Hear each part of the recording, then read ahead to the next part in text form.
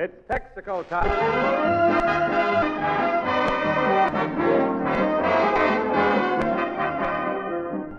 Texaco Dealers from Theater, starring Fred Allen, with Ellery Queen, the Master Detective, Hilo Jack the Dame, Port Players, and Al Goodman and Jimmy Wallington, talking for Texaco and reminding you to take care of your car. Even if the war ended tomorrow, experts say it would take auto factories at least a year to build new fast cars. That means your present car must last for the duration and even longer. And one of the best ways to make it last is with regular care from your neighborhood Texaco dealer.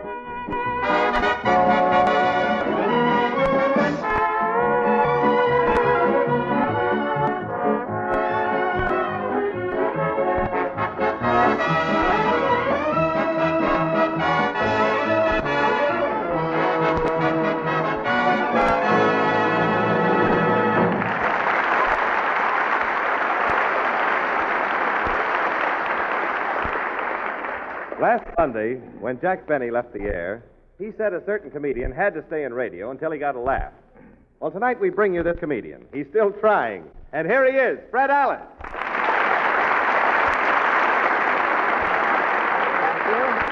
Thank you, and good evening, ladies and gentlemen. And Jimmy, I wish you wouldn't mention Mr. Benny's name on our program. Oh. Did you ad-lib that? Is that in there? Adding my part again. I wish you, that O is helpful, though. A little draft in here wouldn't hurt at this time. I wish you wouldn't mention Mr. Benny's name on our program. He has to get off the air at this time each year, Jimmy. Mr. Benny and the oyster have something in common. When the weather gets hot, you can't stomach either of them, Jimmy. That's the real reason. You mean that Jack is only good when there's an R in the month? And the R has to be Rochester, Jimmy, too.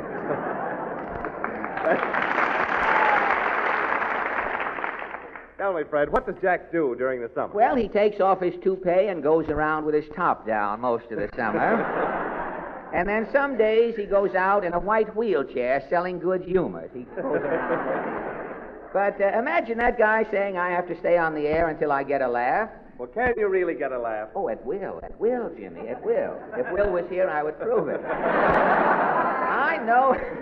I know a million jokes. Most of them have been cut out by the censor, but I do know roughly. Did you read that the War Production Board is going to release enough cloth so that men can have cuffs on their pants again? Well, where is the War Production Board getting the cloth? From the Treasury Department, Jimmy. After the new tax bill goes through, nobody will need pockets, so the cloth that was formerly used for pockets can be made into cuffs.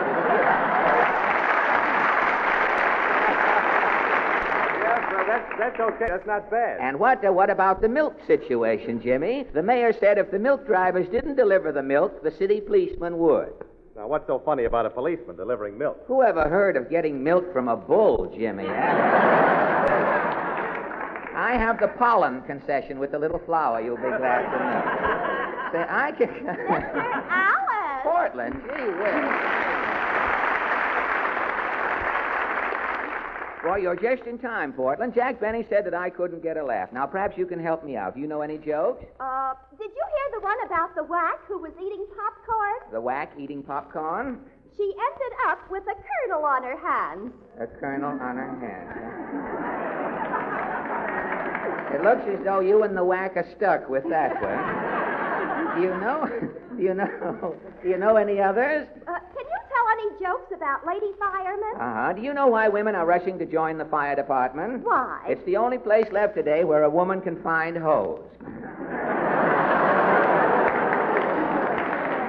After that gag, we'd better get down to Allen's Alley. And the sooner the better. Have you a question? You bet. You know, this week, the new compromise pay-as-you-go tax bill was passed. Starting July 1st, all taxable income will be subject to a 20% withholding tax. And so our question tonight is, what is your reaction to the pay-as-you-go tax? I'll race you down to the alley. You race me, all right. The last one down to Allen's Alley is an old fool. Let's go.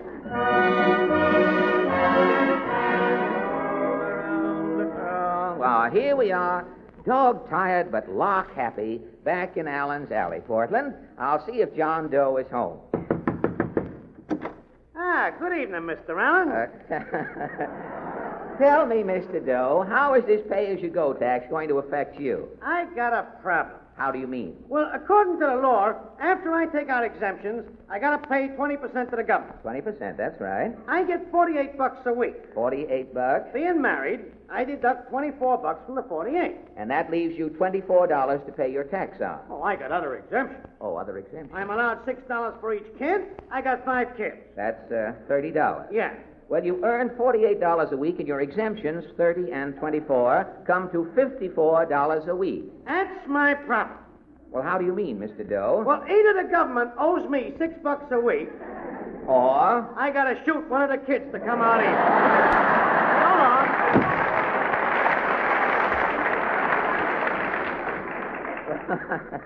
John Doe certainly has a problem. I wonder what our next knock will bring. No? Mrs. Nussbaum. You were expecting maybe Florence Nightingale. Well, hardly, Mrs. N. Say, are you prepared for the pay-as-you-go tax? Don't remind me. Why? My husband, Rensselaer, is working by Dortmund. That's a drugstore. Feldman's drugstore, Business by Dortmund is bad. So every week he's paying Rensselaer in merchandise. Saturday nights, Rensselaer is coming home with witch's hazel. Witch's hazel? With Mercure Cohen. Mercure Cohen? Water Rinks and Herschelbach. This is his salary? Sometimes it's his Alka-Seltzer and a diesel taste. Well, how can your husband pay his tax? Yes, Rensselaer is telling Dortmund. Good. Rensselaer is saying, Dortmund, when the tax is coming due, who can figuring out 20% on Richard Hazel, Herschelbach, and Hazel Tape, Water Rinks? Oh, that is a mess. So Dortmund is saying, Rensselaer, for you it is a headache. For Morgenthau it is a headache. And for me, Dortmund, it is also a headache. Yes, it's a headache for everybody. What are they going to do? Starting July 1st, Dortmund is paying Rensselaer an aspirin. Thank you.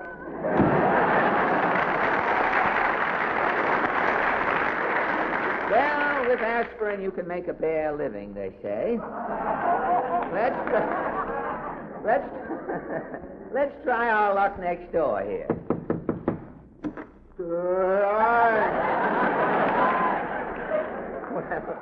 Well, Socrates, what about this pay-as-you-go tax? One thing's got me worried. It's them windfalls.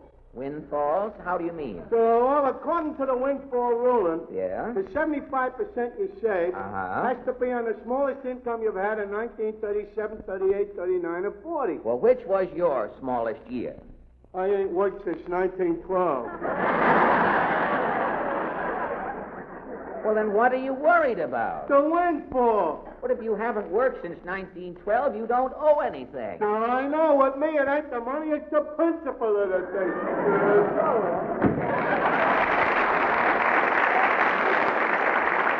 Well, Socrates has everything under control, and that brings us to the last house in the alley. If you were here about the Garrett poll... Now, wait a minute. What are you doing here? Where is Falstaff Openshaw? I am Falstaff's brother, Belshazzar. Belshazzar Openshaw? Where is Falstaff? He was called away. He's making a screen test for the Rogues Gallery. Oh, I see. Well, what about his poem tonight? He left me a brace of roundelays to show you. Oh, fine. What are they? Have you heard, said the little candle to the electric light, let you and I go out tonight? No. Some nights on 2 wax I call with a pal, and we do what we can to raise their morale. No. Mother's marriage license must have been a 17 coupon because my father turned out to be a heel. Now, wait. You are worse than Falstaff. Tonight we are discussing the pay-as-you-go tax. Precisely what Falstaff expected.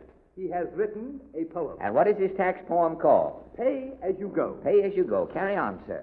Uncle Sam today is in a spot, and as his problems grow, we can do our bit to help by paying as we go. The day is won in Africa, but we still must crush the foe. You can make Hitler littler by paying as you go. Our planes fly over Italy to bring Benito woe. Our submarines and bombers will ruin old Tojo. Yes, we can win the war by paying as we go. We will pay our taxes and watch the axes go. Well, thank you. Thank you, Belshazzar. Well, that brings us to Harlow, Jack, and the Dame. With Maestro Goodman helping on the podium, our little swing choir sings Cecilia.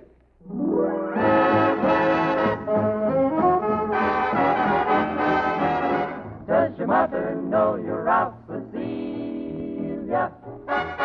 Does she know that I'm about to steal ya? Oh, my, when I look in your eyes, something tells me you and I should get together. How about a little kiss, Cecilia? Just a kiss you'll never miss, Cecilia. Why do we keep on wasting time? Oh, Cecilia, say that you'll be mine. Oh, mine. Oh, Cecilia, say that you'll be mine. Does your mother know you're out, Cecilia? Will everything be okay? Does she know that I'm about to steal you right from under her nose? Oh, my, when I look in your eyes, something seems to tell me, darling, you and I should get together. How about a little kiss, Cecilia? Just a kiss you'll never miss, Cecilia. Why do we two keep on wasting precious time? Oh, Cecilia, say that you'll be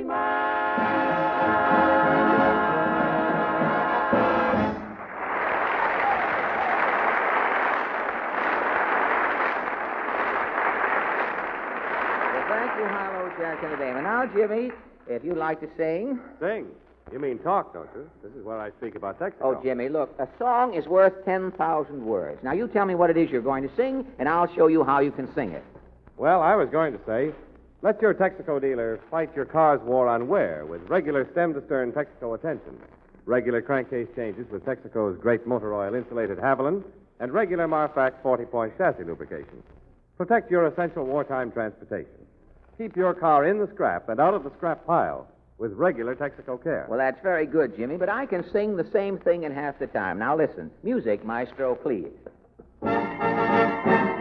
Oh, give your car care and help it fight off wear. Regularity always will pay. Will pay. Its innards won't fail when it's checked nose to tail. The painstaking Texaco way. Way. So go, Texaco. If your auto is regular care. Coupe or sedan, let your Texaco man wage a regular war against wear.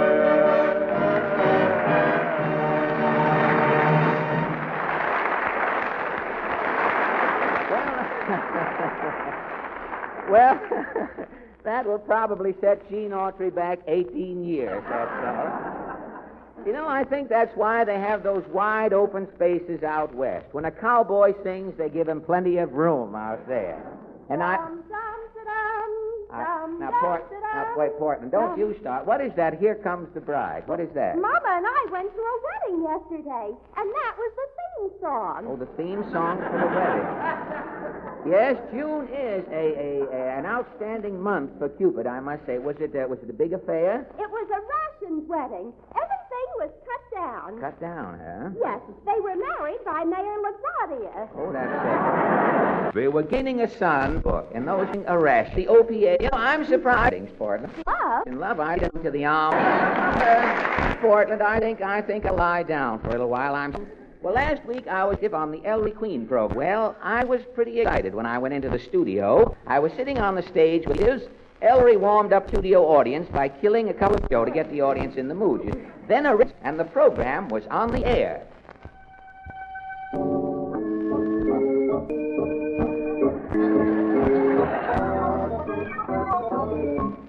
Tonight, we bring you another thrilling, celebrated gentleman detective in person. At the conclusion of tonight's story of crime, before Ellery Queen gives its solution, our guest expert will be given a chance to guess the criminal's name. In the studio tonight, we have as our guests Mr. Fred Allen, the radio comedian, Gunther Badu, popular Hollywood star, and Thorndyke P. Gelding, famous horseman and owner of America's #1 racing stable. And now, Ellery Queen, master detective, and your host for the next half hour.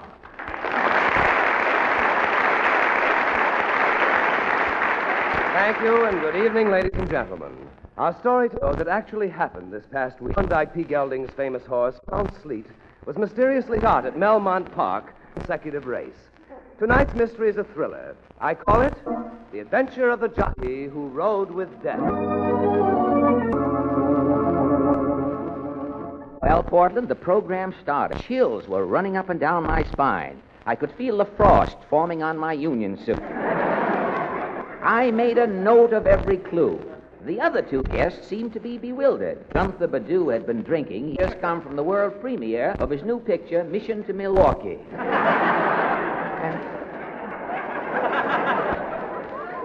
And Thorndyke Gelding, the other armchair detective, the owner of the murdered horse, was too grief-stricken to even think. He was sitting there in mourning, carrying a racing form with a black border, and sobbing all through the show. What was the mystery? Well, Count Sleet, the famous racehorse, was coming down the stretch in the Makista Preakness, 15 lengths in front. Little Caporus was second, and a Crosby horse, Poo-Poo Sinatra,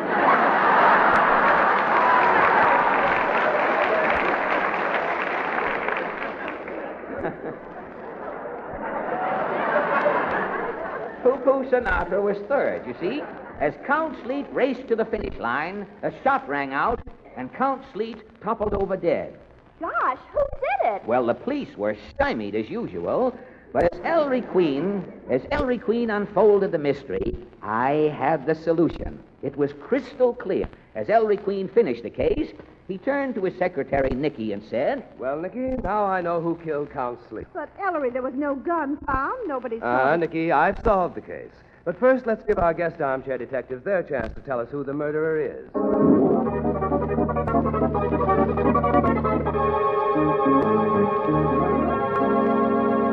And there, ladies and gentlemen, you have the mystery, and I hope a solution as well. And now, Nicky, will you be good enough to introduce our guests? First, Mr. Fred Allen. Well, Mr. Allen, have you reached a solution? Yes, Mr. Queen. Count Sleet was murdered by the jockey on the second horse in the race, Little Caporus. But, Mr. Allen, when the shot was fired, Little Caporus was 15 lengths behind Count Sleet. The bullet hole was in Count Sleet's windpipe. The horse had been shot from the front. Oh, well, that's very easily explained. How, Mr. Allen? When the jockey on Little Caporus shot at the horse in front of him, he missed, and the bullet went past Count Sleet. Yes? When Count Sleet heard the shot, it startled him. He leaped ahead, overtook the bullet, and ran into it with his windpipe. Well, I guess that solves your crime, Mr. Ellery Queen. Thank you, Mr. Allen. And now, Nicky, our next guest. Mr. Gunther Badu, the famous movie star. Mr. Badu, have you a solution? The butler, it's an open and shut case. The butler, Mr. Badu, the crime took place on a racetrack. There is no butler in this mystery. Oh, Spanish, the butler always does it. Butler done it in my last picture. Did you see my last picture? No. Boy, did that... And thank you, Mr. Badu. Our next guest, Nicky. Our next guest is the owner of the murdered horse, Mr. Thorndyke P. Gelding. If I get my hands on the man who killed my champion, Count Sleet, I'll kill him. Won't that be suicide, Mr. Gelding? Suicide? Come, Mr. Gelding. Don't forget you're talking to Ellery Queen. You mean the murderer? The man who killed Count Sleet was you, Thorndyke P. Gelding. What do you know?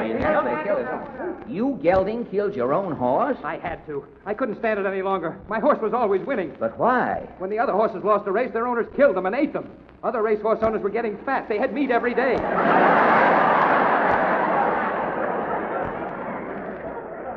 And you? Count Sleet was winning every race. I was a millionaire, but I was starving to death. I had no meat. Yes, I killed my horse, and I'm glad. Glad? Yes. He was delicious. The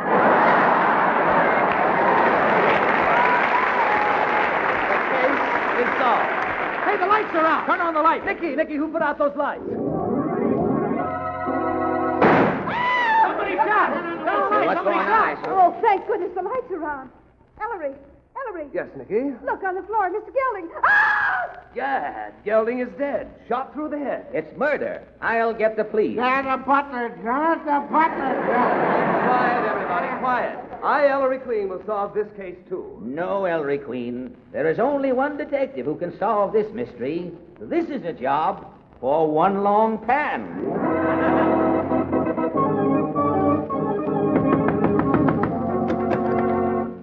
Greeting and shalom alaikum, kiddies. One long pan China Flash Gordon reporting. I bought an old sedan upon the Morris plan. I signed the paper last July, and every week I pay and pay as time goes by. Wait a minute, you. Wait a minute. There's been a murder here. Oh, it's murder, he says. Boo-boo-boo-boo. It's murder, he says. Boo-boo-boo-boo. Long pan, some solid hep kitty tonight. Will you please be quiet, Long Pan? Not so fast, big boy. Who are you? I'm Ellery Queen, the detective. Oh, celery spleen. Oh, celery spleen, small fry. I am Detective One Long Pan. Now, just a minute, Long Pan. This is my program. A crime has been committed, and I'm solving it. One side, bub, one side. Long Pan, who is into action? You, little missy. You catch him, you tell Long Pan what is cooking. We were in the middle of Ellery Queen's program. Thorndyke Gelding had just confessed to killing his racehorse, Count Sleep. Exactly. Suddenly, the lights went out. Exactly. The organ played. Exactly. A shot rang out. When the lights came on again, Thorndyke Gelding was dead. Oh, murder, Long Pan meat. Need no elation point. Long Pan first, grill suspect. Yeah, the butler done it. The butler done it. Oh, you silly Billy. Silly little man. It's very funny.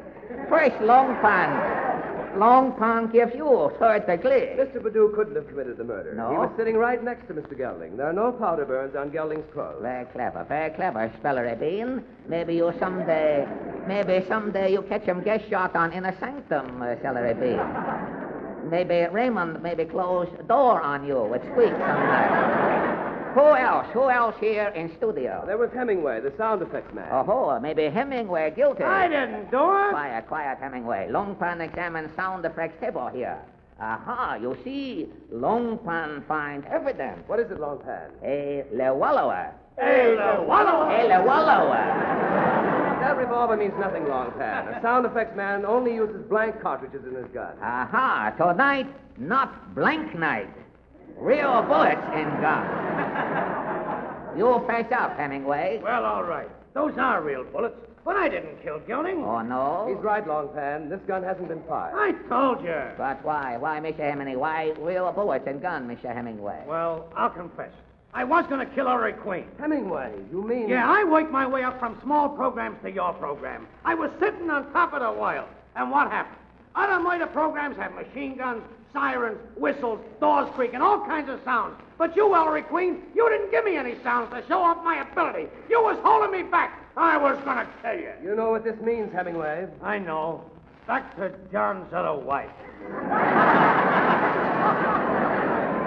Enough, pokey. Long Pan grill next suspect. Who else in studio, Missy? No one else was here but Mr. Shimmick, the organist. Shimmick. He couldn't have done it. Mr. Shimmick's back was turned. He was playing the organ. Only one thing left to do, obviously. Long Pan fleeing that climb. That's ridiculous, Long Pan. Not ridiculous, Ellery Spleen. Everybody, you go back where you were when lights go out. Back school.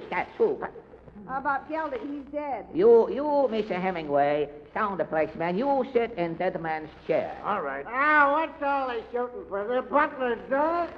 Quiet, Badu, quiet. Boo, Badu.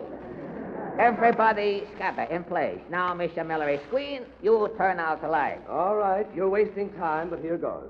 Oh, lights out. Long Pan back in black market. Ooh. Mr. Shimmick, you play organ like before. Turn on lights. You catch him lights. Oh, look. Hemingway's been shot. Oh! Holy smoke, another murder. You're responsible for this, Long Pan. Oh, Long Pan, I'm a bad boy, Long Pan. Oh. Who killed Hemingway, Long Pan? The butler done it. Oh, papers. Holy smoke, Long Pan, all balled up, mixed up. You give up, Long Pan. Oh, and how give up, Missy? Maybe Mr. Bellery Cream has solution. You're right, Long Pan, I have. Oh, good. Mr. Cream, who killed Hemingway, sound effects man? The same man who murdered Thorndyke P. Gelding. You mean? Mr. Shimmick, the organist. I gotta be going. I got a date with Mr. Wurlitzer. Not so fast, Mr. Shimmick. You've committed 2 murders tonight. Not a bad night's work. You fess up, Mrs. Shimmick. You're nuts, Longpan, and you too, Ellery Queen. Oh, yes? Let me raise the top of this organ. I thought so. What have we here? A wallower. Exactly. You planted this revolver in the organ, Shimmick. When you pressed a certain note, the revolver was discharged in the direction of your victim. But why should I want to kill Thorndike, P. Gelding, and Hemingway, the sound man? I'll tell you why. Hemingway, you killed accidentally. Gelding, you murdered. But why should I kill Gelding? Because Thorndike P. Gelding killed Count Sleet, and you lost $2 million on the race. $2 million, Ellery Queen. I am only Sherman Shimmick, a poor radio organist. Without this false nose, these red sideburns, these plastic false teeth, and these mink eyebrows, you are not Sherman Shimmick, the radio organist. You are Bangtail Butler, the millionaire horse player. Bangtail Butler? All right, I confess. You got me, Ellery Queen. Holy smoke, murder, not Sherman Shimmick, but all the time Bangtail Butler. That's what I've been saying, a butler done it.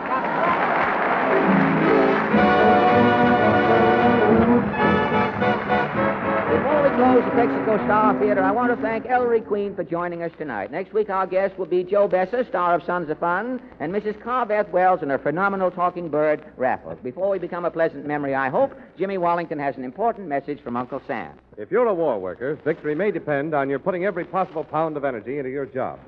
So Uncle Sam asks that you build energy to build more tanks, planes, and guns by eating better breakfasts and lunches. Make sure that every breakfast includes bread, butter, cereal, or eggs, fresh fruit, and milk. At lunch, eat not just sandwiches and coffee, but also fresh fruit, milk, and vegetables or salad. Remember, the U.S. needs us strong. Thank you, Jimmy. This is Fred Allen speaking for Texaco dealers from coast to coast and inviting you to tune in again next Sunday night and to drive in at any time. Remember, you're welcome. Thank you. Good night. This is the Columbia Broadcasting System.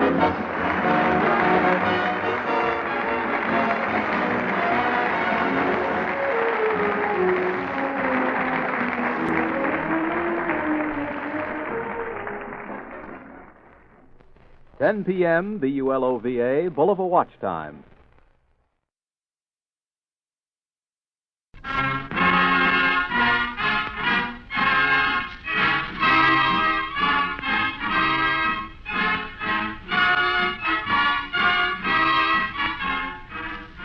The Columbia Broadcasting System presents The Man Behind the Gun, dedicated to the fighting men of the United States and the United Nations, and broadcast in the hope that these authentic accounts of men at war will bring to all of us a better understanding and deeper appreciation of the job being done by our fighting forces everywhere in the world.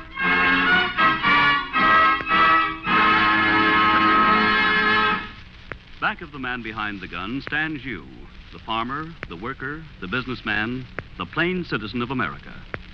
If you were not winning the battle of the Middle West, the people of Great Britain, fortified with Wisconsin cheese and Kansas wheat, might not have withstood the withering waves of Nazi blitz. If you were not winning the Battle of Detroit, Tunisia would not have fallen to the roaring rumble of General Sherman tanks. If you were not winning the battles of Long Beach and Seattle, American air power could not be stopping the Japs in the tangled Pacific Isles. Could not these long June days be pulverizing the industrial might of Germany and softening the Achilles heel of Italy? You also serve in the fullest sense in the fields, in the kitchen, at the desk, at the lathe, all of you, American citizens solidly behind the man behind the gun.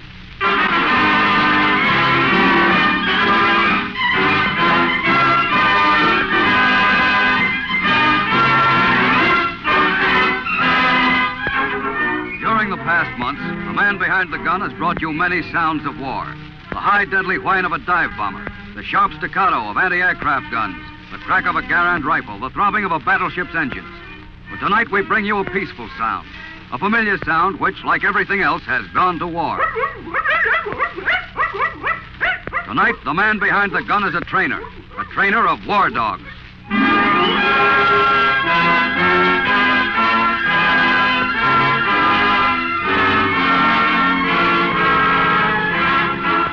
You're a jockey, a snub-nosed, cocky little character who's hugged every rail from Santa Anita to Saratoga. This was the year you were going to ride the Derby winner, you thought. Well, you can stop thinking, kid, because you've got your official invite to play cops and robbers with Hitler. And when you go for your physical, they tell you you're the boy who can do it. Pretty solid, huh, Doc? Turn around and breathe deeply, Feeney. Yeah, you birds waste too much time in this rigmarole. Going someplace? Yeah, to Berlin. So come on, hurry it up. Those Nazis need a fast slapping around, and I'm the kid to do it. You'll get your chance, I think. I want to be in on the kill and get it over with quick. Don't worry, the war will be going on for quite a while. I'll put $5 across the board. We're in Berlin before Christmas. Take a deep breath, Feeney, and exhale slowly. Yep, you've got the trigger itch. And when they shove a rifle in your hand for basic infantry training, you grin as though you'd won the first at Hialeah. So you're not in the cavalry, okay? You're small and light and hard and natural for advanced patrol work. Only you don't get a crack at it. Because one morning you find you're getting shipped to Front Royal, Virginia, to train with war dogs. War dogs? Dogs for defense, they call them. Now, look, Sarge, I joined the Army, not the circus. I want to see action. You will. Yeah, whenever we get near a tree. How did dogs get in this, anyway? They were inducted, same as you. You mean they take a physical? Sure. And they're put in 4F if they're under 20 inches high or got a bad heart or can't stand noise. What if they got dependents? I ain't kidding you. They even get typhoid shots. I suppose they get basic training, too, huh? Sure, same as you, including GI collars and GI chow. I got $5 says one thing ain't the same. What? I bet those flea traps don't pull KP. So you're going to fight the war at the wrong end of a leash. You don't like it one bit, and by the time you hit the shaved mountaintop that's Front Royal, you've made up your mind you're pulling out somehow and transferring to a real combat outfit. Yeah. You fold your hands under your head and smile into the dark that first night in the Front Royal barracks. You'll stay at the post until they have to scratch you. Is that yapping going to go on all night? Shut your face. Ah, blow it out your footlocker. Nursemaid to a pack of dogs. What a war. Well, somebody's using his head. Bump him off and we'll get a little sleep. Nobody's bumping him off. They're getting a new batch of dogs used to gunfire. Come again? You roll over on your side to talk to the sandy-haired lank in the next bed. He looks like a well-rested Gary Cooper. His name's Hutchins. They have to keep firing nearer and nearer until a dog won't flinch when you shoot right over his head. Ain't that exciting? They have to do it at night? Sure. The Japs fight him a 24-hour day. Hey, you know, you don't have to work with dogs if you don't want to. Yeah? You tell me how I can duck it and stay out of the guardhouse. Answer their letters. Whose letters? The dogs. They get more mail than anybody else. You ain't kidding me, are you? No. You think I can get the job? Sure. Nobody else wants it. So that's what you do. Become secretary to a kennel. Answer letters that come from hundreds and hundreds of kids. Tell them Rover is fine and thanks for the biscuits and the bows and the collars and the sweaters for the Greenland trip. 4 days of it and you're a casualty with writer's cramp. How's it coming, Feeney? Oh, fine. One more day and they can amputate. I got a letter here for you, Hutch. For me? Well, for one of your hounds, same difference. What does the letter say? Put 5 on the nose, I can tell you before I open it. Dear Rob Roy, how are you? How's the Army treating you? We all miss you. Yeah, here it is. How's the Army treating you? We all miss you very much. I guess you were lonesome for Jack. Well, he must be the kid's brother. Go on. We got a telegram Thursday night from the War Department in Washington, D.C. that said he got missing in action. Mother says that just means Jack got lost for a while. But Vicki Morrison from next door says that means Jack got killed. I think Mother thinks so, too, because I can hear her crying at night when she thinks I am asleep. But I am not. What poor kid. Mother says you must do our share in the war for us while Jack is lost. I suppose you have a good trainer because you are smart and can beat Hitler and the Japs and the Germans. Please take care of yourself and do not get missing in action. I love you. Yours truly, Edith Leffler. P.S. When you go over the seas, please look for Jack. Well, how you going to answer that? Tell her the dog's got a good trainer, I guess. I'm fed up to the ears with this job. With what you know about breaking in horses, you'd make a good dog trainer. I want to fight. I'll bet that's why they sent you here instead of putting you in the cavalry. Yeah, very smart of them. Only I don't want it. Well, we sure could use you, though. You know, more men bust out of here than dogs. They ought to send them much home. Oh, sure. We don't have enough as it is. One properly trained dog is equal to 6 men. Says who? The Army. How do they figure that? You put a dog on patrol and he can smell out a Jap and see in the dark better than a cat. And they can hear better than a man. They can tell one plane from another just by the sound of the motor. Yeah, sure. And they can bark their heads off and tell Adolf where to point his gun. Well, the Germans have a white dog that does that without barking. What are you handing me? Well, it's like this. We have a machine gun ambush, see? Beautifully camouflaged. Yeah? Nobody spots us. We're picking off Germans like bottles on a fence. And one day we look and we see a white dog staring at us. He raises a paw, he points, and bang, a trench mortar comes flying over, and we're on a little list for the hometown newspaper. Hooey. You know, you're pretty wise without knowing anything about it. Okay, Hutch, dogs are wonderful. But they ain't equal to any 6 men. In the first place, a man's got a head and he's got a gun. And in the second place, suppose I do train a dog. Suppose he's a holy terror. Smells out heinies like crazy and points them right off the map. And then I get picked off. Where's he? Still doing his job. Yeah? Yeah. You're always flapping your jaw about getting over fast and mowing down the Germans. Well, one dog sees more action than any 10 soldiers. You train with him and you'll get all the action you want, you broken-down jockey. Okay, Rover. I'll go to the dogs. Oh, now that stinks. So do the dogs.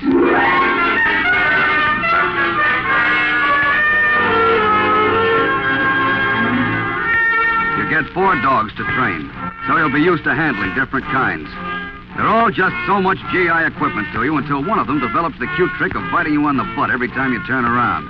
He's a big, lean, black son of a gun with sort of crazy, giggling eyes, like the first 2-year-old you ever rode at Belmont. He looks like a bad cross between a Belgian police and an Irish setter, but the Army says he's a farm dog. Hey, Hutch, what's a farm dog? That's a refined GI way of saying mongrel. You start basic training by handling him on a short 6-foot leash. Both of you are being taught by a master trainer, a big hulk of a hard-faced German-American sergeant named Schulhauser. He almost smells of sauerkraut, and you don't like him for 2 cents. The dog marches around with you, and while you march, you teach him to heel. Only he's more interested in nipping you in the rear. Sit, Butch. Come on, get away from there. Now, look, baby, I'm very fond of you, but not when you... Yeah? Is that dog named Baby? No. Is he named Butch? Well, no. What is he named? Daddy Longlegs. Then call him that. Now, look, you can't call him Mutt with... You call a dog by the name he has always known. It's enough to learn without being further confused. You understand? Do you understand? Yeah, I understand. Nickname's a verboten, Sergeant Schulhauser. After your dog learns to obey the different commands on a short leash, you put him through the same routine on a 25-foot leash, and then without any leash at all. And that's the tough part. Like trying to get a horse to save something extra for the home stretch. You know he can do it, but you don't know how to tell him to. Stay, Legs. Stay. No, baby, don't come with me. Stay where you are. Stay. Stay now. That's it, Legs. Stay. Stay. Beanie. Yeah? You don't beg a dog to stay. You command him to stay. Okay, you command him. And you don't let him bark. He just let out one of I heard him. Okay. Barking is verboten, Sergeant Schulhauser. The dog's getting harder, and you're getting to like him as much as a thoroughbred. He hardly barks now, and he doesn't want to play as much as you do. Sometimes you deliberately turn around, badgering him to take a nip out of you. But he rarely does. You're down to the dirty work now, teaching him to prowl, to smell out the enemy and grab him. Legs. Attack. He hurting you, Kenyon? Yeah, hold him off. This arm guard, give it. Legs. Release. Ah, good boy, Legs. That's getting him. That's taking a nip out of old Adolf. Come on, you want to play, boy? You want to slap me around? What now? You know you're not to play with him. That dog is a soldier, not a pet. He's useless to us if you spoil him. Okay, petting his... Don't say that. Don't say what, Sergeant Schulhauser? Kenyon, get the new arm guard. I'll work this Peony. Thanks, Sergeant. All right. Tell him to attack. It's a pleasure. Legs. German. Attack! Call him off! Call him off! Beanie! Call him off! Legs, release! Why did you give that command? I just told him to attack. That's not all you said. That's the command. You said German attack. Why? Because I'm sick and tired of being picked on by a fat-faced hernia. Why you... Oh. Release! Release! Beanie! Release! Legs! Release! Thanks. Now you can go and turn me into the company commander. Now go on. Tell me we're hit by a non-com. But don't ever call me a German. I'm sorry, Sarge. I'm a stinker. I picked on you because you were too easy with a smart dog. And we need them. The enemy gives their dog 6 months to a year of training. But they can. Been doing it since the last war. But we can't. Why not? We don't have enough. We have to send them right out. They're needed so badly. You wasted time, so I picked on you. Maybe in the wrong way. But there's no excuse for saying what you did. Yeah, I know. You don't know. Are you ashamed of the country you were born in? Are you ashamed to talk in public because people hate you for your accent? I hate Germans more than you. Much more. I know them. You are going off to war to kill like in the movies. I'm going over to help finish it off quick. Yeah, of course. My brother went off like you. He is 6'3" and worked in the Chicago stockyards. But he was as soft as you. He went to Guadalcanal and came back. Now he sits all day and cries. Now, hold on. Maybe I don't know Germans, but I do know... You don't even know what you're fighting for and what it's like to fight. You better get hard. Because if you come back at all, you will sit and cry all day, too.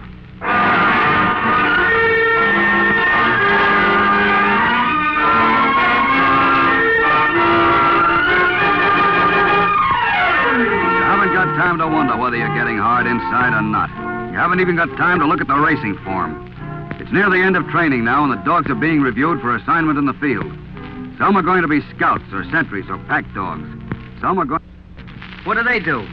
They have a piece of leather attached to their collar, and you send them out to find wounded men.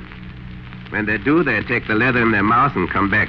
Oh, and then you follow them to the wounded guy, huh? Yeah. Legs is a natural for that. Well, we have something else for him. So many messengers get killed, we want to substitute dogs. They can do it faster and safer. Leg's going to be a messenger dog? Well, you'll have 2 masters, you and I think Hutchins. Hutch? Oh, that's swell. You've got to train him so he'll cover almost any distance between the 2 of you. Yeah, but suppose I send him to Hutch and Hutch is moved. As long as the dog can pick up the scent, he'll find him. So you get to work. It's slow at first, but that dog wants to learn. He wants to learn, and he does. Before you know it, he's carrying messages all over the joint and moving as fast as man of war. And then he's ready, and out you go. When you take him on the train, you're as excited as though you were putting a horse in a boxcar marked Louisville. He doesn't jump around now. He doesn't bark. He doesn't even growl. He's cold and he's hard, and heaven help the poor slob he gets his teeth into. Looking at him quiets you down, and it isn't until later, when you're trying to grab some shut-eye, that you get that feeling of waiting for a race to begin. You're sharing a lower berth with Hutch, which means that he and his feet have 3/4 of it, and you're wedged up against the window. Hutch, shut up. You can't sleep, can you? No. I never could on trains. Give you odds that 4-legged piece of black ice is pounding the pillow. Legs? Maybe you forgot to tell him he's going to war. Think he'd feel it. I'm popping myself. You'll kill me. Why? You're going to mop up all the Nazis fast, aren't you? Maybe not all. You're going to send Legs in with the message that'll win the decisive battle. You're going to stop Adolf single-handed. You're going to eat Wiener Schnitzel in Berlin. Oh, no, it ain't that. I don't want to be no Sergeant York, but this thing's been going on too long. We got to get in there and clean it up fast. Well, that's you. Sure. Don't you feel like that? I don't know. I don't think about it much. How can you help thinking about it? I'm in the Army. I don't think. I do what they give me to do. I want us to win, and I want to help us win. But I hope I don't get killed. Guess I'm a little afraid. You're a funny guy, Hutch. And so are you, Feeney. Thank you.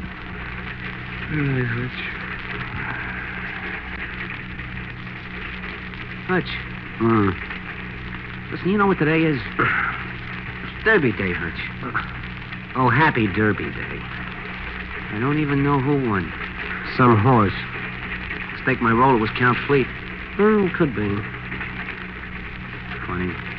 What? I guess I don't care who won. Good night. Good night, kid.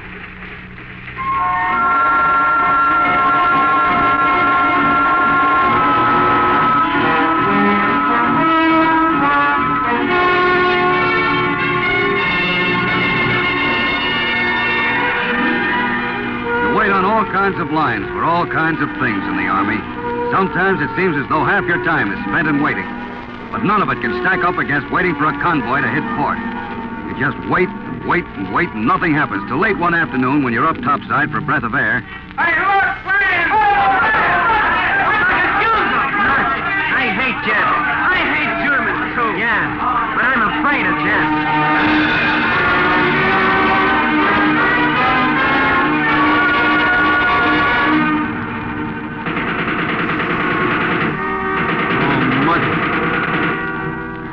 This is the first time you ever heard guns going off in your direction. You shiver. You're a few yards from your command post, giving Legs his breakfast. All around you's a mess of sticky, stinking, hot-smelling trees. It's taken you days of stumbling through jungle to get up to the front. Now that you're here, you want to take Legs and run someplace with him. Yeah, you're scared. You reach down to grab his collar, and then you stop. You can't interrupt him. He's eating as though he hasn't heard a peep. You both went through the same training. You're both soldiers. Only you're scared and he's hungry. Feeney. Yes, sir? We're moving up, and we've got to contact Captain Moreau's outfit. Yes, sir. He's about 1.5 miles upstream. Now, here, you better take this map. Right.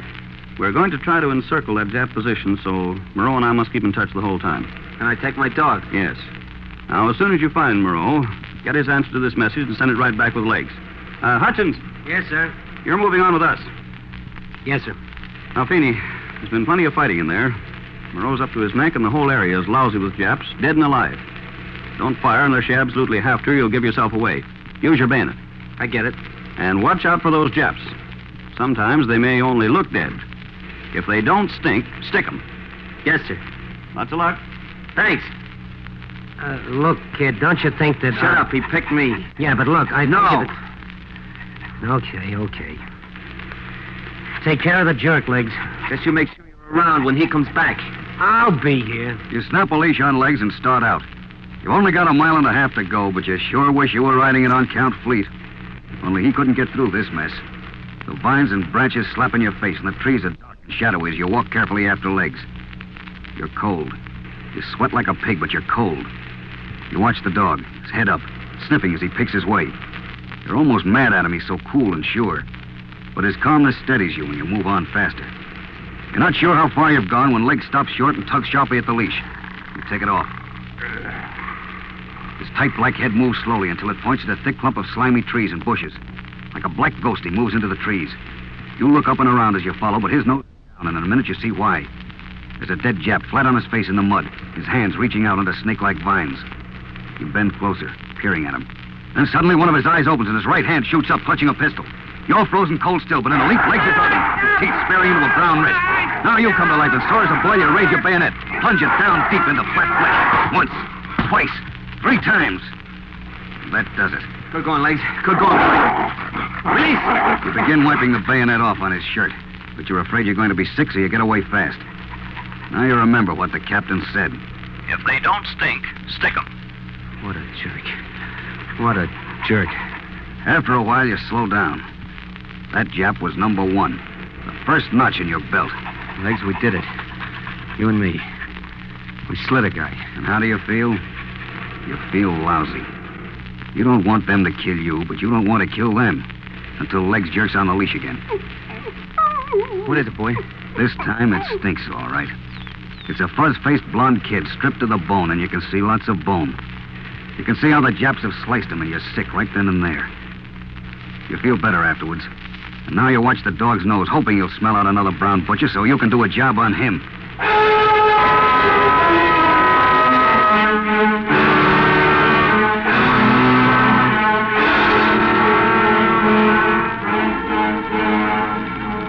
You're almost there. The gunfire tells you you're not going to walk in on a game of spit in the ocean either. You duck in and out through the trees. Finally, during a lull in the firing, you meet up with a dirty, tired bunch of GIs. You walk up to one of them who's resting by a light trench mortar. Hey, Johnny, where's Captain Moreau? That's me. Oh, I got a message for you, sir, from Captain Wexler. Oh, good. Know anything about mortars? Some? Fine. You'll have to give me a hand with this if you can. We've been having some trouble and we're pooping out a little. Yeah, sure. Oh, down! Those chips must live on benzodrine. Let me use your back so I can write a message to work. Sure.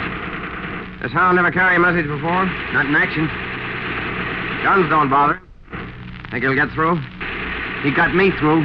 Take the message from him and slip it into the carrier attached to the dog's collar. He stands there, black and firm and big. Almost too big. Run your hand along his back as you kneel beside him. Make it good, baby. Run like the devil and make it good. And then you remember, don't pet him. You'll ruin him. So you move away a little and say in a hard voice, Message. Go! And boy, does he go. Black streak, shooting into the black trees, slipping under the gunfire, away from open ground and into the shadows. Look at him take cover. Look at him. I wish soldiers had the sense of dogs. Yeah. So do I.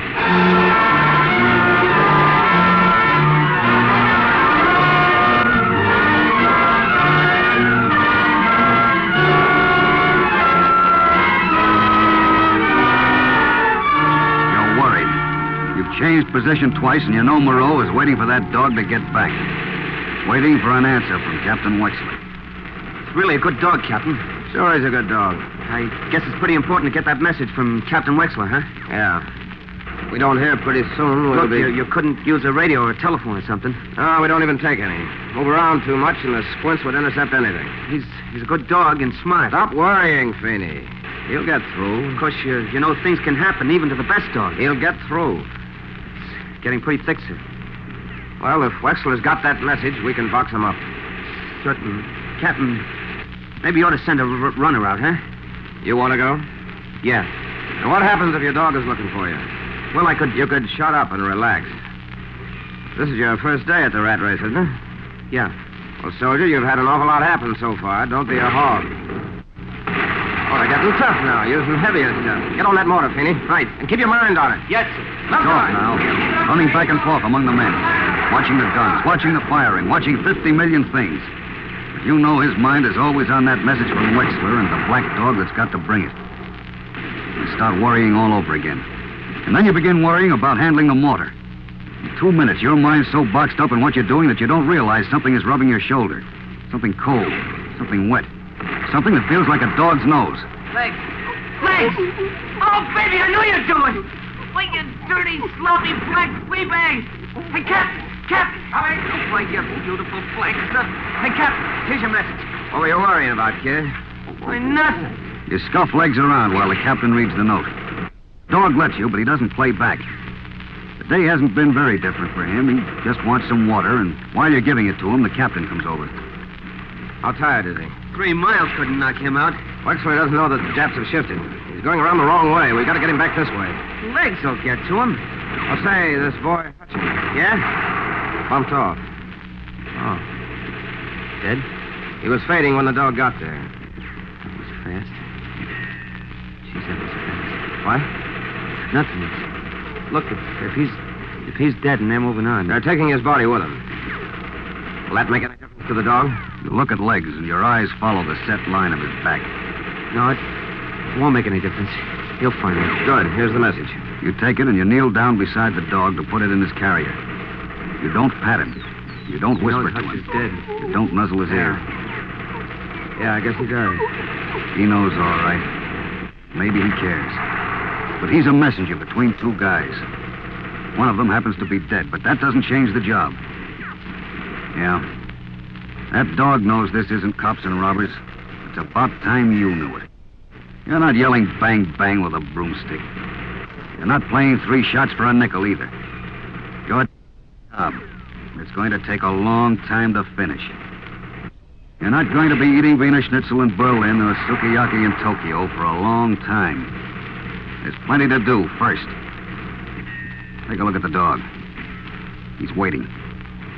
Well, what are you waiting for, soldier? You've got a job to do.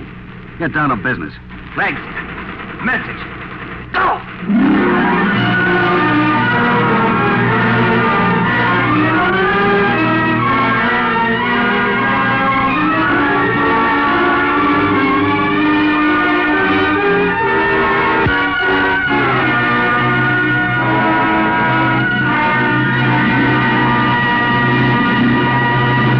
All incidents in this broadcast are based upon fact. The names used, however, are wholly fictitious, and any similarity to those of actual individuals in the armed forces is coincidental. In just a moment, we will tell you about next week's Man Behind the Gun. But first, a message from your government. We ask you to listen to the sound of a can of bacon grease. Stand by.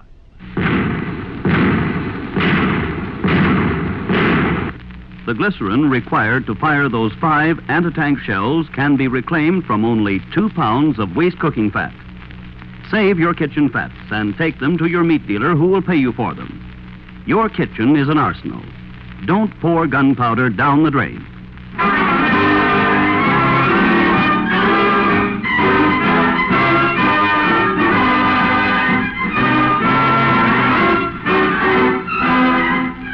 The Man Behind the Gun is produced and directed by William N. Robeson. Tonight's broadcast was written by Corporal Arthur Lawrence. Jackson Beck is the narrator, and the original score is composed and conducted by Van Cleve.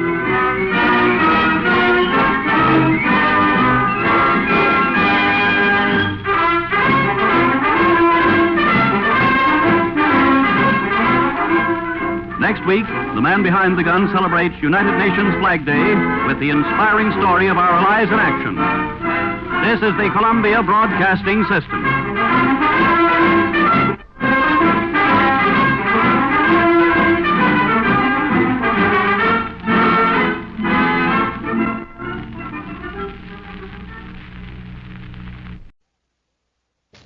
Kraft presents the Great Gildersleeve. Yeah.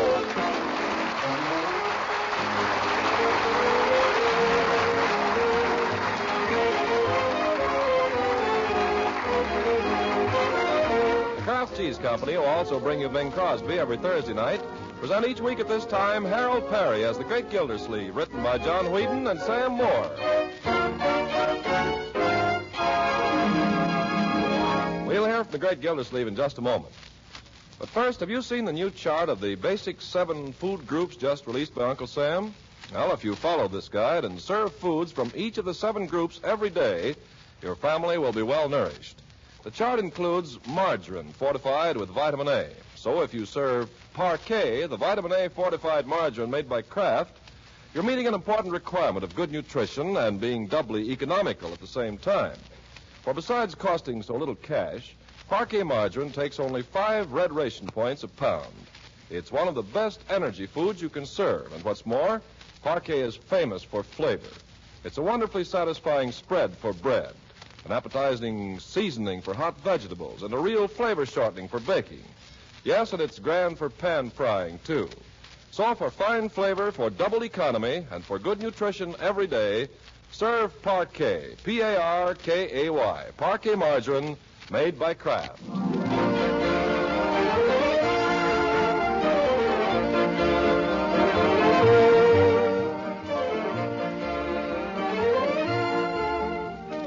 What is so rare as a day in June? Then, if ever, come perfect days. Well, it's one of those rare days in June, Saturday morning to be exact, and it's raining cats and dogs. Summerfield's water commissioner stands glumly at a window in his living room, watching the water come down and wishing that he'd gone to the office anyway. For Marjorie, his niece, is giving a shower for Leela, his intended bride, and he's been asked to stand by to help with the preparations. Rain, rain, go away. Let's get out this room first, Bertie. Yes, sir. A fine day, fine for ducks. There's a speck of dust anywhere. Mrs. Pettibone is sure to notice it. Mrs. Pettibone, that old hen? I don't see why we have to invite her. Now, Uncle Mort, this is not your party. Mrs. Pettibone happens to be a friend of Leela's. Well, I happen to be a friend of Leela's, too, and I notice I'm not invited. Men never come to showers. You know that. I don't want to come to your old shower anyway. Wouldn't come if you paid me. Well, then what are you complaining about?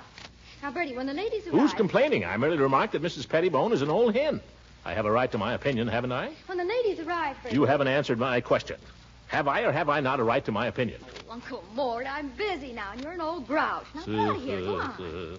Bertie, when the ladies arrive, I think we'll just have them put their things in Uncle Mort's study. Sure. Where do we put Uncle Mort? Just give him an apple and let him go sit in the coal bin. All right, then. Show them up to my room, Bertie. May I inquire what you're going to do at this party? Do? Yes. Nothing but a bunch of women. Are you just going to let them sit and stuff themselves and criticize each other? What are you going to give them for entertainment? What do you mean by entertainment? Well, I don't know. A little music, for instance. Helps to liven up a party. I love life and I want to live. Uncle Mort, if you're hinting that you'd like to sing that corny old ballad for the ladies... It's not a corny old ballad, and I'm not hinting. Well, you're not singing either. This is strictly a party for the ladies. Now, Bertie, when it comes time to serve the food, we'll set up the card tables. But, Miss Margie, we only got one card table, and that one's weak in the knees. Well, Uncle Mort's going to see if he can borrow some. Uncle Mort. Oh, I was just waiting for it to clear up a little, my dear. That's what I'm doing now, waiting. I don't think it's ever going to clear up, do you? Well, you can't tell. I'm keeping an eye on it. You know the old saying, rain before 7, clear before 11. Eh, Bertie? Yes, sir. But how do you know what was doing before 7? You didn't get up till 8:30. Well, that's another old saying, Bertie. Up before 7, dead before 11. You know, you're not much help. You really aren't. Ben doesn't get here pretty soon. I don't know what I'm going to do. I'm going crazy here. I've got a million things. Now, calm yourself, my dear. Calm down. Haste makes waste, you know. What I want to know is what makes haste. Yeah, very good. Just get you moving, Uncle Mort. There's a car pulling up in front right now, Miss Marjorie. Got a busted fender like Mr. Ben. Oh, thank goodness. Now maybe we'll get something done. Yeah, it's about time. Ben has been holding us up here. Yep, and he's got Leroy with him. Leroy? Why isn't Leroy at the drugstore? He's supposed to be at work. Here they come hot putting it up the wall. Man, look at that rain. Worse than the Johnstown flood. Well, let him in, Bertie. They'll be soaked. My goodness, come in quick. Oh, kind of wet. Oh, Ben, isn't it an awful day? Yeah, kind of wet. Leroy, don't throw that raincoat on the floor. How are you, Ben? Fine. Kind of wet. Leroy, I'd like to know what you're doing home at this hour. Leroy, what's the matter? Leroy, honey, what happened to your eye? Why, it's all black. Leroy. Well, anyway, he was bigger than me. And he didn't fight fair. I would have beaten him, but... Now, Leroy, let's be fair. He wasn't. He had a ring on. Oh, all right, now, just a minute, my boy. Pull yourself together. Ben, do you know anything about this? All I know is I was driving over here and I found him walking along the rain crying. I was not crying. I was not. Oh, Leroy, honey, you come here to Bertie. No, let me alone. Now, Butch, remember what I told you. I'm not crying. I'm just mad. Yeah, we know you're not crying.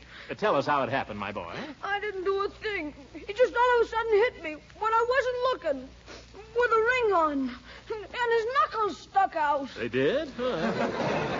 That's inevitable. Who hit you? What was his name? By George, I'll see his father about this. I don't know his name, but he was bigger than me. Where did this happen? Down at the drugstore. At the drugstore? Wasn't Mr. Peavy around? Yeah, he was there. Didn't he have anything to say about it? Yeah, he said I could have the rest of the day off. Oh, well, that was nice of him. Now, you better run upstairs, young man, and change those wet clothes. Okay.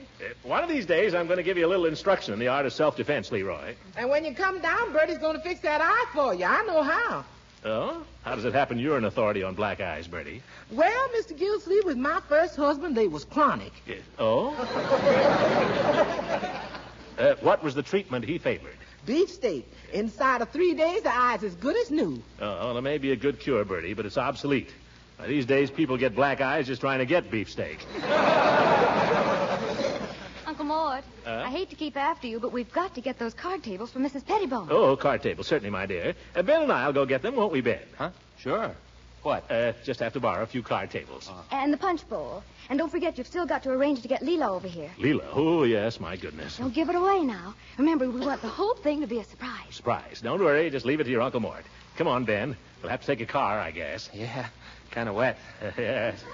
Well, what shall we take? I take mine, but it's in the garage, and as long as yours is out in front, how you fix for gas? I'm a little low myself. Well, all I got's about half a gallon. Great. Let's go then, my boy.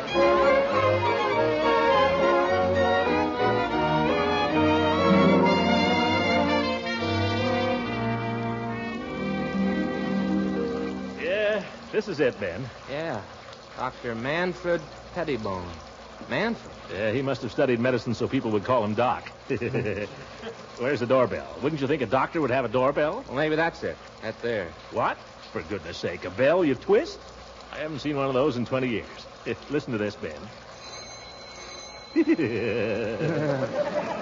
I'll be darned. Yeah. Look out, here she comes, the old... Oh, how do you do, Mrs. Pettibone? Well, Mr. Gildersleeve. Oh, I'm sorry, but Dr. Pettibone is at his office. But I came to see you. I didn't come to see the doctor. Why? Oh, my goodness, this hasn't happened in some years. Yeah? Do come in out of the rain, Mr. Gildersleeve, and Mr. This is Ben Waterford, Mrs. Pettibone. He brought me over. Yeah. I drove. I see. Well, do come in, Mr. Waterford. Thanks.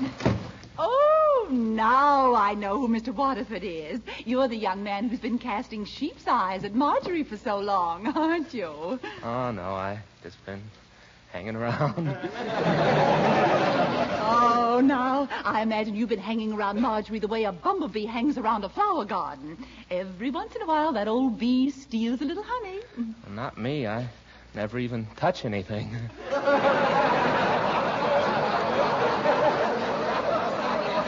Well, I think you're a lovely boy, and you tell Marjorie I said so. Yes, ma'am, I'll tell her. Oh, no. Gosh, you better borrow the stuff, Mr. Gildersleeve. Stuff? Oh, yes, Ben. Mrs. Pettibone, you know about the shower Marjorie's giving for Mrs. Ransom. Oh, yes, I'm looking forward to it. Well, Marjorie thought if you could lend us a bridge table or two. Certainly, Mr. Gildersleeve, I certainly. Do you need anything else? No, I don't think so. What's the matter, Ben? Punch bowl. Oh, yes, a punch bowl. Oh, I thought so. Mighty few people want card tables without wanting my cut glass punch bowl. Now, if you'll step this way, gentlemen, the punch bowl is out here in the dining room. Oh, thank you. Yeah, come on, Ben. Oh, Mr. Gildersleeve, I'll bet you're happy these days, aren't you? Me?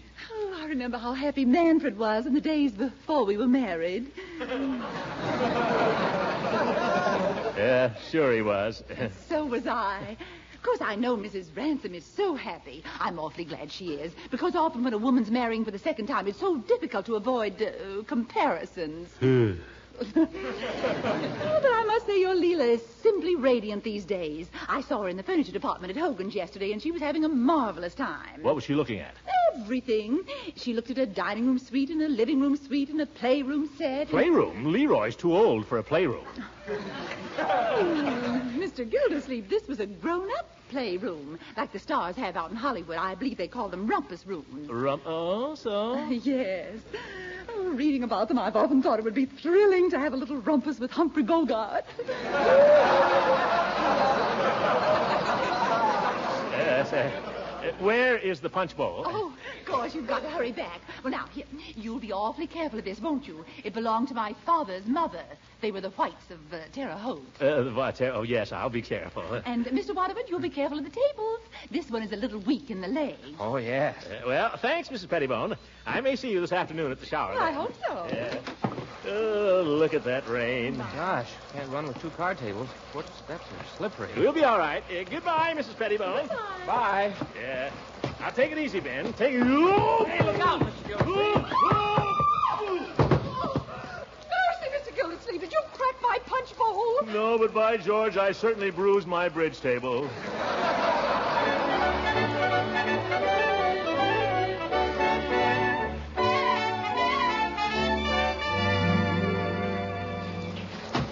Wait here, Ben. I won't be but a minute. Okay. Oh, brother, what a day. What a day for a shower. Ooh, I wonder if Leela heard me. Throckmorton, why, you poor darling, you're wet. Yeah, I know. It's raining, Leela. Oh, well, come in quick. Oh, what on earth possessed you to come out on a day like this, Throckmorton? Oh, nothing. I just happened to be driving around. I like the rain anyway. Do you? So do I. I think it's so romantic.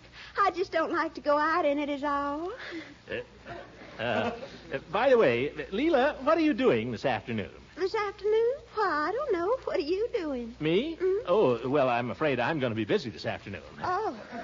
You came all the way over here in the rain to tell me you're going to be busy this afternoon. Well, so am I. I didn't mean it that way, Leela. If you must know, I'm planning to spend the entire afternoon burning old love letters. Leela, I've only written you 3. Gracious. Do you think you're the only man who ever wrote me love letters? Huh? Why, my husband Beauregard wrote me letters whose memory I shall treasure all my life, to mention only one of many. Beauregard. I bet he wrote a fine legal love letter. To whom it may concern, by these presents be it known, whereas the undersigned... I think that is an extremely bad taste. Extremely. Well, you keep talking about Beauregard. Beauregard was a gentleman. Whatever else you may say about him, he was a gentleman. All right, he was a gentleman. He was handsome, too. All right, he was a handsome gentleman. And his soul goes marching on. I wish you wouldn't keep digging him up, Leela. I didn't come over here to talk about Beauregard anyway. I was sent over to deliver an invitation. Invitation? Yeah. You can accept it or not, I don't care. I think these hen parties are a lot of nonsense anyway. A party? Well, what kind of a party? I can't tell you. It's a secret. Oh, please. Now you've got me all curious. Tell Leela, please. No. If you tell me, I'll tell you a secret. About Beauregard. Beauregard? Well, what about him? Well, it's true that he was a gentleman. I know. You said that. And he was handsome. You said that, too. But he had the biggest feet in Savannah, Georgia. Now tell me about the party. Oh, I can't. I promise not to, Leela. But I'll give you a hint. Oh, all right. What is doing outdoors right now? It's raining.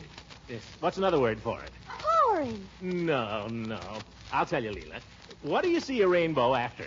Afternoon? No. Well, I never saw one in the morning. Look, Leela, what do you take when you come in from working in the garden and you're all hot and dusty? You take a drink. You take a drink. Leela, what is it your friends give you when you're about to get married and they think you haven't got enough potholders? Well, I'm afraid I'm not very good at guessing games, Throckmorton, am I? Don't you worry, honey. You just come over to my house about 3 and bring a bushel basket. You better bring your umbrella, too. It might shower. The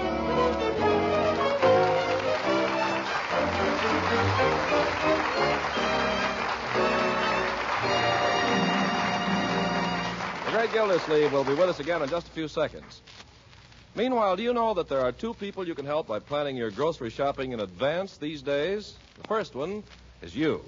Yes, you'll find that planning family menus for several days ahead saves a lot of nervous wear and tear and makes those precious ration points go farther. What's more, if you'll do your shopping early in the day and early in the week, you'll find that your grocer is more likely to have on hand the foods that you've planned to buy. And speaking of your grocer, he's the other one you'll help by planning family buying in advance, and he deserves the help that you can give him. Yes, though rationing and ceiling prices may mean work for you these days, just think of what they mean to him. Extra work and extra trouble every day, long after hours, planning, buying, shelving hundreds of foods. You'll earn his thanks by planning and by shopping early. And if it happens that he's sometimes out of favorite products like Parkay margarine, remember it's because of heavy demand and wartime shortages. Just remember that your grocer is doing his important best. He's helping to win this war by serving you. So help him all you can.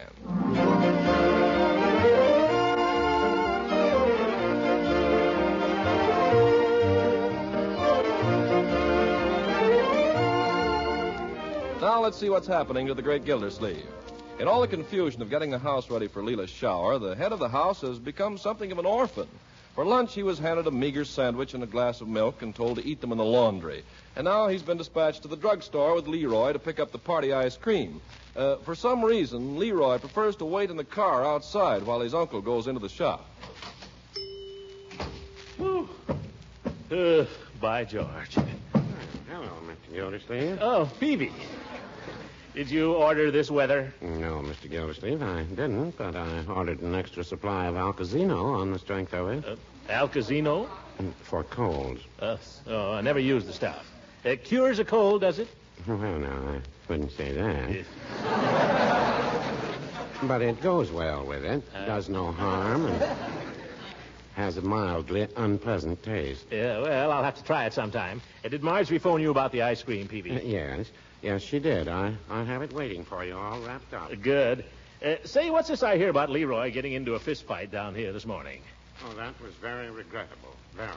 I was sorry that happened. Yeah, the boy was bigger than Leroy, too, I understand. Well, no, I wouldn't say that. Huh? They were pretty evenly matched as to size, but Leroy seemed to be a little lacking in technique. Oh, well, I'm afraid I haven't done right by the boy. The windmill approach. Suicide. Tell me, Peavy, how did the fight start? Well, that I really couldn't say, Mr. Gildersleeve. I was in the prescription department back there, and suddenly I was awakened by the sound of voices. It seemed to be some kind of an altercation. Oh, what was the fight about?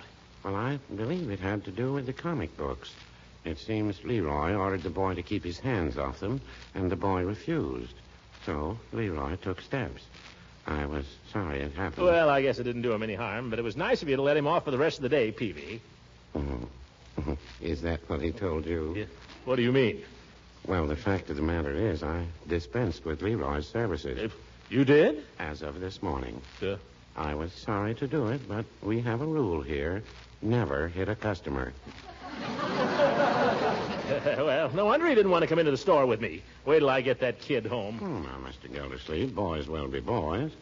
As a matter of fact, I was planning to hire him back again Monday. Well, I got a few things to say to him in the meantime. How much is the ice cream? That'll be 70, and 3 is 73. There you are. $1. Yeah. Yes, and you tell Leroy to come around and see me Monday, and I think we can patch up our little differences, provided there's no more fighting. Yeah, I'll tell him, Peavy, and thanks. And you might also tell him... Yes? If he must fight, for goodness sakes, don't lead with his nose. Yes, just... I'll take that up with him. I'll make a note of it. Goodbye, Peavy. Goodbye, Mr. Gildersleeve.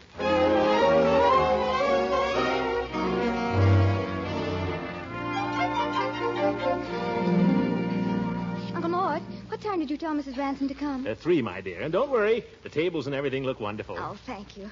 But wouldn't it be awful if she didn't come? What would we do? Give me the shower. I love egg beaters. Oh, silly. That's the awful thing about surprise parties. You're never sure who's going to be surprised. Oh, nobody's surprised. They just pretend they are. There.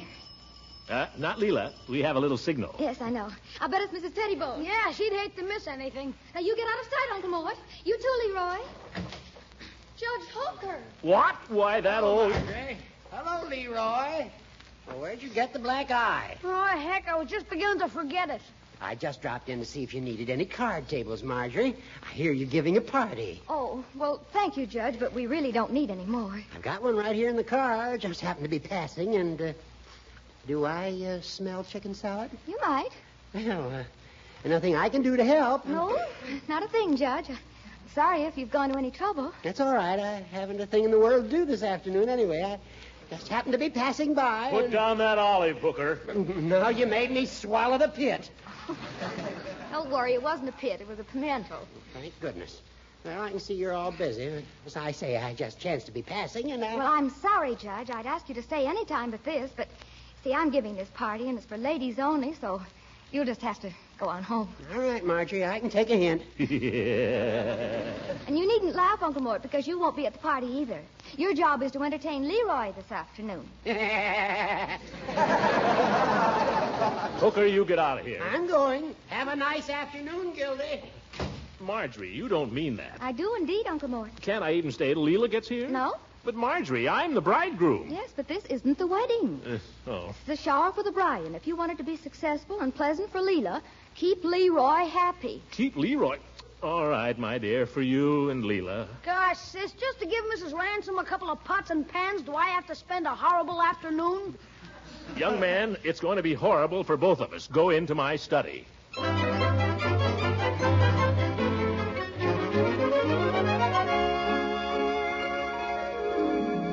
Leroy. Yeah? See if you can look through this keyhole and tell me what's going on. Okay. Gosh, can't see very much. Looks like a hippopotamus dead ahead. That's Mrs. Pettibone. Could be. Oh, that's Leela's ring. We have a little signal. Oh, here she comes, girls. Yeah. Let me get that keyhole, Leroy. Take it. You can't see a thing. Shh. Listen. Gee, Unc, you can't see anything. Let's play checkers. Shh, quiet. They're talking about me. Who is? Mrs. Ransom. What did she say? She said she was going to marry the most wonderful man in the world. Well, now, I wouldn't say that. Leroy, you're getting just like Peavy. Well, no. Leroy, don't keep saying that. Sorry, Unc. I didn't know I was saying anything. Now they've all gone in the dining room for the presents. Wish I could see Leela's face when she catches sight of all that chickenware. Yeah. Kitchenware. How about a game of checkers? What? I said, how about a game of checkers? Checkers? Yeah. Now, Leroy, you lost 2 of the men. Well, then you suggest something. Well, we could settle down with a nice book. Unc, this is Saturday. It's as good a day to read as any. Don't you think Abraham Lincoln read on Saturdays? I know, Unc, but I don't think I'm presidential timber. Yeah. Frankly, I don't either, Leroy.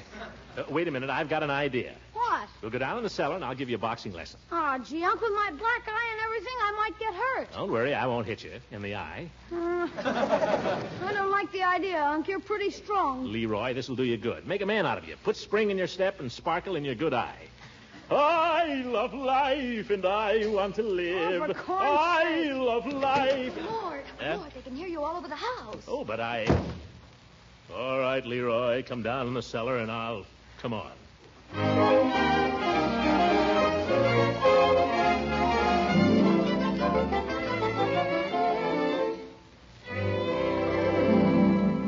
Now, my boy, the first thing to learn in boxing is the stance. You balance lightly on the balls of the feet, left foot forward, left arm extended, like this. You look just like those pictures of John L. Sullivan in his long underwear. John L. was a great fighter, young man. Now, let's get started. First comes the matter of training. A good fighter does 9/10 of his work before entering the ring. Oh, gosh, Unc, all that stuff is in the book. Besides, I'm in good condition. Here, feel this muscle. Very good, but you... Let me see yours. All right, here. Jeepers, hard as a rock. I managed to keep pretty fit. Diet is important, of course. Don't tell me you're on a boxing diet, Unc. Well, not strictly. I like to keep a little above my actual fighting weight. Are you kidding? All right, Leroy, let's mix it a little now, and I'll show you a thing or two. Will you teach me some tricks? Tricks? What kind of tricks? Oh, you know, like stepping on the other guy's foot. Leroy, that's no good with a clever opponent. I'll show you the best trick there is, though. Simple as ABC and just as deadly. What is it, Unc? It's the feint, my boy. You feint for the body with your right, then hit for the jaw with your left. It's the element of surprise, and it never fails. Gee, how do you do it? I'll show you. Here. I start a punch towards your stomach, you see? You put your guard down, and I come across and hit you in the jaw. Wow. Let me see now. I start for your stomach, That's your right. guard goes down, and wham, right in the jaw. That's it. Now try it again, but don't hit hard. Okay. Swing on the stomach and then cross to the jaw. Perfect. Thanks, Unc. I'll murder him with that. Yeah, I hope you will. Of course, I don't have to let you hit me if I don't want to. What do you mean? There's a defense for everything, you know, my boy. I'll show you. You try to hit me, and if you land a real punch, I'll give you $1. You mean hit you hard? Certainly. Don't worry, I know how to block it. Okay. There goes. That's the... Gosh,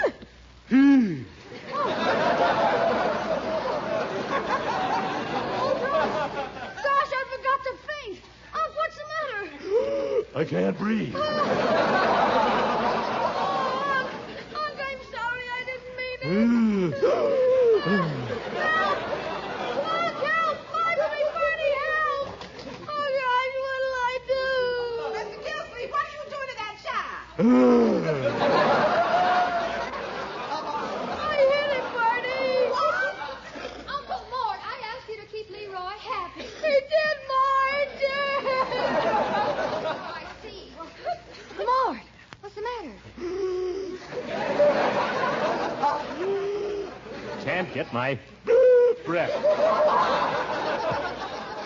He needs artificial respiration. No, he don't. I tell you, I hit him. Oh, for heaven's sake, what's happened to my poor Throckmorton? I say we ought to treat him for sure. Oh, Throckmorton, you poor darling. Really, nothing, Leela. He'll be all right in a minute. Now, let's go back to the party, everyone. It's just a little accident. It was not. Oh, I think Throckmorton should join us. Oh, now, Uncle Mort can take care of himself. You're all right, aren't you, Uncle Mort? You're going to leave me all alone? You see, he's all right. If you ladies want, I'll sing for you. Oh, would you? I warn you, if he sings... Yeah, he'll really corn it up. Yep. Now, Leroy, suppose we just leave it to the ladies. What would you ladies like to hear? Oh, Mr. Gildersleeve, I wonder if you'd sing a song I just love. What's that? I love life. That's all, brother. Mrs. Pettibone. Has anybody ever told you you're a woman of rare charm? Oh, what a character.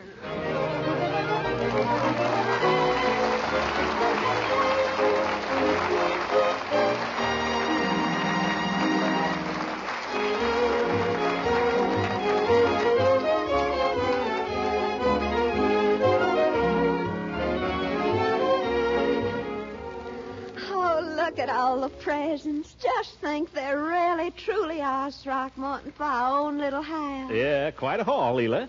Look at that cute little breakfast set. Oh, breakfast in bed. Don't you love it? That's the greatest luxury in the world.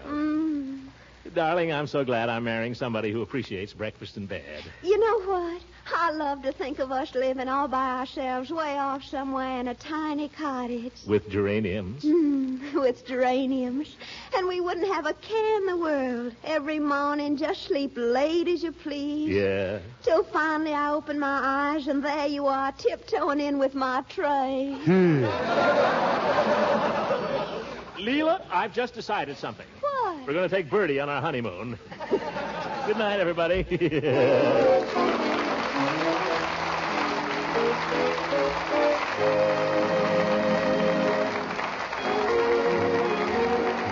Music heard on this program was under the direction of Claude Sweet. And this is Ken Carpenter speaking for the Kraft Cheese Company, inviting you to listen in again next Sunday for the further adventures of the Great Gildersleeve.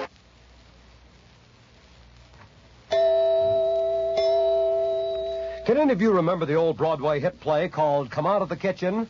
Well, that's a good slogan for these days when the Victory Garden needs attention and there are so many other important jobs to do. Well, the product called Kraft Dinner is a dandy to cut down your cooking time. For with Kraft Dinner, you cook a grand dinner main dish of macaroni and cheese in just 7 minutes with the clock. In Kraft Dinner, you have an exceptional red ration point value, a generous, nutritious main dish. Ask your grocer for Kraft Dinner tomorrow. This program came to you from Hollywood. This is the National Broadcasting Company.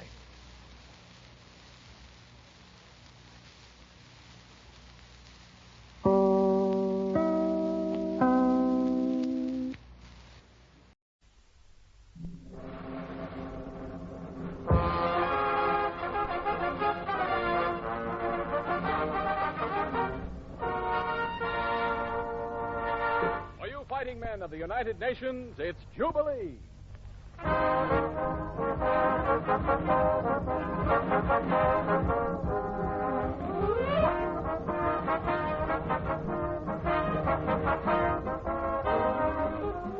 Yes, sir, men, it's Jubilee, brought to you by the Special Service Division of the War Department and featuring Count Basie and his orchestra, Thelma Carpenter, Jim Rushing, the original Mr. 5x5, Rose Murphy, and your master of ceremonies, Ernie Whitman.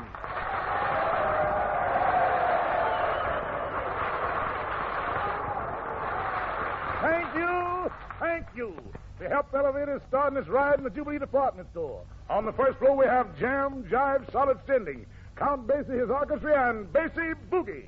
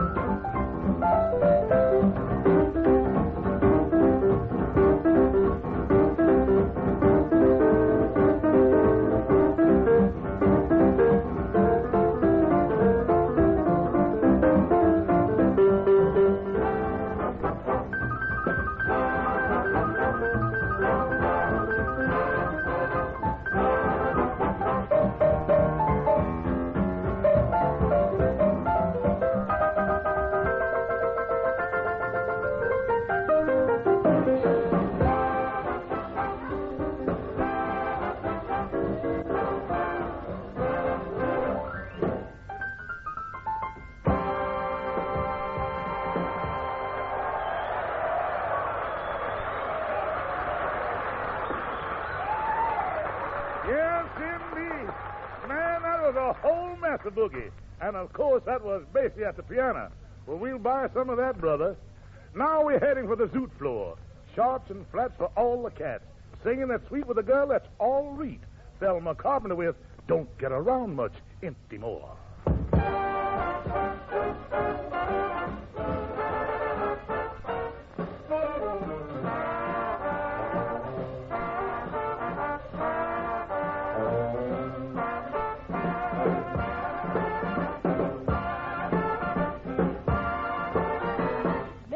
Saturday dance.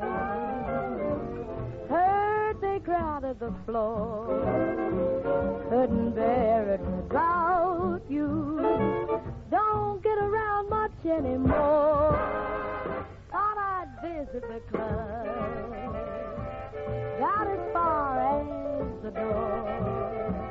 They'd have asked me about you. Don't get around much anymore. Darling, I guess my mind's more at ease, but nevertheless, why Sarah's memory's been invited on days. Might have gone, but what for? Awfully different without you. Don't get around much anymore. The Saturday night dance, they crowded the floor.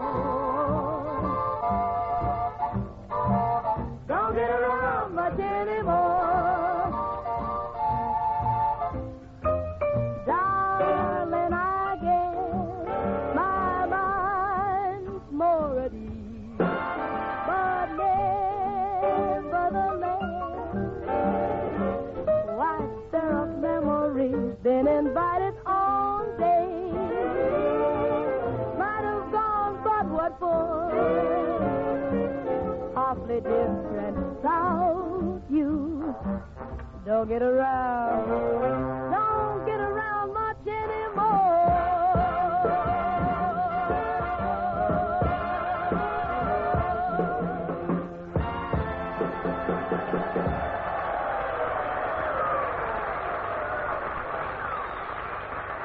Thank you, Thelma Carpenter. Thanks for waiting on us, Thelma. That was fine vocalizing. And now here's Count Basie with 64 bars of the hottest thing this side of Dixie. Dance of the Gremlins. Let her rip, Count Basie, let her rip.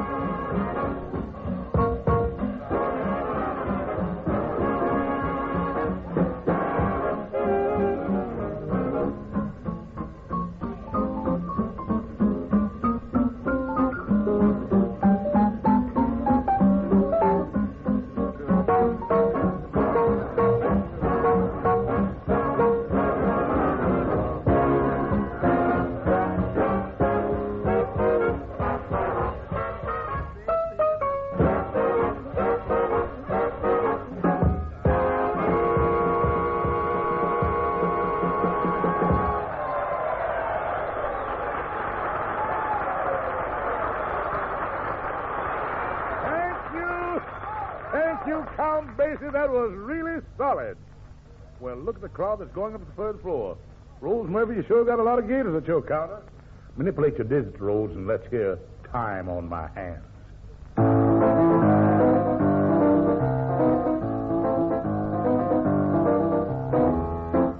Time on my hands.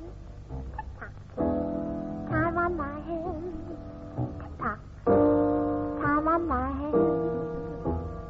Tick-tock, tick-tock, tick-tock, tick-tock.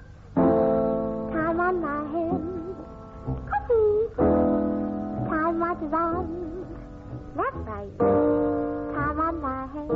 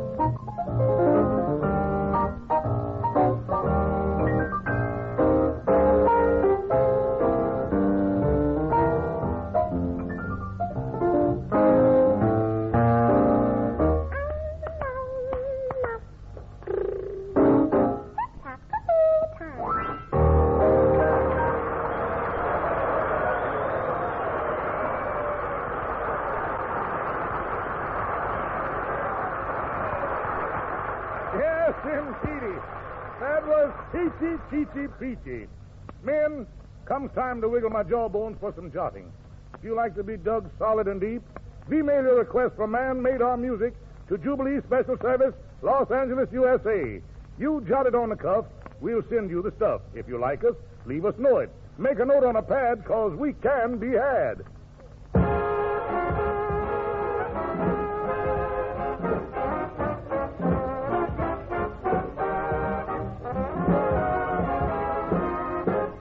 Baby, won't you please come home?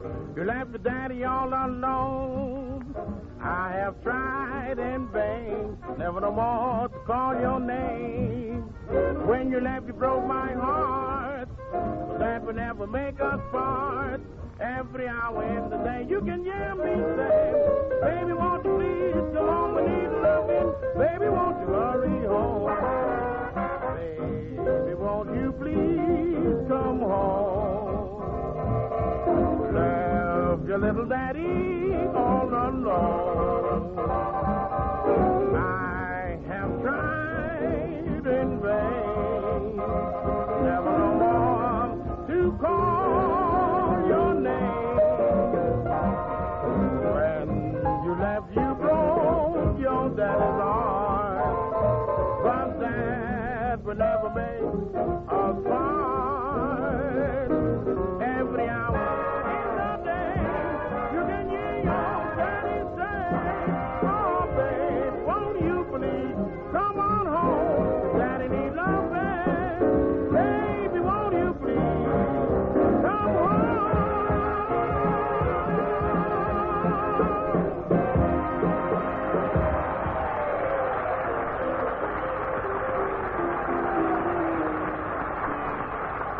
Thank you, Count Basie, and thank you, James Man Mountain Russell.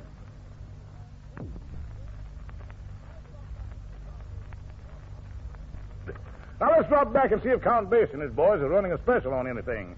What's on the shelf for the shoppers, Count? Well, Ernie, we've got a letter from some of the fellows in the Engineer Corps way out in Australia, signed the kids in the Kangaroo Pouch. And for them, we've picked a tune that was written by one of the boys in our own band, Freddie Green. And here it is with our very best wishes, fellows. Green.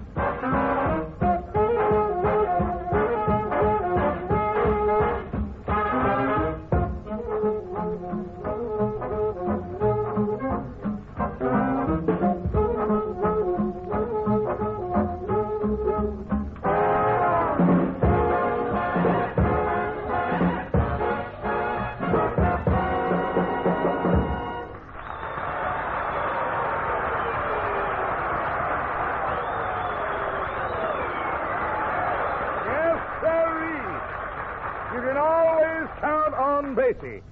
And now let's return to Thelma Carpenter's department for another bargain assortment of solid ripping. For you jacks and frails, she's going to hit those scales. It's them there eyes. And dig it deep, Thelma. Dig it. Dig it.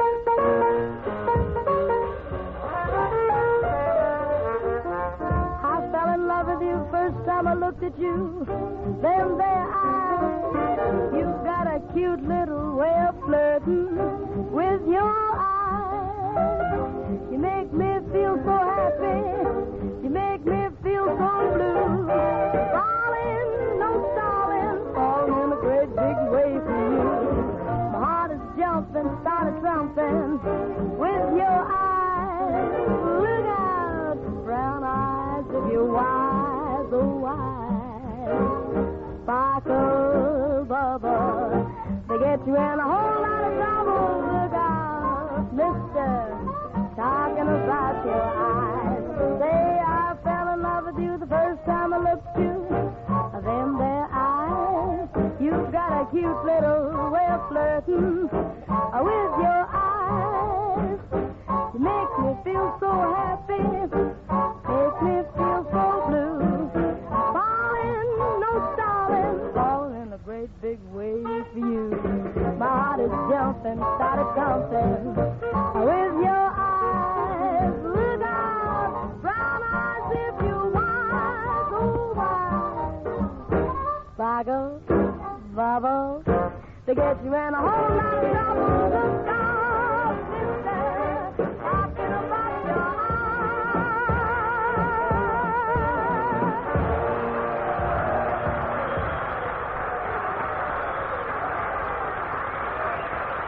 Yes, indeedy.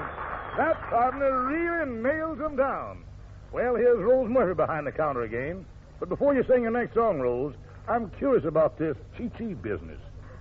Oh, you want to know what chi-chi means? That's right. Well, that's very simple. It means twice as much as cheese. I give up.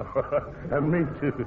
Go ahead and sing your song, Rose Murphy. It's called I Cried for You. And for my part, you can chi-chi your head off.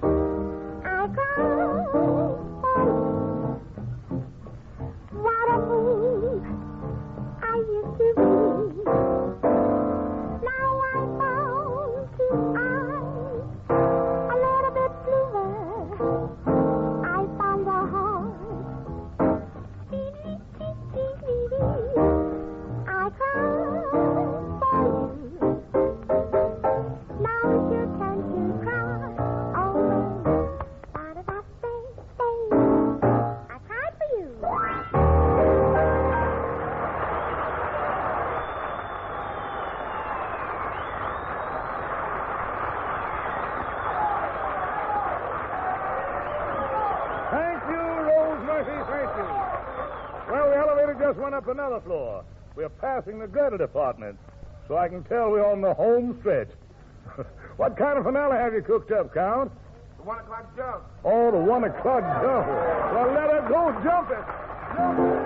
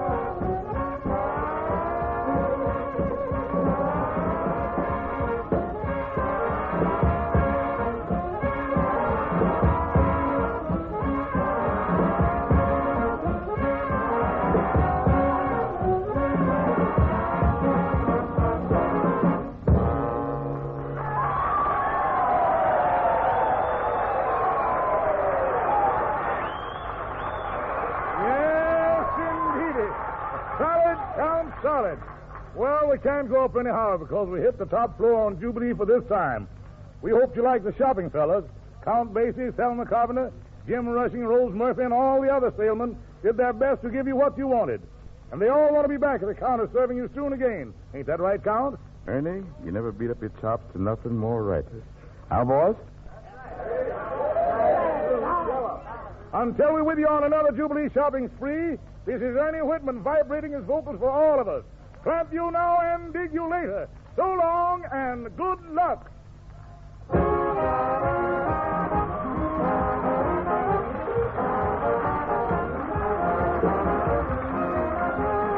Jubilee was produced for you men in the armed forces of the United Nations by the Special Service Division of the War Department of the United States of America.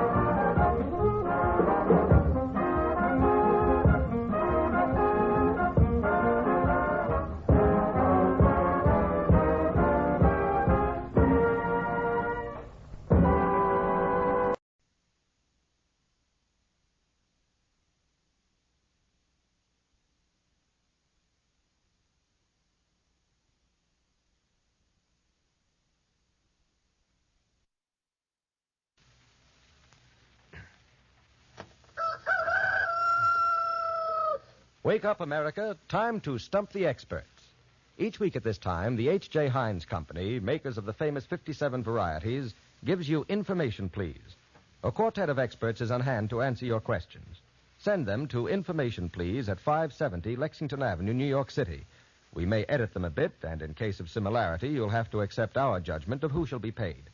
If we use your question, the H.J. Heinz Company will send $10 in war stamps plus a set of the 12-volume Britannica Junior Encyclopedia. If we muff the question, you get $57 in war bonds and stamps plus a 24-volume set of the regular Encyclopedia Britannica. All questions remain our property. Information Please is presented under the supervision of Dan Goldenpaw. And now, our master of ceremonies, book reviewer of the New Yorker magazine, Clifton Fadiman. Thank you, Mr. Brown. Ladies and gentlemen, traveling right along in its own spontaneous and unrehearsed manner, Information Please tonight presents its two end men, John Kieran of the New York Sun and Franklin P. Adams, together with two guests, our old friend, the eminent composer and commentator, Deems Taylor, and the famous novelist, whose most recent book is The Valley of Decision, Mrs. Marcia Davenport. Now, we're going to begin with a question from Berkham Ferris of St. Albans, Long Island. I'm going to give you several sets of words. In each of these related sets, which one of the group doesn't belong and why? You have to get 2 out of 3. Here's the first set. Speedwell, Roadrunner, Johnny Jump Up. One of them doesn't belong, Mr. Kieran. The Roadrunner does not belong. Why? Because the Speedwell and the Johnny Jump Up are flowers, and the Roadrunner is a very odd bird found plentiful in Arizona. In Arizona? Only in Arizona? Well, that's where I've seen it. And why do they call it Roadrunner? Because it runs along the roads and over the desert. It's a very funny-looking bird. Very clear. Very good. That's quite right. Now, how about this set? Lotta Lehman, Lily Lehman, Lisa Lehman. Mrs. Davenport. Lotta Lehman and Lily Lehman were singers, but Lisa Lehman was a composer, and that puts her out of That puts her out of the trio. I don't know why they discriminate against an ex-governor, but those are the only 3 Lehmans we have. That's quite right.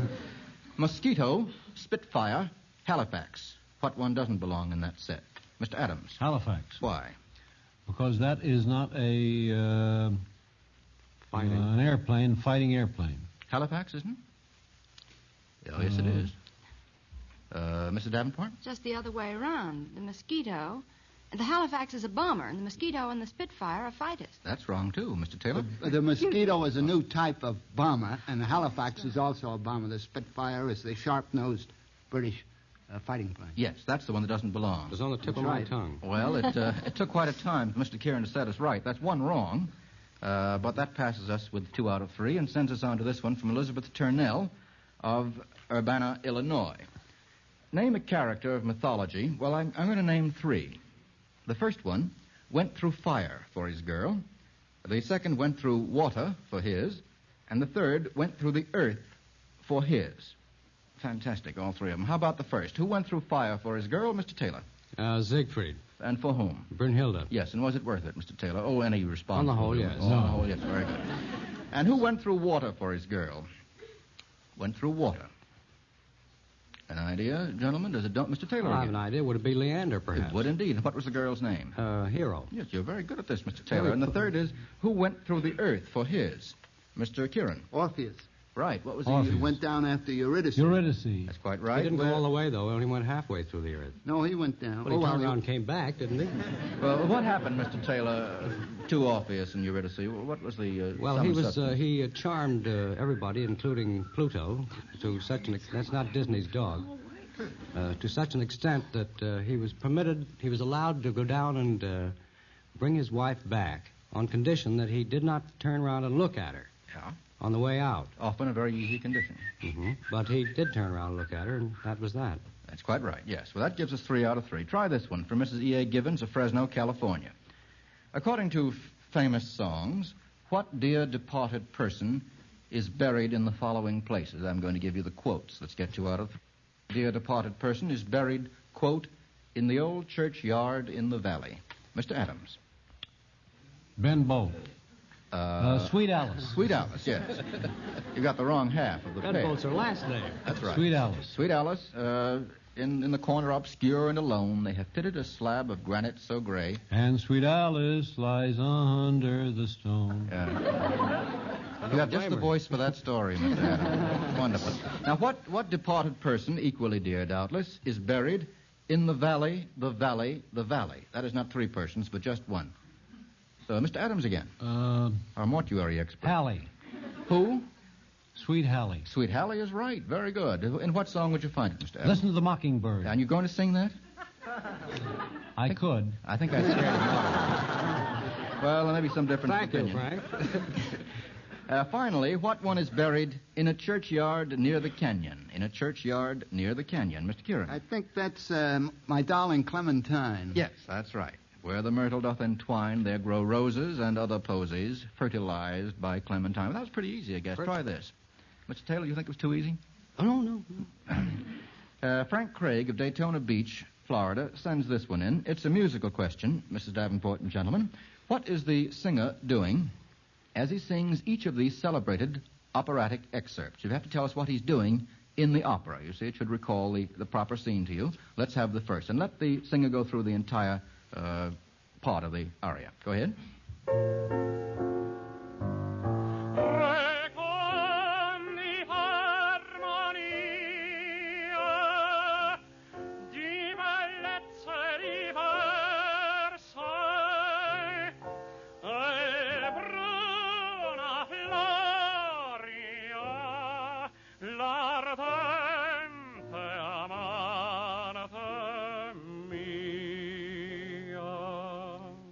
Thank you. That was not Adams, by the way, and just in case anyone was confused.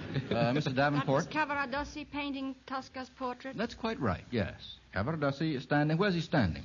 In the first act, standing in the ante, in the front part, outside the church. I mean, there's a... Isn't it a sort of a... in the cloister, isn't it? Dais or a raised platform, Mr. Taylor? Yeah, wait a minute. It's a... what do you call that thing? At the beginning of a building. You're not supposed to ask me. I'm supposed to ask you. Oh. Maybe well, it works better an the other way. anteroom. Well, it's standing on a dais, painting Tosca's picture, as you say, Mr. I guess Davenport. he's in the nave. Pardon? No, that would be inside the church, and he's not inside the church. Isn't he's he? outside. Don't you know? You see the religious procession that's on its way across You better the withdraw, courtyard Taylor. You're going to get the worst of this, I can tell you. We've had gals like Mrs. Davenport on before. Now try the next one. That's quite right, Mrs. Davenport. Sigmund dem Wesung siehst du weib, als Brautgabe bringt dich Schwert. I have 2 hands. Mr. Taylor. I'll let Mrs. Davenport. Well, you're right so far, Mrs. Davenport. I think Mr. Taylor's kidding me. It's Siegfried pulling the sword out of the tree. Well, Isn't it? not Oh, exactly, no, it's his Mr. father. Taylor. It's Sigmund. Sigmund. Oh, sure. I beg your pardon. Sigmund pulling the sword out of the tree. Well, where's he standing? He's with one foot on the floor and one foot on the branches of a tree. Oh, In that's the impossible. Metropolitan, he's standing on something that looks like a picnic table with a tree Yes, growing up that's out exactly of it. it. Standing on a table. In what opera, Mrs. Davenport, will you find this Die Walküre. messy picture? Yes, in Die Walküre, quite right. And a flickering light from the electrician's department falls upon the hilt of the sword You know, Mr. when it Taylor, works. You make it sound terrible, I'm glad to hear. And now the third and last. Oh, Lord, I'm on my way. I'm on my way to heavenly land. I'll be Go on, very Marcia. disappointed if you don't get Go on, this. Deems. Go Come on on, yourself. 1, 2, 3 together. It's Porgy. Yes, and what's Porgy doing, Mr. Davenport? Porgy is rolling away on his cart when he sings that. Rolling Yes. away from the scene. That's quite. In what opera would you find it? Porgy, Gershwin's Porgy and Bess. Porgy and Bess? Yes, how's the cart drawn? What draws the cart? A goat. A goat. Do you make 2 syllables out of that? Yeah. Well, it's Generous, aren't you? Just to, I guess we got 2.5 out of 3 on that. Try this. Mrs. Carolyn Foster of Mount Vernon sends this one in. Mount Vernon, New York. In each of these plays or poems, all or practically all of the outstanding characters are birds. This is right up your alley, Mr. Kieran. Identify each. Now, here's the first situation. A couple of old men who are dissatisfied with their own city take counsel with the king of the birds. Where would you find that situation? In what play, Mr. Adams? In a Greek play. Quite right. And what one? The Birds. Yes, by whom? By... You're not listening to Taylor. Euripides. Oh, no. If you only listen to Taylor instead of being honest. Aristophanes. Aristophanes. Yes, Aristophanes' famous comedy of the birds. Mm-hmm. Now, here's one in which the hero is enticed into a duel at a guinea hen's 5 o'clock tea. Mr. Kieran. That is the story of Chanticleer by Rostand. Yes. And at the tea, what does Chanticleer say? Or what's the... Doesn't he make a kind of lecture, as I recollect it? Well, he run in a lot of fancy fighting foul to tear his head off, and he makes fun of them and defies the Pile Blanc, who is the heavyweight champion, and he finally wins, anyhow. Does he have Simple any, rustic. That's quite. Does he have any aesthetic doctrine, Chanticleer, in that? Simplicity. In that Simplicity, yes. Old-fashioned values against the aesthetes of the time. Now, in what play or poem are there birds, all of whom are involved in a murder mystery? All of whom are involved in a murder mystery. Birds involved in a murder mystery. Found lucubrations going on here. Mr. Adams. 24 blackbirds baked in a pie. That's no mystery. They were the victims. Well, there are birds in that, but is it a murder mystery? I don't think so. Maybe the pie is, but... Mr. Kieran? There's one, isn't there, a fairy tale in which the birds cover up the body with leaves and...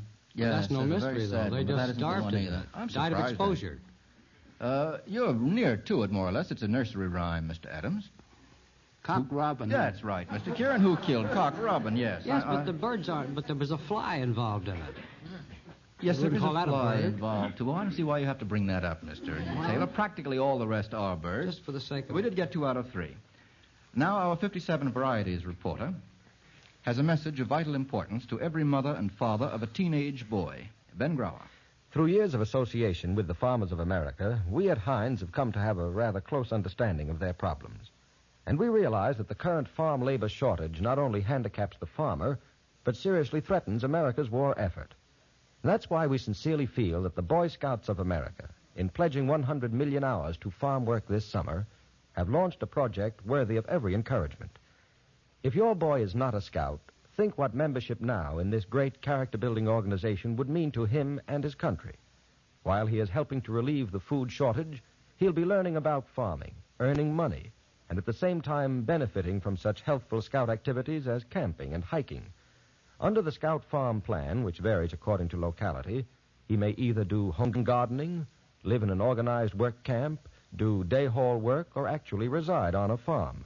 But no matter what the system, he'll have competent medical care and close supervision. Your son wants a part in winning this war. So encourage him to join the Boy Scouts now. For specific information, simply contact your nearest Boy Scout troop. Thank you, Mr. Grau. You've done your good deed for today.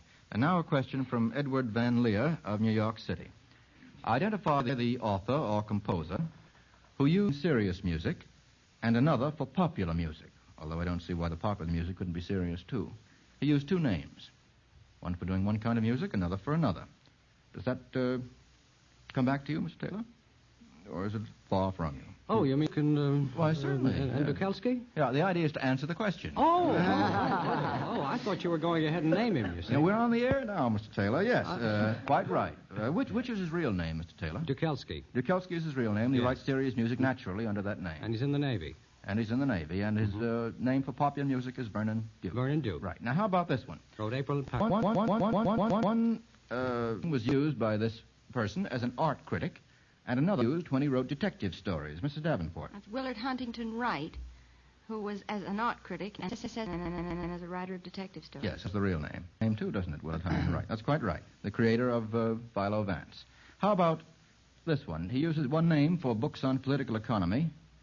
This is going to slay you. And he uses the same name for humorous sketches. Who is that? Mr. Taylor. Stephen Leacock. Stephen Leacock, the famous Canadian author. Very good. He is, too. Very good indeed. And you're going on all cylinders, Mr. Taylor, tonight. See nothing to really. Maybe I can trip you up. John D. Bell of Milwaukee sends this in. Name the play or opera in which a man interferes in a duel with the result that his friend is killed. Mr. Kieran. Romeo and Juliet. That is the play and opera. And who kills whom? Mercutio is slain because Romeo jumps in between him and the furious Tybalt. That's quite right, yes. Exactly right. Here is one case in which a god interferes in a duel and his son is killed. A god interferes, Mr. Taylor. Wotan interferes in the duel between Hunding and Siegmund. That's right. And who gets knocked off? Siegmund gets knocked off, yes. That's one of the few happy moments in the opera. Scandinavian mythology. In this case, a wife interferes to save her husband from being murdered. A wife interferes to save her husband from being murdered. That seems to strike you as an exaggerated situation, Mrs. Davenport and gentlemen. I never apparently heard of such a thing. Never heard of such a thing? No. Mrs. Davenport? Come back to you. It's Mr. Adams? Give up. Good. Well, that's which one, Mr. Davenport? Fidelio, yes. Now you see how I feel sometimes. Oh, anyone is liable to make a mistake, and they often do. Yes, Leonora masquerades as Fidelio in prison, isn't that right? And her husband is being held there, and she saves him from being killed. By whom is he supposed to be killed? Forgotten. Beethoven. More likely the critics. A man named Pizarro. A man named? A man named Pizarro. Good. Well, I'm glad to get He's that the man information. that conquered Peru also, didn't he? Yes, but it's not the same Not Pizarro. the same one. Family, Don't confuse us, Mr. Taylor, with this gratuitous information. Well, Gives us 2 out of 3. I must stump you people. How about Helen C. Flood's question? This comes from Trenton, New Jersey. What was the nature of the rides that these people took? Mazeppa's ride. What sort of ride was that? And, of course, who was Mazeppa? M-A-Z-E-P-P-A. Mr. Taylor. Well, I can go no further than to say that she was tied to the back of a horse. You've got the wrong sex. Well, I mean, the horses. He was tied to the horses. Back. He was. Or tied to the back of a mare, you mean? No. No,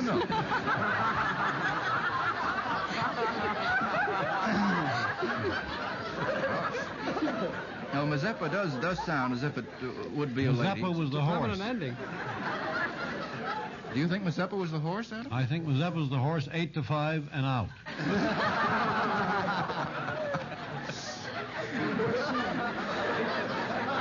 Now, I've got to get myself straight as well as our indulgent audience, and so I will now say, just to confirm what Mr. Taylor was going to say, that in Byron's famous poem of Mazeppa's Ride, Mazeppa, who is a man, is tied in a state of undress. Is that right, Mr. Taylor? Naked?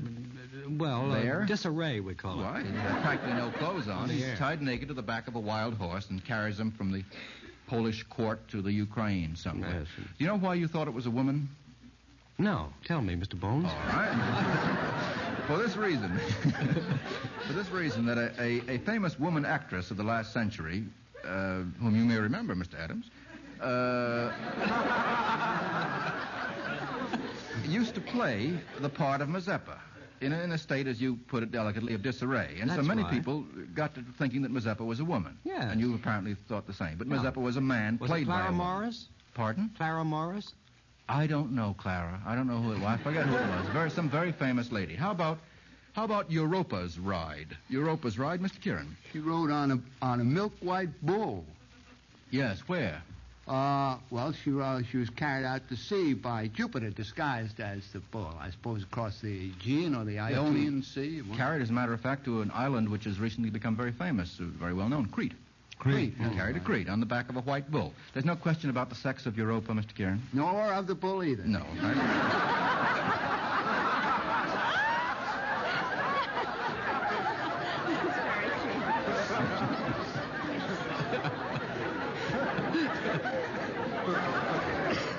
All right. I don't think there's any comeback on that one. How about the famous ride of Skipper Ireson? Skipper Ireson's ride. Mr. Taylor. Turd and feathered and carried on a rail by the women of Marblehead. Why, Mr. Adams, did this happen to the poor skipper, do you know? Why was he tarred and I feathered? know. The women of Marblehead were in that, but They why, certainly I don't were, remember. yes. John knows. Mr. Kieran? He refused to rescue some townspeople who were... Yes, I think he deserted the ship with the Well, they men went of off the the townsfolk west. aboard. And that's quite right. And you'll find this story, Mr. Kieran, where? Skipper Ironside's ride. By Ireson's. John G. Whittier. J.G. Whittier. By J.G. Whittier. Well, that gives us the complete story. J. Greenleaf Whittier. Like pulling teeth. Are you finished with Whittier? Try this one. Martin Roth of New York sends this in. It's about cookery. You cook, Mrs. Davenport? Yes. All right. Try this one. With what forms of cookery are these unusual materials associated? The first set of materials, seaweed and canvas. What kind of cookery do you do in association? Mrs. A Davenport. clam bake. A clam bake. How do you cook clams that way? Well, you usually sink a barrel in the sand and fill the barrel full of clams Yeah. and other things, lobsters and ears of corn and various things like that. And then on top of that, you put seaweed, and then on top of that, you put a great many hot rocks that you've heated for about a day and a half in a big fire in the sand before. And on top of the whole thing, you put wet canvas, and then you go away And then you leave go it. home. Who eats the barrel, Mr. Davenport? Who eats the barrel? Well, that's exactly right. It's a famous clam bake. I guess you find a lot of that sort of stuff around, Maine and places all up and like down that. the Atlantic. All up Clam and down bake the is North also an Atlantic. insufficiently rehearsed radio program. Yes, but none of your autobiography, Mr. Don't point. Don't point.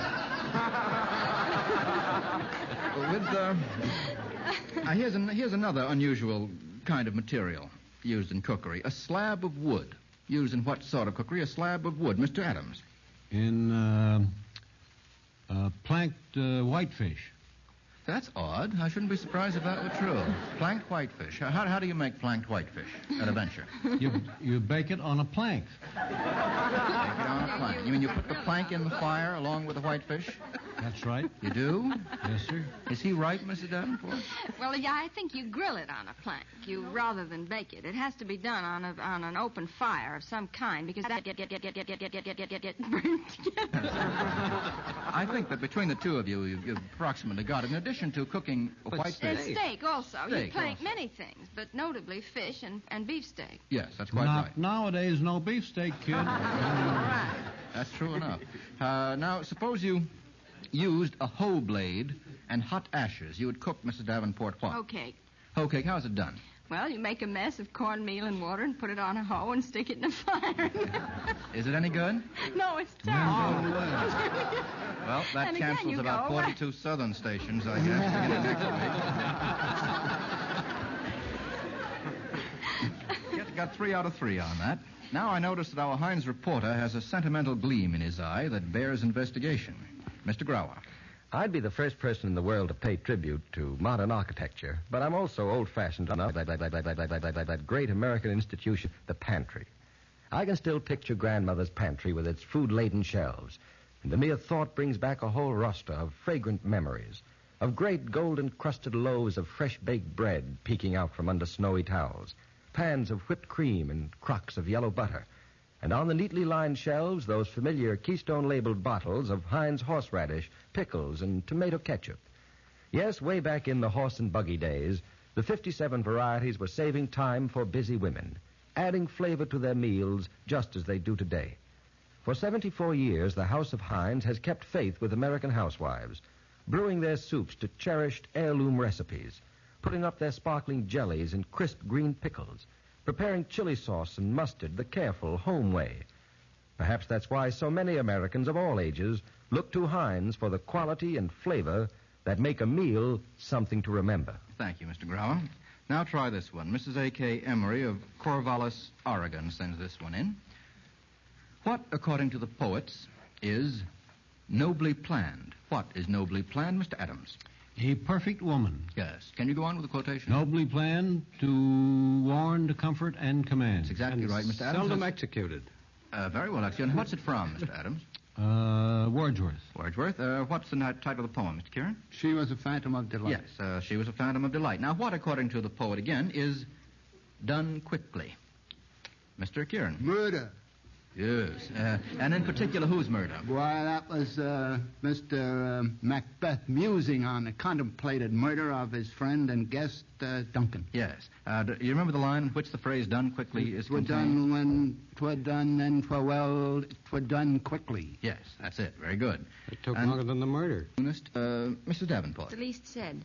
Yes, least said is soonest mended. I oft have heard defended, little said is soonest mended. Who wrote the lines? They're very famous, and I think most of us, including myself, didn't know until now that they were written by... Sounds a little like Benjamin Franklin. No, it doesn't... It may sound like Benjamin Franklin, but it was written by a man named George Wither. And now that I say George Wither, it sounds to me very much more as if it were written by George Wither than Benjamin Franklin, Mr. That's 3 out of 3. Mrs. R.D. Stout wouldn't do any harm if you muffed a couple of questions, Mrs. Davenport. And Mrs. R.D. Stout of Bethlehem, Pennsylvania, sends this one in. I think we ought to get all three on this. What products are brought from these distant lands to be used by American manufacturers in the following cities? What product is brought from China to Bethlehem, Pennsylvania, to be used by an American manufacturer? Brought from China, Mr. Taylor? Here goes an encyclopedia. Tungsten. Oh, that's right. I'm so sorry. Tungsten's quite right. Used in what process? Manufacture of steel. Yes, quite right. But I don't know whether we get tungsten from any other place than China. Do you know, Mrs. Davenport? I don't know. I know it comes in the most important quantities from China, but I think it comes from other Asiatic places, too. Yes, I have a feeling it does, too. And how about something that's brought from Syria to Richmond? Syria to Richmond. Richmond, the American city, Mrs. Davenport. Tobacco, for blending tobacco. Well, but particularly what? Carrying tobacco to Richmond is like carrying coals to Newcastle, yes, to coin a special phrase. kinds of Near Eastern tobaccos that are used in blending with American tobacco. You mind if I pin you down? Latakia. Latakia, yes. I was afraid to say that. I thought it was too commercial. Nasty-smelling tobacco. Oh, no. It's not just something that's grown in Syria. Latakia, it's a special kind of tobacco used, for giving a kind of extra bite, isn't it, in flavor? An extra... and for pipe it's tobacco. It's very mild. It is mild? Yes. I think it's used to give bulk, frankly. Come right out with it and say bulk. All right. How do you spell it, Mr. Adams? Latakia. Very good. And what product is brought from Sumatra to Pittsburgh? From Sumatra to Pittsburgh. Dancing girls. No such luck for Pittsburgh. They need it. Mr. Kieran? Stogies? No. Mrs. Davenport? Various kinds of spices for use in H.J. Heinz pickles. That's very good, Mrs. Davenport. Mrs. Davenport, you have the makings of a regular guest. We may have time for this from Alice K. Amoson of Chicago. Who hid behind the following things? Who hid behind a hanging? Who hid behind a hanging? Mr. Kieran. Polonius, unfortunately for himself. Good enough. And he was stabbed by our old friend. By our old friend Hamlet, Prince of Denmark. Yes, a case of mistaken identity. He was called a rat behind the arras, right. dead for a ducat. And now who hid behind a screen? Who hid behind a screen? Who hasn't?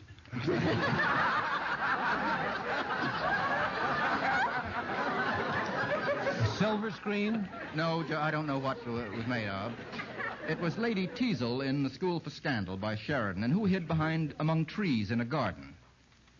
Well, that's a tough one. It was Adam and Eve who hid from God because they had eaten of the tree of knowledge and therefore knew shame. Never heard of them. Well, Never and heard that of will send $57 in war bonds and stamps to Miss Amerson and a set of the Encyclopedia Britannica. Thank you, Mr. Davenport and Mr. Taylor, for adding to the fun this evening. Tonight, the H.J. Heinz Company has paid out $57 in war bonds and stamps and one set of the Britannica. Next week, the good old trio of Adams, Kieran, and Levant will bat them out along with our guest, the famous British author Hilary St. George Saunders, author of the bestseller about the Commandos, Combined Operations. Remember, send your questions and the correct answers to information, please, at 570 Lexington Avenue, New York City. And now, Ben Grower. H.J. Heinz Company wishes you good night and good health. Be with us again next Monday at the same time to help stump the experts. And this week, if your son isn't now a Boy Scout, encourage him to join this organization, whose members are doing so much to win the war as they build the foundation of a finer America in the years to come.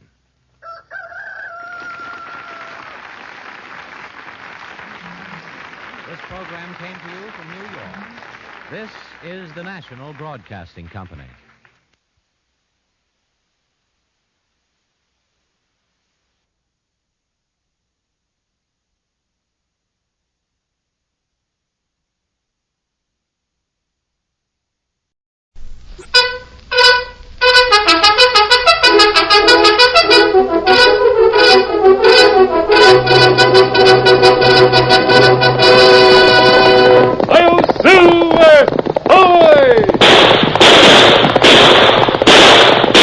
Fiery horse with the speed of light, a cloud of dust, and a hearty hi-yo Silver, the Lone Ranger.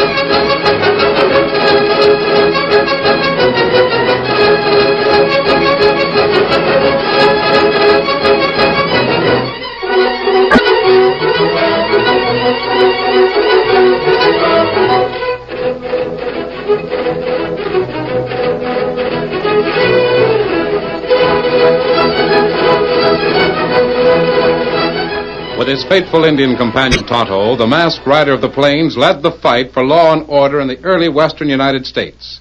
The stories of his strength and courage, his daring and resourcefulness have come down to us through the generations. And nowhere in the pages of history can one find a greater champion of justice. Return with us now to those thrilling days of yesteryear. From out of the past come the thundering hoofbeats of the great horse Silver. The Lone Ranger rides again. Come on, Silver! A danger on the trail ahead! I'm Silver! Boy!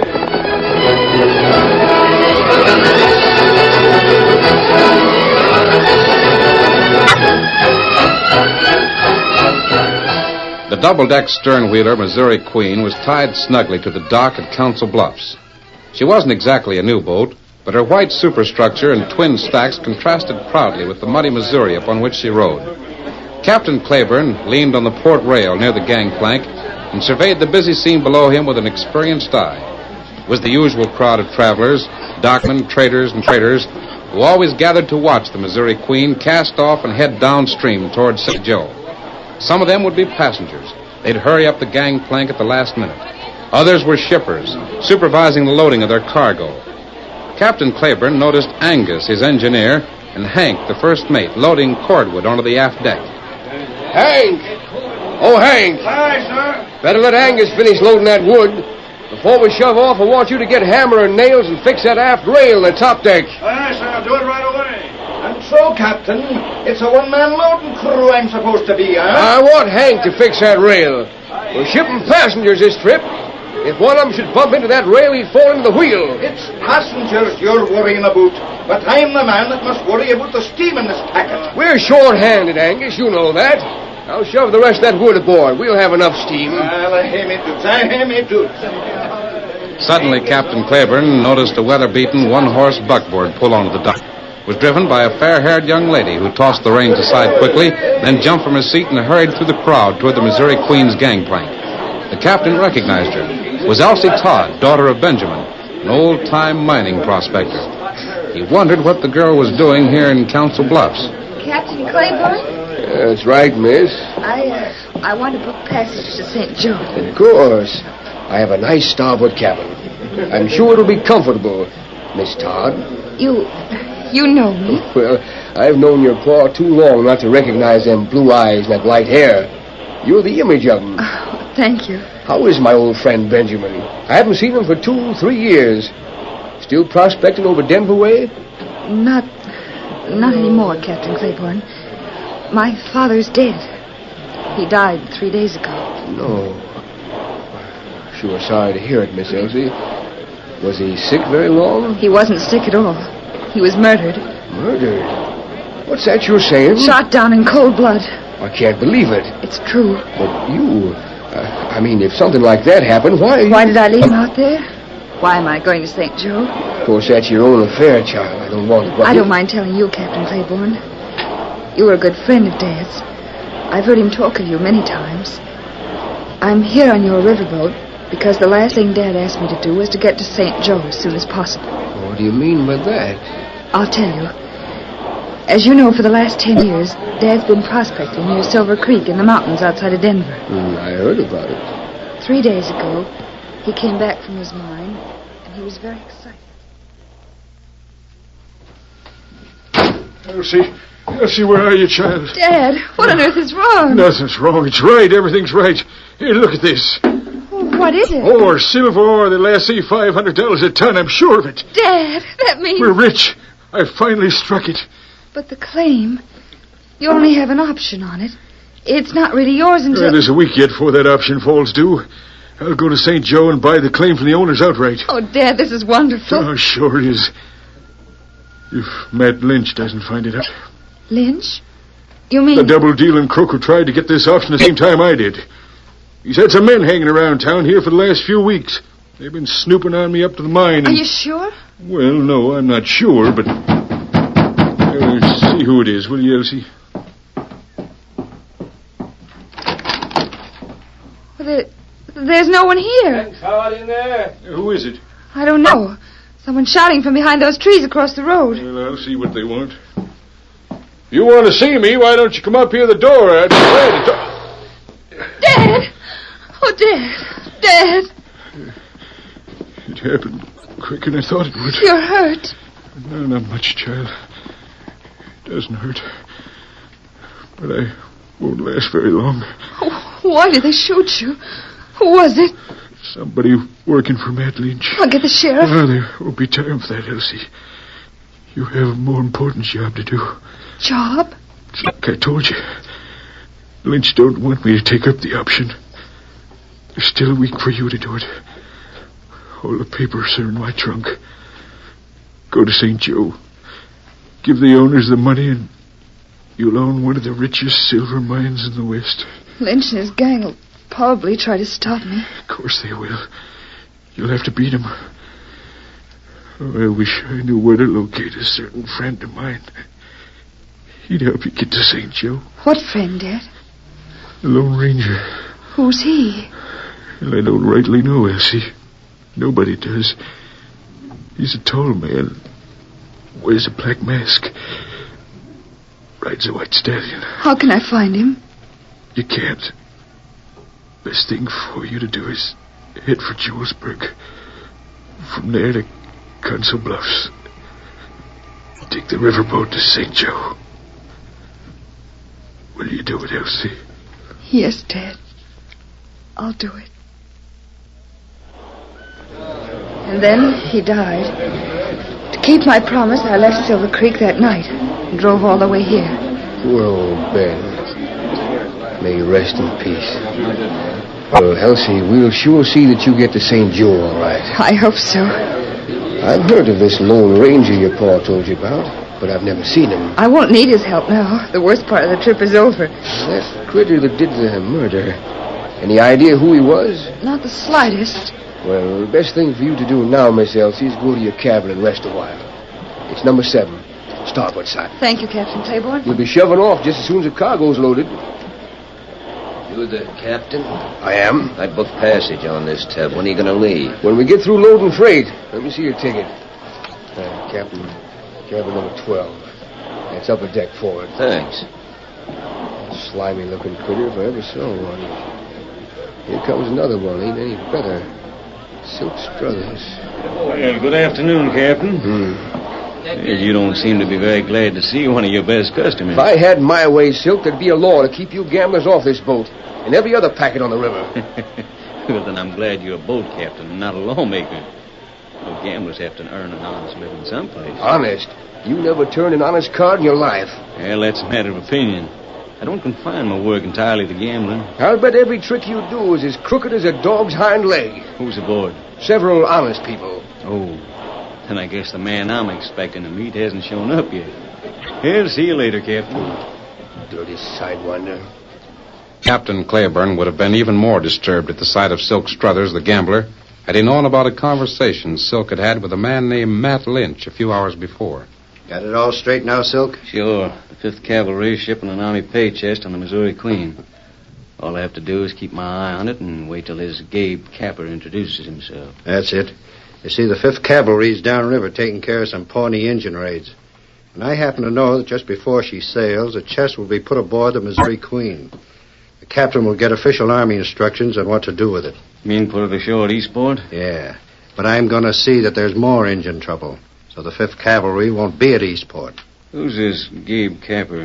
A smart hombre. He's been handling a little deal for me out in Colorado. In fact, that's the reason he'll be on the Missouri Queen, who work both jobs at the same time. You're there to help him. What's he look like? Tall, kind of lean. Don't worry. He'll let you know who he is. Gabe generally wears a mask when the fireworks start. That's why the lawmen haven't any record on him. Well, we'll get together all right. Oh, say, Matt, how much is in that Army pay chest? $42,000 in gold. You'll get your share. I'm sure I will. I'll see you at Eastport, man. Yeah, at Eastport. Me and the rest of the boys will be waiting there to welcome the Missouri Queen. Hank! Hi, Captain. That wooden box there in the dock, is that some of our cargo? I don't know. What's the label say? U.S. Army, 5th Cavalry. The soldier just brought it up. Where's it consigned? Doesn't say. All it says is canned goods, Missouri Queen. It must be a case of hardtack. Well, stow it aboard. We've got to shove off. I was going to fix that aft rail like you told me. Too late for that now. Stow that case aboard and tell Angus to get some steam up. Aye, sir. For his momentary peace of mind, it was probably just as well that Captain Claiborne didn't know what the Army chest contained, or that Colonel Martin of the headquarters post had talked to the Lone Ranger early that morning. You sent for me, Colonel. I got here as quickly as I could. I'm very grateful. The Army needs your help. Now, what's the trouble? 5th Cavalry's been down in the territory handling an Indian uprising. Tomorrow is the 1st of the month. I'm shipping their payroll. How? By boat. Missouri Queen. That's the only way it can be done. The chest is very heavy. Are you sending a guard? Unfortunately, I have no men available. That's why I sent for you. I'll be glad to help. There's a complication. Although I've tried to keep the shipment a secret, I'm afraid the word has leaked out. Thieves might try to take the chest off the Missouri Queen. I'll do everything in my power to protect it. The captain of the boat is unaware of the chest contents. It's marked canned goods. Where would the cavalry meet the boat? Probably at Eastport. That's about halfway between here and St. Joe. However, that depends upon the Indian situation. If they're not in Eastport, they'll be camped further downriver. I see. You understand that in a venture of this sort, secrecy is important. If you board the Missouri Queen as you are now... Now, don't worry, Colonel. No one will know I'm aboard unless it becomes necessary. Well, I'm on my way. Adios, Colonel. Got that box aboard, Hank? She's stowed away, sir. All right. Wait, what's this coming up the gangplank? I booked passage for a friend of mine. Is that him wrapped up in the blanket? Yes, sir. Must be a pretty sick man if you and the redskin have to almost carry him. Well, do you have a cabin where we can take him? Sure, number 8, starboard side. Are you going along? Oh, no, sir. Then hurry up. I'm going to pull up this gangplank and shove off in 2 minutes. Oh, yes, sir. Come on, help me lift him, John. Poor hombre. So sick he can hardly walk. Hank! Aye, aye, sir. I'm going up in the wheelhouse. Soon as this redskin and the kid get ashore, tell the boys to cast off.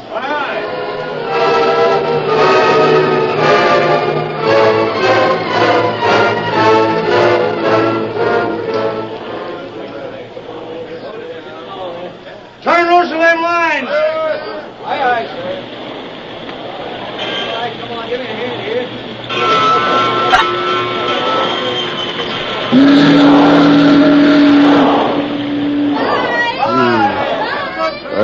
Queen handles all right. I've got a funny feeling something is wrong aboard this packet.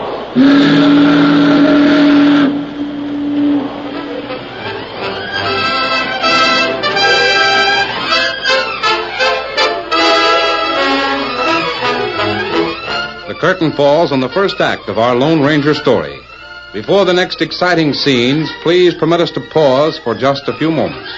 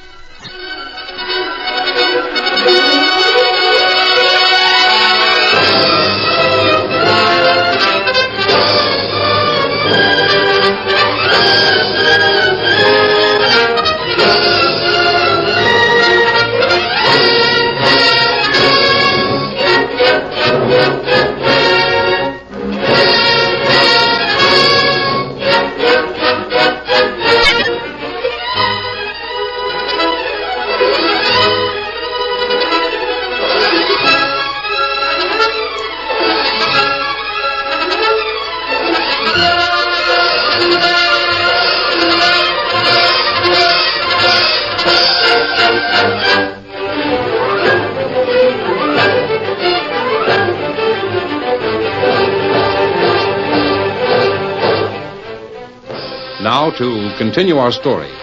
The Missouri Queen steamed majestically down the broad channel of the river. It was a night that was dark and moonless. The big boat's doleful whistle and the rhythmic churning of her huge stern wheel were the only audible sounds. However, on the port side of her upper deck, the door of cabin 12 opened and closed quickly. A tall, masked figure hesitated a moment, then walked swiftly toward another man standing near the port rail. Silk? Silk Struthers? What the... Oh, Max. You are Silk, ain't you? Sure. And you must be Gabe Capper. Yeah. Matt told me you worked in a mask, but I didn't think it'd work until trouble Didn't Matt started. tell you were supposed to help me? Something like that. Well, then don't worry about what I wear. Did the pay chest come aboard? It's on the lower freight deck forward. That's good. Boys can snake it off when we make the Eastport landing. Sure. But we've got quite a while yet. Time enough for the other job. There's a girl on board traveling alone. I want you to find out what cabin she's in. Girl? Is she the other job you're talking about? I've trailed her all the way from Colorado. Had to take care of her old man out there. That's why I'm wearing this mask. You might have seen me. I'll talk to Claiborne, the captain. Maybe he'll tell me what cabin she's in. No maybes. Find out for sure. I'll wait here till you come back. All right.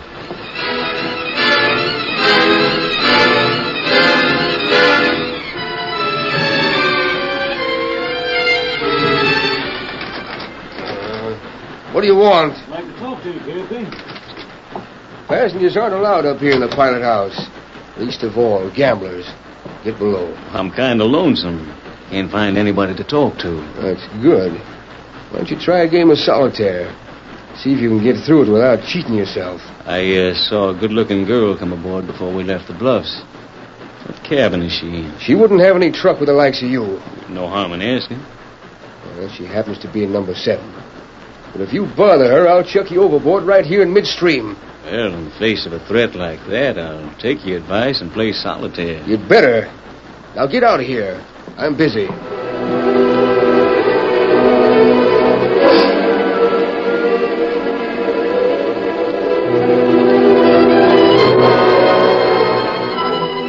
Under cover of darkness, the Lone Ranger had left his cabin and inspected the Army pay chest, which was lashed to the freight deck. Finding everything intact, the masked man then headed for the pilot house. The sound of approaching footsteps made him pause a moment. Thought you were going to wait for me. Found out what you wanted to know. Girl to number 7. Is that right? What are you trying to do? Change your voice when you put on that mask? Maybe. Listen, Gabe. I told Matt Lynch I'd help you on the payroll job for an even split. I'll work with you, but not for you, understand? All right. When we get opposite Eastport Landing, I'll take care of Claiborne and the pilot house. Somebody to have to steer this tub. Naturally. Oh, the girl from Colorado. Want to see her now? I might as well. Well, if you need any help... No, I'll handle it alone. I'll wait here for you. I don't wait too long.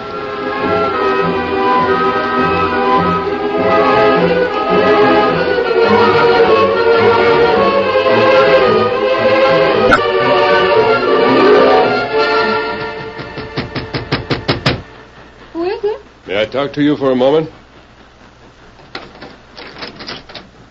Masked. Who are you? For your own safety, it's important that you answer some questions. But This open doorway makes both of us excellent targets.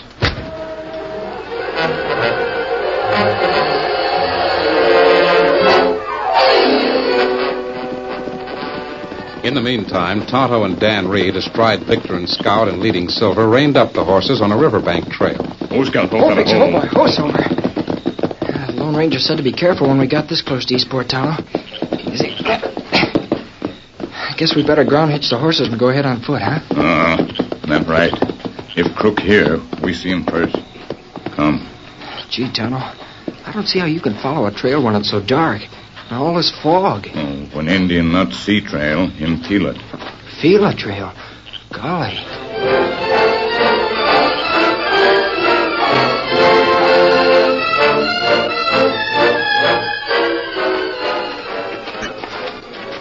Dan, wait.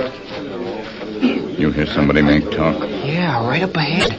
There's some men around a big bonfire. This Eastport Landing. We go close. Now keep quiet. Come. Throw some more driftwood on that fire, Jack. Keep it going big. Sure.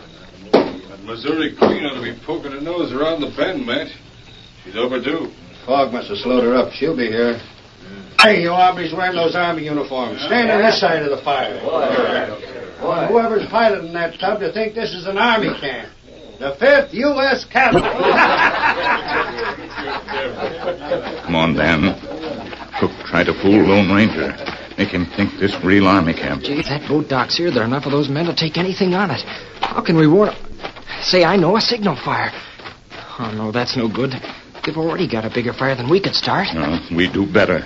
We start 3 fire. Where? Up high, on bluff. Yeah, but how we get up there, Tonto? And is there enough time to? We climb and climb past. Come.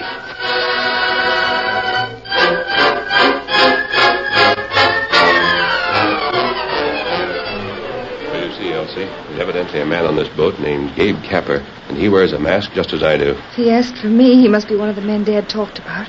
He's followed me. And from what he says, Matt Lynch has some sort of plan to steal the Army payroll. What can we do? Isn't there some way I can help? Yes. Go up to the pilot house. Explain everything to Captain Claiborne. Tell him to watch out for a large bonfire on the west bank of the river. Yes. That'll mean the Army's camped there. I'll do it now. Wait. I better leave here first. Look out behind you. Because you ain't going anyplace, hombre. Make one move and I'll split your spine with a hunk of lead. Now reach. Silk. Yeah? This is a payoff. We're near enough to Eastport. Get up there and plug the old coot who's steering this tub. What'll you be doing? Don't argue, get going. All right. Well, mister, I heard all that gab you were handing the girl. Knowing all about our play won't help you. All right, Elsie, duck. What the? Run, get at the captain. Trip me, will you? I'll show you.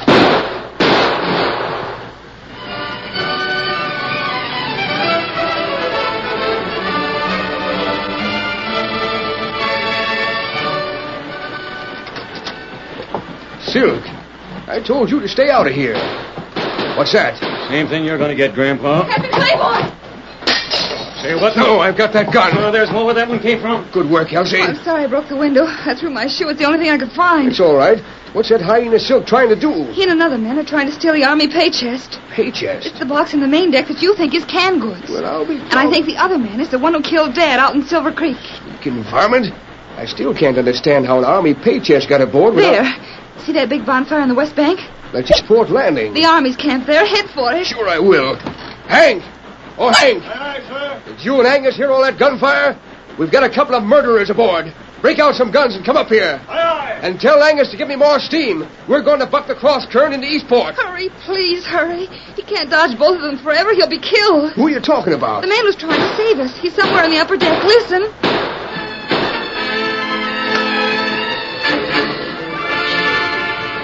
With the supple agility of a mountain cat and aided by the darkness, the Lone Ranger had escaped Gabe Capper's bullets by swinging himself to the upper deck and dodging behind the Missouri Queen's smokestacks. Now it was a duel to death.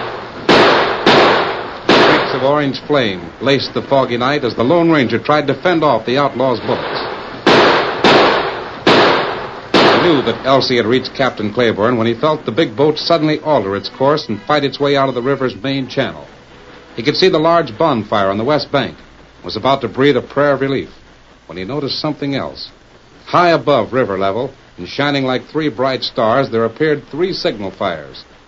The masked men knew that the boat was heading into an outlaw trap. Tonto and Dan were telling him everything in the triple signal of danger. Some way, he must get to the pilot house and change the Missouri Queen's course. He bent low and raced for the upper deck's port rail. There he is. Let him have it. I'll go forward and head him off. We'll nail him up here, then take care of the captain and the girl. My gun's empty. So's mine. Now what'll we do? That makes it even. There's plenty of room on the deck. Come on out and fight. Come on, son.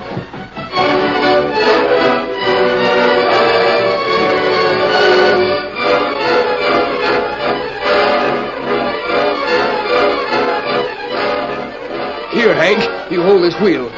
Heel it over hard to the right. Aye, sir. Shooting stopped. How wonderful. That's what I'm going to find out. I'm going with you.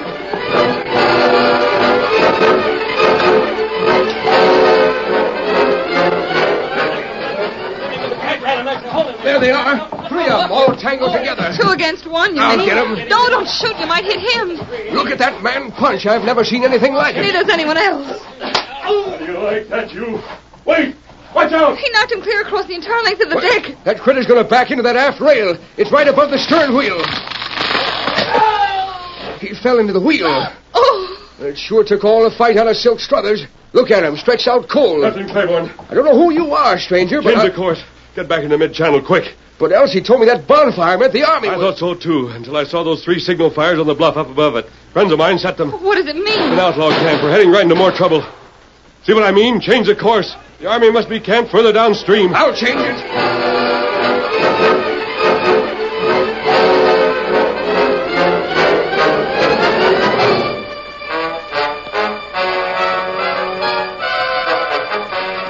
And so it was that less than an hour later, the Missouri Queen pulled into shore near the real Army camp of the 5th Cavalry.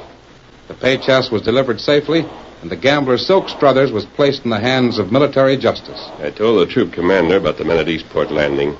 He's sending a detachment of cavalry to capture them. It's the best news I've heard in 10 years. And, Miss Todd, I'm sure you'll reach St. Joe in time to keep the promise you made to your father. Yes, thanks to you. And I'll rejoin my friends. Adios, Captain. Elsie. Wait. Where'd he go? Where'd he come from? It's just as much of a mystery. Who is he? You know? A man my father trusted above anyone else in the world. Now I know why. He's the Lone Ranger.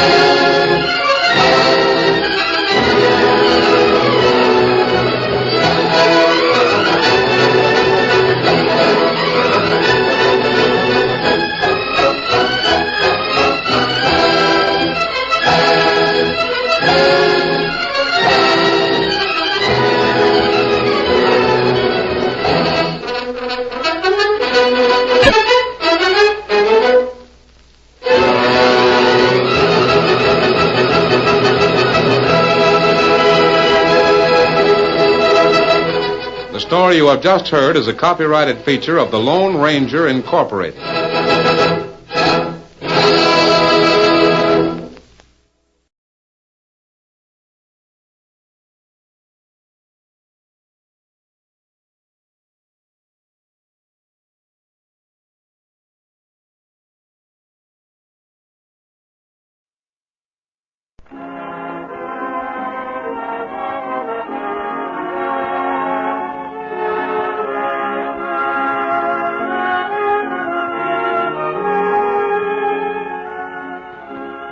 The Lux Radio Theater brings you Roddy McDowell, George Brent, and Rita Johnson in My Friend Flicker.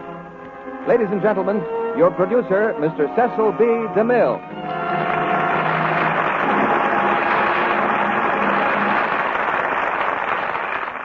Greetings from Hollywood, ladies and gentlemen. Among the grown-ups of this world, there's usually something less than perfect understanding. But between boys and horses, there's a deep and abiding sympathy that leaves no room for bickering. Not a word is spoken, but there's a miracle of communication in a lump of sugar, a pat on the head, or a nuzzled cheek. I had a horse when I was a boy, so when I heard what My Friend Flicker was about, I knew I'd like it. But I was not prepared for the deep emotional experience which the 20th Century Fox picture gives to all who see it. Roddy McDowell's fine performance as the boy and Mary O'Hara's great story fit perfectly together.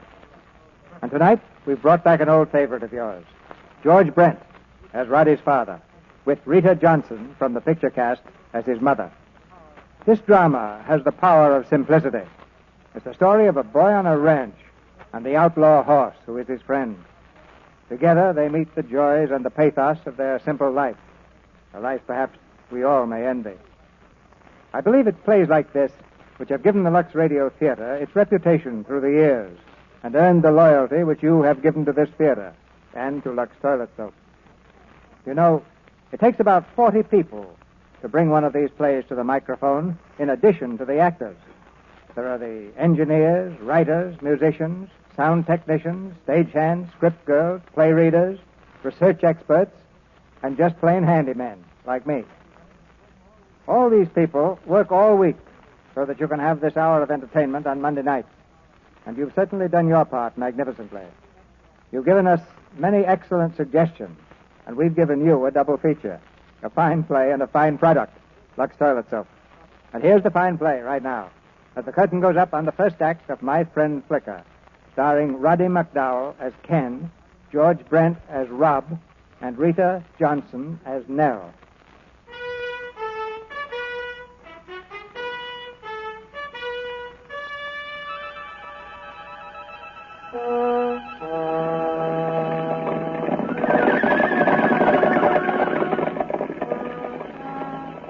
Around the lower meadow they flash, the brood mares of the Goose Bar Ranch, and their new foals, around and around again. There's the great stallion, Banner, his proud mane flung out in the wind. And there's his lady, Rocket, her eyes rimmed with white, as her graceful body sweeps through the high grass. And there are the foals, running close beside their mothers. Running because they're so new to the world and so happy to be in it, and because the morning sky is clear, and the spring wind is fresh with the smell of pines from the mountains. Yes, this is the family of the stallion Banner. This is the lifeblood of the ranch.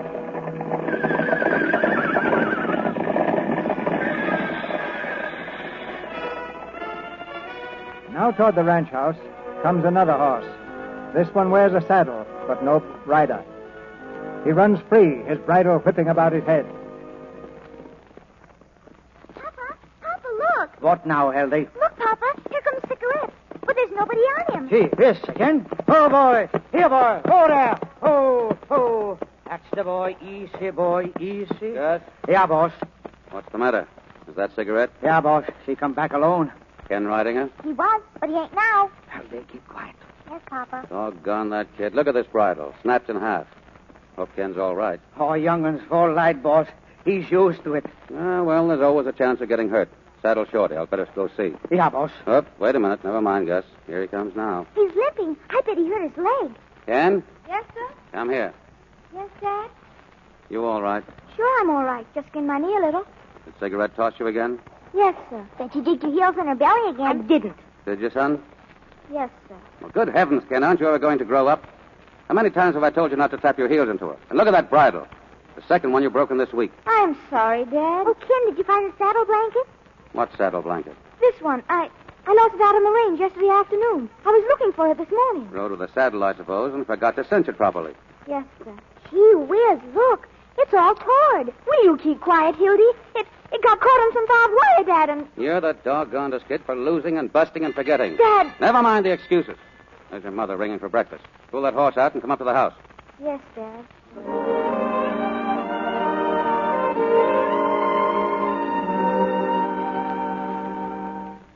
Sit down, Rob. It's all ready.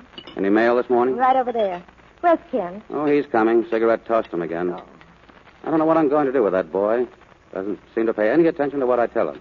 Always losing equipment or breaking it or spoiling it somehow. Oh, he's still a child. Well, he's old enough to have his wits about him. I've never seen such a young one for walking around with his head in the clouds. Wonder he doesn't trip over his feet. Morning, Mom. Come on, darling. Eat your oatmeal while it's hot. Now, look at that. Rob, what is it? Ken's report card. Well, Ken, I suppose it won't surprise you to know that you haven't been promoted. No, sir. And here, maybe you'd like to see your marks. Oh, let him eat his breakfast first. Just as a matter of curiosity, Ken, how do you go about getting a 0 in English? 40 in history, 17 in arithmetic, but a 0.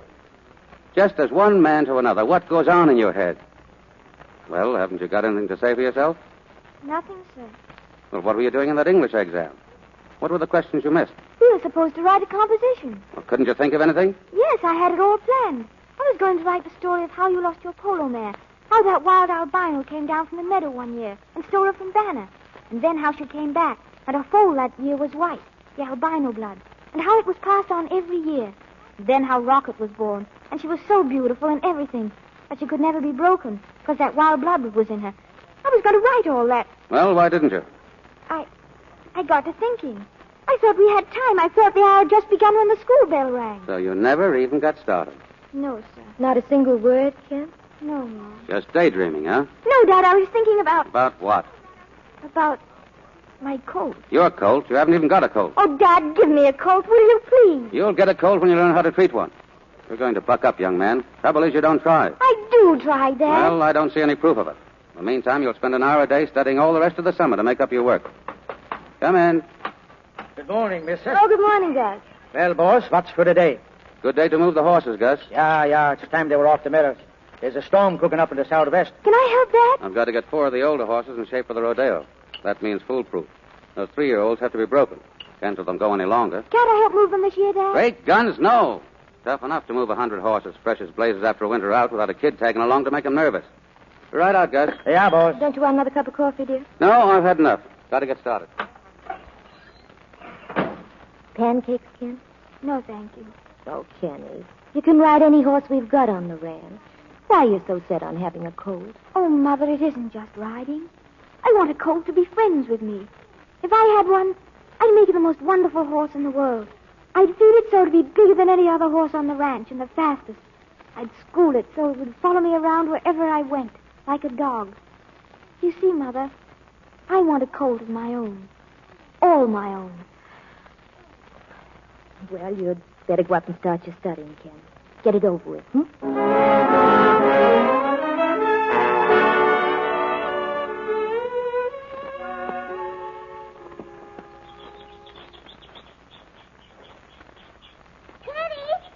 wait! What do you want, Hildy? Where are we going, Kenny? You're not going. I'm going to watch Dad bring in the horses. All right. We can take the shortcut and meet them halfway coming back. Oh, no. You better stay here. It's going to be tough enough to bring in 100 horses. All of them as fresh as blazes after a winter out without having a girl tagging along to make them nervous. I'm coming. Those horses ain't scared of me. Oh, go on, Hildy. You better go back. I can come if I want. My father's the foreman. Well, my father's the owner of that ranch, and that's so. Well, my father's the foreman, and I can come if I want. Oh, all right. Come on. Yo, get back there. Yo, Rocket. Keep Rocket in the middle of the bunch, Tim. Don't let her cut out. Yo, Rocket. There they are, Hildy. Down there. See them? You better get back from the edge of that rock. We'll slip off and slide down in the meadow. I won't slip. Look, Hildy. See that big black stallion? That's Banner. And that one's Rocket. Right in the middle. Gee, she's beautiful. Isn't she beautiful? Better get back, that's all. Look, do you see how Banner handles them? They have to do what he wants, all right, or he nips them. See, Hildy? Did you see? One of the mares wanted to cut out and run, but he made her get back. Hey, look out! Yo, get up there, yo! Hey, Gus, they're stampeding. Yo, watch it. Oh, they're making for the rock pile. Let them off, Banner. Let them off, boys.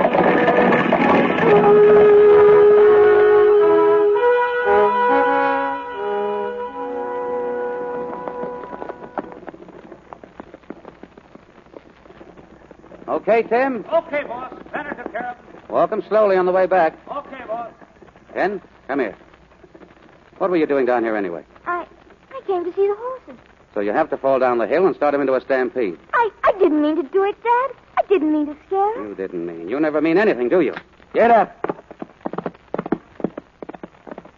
I told you not to stand on that rock, didn't I?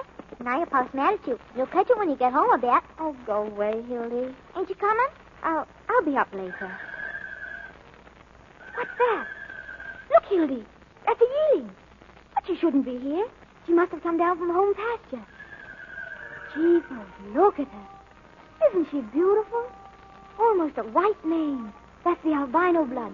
But she's like Banner, too. She's got Banner's head. Oh, and she runs like Banner, like the wind. Oh, jeepers. If I could ever have a coat like that.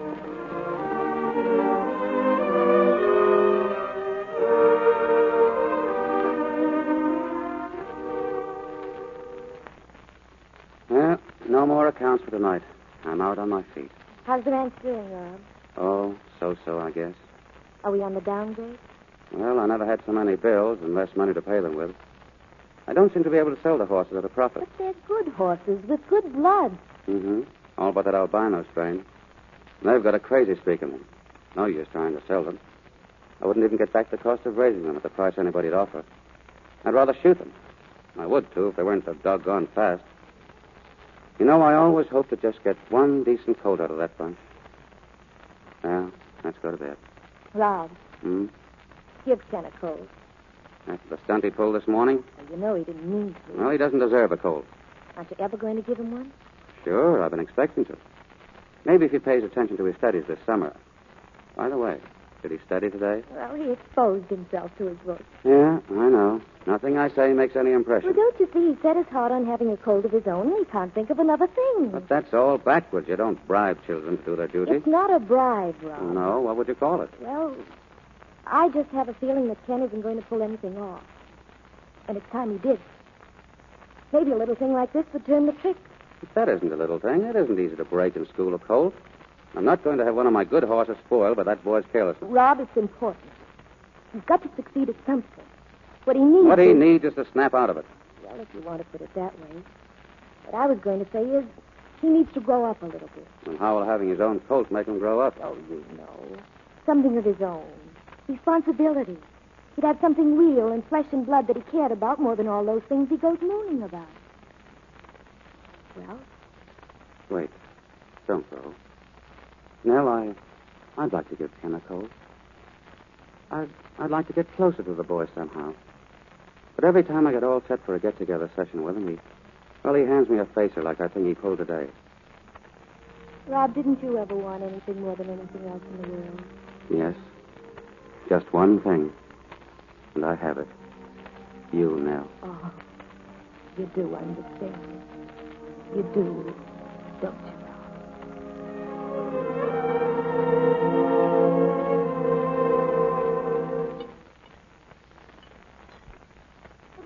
Hello, Dad. Morning. Morning, Teddy. Sit down.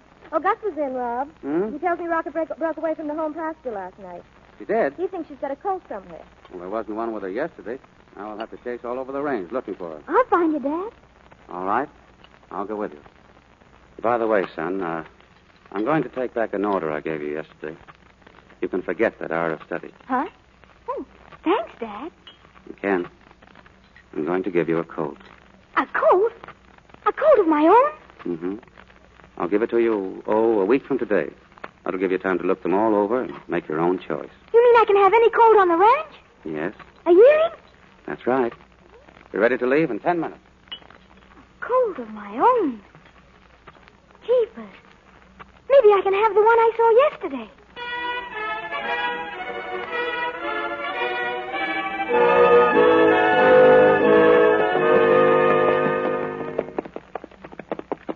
Any sign of her, Gus? No, boss. Do you want me to ride over the hill and look for her, Dad? No, stay with me.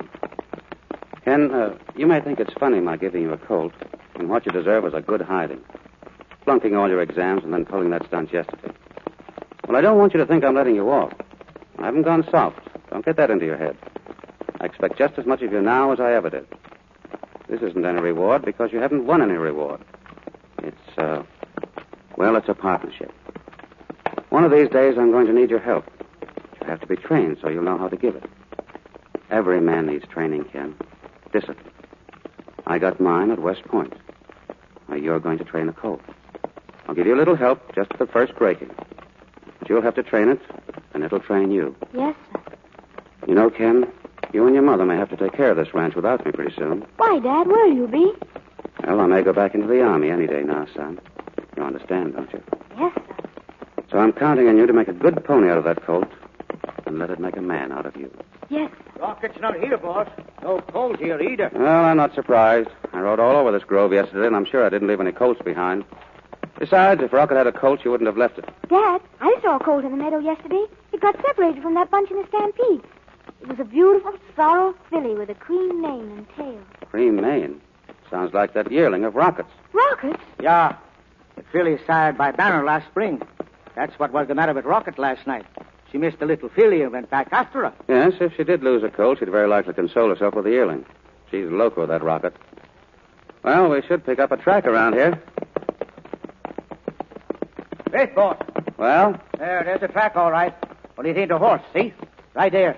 That's a cat, boss. Yep, it's a mountain lion, all right. Yeah, big one. Gee. We haven't had one of them around here for a long time. It's a good thing we got the broodmares out of here yesterday. Yeah, that's what happened. The cat got Rocket's hole. When, Gus? Track's not very fresh. Maybe 2 days old. 2 days. Then it couldn't be. It couldn't be the one I saw yesterday, could it? No, of course not. You saw a yearling yesterday. Gus, we better keep an eye out for that cat. Yeah, boss. I go up around Castle Rock with a gun one day. There she is, Dad. There's Rocket. Yeah, that's the yearling with her, too. There they go. Look at that filly run, Dad. She's almost as fast as Rocket. She sure is. What a pretty little flicker she is. Flicker? What does that mean, Gus? Swedish for little girl. Flicker. That's what I'll call her. My coat. Your coat? Yes, sir. That's the one I want. Rocket's filly? Yes, sir. Well, I certainly hope you'd make a wiser decision than that. You know how I feel about Rocket. That whole line of horses. But she's fast, Dad, and... They're the worst horses I've got. There's not one among them with any real sense. The mares are hellions and the stallions are outlaws. They're untamable. I'll tame her. Nobody's ever been able to tame them. You want a horse that'll be a friend of you, don't you? Yes, sir. Well, you'll never make a friend out of that filly. No fence in the world will ever hold her. You better No. change your mind. No, I want her, Dad. Well, okay, Ken. I promise you could make your own choice. But remember, Rocket's loco, and 10 to 1, the colt is too. But, Dad, she may not be. Banner's her father. All right. It's up to you. We'll bring her in the next day.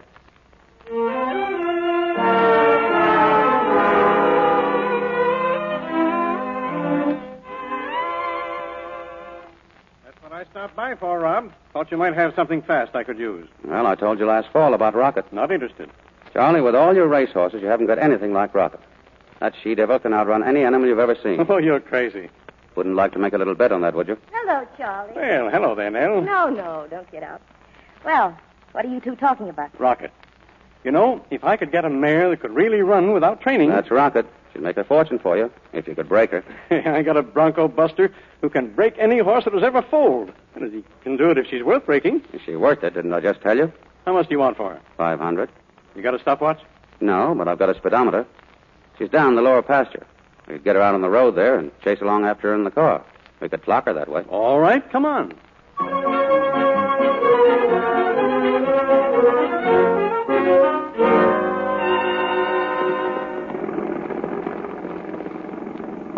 Well, what do you say, Charlie? Great guns, she's like a locomotive.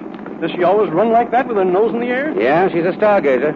Look at that speedometer. 30 miles. Faster, boss. She ain't half trying. Go to it, Rocket. 32, 33. If she does 35, I'll buy her. 34, 35. Jumping jeepers. Well, what do you say? It's a deal. If you deliver her to my ranch, sound in wind and limb. But just how you're going to do that, my lad, is anybody's guess. You leave that to me. I'll have her in my truck this afternoon.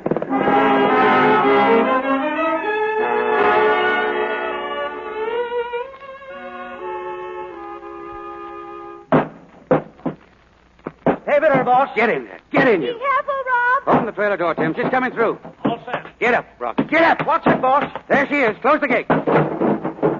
Wow, that rocket. All right, Tim. Get on that truck. And don't swing that trailer on the curves. Remember, Charlie expects her delivered in good shape, and don't skin her up. Okay, boss. All right. Get her out of here.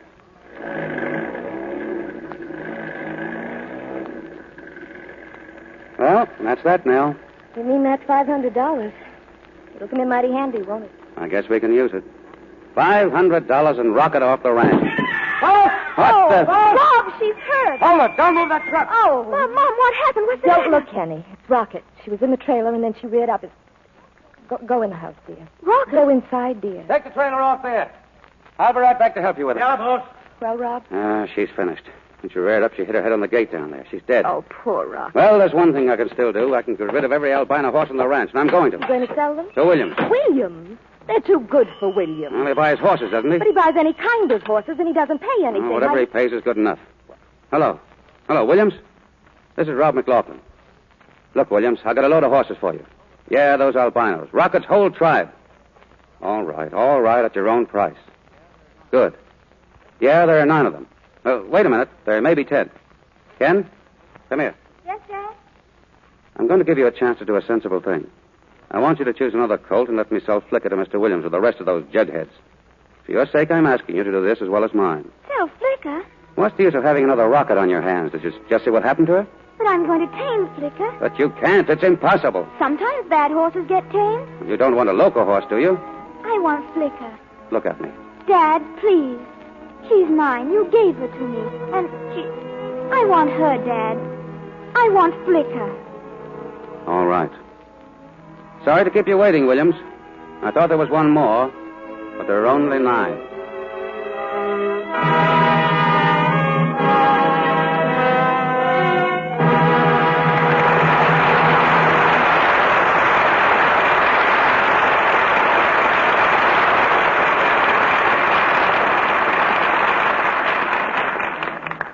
In a few minutes, Mr. DeMille and our stars, George Brent, Roddy McDowell, and Rita Johnson, will return in Act 2 of My Friend Flicker. And now, let's try to catch up with a busy lady who has quite an unusual job. There it goes. The whistle that means the end of the daytime shift at Central Aircraft. Miss Emery. Oh, Miss Emery, won't you let us have a few minutes? 2 at the most. I've got a line of girls waiting for me. Miss Emery, did you ever think when you got your nurse's cap that someday you'd also be beauty advisor at a great airplane factory? Hardly, Mr. Kennedy. Because no one ever thought a few years ago that beauty council and factory work would go together.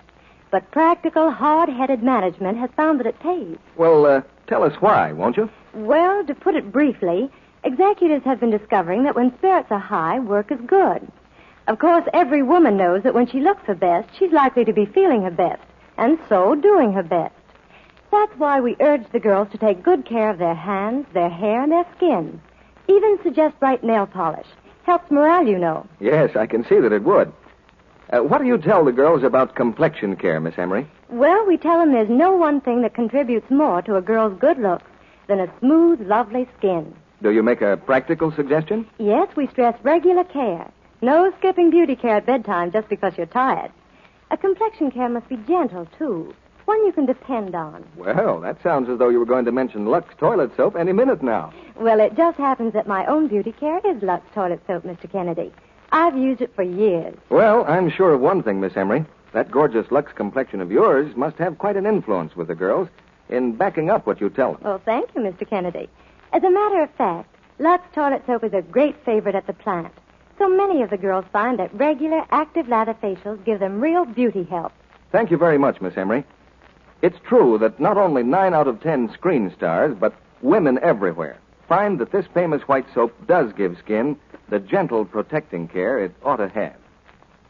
Now, here's a shopping suggestion. Lux toilet soap, Hollywood's beauty soap, tomorrow. We pause now for station identification. This is the Columbia Broadcasting System.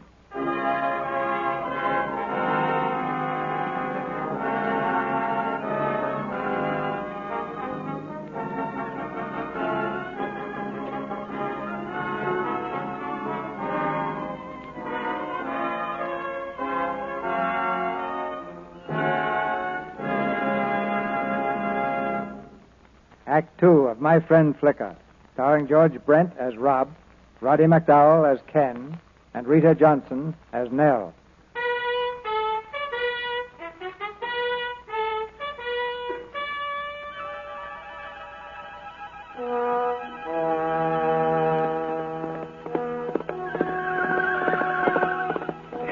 Get in there!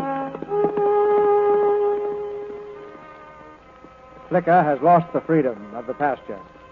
She's learning now that to be a friend of man, she must submit to the flash of a rope around her neck and the high bars of the corral. But Flicker's blood is that of the wild albino, a breeding of the open prairie land. Head her into the stable, Tim. Just stand by the door. She gets in, bolt it after her. Yeah, boss. Yo, get in there. There she goes. She's going in the stable, Dad.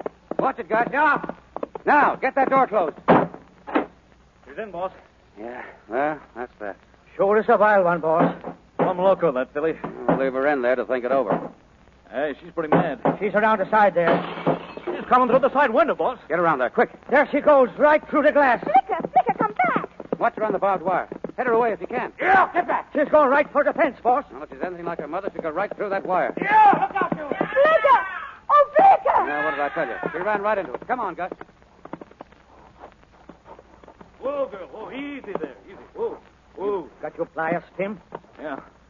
Hold her leg there. Oh, girl. Oh, girl. Dad, there. she's all cut. She's bleeding. Snip that wire, Tim. Sure got herself wrapped up in this. Oh, hurry, Tim. Please, hurry. He's doing the best he can. She's cut pretty bad, boss. I don't think she'll pull out of it. Well, maybe it's just as well. If it hadn't been this way, it would have been another. The loco horse isn't worth the bullet it takes to shoot it. Oh, Flicker. Flicker.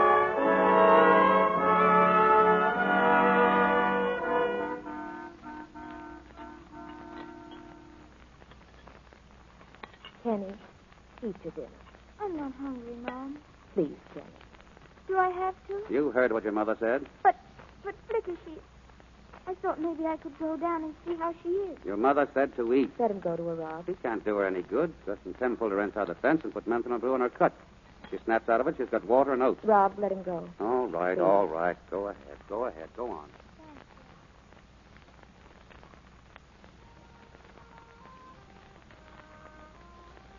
Oh, Flicker. Does it hurt a lot, Flicker? I didn't mean to hurt you. I just wanted you to be mine. And that means you'd have to get to know me. That's why we brought you here, Flicker. So we could be friends. I'll stay here with you as much as I can. I'll come here every morning and every night. And every day after I finish my work until you get well again. Oh, get well, Flicker. Please be all right. Please, Flicker.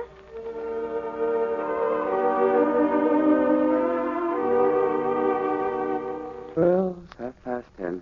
Guess I better head for hay. Rob. Hmm? Rob, I wish you'd be a little nicer to Ken. Why? He's gone against everything I've told him to do. Taking that wild albino. Insisting on keeping it. Crazy nag. Well, it's been hard on him, too. He's all broken up worrying about Well, it. so am I. I'm burned up. What's it all for? He's going to have a horse to train. Why didn't he pick a decent one? One that would have taught him something. Made a man of him. What can he do with this poor little filly? Give him a little time, Rob. Don't you see all this is changing, Ken? He's learning. Learning what? To sit under a tree all day and moon over her? No. He's learning to face facts. I haven't noticed him facing any facts. You will. If you just watch for it.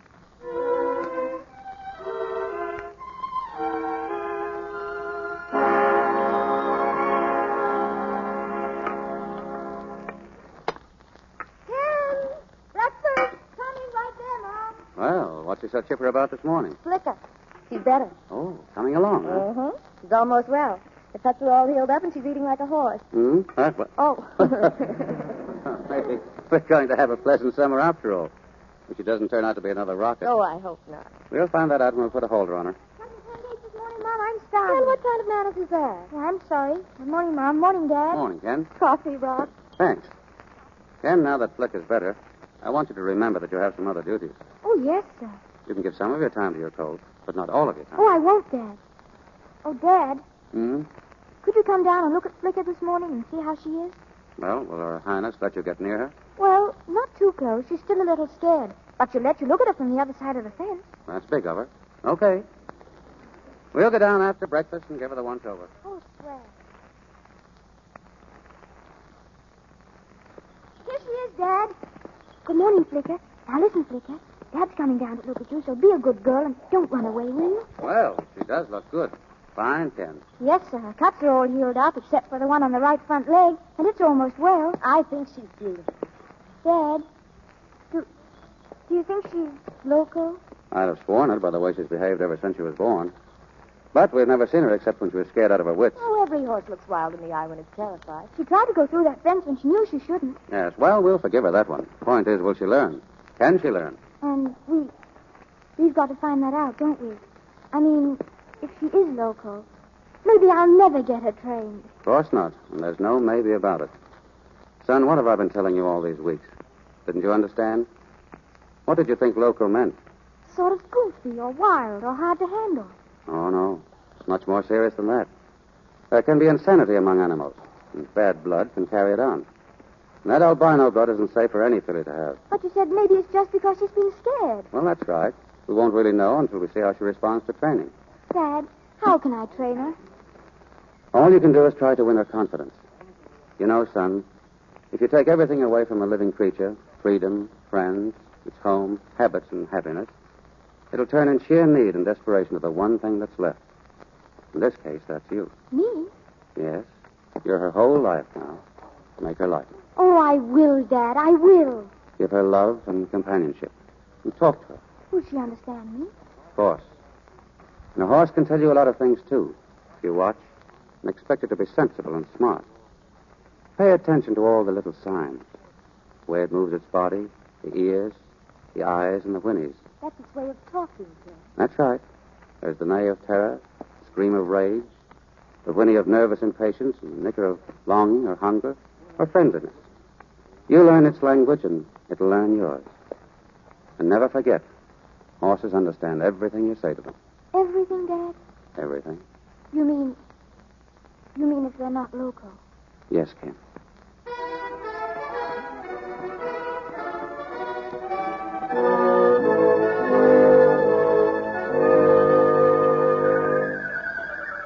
All right, Flick, I know you're hungry for your oats, but I'm hurrying as fast as I can.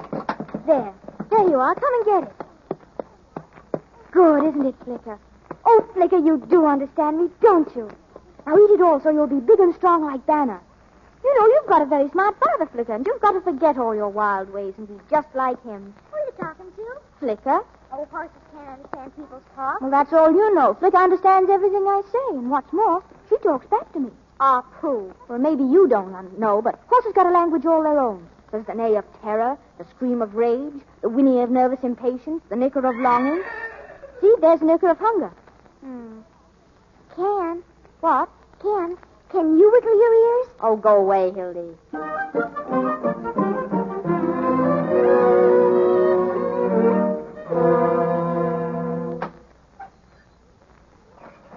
Mom. In the kitchen, Ken.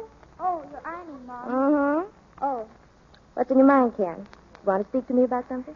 Yes, Mom. Well? Mom, did you ever want anything terribly? Most everyone wants something, dear. But you're grown up.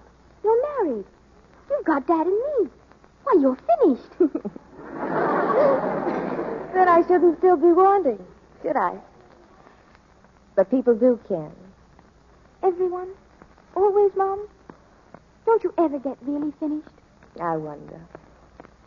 Maybe sometime, for a minute or two.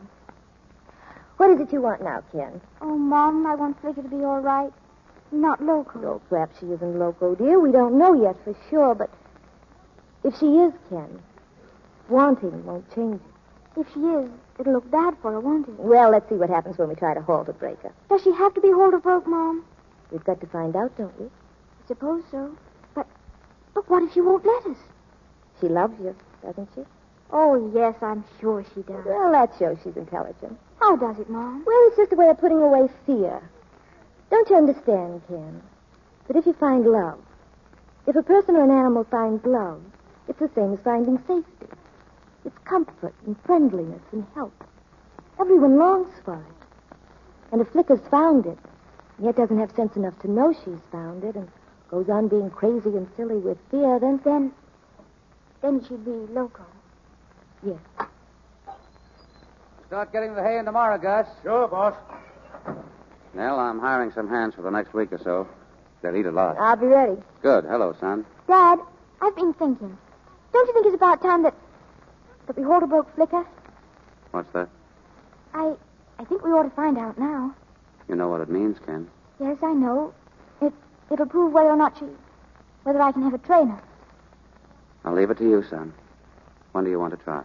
Well, I thought today.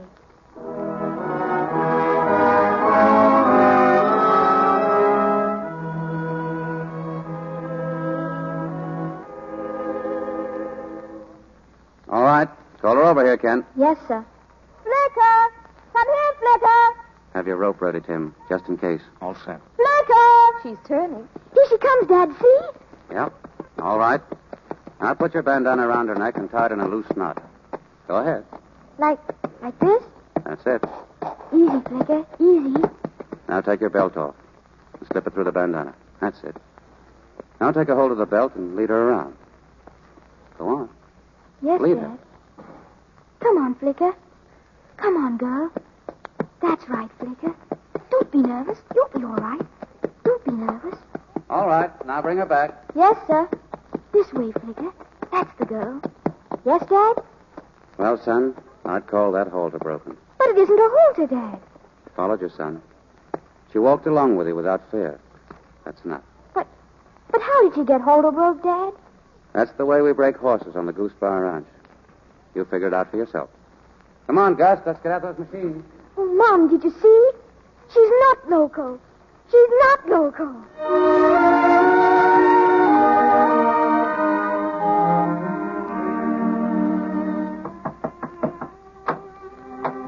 Hello, Gus.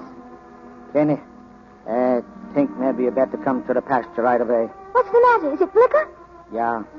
Her leg from the barbed wire. I think maybe she got infection. Infection? Is it bad? She's lying down. I think maybe it is very bad.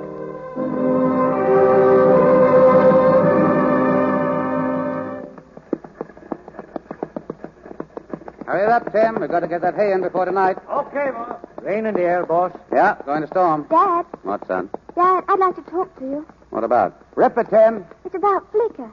Flicker, for the love of Mike, Ken. Can't you see I'm busy?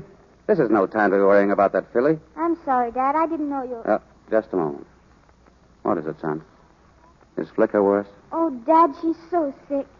Will you come down and see her? Maybe you can do something to help her. All right. I'll come and have a look at her. Keep it going here, Tim. Come on, Gus.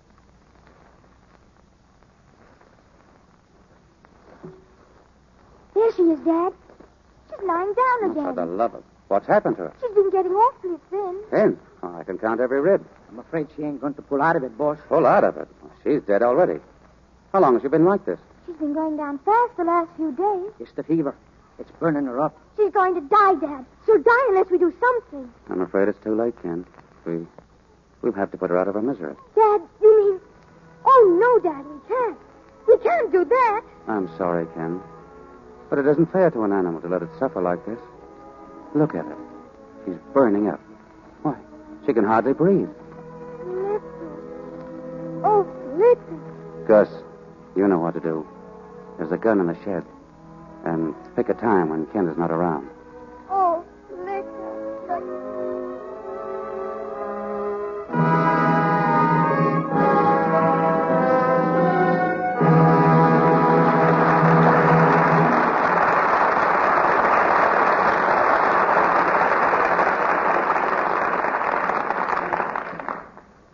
After After a brief intermission, Mr. DeMille presents Roddy McDowell, George Brent, and Rita Johnson in Act 3 of My Friend Flicka. Now, here's Sally, and looking a little puzzled, too. Mr. Kennedy, I've got a letter here from my young cousin Joe in the Army, and, well, I can't understand a word of this sentence. Read it, Sally. Maybe I can help you. He says, was in the limp line this week, Sally. I'm okay now, though.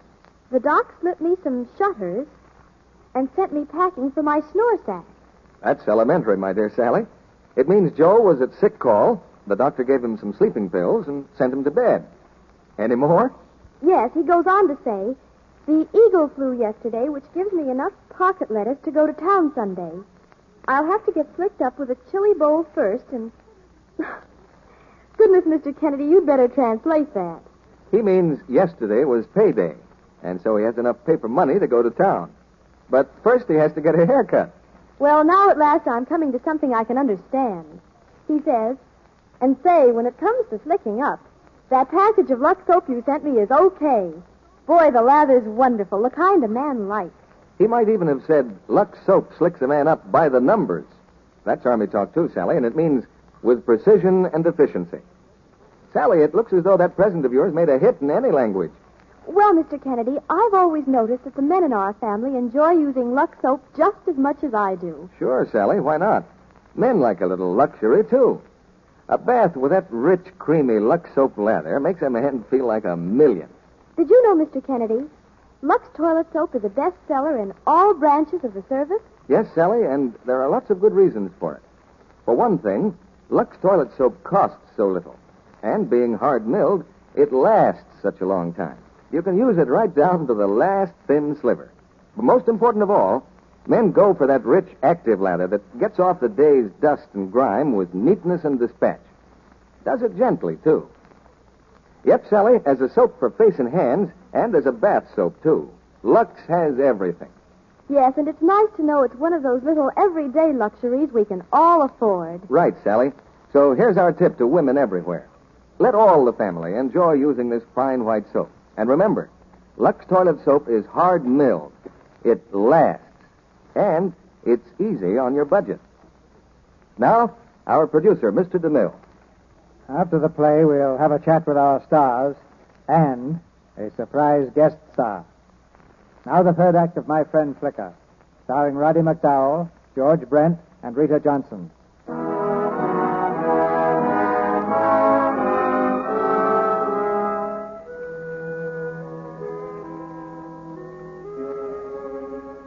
In the morning, before Ken is awake, a rifle shot will bring an end to Flicka's suffering. Now, in the quiet of the night, the boy steals silently from the house down to the pasture to whisper a last goodbye to his friend. But Flicka is not there. Flicka! Flicka, where are you? Flicka! Then at last he finds her. Flicka has stumbled to the stream, and she lies there on her side, her head in the water. Oh, Flicka. My poor little Flicka. There's a spark of life still burning in her.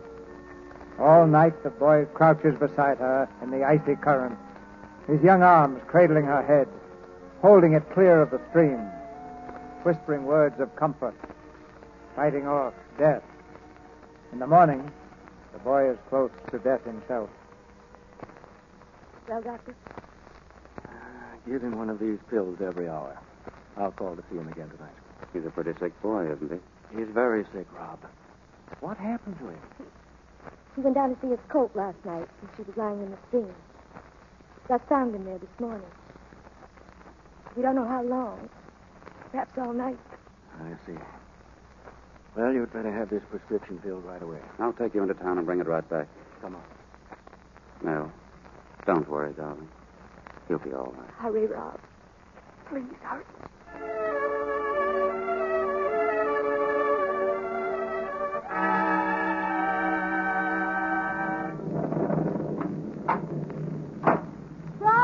No, mister. It's me. How's the little boy, mister? Oh, Gus, he's so sick. Poor little fella. Gus, is Flicka dead? No, missus. Tim and me, we fixed her up in a blanket sling. She can't stand alone, but she drank a bucket of water like a good one. Did Rob say you didn't have to shoot it? No, Mrs., but I just couldn't do it. When I found him like that this morning, Ophelia and the little boy, I know, Gert. I know what you mean. She's got plenty strength yet. She could live, maybe. She could. Sometimes I think, Gus, miracles can still happen. It was the cold water washing the fever out of her. But it was more than that. It was Ken giving her courage. All night that little fella sitting by her and saying, "Hold on, Flicker. I'm here with you. The two of us together." Storm coming up, Missus. Big one. I'll stay here, I guess. Maybe you need me. Thank you, Gus.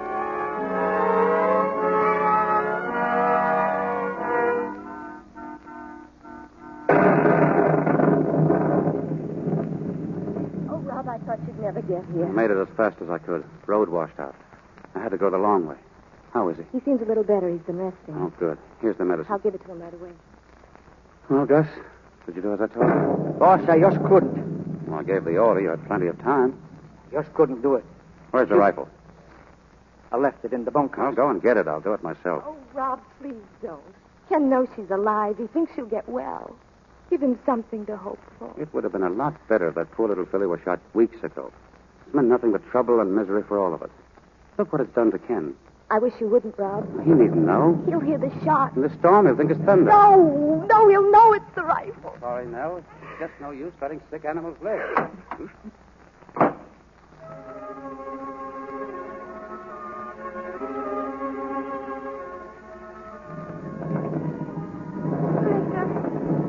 I'll stay by you, Flicker. Don't die, Flicker, please. I'll stay by you. Oh, help me, someone. She's so heavy. Help me, someone. Candy, So heavy. dear. So heavy. It's all right, darling. It's all right. Well, you're just dreaming, dear. Oh, I'm here, Ken. it's raining. She's down there in the pasture. The rain won't hurt her, darling. Flicker's been out in thunderstorms all of her life. That was Dad's car I heard before. Wasn't it, Mom? Yes, dear. He's home. And then he went out again. Didn't he, Mom? Yes. Down to the pasture. Oh, Ken. I know she's sick. She's so sick. We can't allow animals. We mustn't let them suffer. Maybe she'll get better. It could happen, Ken.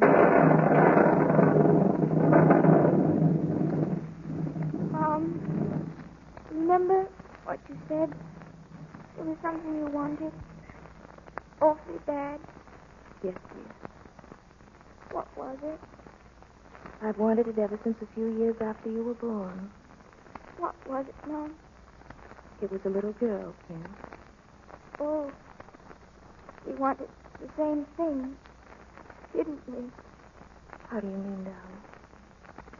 Do you know what little girl would be in Swedish? Flicka. Little Flicka. Oh, Ken, dear. Mama. No, darling. It was a shot. No, it was thunder. It was thunder, Ken. He's dead. Flicka's dead. Flicka.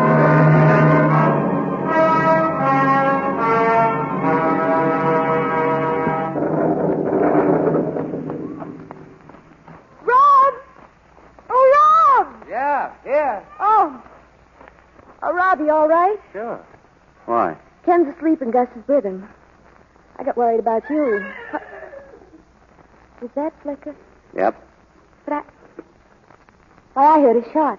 It was the mountain lion. I took a crack at him. Did you get him? No, but I will before morning. But what about Flicker? You said you were going to... Yeah, I know. But I couldn't do it. That darn little fool wants to die. She'll have to do it by herself. Oh. Ken heard the shot. Yeah?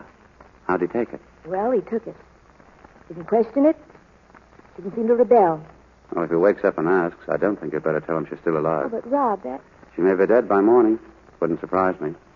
He's accepted her death now. If he knows she's still alive, he'll be all upset again. I won't tell her. You better get along up to the house. If that cat's still around, I don't want you wandering around in the dark. Are you going to stay here? With that filly tied up like that, the cat will probably come back. Can't leave her. Rob. Now go along, Nell. I don't want... Rob, look. Over here. In the tree. All right. Don't move. I can see his eyes, Rob. Quiet. If we move, he'll spring. All right. I've got a sight on him now. Yeah, that finished him. Easy, Flicker. Easy, girl. That cat won't bother you now.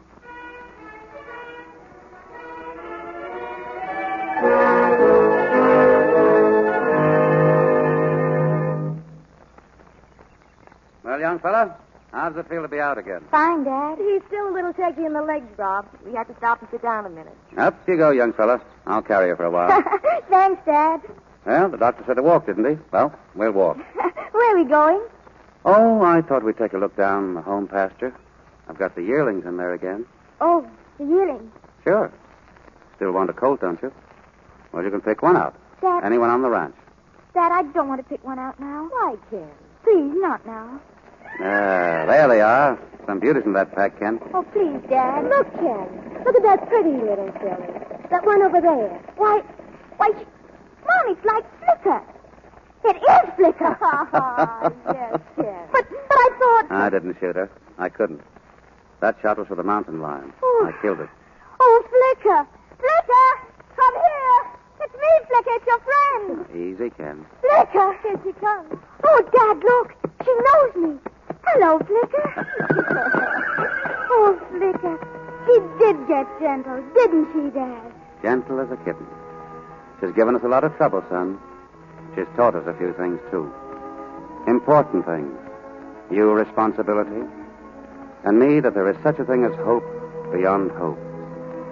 And sometimes, when things are at their lowest ebb, all we need do is have a little more love, a little more patience, and a little more faith. Dad, does she know what we're saying now? I think so. And now she's asking if she can run again. Go on, Flicker. Run, Flicker. Run!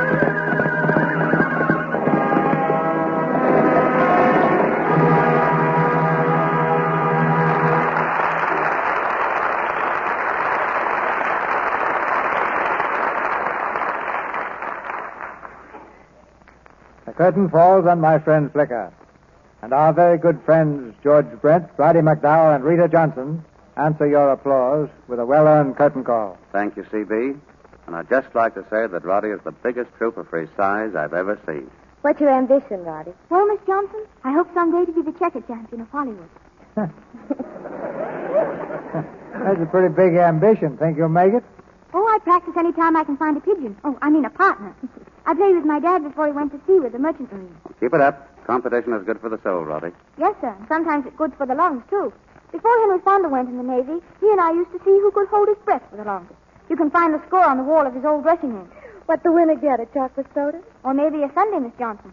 I'd like to buy you one of my special sundaes sometime. I'd love it, Roddy. What's in it? Well, you know those pumps they have in the soda fountain with the chocolate and raspberry and other stuff in it? Uh-huh. Well, you take out a dish of ice cream and you put a squirt out of each pump on it. Then you hold your breath for a good long time. It sounds a little complicated, Roddy. Now, I like simple things. I think that's why I'm so fond of Lux soap. You see, it's very easy complexion care. It doesn't take much time, and that's important when you're busy. Now, Lux soap is made for girls who are both beautiful and busy, Rita. And believe me, things are going to be beautifully busy around this microphone next week. What's the play, C.B.? It's Philip Barry's sensational hit, The Philadelphia Story. A two-time hit, first on Broadway during a long run, and later as a Metro-Goldwyn-Mayer picture. And our stars will be... Well, I told you we'd have a surprise guest tonight. It's one of next week's stars, Robert Taylor.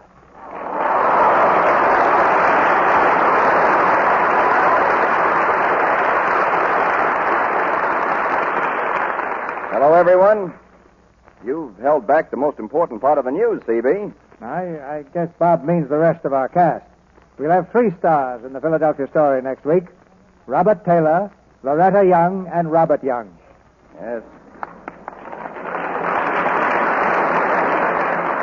Bob Young and I are both delighted at the opportunity of working with Loretta. I think we're going to have a swell time here next week. It's lucky for us we caught you all during a week off from pictures. What's your latest over at Metro Goldwyn Mayer, Bob? It's called Bataan, CB, and there are a lot of great fellows in it. George Murphy, Tommy Mitchell, Lloyd Nolan, Lee Bowman, Desi Arnaz, and a very promising newcomer named Bob Walker. The story's about an incident in the Philippine campaign that involved 13 men and not a single woman. No women? That's a novelty for pictures. The word Bataan will always stand for something very noble in American history. So I'm anxious to see what the picture's like. Incidentally, Bob, how much longer will you be in Hollywood? Just a short time, CB. I have one picture to finish, which won't take long. And then, ladies and gentlemen, Bob enters the Navy Air Corps.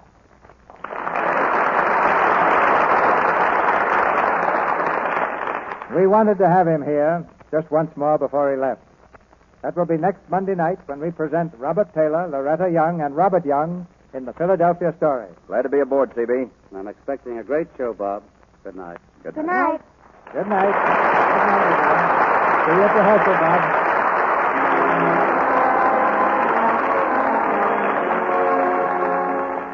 Our sponsors, the makers of Lux Toilet Soap, join me in inviting you to be with us again next Monday night when the Lux Radio Theater presents Robert Taylor, Loretta Young, and Robert Young in the Philadelphia Story. This is Cecil B. DeMille saying good night to you from Hollywood.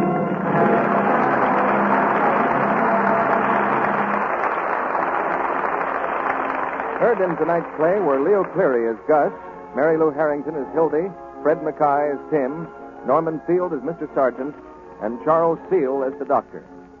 Our music was directed by Louis Silvers. And this is your announcer, John M. Kennedy, reminding you to tune in next Monday night to hear Robert Taylor, Loretta Young, and Robert Young in The Philadelphia Story. Food rationing and shortages don't worry me. I make sure my family gets enough vitamins and minerals. I just buy Vims and add them to my family's meals. You see, Vims are scientifically designed to help make meals complete. Right. For Vims give you all the essential vitamins and all... Faster than a speeding bullet. More powerful than a locomotive. Able to leap tall buildings in a single bound. Look, up in the sky. It's a bird. It's a plane. It's Superman. Yes, it's Superman. Strange visitor from another world who came to Earth with powers and abilities far beyond those of mortal men. Superman who can change the course of mighty rivers, bend steel in his bare hands, and who, disguised as Clark Kent, mild-mannered reporter for a great metropolitan newspaper, fights a never-ending battle for truth, justice, and the American way. But before we join Superman, here is an important message. Oh, boy, am I glad it's lunchtime. Hey, Tom, you eating with anybody? How's for having lunch with me? Okay, but I got a good start already. Me too. Man, am I hungry. Building a bomb sure gives a guy an appetite, huh? Yeah, it sure does. Say, which reminds me, I'm beginning to think wings run in our family. Wings in your family? Yeah. Hey, fella, you sure you feel all right? Oh, sure. I'm okay. Just a figure of speech, see? It's like this. Here I am working in a plane factory, first of all. Yeah. And my eldest son's flying with the American Air Force somewhere in Europe. Oh, I begin to see. And now my youngest son turns out to be a real aviation nut. He's got about 14 model planes already. Holy smoke, must have cost you plenty. Now we come to the best part. He gets those models free out of Kellogg's pet packages. Hey, some free prize. You said it. And they're mighty neat planes, Bill. They're made out of basswood. They're all marked, so you just cut them out and put them together. You don't even need any glue. Well, where have I been all my life? Uh-oh. We better get back to work, huh? Wait till I tell my son about this. He's nuts about planes. Yes, gang, everybody's talking about the nifty free model planes you get in the Kellogg's pep packages. But that's not the whole story.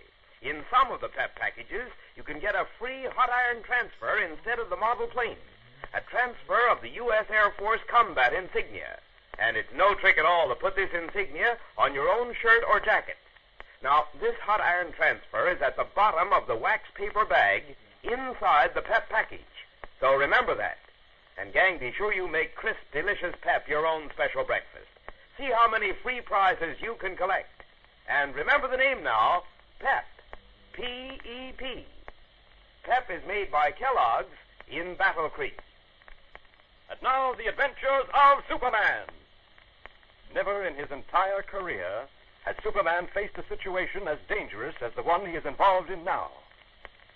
In previous episodes, we heard how a flaming meteor flashed through the heavens and landed on a farm a few miles outside Metropolis. Sent to cover the story, Superman, in his guise of the mild-mannered reporter, Clark Kent, found that when he approached the meteor, he grew dizzy and seemed to lose all strength. Editor Perry White of the Daily Planet insisted that Kent be examined by a doctor. Kent, however, realizing that his true identity of Superman might be revealed by a physical examination, refused. But White would not take no for an answer. As our last episode ended, Superman was in a spot from which there seemed no escape. To take a blood count, Dr. Turner had jabbed Kent's finger with a needle, the result being that the needle snapped and broke. Taking another needle, the doctor prepared to try again. Knowing that the needle could not possibly penetrate his skin, that it would again break, and that he would be unable to offer any explanation for the strange phenomenon, Kent was in a ticklish position. We join him now in the doctor's office as the doctor prepares to make use of the second needle. Perry White is standing by. Listen. Now then, Kent, if you'll just hold still. Wait a minute. Yes? I'm not going through any more of this. I stood this examination as long as I can. You'll just have to end it right here. Nonsense, my boy. As I told you, this won't hurt. I can't let you jab my finger with that needle again. Well, why not? Well, I just can't, that's all. No, never in all my life have I heard anything quite so ridiculous. I'm sorry, Mr. White. Now, look here, Kent. I'm beginning to lose patience with you. I must take this blood count and... Want me to take it, Doc? No, I'll take it. And I'm really surprised at you. Dr. Turner speaking. You just don't understand, Mr. White. Yes? All I know is you're acting like a 5-year-old child. Oh, okay. I'll be right over. Well, you've got a temporary reprieve, Kent. That was an emergency call from the hospital. I'll have to leave at once. But I want to see you back here tomorrow morning for that blood count. I'll think about it. You'll think about nothing. I'll have him here in the morning, Doc. Don't worry. If I have to drag him by his hair. Well, make it about 10. I'm sorry I have to rush you off like this, but that's how things go. You know where your clothes are, Kent. Yes, Doctor. Thanks. See you in the morning. All right, now. Come on. Get dressed and we'll go. You need any help? Oh, no. I can do it alone. What in the name of heaven are you so nervous about? Nervous? Me? Yes. You're jittery as a cat. Why not? Oh, come on. Your clothes are in the next room. I'll get them. No. Don't touch my clothes. Don't touch them. All right. Good grief. Well, they made of spun gold? Of course not. I just don't like people handling my clothes. No, frankly, Kent, I think you're nuts. But go on in there and get dressed. We've wasted enough time. Okay, I'll be right out. Wow, that was close. Ooh, Perry White had seen that red cape and the blue tights hidden underneath my business jacket. I could never have explained that. Well, I better get into my clothes as quickly as I can. Good thing Dr. Turner was called away, or I'd be trying to explain myself out of plenty. Explain. Wish I could explain my strange reaction to that meteor. Why do I get weak every time I come within 5 feet of it? And Krypton. Why did I keep repeating that word over and over again? Krypton. What has the word Krypton to do with me? Sounds familiar, but I just can't place it. I must find out, because unless I'm very much mistaken, Krypton is the key to this whole strange business. And Kent is right. Krypton is the key. But before he can place that key in the lock that guards the secret of Krypton, he has a long way to go. And so, a few hours later, back at the Daily Planet, as Perry White enters Clark Kent's office, he finds... but wait, let's listen. Well, what in the world... Oh, Chief. Well, what's the meaning of this? Encyclopedias piled up on your desk. Reference books strewn all over the floor. What's the big idea? I'm trying to find some explanation for the word Krypton. Now, wait a minute, Kent. Wait a minute. Aren't you going a little overboard about all this? What do you mean? Well, people have collapsed before, you know, and have said so many strange things while they were semi-conscious. Sure, I'm aware of that, but somehow, for some unaccountable reason, I've just got a feeling that the word Krypton means something. Well, I doubt it. You found anything? No, not a thing. I don't even know how to spell it. Well, that should be simple. C-R-Y-P-T-O-N. Oh, sure, that's one way, but it might be C-R-I or K-R-I or any one of the a dozen combinations. Heaven help me, I think I'll try them all. Well, if I were you, I'd forget it. I suppose you're right. No point in getting too excited about it. Kent, you understand that my only interest here is to help, don't you? Well, certainly, Chief. Why do you ask? Merely because I had a feeling you didn't want me to help. Oh, that you'd rather be left alone. No, Chief, not at all. I really get hunches. When I do, they're usually right. Now tell me, why did you refuse to be examined by Dr. Turner? Oh, no, Chief, no. Don't let's go into that again. Has Lois returned from the museum yet? No, and don't change the subject. I'm not. Krypton might be spelled C-R-I-P-P-T-O-N. I'll have a look. Kent, you're worried. Oh, no, Chief. Yes, you are. Why do you go on denying it? Worry is written in every line of your face. I've noticed it from the moment you first collapsed, when you got close to that meteor. I've collapsed before. We ought to be used to that by this time. No, it's different this time. You've always had a reason for folding up in the past. You've been frightened by something, unnerved by danger. But this time there was no danger, nothing to be afraid of. I could even let that pass if I didn't have the feeling that something's bothering you. C-R-I-P. No, nothing's bothering me, Chief, believe me. Well, all right, if you insist. But I don't understand it. I really don't.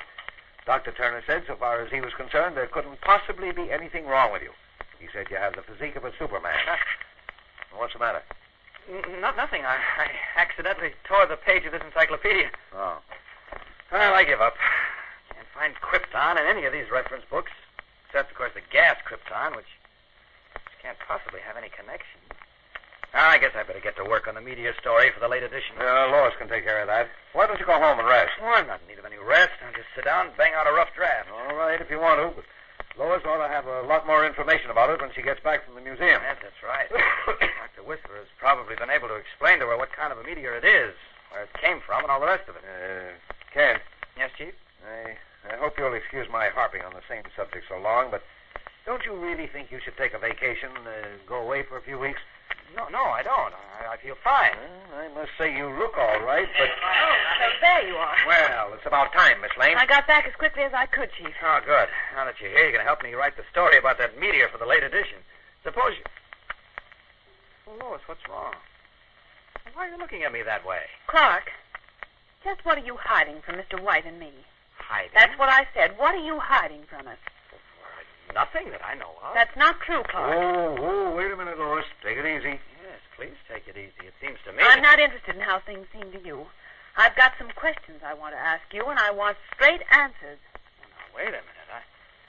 I'm sorry. I don't get this, Lois. I don't get it at all. Well, then perhaps I'd better explain. Well, it would sort of help. Well, I just come from the museum, Chief, where I watched Dr. Whistler put that meteor through 101 tests. It was fascinating. He threw a lot of scientific lingo at me while he worked, but I suppose you forget the build-up, Lois. Just what's wrong. What's happened? Yes. Well, he worked over it, chipping off a piece of the blackened crust here and there, applying acids and chemicals of all descriptions. Yes. Finally, he told me what that meteor is. Well? When I heard its name, Clark, I nearly fell through the floor. Why? I made sure I heard right, and then I came over here as quickly as I could. Well, what did you hear? What did Dr. Whistler tell you? Prepare yourself for a shock, Chief. The name of that meteor is kryptonite. As Lois pronounces the name kryptonite, Clark Kent and Perry White stare at her in blank amazement. In a moment, we'll bring you the exciting climax to today's story. But first, here is another important message. Gang, have you noticed every now and then that you can't always have the seconds of some of the things you like best? Well, that's not true where Kellogg's Pep is concerned. There's plenty of Pep for everybody these days. And what's more, Pep's mighty good for you as well as mighty good to eat. Why, just one one-ounce serving of those crisp golden whole wheat flakes gives you the vitamin D you need for one day. And Pep is the only nationally advertised wheat flake cereal to give you this amount of the sunshine vitamin. And that's not all. Right inside every single package of Pep is a free prize. A model plane or a hot iron transfer of one of the U.S. Air Force combat insignia. This hot iron transfer is at the bottom of the wax paper bag inside the Pep package. So remember that. And gang, be sure your mother gets you a package of Pep tomorrow. Remember the name Pep, P-E-P. Pep is made by Kellogg's in Battle Creek. And now, back to our story. Lois, facing Perry White and Clark Kent in the latter's office, says, Prepare yourselves for a shock. The name of that meteor is kryptonite. Kryptonite? Never heard of it myself. Nor did I. Dr. Whistler told me few people ever had. The planet Krypton was known to a handful of astronomers and no one else. And yet you, Clark, while you were unconscious, mentioned the name Krypton over and over again. How do you explain it? Explain it? Well, you knew of its existence. You must have, or you could never have spoken its name. Yet Dr. Whistler assures me that the people who know about Krypton can be counted on the fingers of one hand, and that every single one of them is a scientist. Now, you're no scientist, Clark, and you never have been, so far as I know. No, but... You couldn't possibly have any knowledge of the planet Krypton. Yet you distinctly mentioned its name over and over again. I know. Well, explain it, Mr. Kent. Explain it if you can. Explain it? How can Clark Kent explain it, when even he at the moment has only a hazy knowledge of his true origin? Dazed, bewildered, with hundreds of unanswered questions rushing through his mind, he can only stand and stare at Lois Lane. What will be the outcome of this latest predicament Superman finds himself in? What can he do to preserve his long-held secret? Be sure to be with us tomorrow, same time, same station, for another exciting episode. Tune in and follow The Adventures of Superman. Faster than a speeding bullet. More powerful than a locomotive. Able to leap tall buildings in a single bound. Look! Up in the sky! It's a bird! It's a plane! It's Superman! Follow The Adventures of Superman every day, Monday through Friday, same time, same station. Superman is directed by George Lothar and is a copyrighted feature appearing in Superman DC Publications. This is Mutual.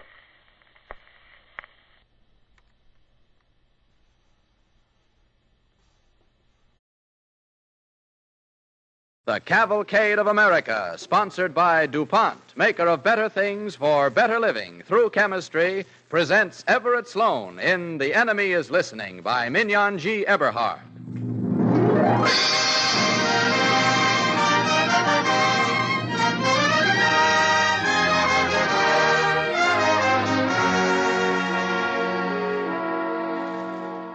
Before we tell you about our play, here's a timely tip on making things do for the duration. Peter Hunt, Provincetown artist, started it with the idea of helping people make over ugly, outdated furniture into attractive, practical pieces by the use of paint, a brush, and a saw. At the close of our program, we will tell you more about it and how you can get a booklet that will enable you to transform some of your cast-off furniture.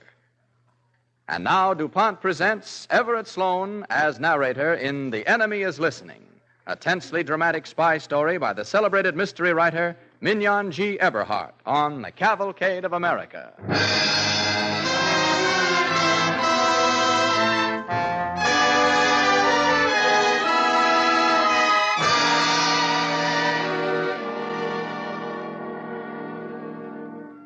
No real American intends to give information to the enemy. And yet, sometimes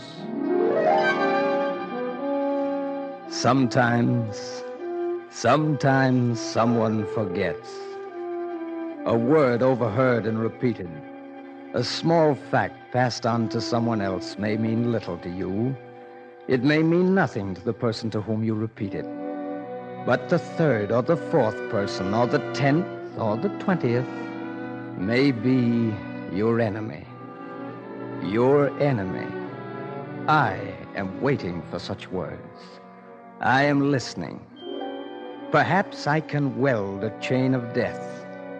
A phrase may give me the first link. A word may give me a clue. I may hear it anywhere, on a bus or on the street or on a train. Any train, anywhere. This one happens to be the New York, New Haven, and Hartford, approaching New York. Well, that was the 125th Street station. Won't be long now. You know what I'm going to do with my leave, Bill? I'm going to... Yeah, I know, Finky, I know. First you're going home to see your father and mother and Janie, and then you're going to get a girl and go to the Astor roof, and then I'll have to pull you out to keep you from being AWOL. Right. Jive and Harry James is what I need. I'll get in the groove and stay there till my leave is up. It's not very long, either. 12 hours. First, I'm going to phone home and tell Mom I'm here. Then Well, you've been saying that you were going to surprise him. I didn't know we'd get here in time for lunch. Hey, we're almost in. We better get our stuff together. Yeah. Here's your barracks bag. Thanks. Oh, no, it's mine. Here's your gas mask. You know, the minute I saw the equipment they were giving us, I knew where we were headed for. You don't know anything about it. Well, if we're handed out gas masks, I figure we're going to Shut up, embark. Pinky. Huh? Well, you know what you've been told. Walls have ears. Well, I didn't say anything. There's nobody but you to hear it anyway. Did I tell you what I'm going to do with my leave? You don't have to tell me. You'll go see your uncle for 10 minutes, and then you'll turn up at our place to see Janie. Gosh, Bill, we're almost in. In about a minute now, I'll talk to Mom and Janie. Hey, if you're going to talk to Janie, I'll go with you to the phone. Grand Central Station. Grand.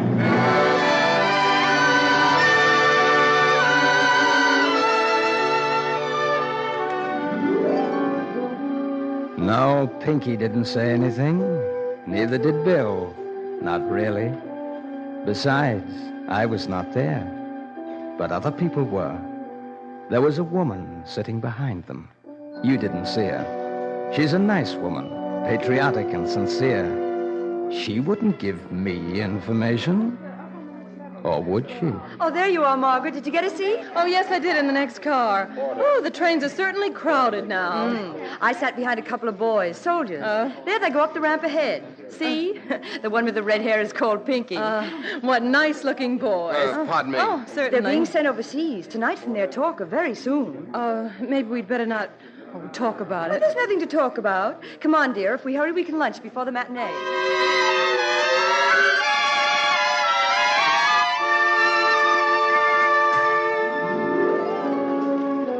So there was nothing to talk about. Yet a man hurrying along beside these two women did hear something. He's hurrying to use the telephone booth, too. But the two soldiers reach the empty booth first.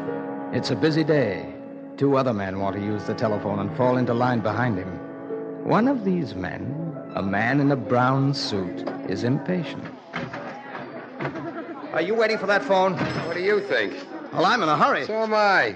There are a couple of soldiers in there. Nice they let the kids talk as long as they want to. They're going overseas tonight.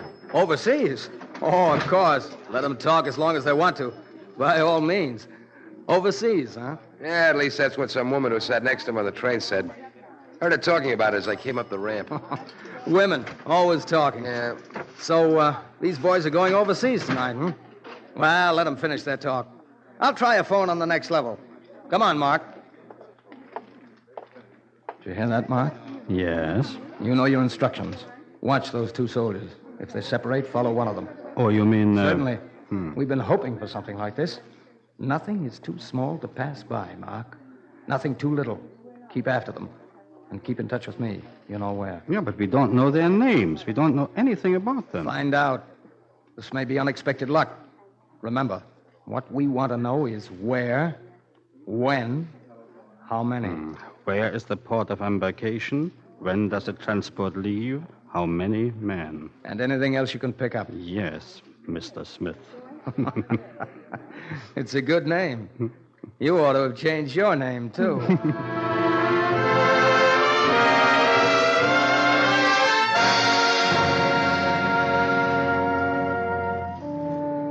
The boys have finished telephoning. They pick up their equipment and walk through the station.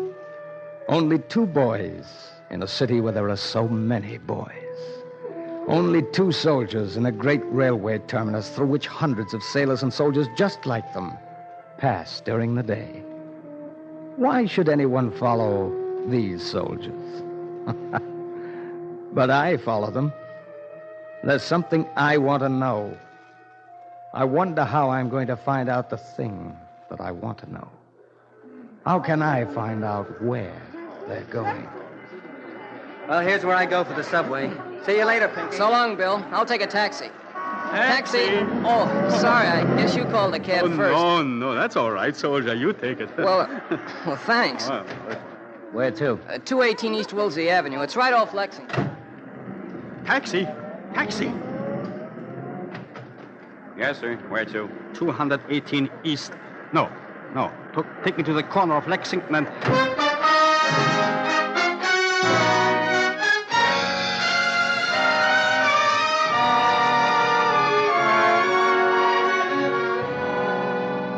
Well, that wasn't very hard. I know this boy's address and his nickname, Pinky. Not much, of course, but perhaps it will help me.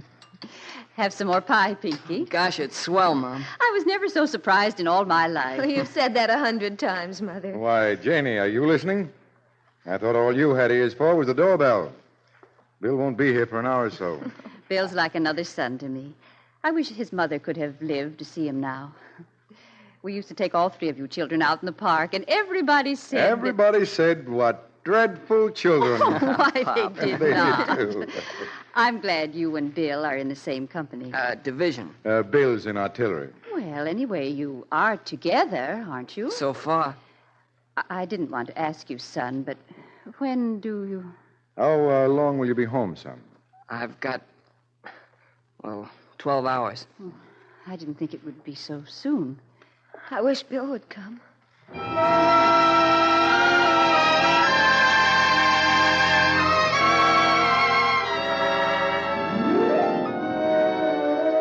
Now, what can I do here? This is an American home. I can't pass these walls. There's no chance for me to get information here. Or is there? Hello? Can I speak to Pinky, please? Pinky? Oh, he's not here now. Is this Pinky's mother? Why, yes. Who is this, please? Well, I don't know whether he mentioned me. I'm George Smith. Well, now, I don't believe... He leaves tonight, doesn't he? About midnight. Well, I'm afraid that won't... I was going to see him just to say goodbye. I suppose I could go to the pier. Well, I don't know. I don't know... Or maybe I could meet him at the train if you'll just tell me where he leaves from. Why, really, I don't know. Perhaps you'd better call later. Hello? Hello? Hello? That's funny. Must have been cut off. Who was it? Somebody asking for Pinky. Did you say who he was? He said his name was George Smith. I didn't like his voice, but he called him Pinky. Pinky? Oh, it's just some boy he knows. We'll tell him when he gets back. They ought to be coming pretty soon. Mm-hmm.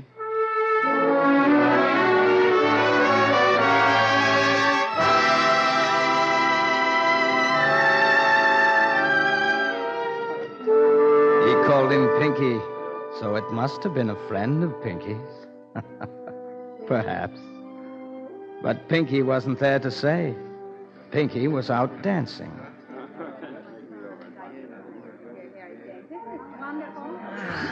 Boy, is this solid.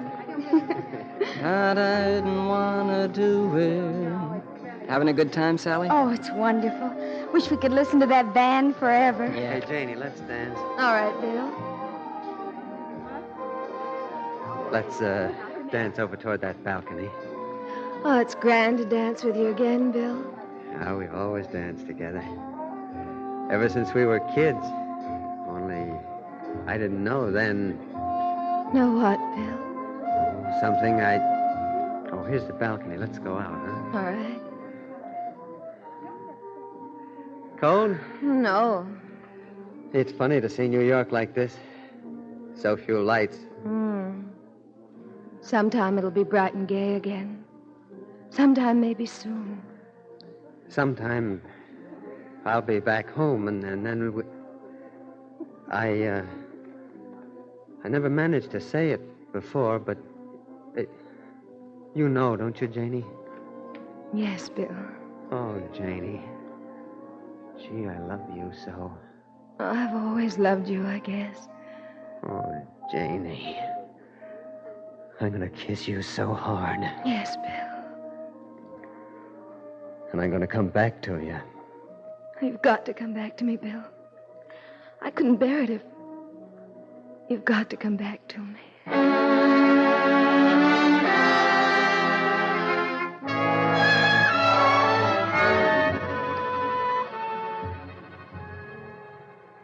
Charming, wasn't it? A boy and a girl on a balcony above a city of 10 million people. Are they important? Yes, to each other. They think they should have life together and love and happiness. But there's a war. There's an enemy listening. I am here. And a dozen stories below, a man is waiting.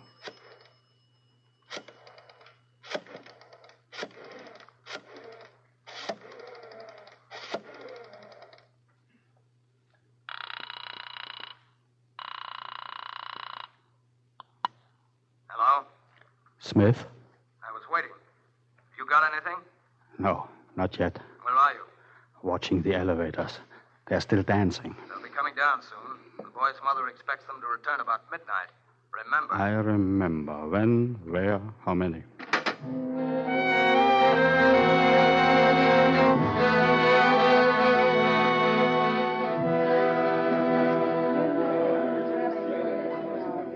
Here they are. My goodness, where have you two been all this time? We were about to send out the bloodhound. Gee, I didn't realize it was so late. We better get going. Where's the waiter? Oh, I got the check. Pop gave me some money. Oh, good. Here's your cape, Janie. Thanks, Bill. Ready, everybody? Better get going.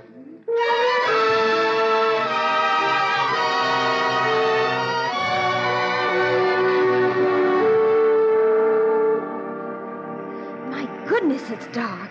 And raining. Well, we'll get a taxi. Try and do. Oh, there's the doorman. Taxi? Well, they're pretty scarce on a rainy night. I'll whistle, though. Oh, here's one right here. I didn't see it. No, Sally, that's a private car. No, it isn't. It's a taxi. The driver's opening the door, and see, there's a taxi sign. Yeah, I guess you're right. We better take it quick. Come on. Come on. Right. Ooh. If it's raining in, I'll put up the window. That's okay. Where to, sir?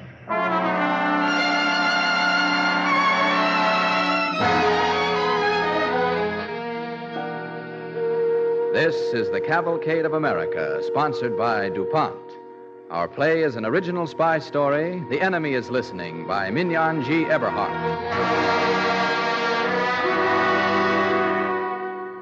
As the play continues, Mr. X, the enemy agent, played by Everett Sloan, is linking bits of information together. Information that may mean sudden death to American soldiers. The enemy is listening, eavesdropping on a nation. That's why I'm here, to listen, to piece one small fact with another, and then another, until I know the thing I want to know. Let me see. I know 2 boys, soldiers, are going overseas. I know their leave is up at midnight, but that's not enough. It's almost midnight now. The 2 soldiers and 2 girls are in a taxi cab, but my agent is the driver. My goodness, I had a nice time. I wish you boys didn't have to leave so soon. But I do think it's terribly exciting going off to war like that in a big convoy. What do you mean, a big convoy? Well, that's what Pinky said. And he said he thinks at Oh, least... no, Sally, I was only guessing. Forget it, will you? Well, I won't tell anybody. Oh, here's your street, Sally. What's the number? I told him. Hey, driver, it's that apartment in the middle of the block. There's a green awning. Oh, it's so dark, I guess you can't see it. It's on the right. Yes, sir. Is this it, miss? It's a green awning. Yeah, this is it. Stop here. Gosh, it's later than I thought. I'll just take Sally to the door, Bill. Wait for me, huh? And then we'll get going. Yeah, okay, but hurry up. Don't linger too long in that doorway.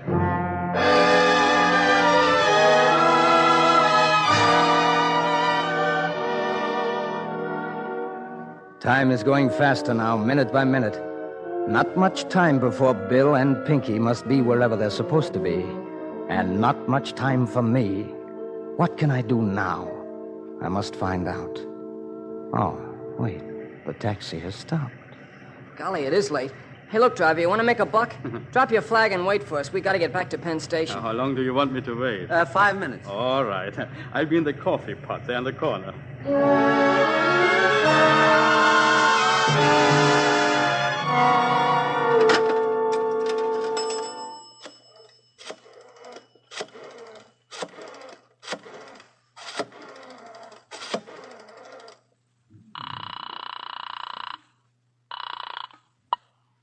Hello?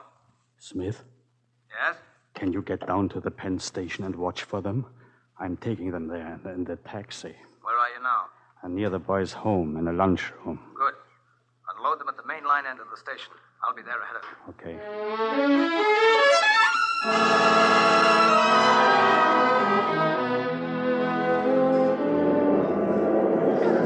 Hi. I beg your pardon. I'm afraid I missed my train. That was the express to Washington, wasn't it? No, not that one, buddy. That was a troop train. Oh, but it was on the Washington track. That doesn't mean it went to Washington, friend. Yeah, but the gateman That told train me... went to Garin Bay. I heard somebody say so. Oh. But then where do I get the Washington train? I'm sorry, but I got to catch my own train. Ask that fellow over there. He'll put you right. Oh, thank you, sir. Thank you very much.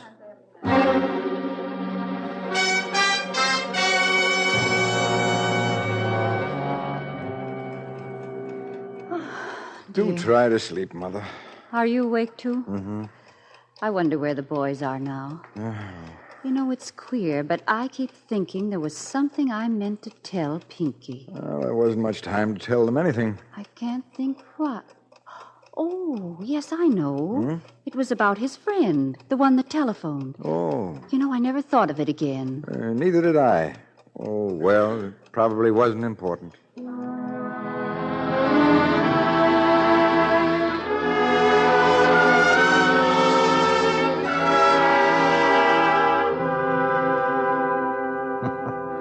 Wasn't that important, Mr. March? You could have broken my chains so easily if you'd stopped to think. But you didn't. Thank you, Mr. March. Thanks to you and the others who didn't stop to think, I know where the boys are. Golly, ship looks high when you're standing on the pier looking up. Yeah. Hope we get the same ship. So do I. Hey, you soldiers, fall in. Oh, well, here we go. Maybe we'll get on the same transport. Oh, sure. But, just in case. I guess we've never been separated before. No, I guess not. So long, Pinky. See you over there.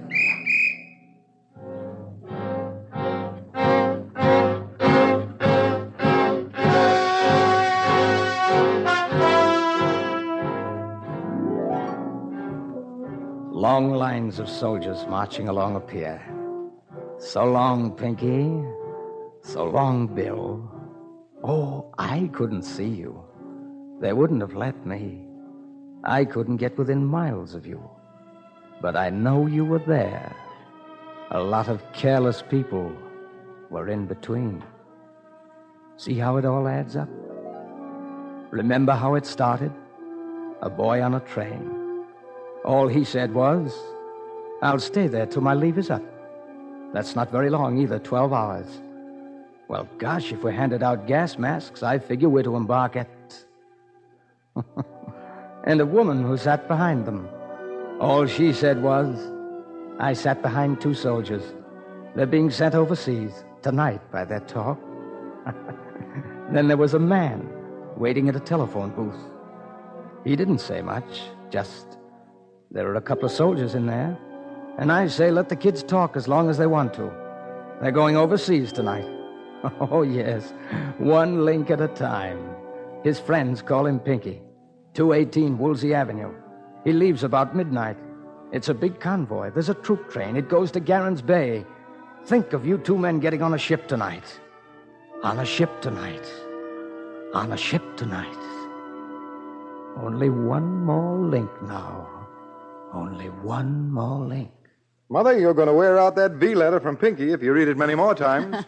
Oh, it's so good to know that he's safe and well. Sure is. He says he hopes to see Bill in a few days, so I expect they've got together by now. Seems to have been a quiet trip. Well, except for the storm. Yeah. I wonder what this line was that the censor blacked out. Please, ma'am. Yes, Annie, what is it? Mr. Stevenson's here. Stevenson? Oh, Bill's uncle. Why, he must have heard from Bill. Ask him to come right in, Annie. Yes, ma'am. Stevenson? I've not seen him for months. Hello. How are you, Stevenson? How do you do, Mr. Stevenson? How do you do? How are you, Mrs. March? Nothing wrong, I hope. Something is wrong. You've heard something. I just heard, you see... Well, it seems there was a storm and the convoy got separated, and before they could get together again, one of the transports was hit by a torpedo. It wasn't sunk, only just slightly damaged, and they got the submarine that fired the torpedo, too. They got another submarine later. The torpedo, there was some lives lost. Bill. I wanted to come here and... Bill. We've got to tell Janie. May I come in? Annie said Bill's uncle was here. I was just writing to Bill, and... What is it? What's happened? Janie, dear. You must be my brave little girl.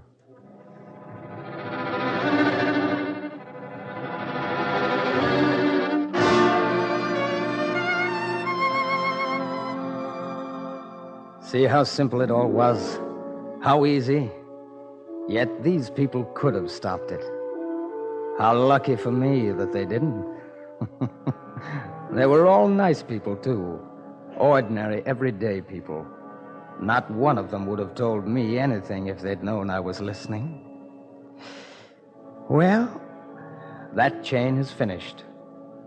But I wonder, let me see, can I find another chain beginning anywhere? I must listen to the man on the bus, the woman going shopping. I must listen to you, and you, and you.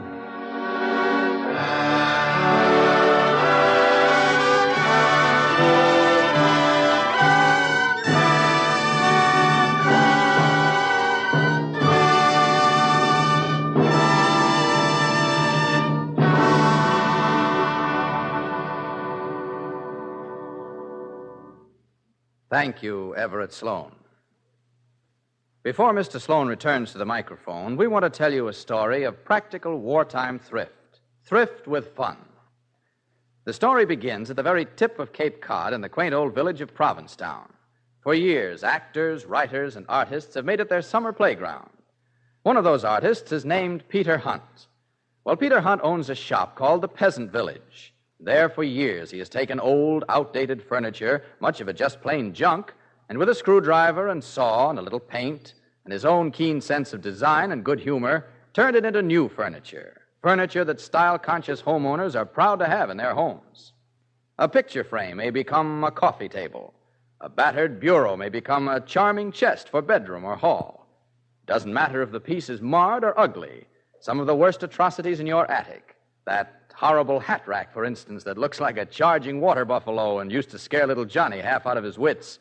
Some of the very ugliest pieces, painted according to Peter Hunt's suggestions, come out best of all.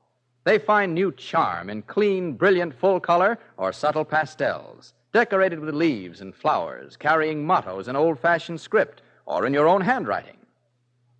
Decorators have found in Peter Hunt's gay, amusing furniture a style reminiscent of the peasant furniture of Switzerland and Sweden. DuPont finds something truly American in it. Yankee thrift in the New England tradition brought down to 1943.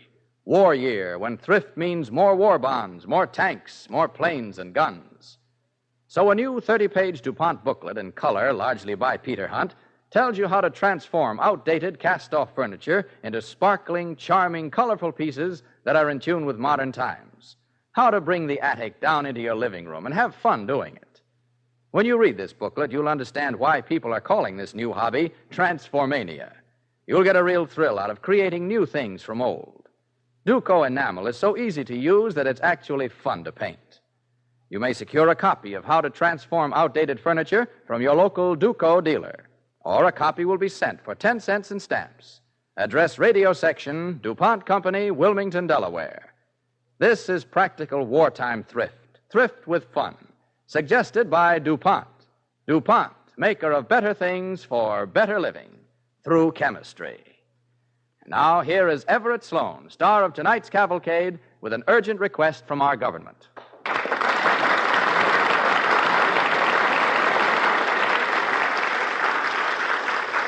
The government has asked us to call your attention to a serious situation.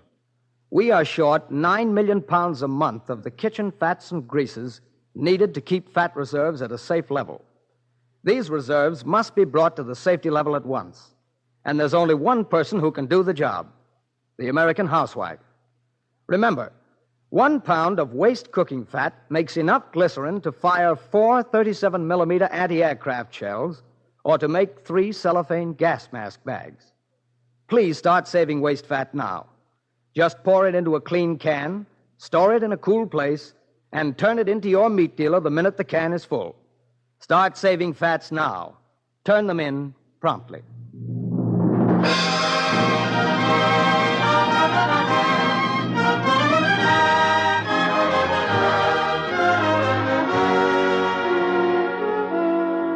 Next week, the Cavalcade of America will present Madeline Carroll in Make Way for the Lady, a play based on the life of Mary Putnam Jacoby. Mary Putnam was born into a democracy and an age which denied women any hope of a career, any participation in the affairs of an exclusively masculine world. She did not live to see women active in the profession, speaking in the halls of Congress, taking a vital part in the world of business and science, but she did much to bring this about.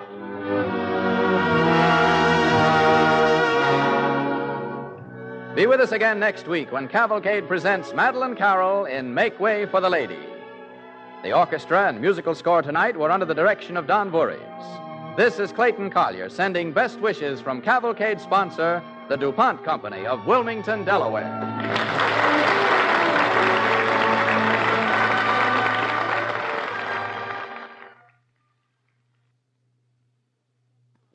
Oh, Molly, am I frantic. George's mother's arriving tomorrow, and I did want to repaper the guest room before she came. That terrible dingy wallpaper. That's easy. Paint over it with Speed Easy. Oh, well, of course. That's the new DuPont paint you thin with water and put right over wallpaper. Was there time? Loads. One coat of Speed Easy covers and dries in an hour. And Speed Easy colors are lovely. This program came to you from New York. This is the National Broadcasting Company.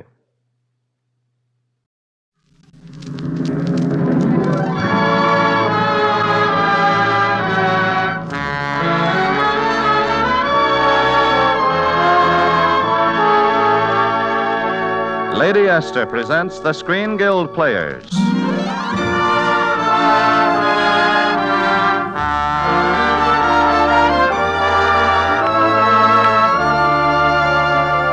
The Screen Guild play tonight, The Devil and Miss Jones. The starring players... This is Lorraine Day. This is Charles Coburn. And this is George Murphy.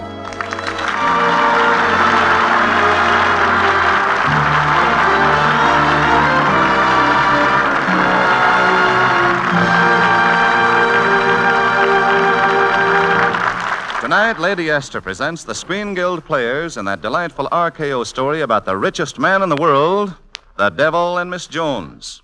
Charles Coburn plays the richest man, J.P. Merrick. Lorraine Day plays Miss Jones.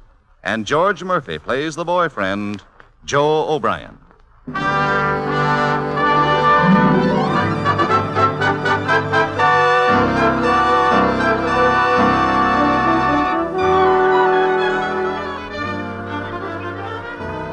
As the richest man in the world, J.P. Merrick had almost forgotten he owned the Neely department store, until the day the store's unhappy employees hung him in effigy.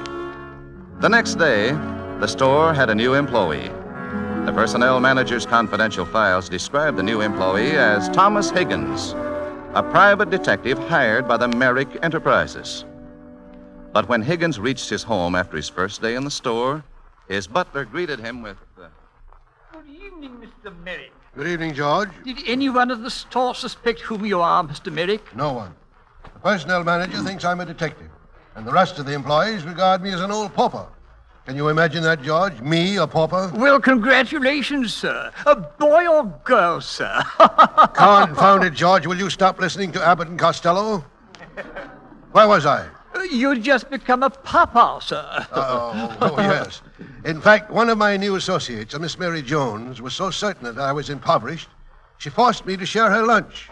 We had tuna fish popovers. Tuna fish popovers? Yes, tuna fish popovers. And if I'm not sick tonight, or tomorrow at the latest, my fancy Dr. Schindler from Vienna will wish that he was back in Vienna. Yes, sir. Did you make any progress in uncovering the miscreants, sir? Well, I learned who hung that dummy of me outside the store. That's wonderful, sir. Who was it? A youngster named Joe O'Brien. He was discharged and barred from the store a week ago. But he has accomplices there, or still working there. Do you know who they are, sir? Well, some of them. Miss Jones, the girl who shared his lunch with me, is the most active. I hope you had her discharged today, sir. Well, I didn't. There's nothing vicious about Miss Jones. She just lets her heart run away with her head. Unfortunately, she's in love with Joe O'Brien. Perhaps you could persuade her to forget him, sir. Perhaps. At any rate, I'll try when we go to Coney Island tomorrow. You're going to Coney Island, sir? Yes. By getting friendly with them, I'll learn the names of every malcontent in the store. Besides, I haven't stood up on a roller coaster for years. Yes, sir. Should I lay out your bathing suit, sir? No, it's a little shabby. I better rent one at Coney Island. The last time I wore mine, I noticed it had a hole in the knee.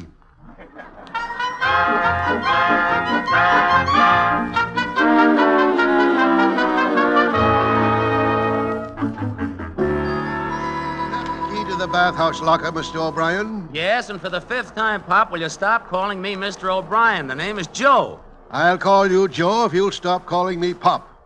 My name is Higgins, Thomas Higgins. Okay, Pop. You ready to go for a swim? No, thank you. I think I'll go over and talk with Miss Jones. Well, I'll walk over with you.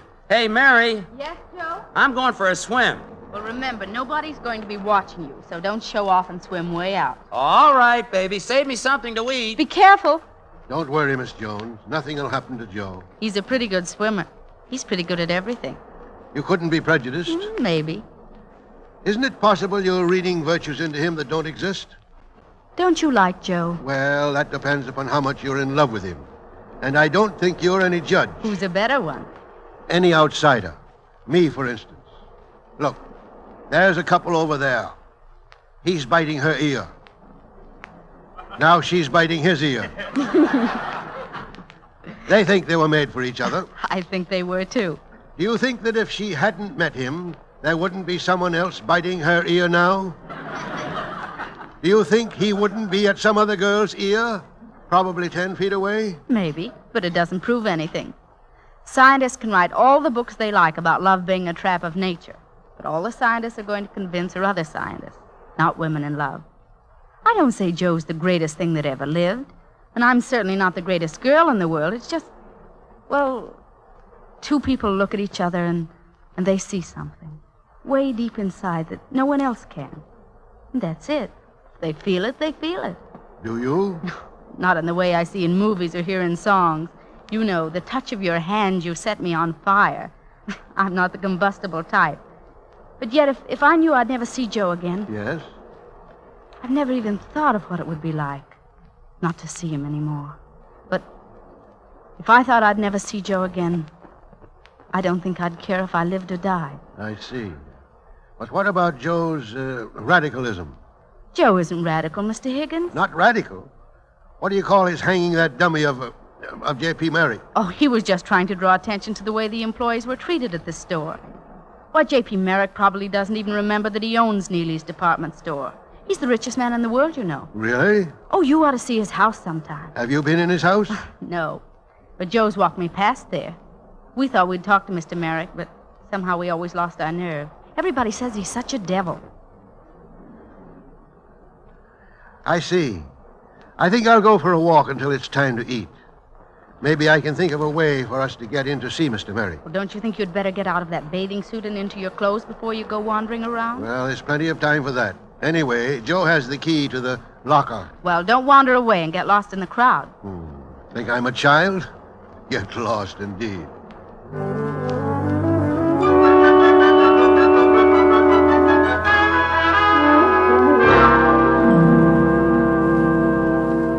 Sergeant, this man claims he was lost. Well, I am.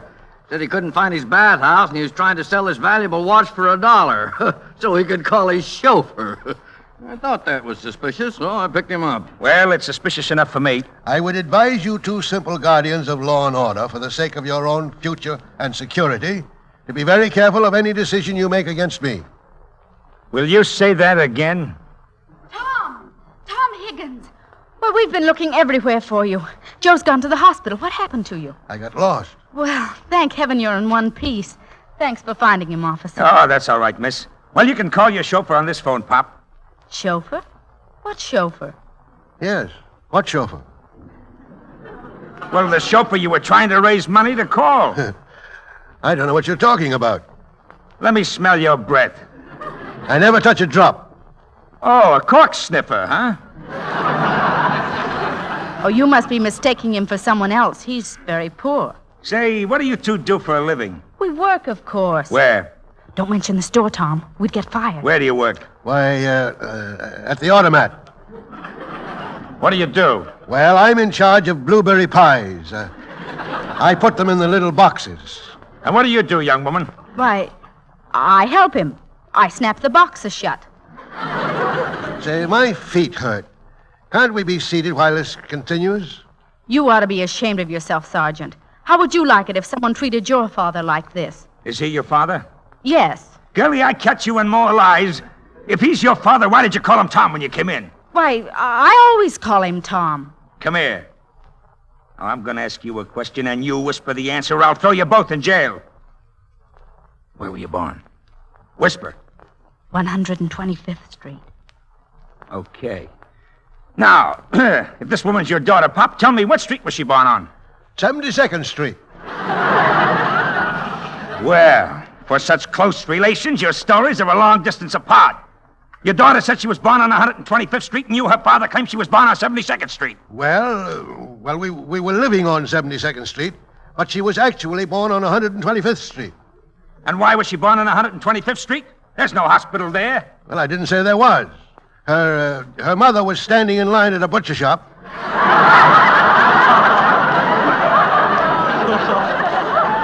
You know, rationing. Say, what are you trying to give me? There was no meat rationing 21 years ago. Oh, well, her mother was ahead of her time. All right, that does it. You're the two who's been selling hot goods around here, all right? Mary. Joe! I'm warning you, girlie. Anything you may say may be used against you. What's happened? You go on home, Joe. Tom and I'll meet you there later. Quiet, you. How about using a more civil tone, officer? Oh, me? Yes, you. If they charge you with any crime, Tom? No. Well, then you don't have to stay here. Come on, go on out. You stay right here. You've got no right to keep anyone here without a charge preferred against them. Well, I can fix that. We'll hold them for violating the city ordinance forbidding the wearing of bathing suits on the boardwalk. How do you like that for a charge? Why, you couldn't hold them for 10 minutes on a charge like that. Oh, would you like to see another charge? I doubt if you've got brains enough to think one up. Joe, keep quiet. Now, don't worry, Mr. Higgins. He can't shut me up with threats. Oh, no? Officer, did this man come along peaceful or did he pull back? Well, he made quite a protest, sir. Oh, he did, huh? Okay, resisting an officer. Now, would you like to see another charge, Sonny? Yes, I'd like it fine. You'd like it fine. Trespassing. Suits me. Soliciting funds. Keep on. Peddling without a license. Oh, you're not frightening me. Stop! He's frightening me. And we're throwing a little case of vagrancy. Now, how does that suit you? Just dandy. A vagrant? Me? Oh, I haven't even started on you yet. Joe, what do you think you're accomplishing? I'm giving him enough rope to hang himself. You're giving me enough rope. Joe, you're an idiot. You're talking me into jail for the rest of your life. Who do you think this man is? A servant of the people, that's all, and a darn poor one. He works for me. I don't work for him. How do you like that? Let him put me in jail. He's not putting you in jail. It's me, you fool. All right, let him put us both in jail. I'll holler my head off. This is a free country, you know. Say, are you crazy? Who isn't? This just happens to be my own kind of patriotism. And you can't scare me with your small-time Gestapo. I don't care how small the right is. When you try to take it away, I'll fight for it. The Boston Tea Party was started over 1 penny. This is big enough for me. Now go ahead. Put me in jail. Don't tell me what to do. I'm running this place. We, the people of the United States, in order to form a more perfect union, establish justice, ensure domestic tranquility. Well, don't look so startled, Sergeant. In case you don't recognize it, that's the beginning of our Constitution. I'll recite it for you. That'll make me look even more ridiculous, and at the same time, you might get to understand it. Where was I now? Oh, yes. Ensure domestic tranquility, provide for the common defense, and secure the blessings of liberty. That's the way Joe is, Tom. If he thinks he's right, he won't give in to anybody. He's wonderful, isn't he? He isn't very practical. No, he isn't, but he's wonderful. Maybe I'll have a few. You know, Sergeant, I don't like this. Yeah, me either. When they start reciting the Constitution, look out. Ah, what can one fellow like him do? No, it's not him. It gets in the papers. Those civil liberties fellows send a big lawyer down, and what happens in court looks like a murder trial. For a little thing like that? Oh, the way they mix it up. It winds up like Abraham Lincoln's trial. Lincoln? The last trial took 2 weeks. 2 weeks? My vacation starts Wednesday. You spend it listening to Abraham Lincoln. In a nice hot courtroom? Oh, my wife would skin me alive. Hey, you, quiet! I'm going to suspend charges on all of you. Now get out of here. Oh, no, just a minute. You're not going to get off that easy. I'm not going to get off. We don't want any suspended charges hanging over our heads. We want the charges dropped, and we want an apology. All right. They're dropped. And I apologize. Now get out. Thank you. And this for you, officer. Who, me? Yes, you. The next time you bring in a thing like that, I'll throw you right in the ocean. But, Sergeant, you know I can't swim. That's what I mean. As far as I'm concerned, you sink. Just a minute, Sergeant. Just a minute. You can't talk to an officer of the law in that manner. Oh, I can't I? Get out of here, you busybody. Oh, no, I won't move a step until you apologize to that officer. Then make arrangements to have your meals brought in, because I'll never apologize to him. Oh, you won't, huh? No. All right, you asked for it. We, the people of the United States, in order to form a more perfect union... Stop it. I give up. Officer, I apologize. Well, that's better. Come on, Mary. I'll take Tom over and get him dressed. It's time we got started home.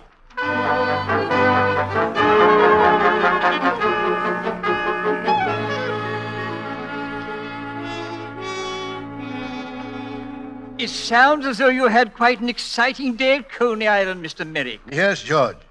That fool sergeant almost exposed me when he offered me the phone to call for the chauffeur. But the others, Miss Jones and O'Brien, didn't catch on. No. They were too excited about my being arrested. In fact, Joe O'Brien didn't even notice when he dropped this paper. What is it, sir? An important paper? Very important, George. It's a list of 400 names. The names of all the employees who participated in hanging that dummy of me outside the store.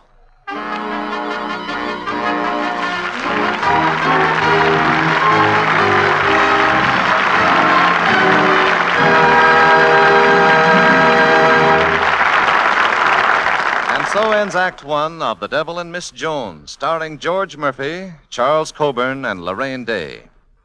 Before we hear Act Two, a word from our hostess, Lady Esther. The other evening, I was out walking, and I happened to look up at the sky. It was full of clouds, and it looked so dull and gloomy.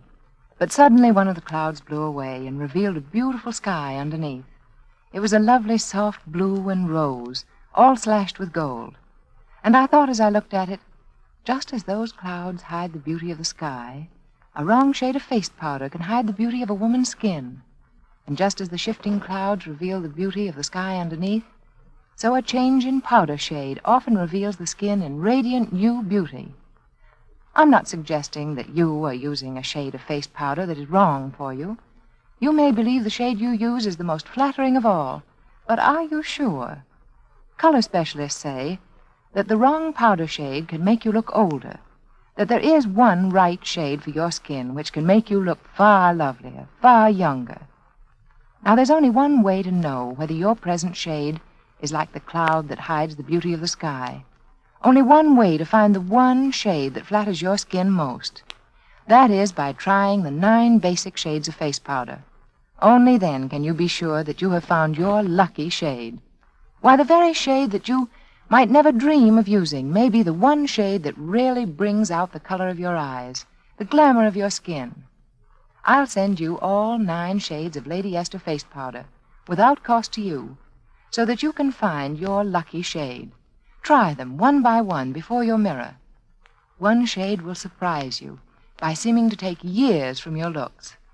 To receive all 9 shades of Lady Esther face powder free, merely send a penny postcard to Lady Esther, Chicago.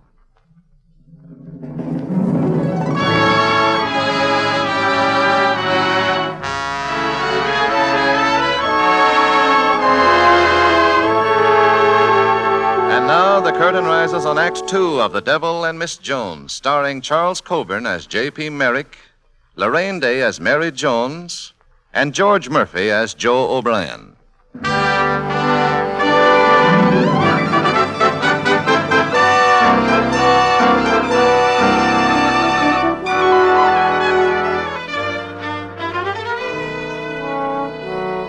While J.P. Merrick is telling his butler about coming into possession of the list of 400 employees who participated in hanging him in effigy, in another section of town, Mary Jones and Joe O'Brien are having a serious discussion. Now that the Neely department store has blacklisted me, Mary, I can't get a job in New York, so I just can't see you anymore for a while. What do you mean? Well, I mean I can't take up your time anymore. Is that what you call our relationship, Joe? Taking up my time? Well, I haven't any right to take up your time when I can't get a job. That's what I'm trying to tell you. Well, you might ask my opinion about that, Joe. What are your plans? Do you want to go out of town? I'll go with you. That's not such a terrible thing to ask me. Oh, Mary. Well, if you want me to go with you, I'd like to go. I'd like to marry you. Even the way things are, I'm not afraid. You're not afraid? How long do you think you'd be in love with me living off your salary? Oh, that's nothing to be ashamed of, Joe, if you can't help it. Oh, not to you, but it is to me. You gave me a $5 wallet for my birthday and left the sales slip in so I could exchange it for the money. Next step, you'll be giving me the money, a quarter at a time. I can't be in love under those conditions. Well, then you're nothing but a coward, Joe, for all your bravery in police stations. You can't even face life. Afraid to get married because you might not be able to get a job. It's not me I'm worrying about. I'm not going to be locked in a hall bedroom watching you iron my shirts, and nobody's going to make me. Nobody's going to make you do anything except go home. Go on, unless you're afraid of the dark. Hello? Mary, Yes? where can I find Joe O'Brien? He's right here. Just a second. It's for you, Joe. Hello?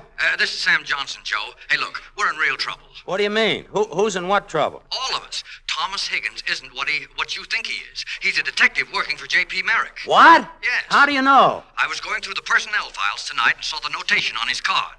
He's been to the meetings. Why, he'll have us all fired. Now, wait a minute. He has to have some kind of proof. He can't just accuse. Oh, my gosh. What's wrong, Joe? Oh, I just remembered. This afternoon, I dropped the list of names of everybody connected with our organization, and Thomas Higgins picked it up. What are we going to do? Now, look, you sit tight. I'll come down to the store tomorrow and get that list away from Higgins if I have to knock him in the head. But you can't even get in the store, Joe. Every doorman has orders to throw you out. Don't worry about me. I'll get in there if I have to disguise myself as Santa Claus and slide down the chimney.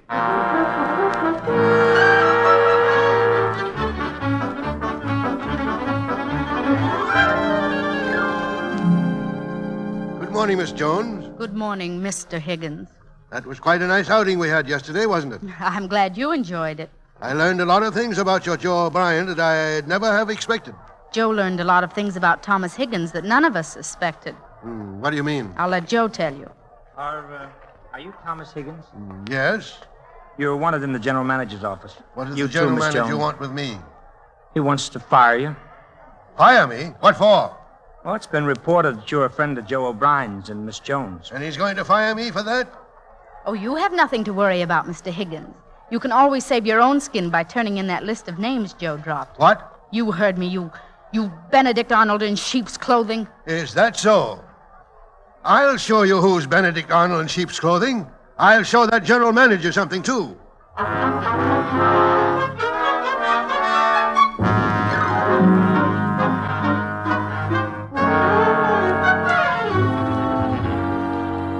You were going to show me something, were you, you rambunctious old billy goat? Why, I'll have you blacklisted and starved to death. Are you the general manager of this store? I am. Well, I don't know how you ever got the job. It happened that I was the cream of department store managers. Well, don't forget, yesterday's cream is tomorrow's cheese.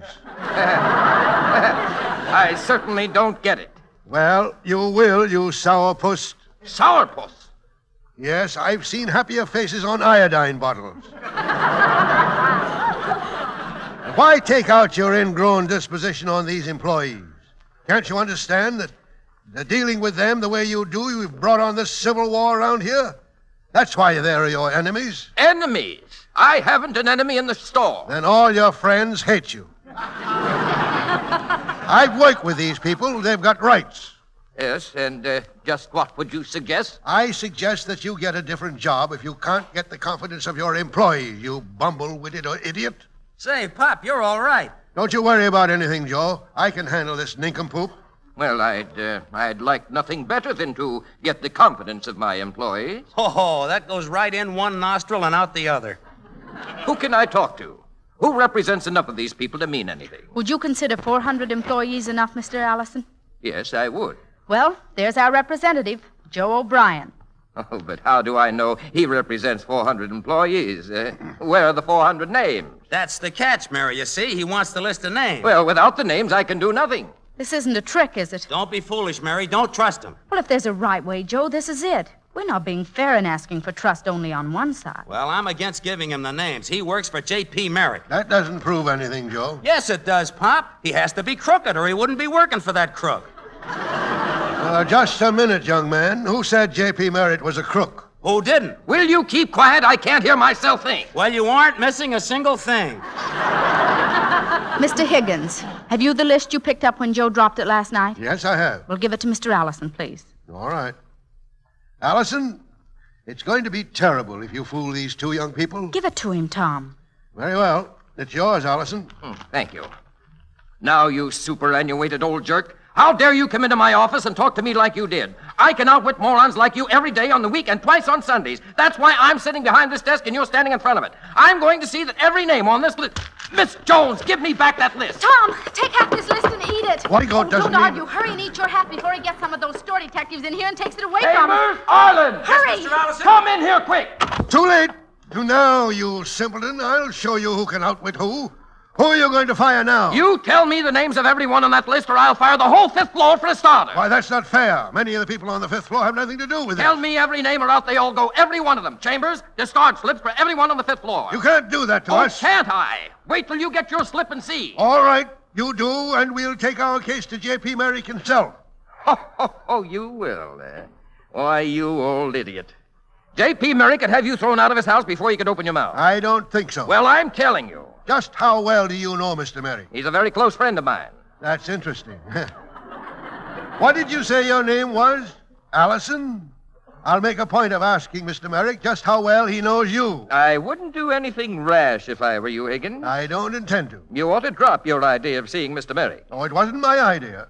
Joe O'Brien and Miss Jones had the idea long ago, but they didn't follow through. That was very fortunate. Yes, fortunate for you and the rest of the petty dictators around here. This time they're going to see J.P. And just what will that accomplish? Well, of course, I'm not positive. But if I were you, I'd start reading the help wanted, mail. Come on, Joe and Mary.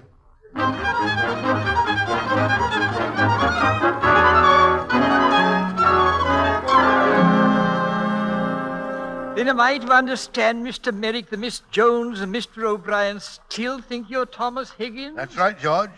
When I left them in the hallway, I told them that I was going to find Mr. Merrick and see if he would talk to them. Yes, sir. Well, open the door and tell them he'll talk. Very well, sir. See you now. Thanks. Gosh, Tom, you must know Merrick pretty well to bust right in like this. I probably know him better than anyone in the world. Has he talked with the general manager yet? Yes. Oh. Well, I don't suppose he'll pay any attention to what we have to say then. That's not fair, Mary. If he'll take time to see us, he'll at least listen to what we have to say. He's probably seeing us just because he's a friend of Mr. Higgins. As a matter of fact, he's very fond of both of you. Huh? Well, what does he know about us? Well, as a private detective, I've learned a great deal about you both. And as a private detective, I recommended that Joe be made head of employee relations of all Merrick Enterprises. What? Yes. And as J.P. Merrick, I'm ready to accept my recommendation. As who? J.P. Merrick. J.P. Merrick? You, J.P. Merrick? The devil himself. Well, what do you say, Joe? Will you take the job? Oh, he certainly will, Mr. Merrick. Now he has no excuse for not marrying me. Well, Joe? Well, what can I do? I'm between the devil and Miss Jones.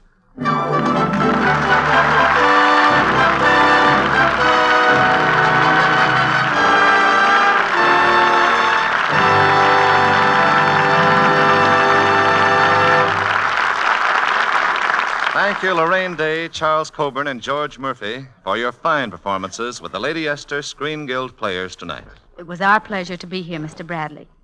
We're all a part of the motion picture industry, and so we know how important the Motion Picture Relief Fund is, and also that the Relief Fund receives the benefits from this series of programs.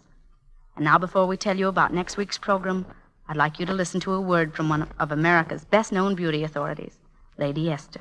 Thank you, Miss Day. Earlier on this program, I offered to send you free 9 different shades of Lady Esther face powder. Did you ever stop to think that maybe the shade you're now using is not exactly the right shade for you? Well, here's your chance to find the shade of powder that is most flattering to your skin. When you receive your gift, try on one of the shades, for example, Rochelle. Look at yourself in the mirror and ask yourself, is this my lucky shade? Then try another shade. Try them all, one after another. When you find the shade that's right for you, you'll know it the instant you put it on. Your own eyes will tell you that at last you've found the shade that makes your skin look fresher and smoother, that makes you look younger. So just send me your name and address on a penny postcard, and you will receive all 9 shades of Lady Esther face powder free. My address is Lady Esther, Chicago. I'm sorry, but government regulations will not permit me to make this offer in Canada.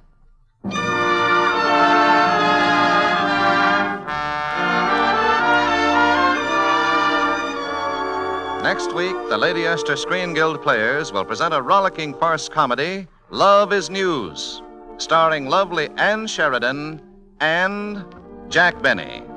Be sure to listen.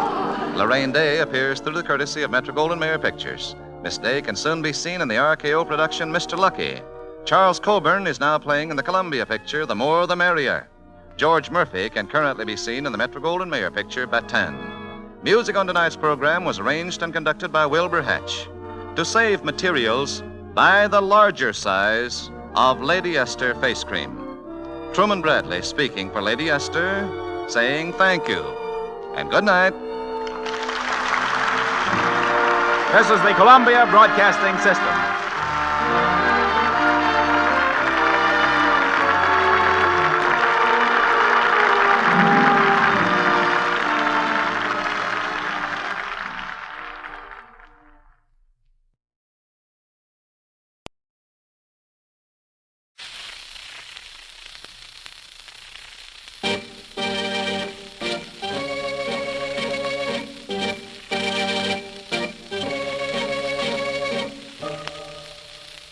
Adventures in Research.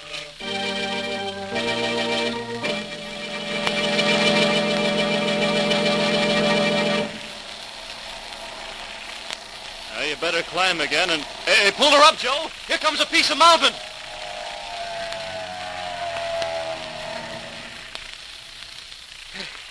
It's okay, Mike.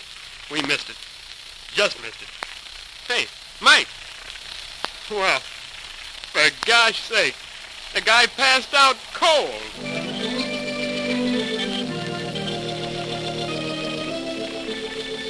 This is Paul Shannon introducing another in the series of programs dealing with the thrilling adventures to be found in the field of scientific research, as told by the men of science themselves. Today's chapter by Dr. Phillips Thomas, research engineer of the Westinghouse Research Laboratories, is titled Electronics in Transportation.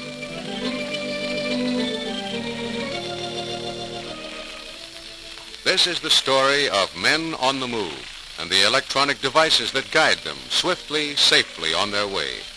It is the story of transportation and the remarkable part electronics has played in it.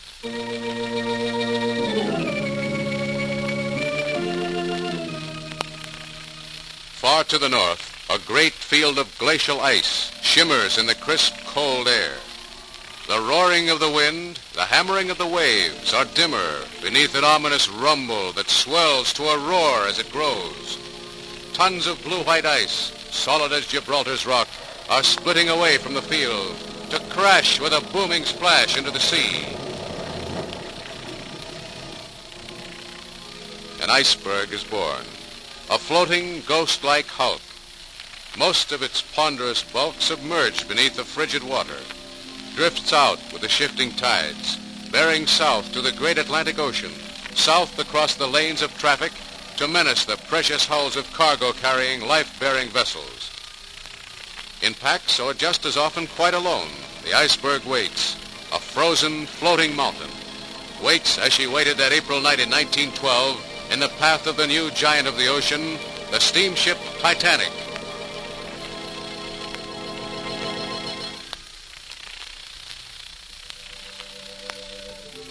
I think it is only proper, before we leave this fine salon, to thank our good friend, the purser, for arranging for us to use it.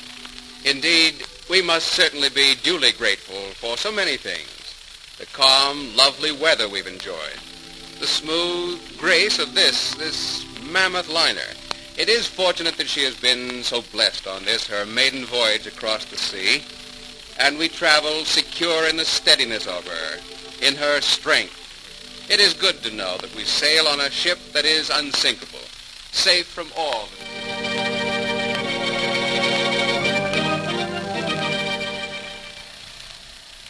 Good evening, Captain Smith. Mr. Lightoller, thought I'd look in on the bridge before I retire. All's well? All's well, sir.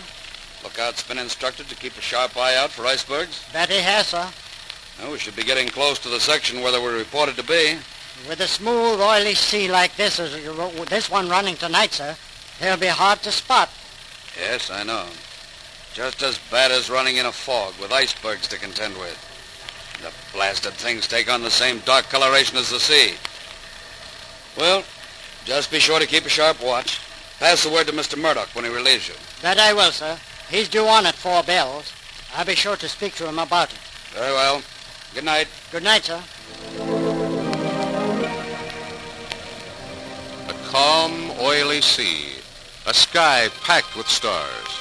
A night so clear, so black as to swallow up the icy monster lying ahead. And then from the crow's nest high above the bridge, that bell shattering the velvet night with the hammered warning, obstacle dead ahead.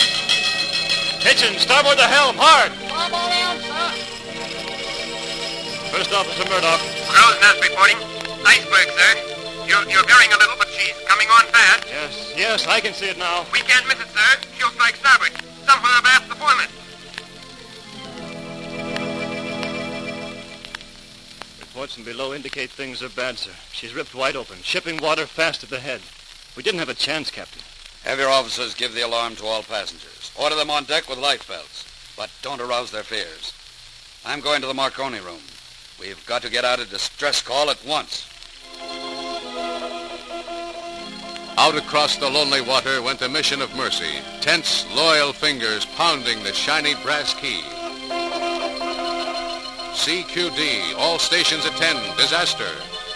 The Olympic, sister ship of the Titanic, heard the call and answered, but she was 560 miles away. The Baltic, 300 miles off, heard the call.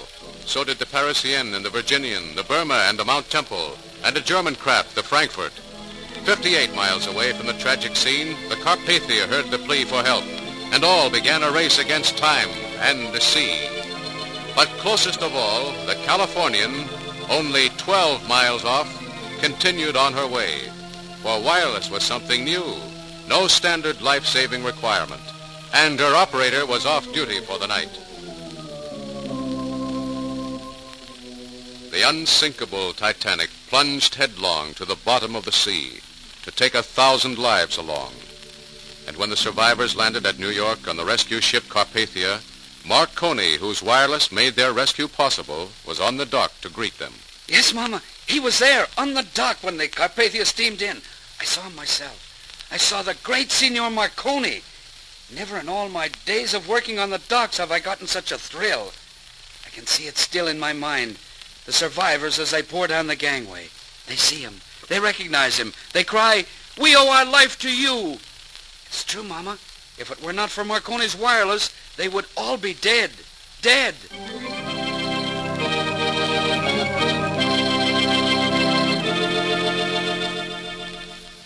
Man was not satisfied to travel on sea and land. The wings of the Wright brothers took him into the sky, gave him new speed, and new hazards, too. No icebergs up there to block his path. But mountains have peaks, and they are high. No waves to pound his craft or swamp it. But air can be as rough, and currents as treacherous. Closer to the stars by which a man can find his way. Except for fog. And then, in those early days of flying, when airmail stamps were something new on envelopes, there was nothing at all to go by. How you doing, Joe? Not so good, Mike. Wish I hadn't started out on this trip. This fog doesn't look like it's going to break. This is a bad place to get off course. Too many mountains. Better keep plenty altitude. Yeah, I'm trying. Can't get above it. Can't see through it. Oh, if we just get a break. Well, how long has it been since you lost sight of the railroad? About 15 minutes. Hey, wait. There's a break in the fog. Let's make for it.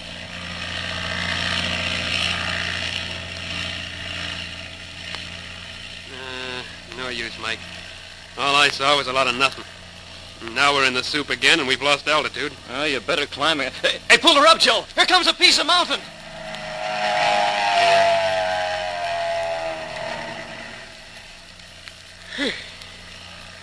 It's okay, Mike. We were lucky. Just missed it. Well, don't worry. I know where that mountain belongs now, and I'll stay above it till it clears. Hey, Mike. Well, for gosh sake, the guy passed out. Cold.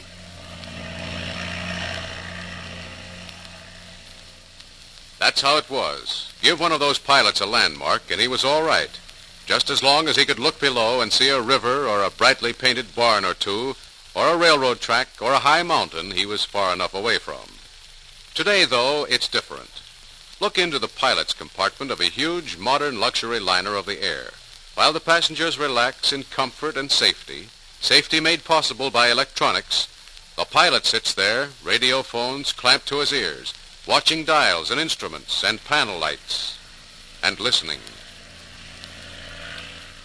Chicago Control, calling Flight 407. Come in, please. Flight 407 to Chicago Control. Go ahead. Ceiling here is 0. Repeat, 0. Do not attempt landing. Proceed along north leg of range to Detroit Control. Weather at Detroit lifting. Go ahead.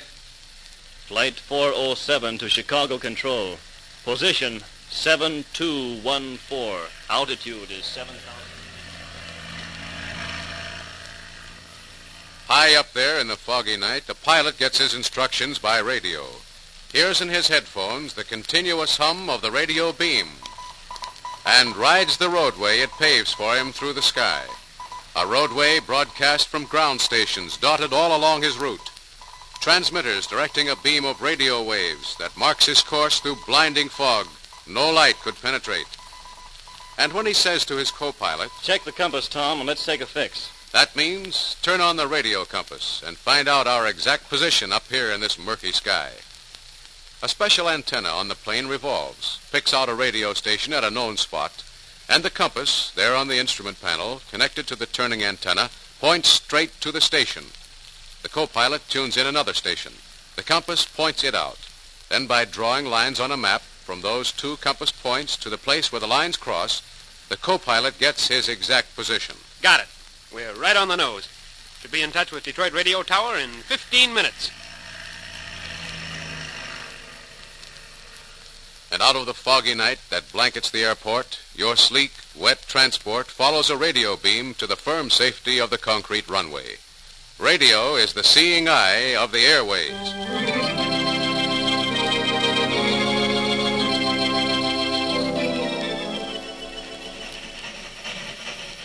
Electronic devices are serving the rails, too, putting the block signals right in the cab with the engineer. Someday they may automatically warn of obstacles ahead, even stop the train mechanically to avoid collisions. Traffic signals for your car may come right into the dashboard by electronics. And this... a car crash on the highway may be history when radar gets to work on our autos. Radar, an important development of World War II.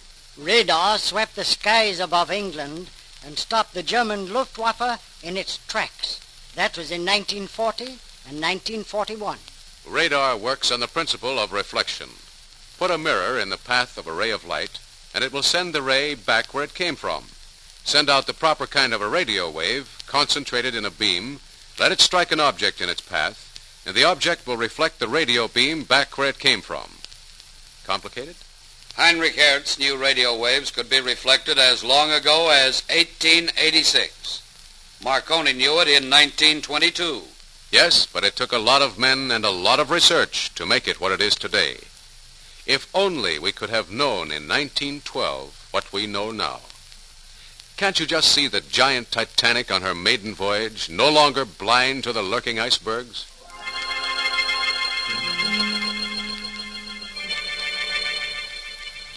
Good evening, Captain Smith. Mr. Lightoller, thought I'd look in on the bridge before I retire. All's well? All's well, sir. There's the iceberg picture on the radar scope, Captain. The warnings were right enough. Well, looks like quite a field of them. This one here is the nearest to us. Looks like it's right on our course. It does at that. Better alter your course a little. Just a little. And keep an eye on the scope. Check the course with the radio loop and have Sparks confirm that iceberg report by radio. Well, you won't be needing me for anything more, Mr. Lightoller. Think I'll turn in. Right, sir. Good night, sir. Good night.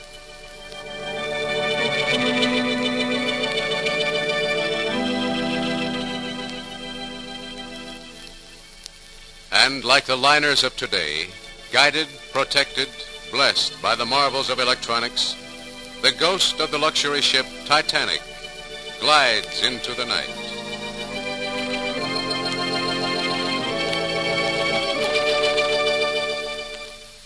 And there you have the story of electronics and transportation, inseparable partners in the march of civilization, products both of mankind's never-ending adventures in research.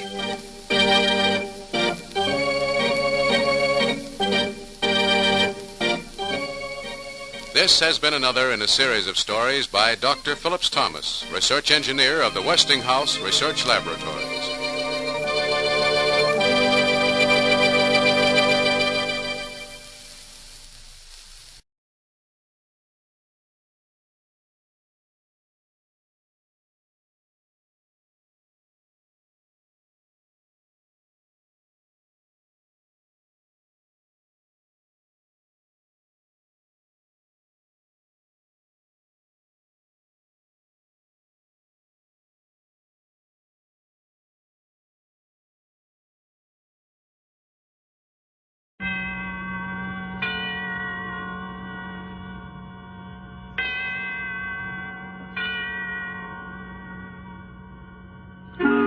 Suspense.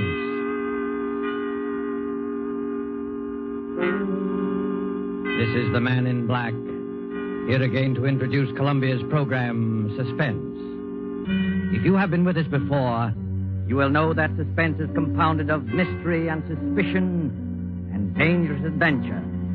In this series are tales calculated to intrigue you, to stir your nerves, to offer you a precarious situation, and then withhold the solution until the last possible moment. And so, with 5 canaries in the room, and the performances of Ona Munson as Anita, Osa Masson as Fifi, and with Lee Bowman as Ronald Denham, who tells the story, we again hope to keep you in suspense.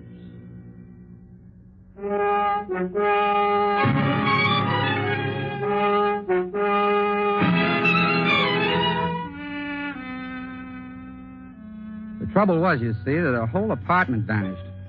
It's true. The flat disappeared straight out of that apartment house. And the dead man disappeared with it.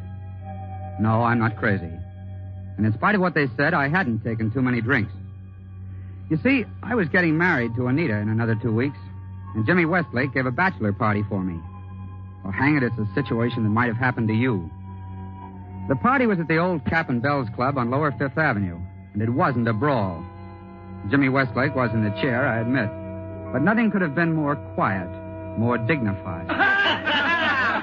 Oh, mademoiselle from Armitage, parlez-vous. Mademoiselle from Armitage, parlez-vous. Oh, mademoiselle from Armitage. Quiet, you fellas, quiet. Pipe down, can't you? Wait a minute, the chairman wants to say something.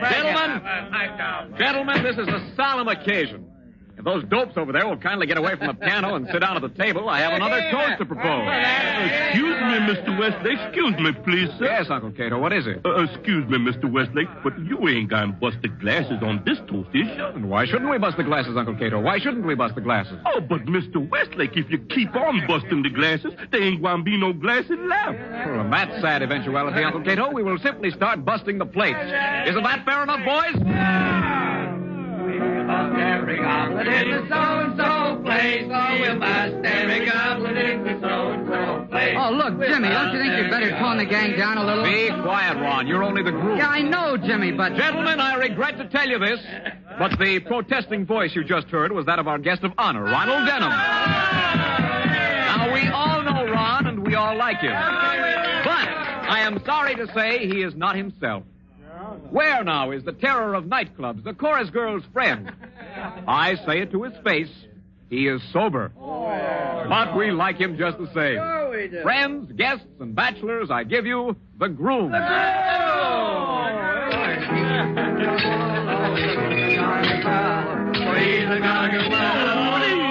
Please, gentlemen, don't bust the glasses. Hey, come on, Ron. Come on, say a few words. That's right, Ron. Get out. Come on. Now, look, boys, I thank you for all the good words, and I don't want to be a wet blanket on the party, but it's nearly midnight, and I've got to get home early. Don't you understand, boys? I'm a reformed character. Yeah, how's Fifi Latour? I haven't seen Fifi for over a year. She doesn't mean anything to me anymore. Methinks he doth protest too much. Oh, now, look, I'm marrying the sweetest girl in the world, but Anita's a little, well, straight-laced. You know how it is. What's more, there's my Uncle Rufus. Uncle Rufus.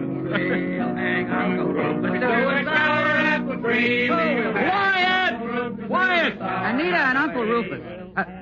and Uncle Rufus have apartments in the same building as I have. And what's more, they're on the same floor, and that's not all. Tom Evans, the fellow I share my flat Wait a with. minute. Where is Tom Evans tonight? What's the matter with him? Tom works for Uncle Rufus, and he doesn't drink. Oh, he works for Uncle Hey, fellas. And he never takes a drink. Oh, he works for Uncle Rufus. Quiet, you baboons. Quiet. He's a broker, and he's never in the zinc. Now, wait a minute. Will you put yourselves in my place? My girl and my uncle and my best friend, Tom Evans, are all expecting me to come home from this party in an ash cart. Sure. And I'm going to fool them. Right, sure, is that so? Oh, now have a heart, can't you? Uncle Rufus must be a pretty tough egg, isn't he? Oh, he's all right, but after his first $1 million, it went to his head. Has he got any human weaknesses? Yes, he keeps canaries. Oh, no, not the kind of canaries you're thinking. I mean the kind that go tweet-tweet in cages. Oh, what's the use? What do you say, gentlemen? Shall we allow this pure in heart to wend his way home? Well, he's got a drink for the bride, though. That's right, Ron. Can you, as a chivalrous gentleman, refuse to drink to the bride? You can't, and you know you can't.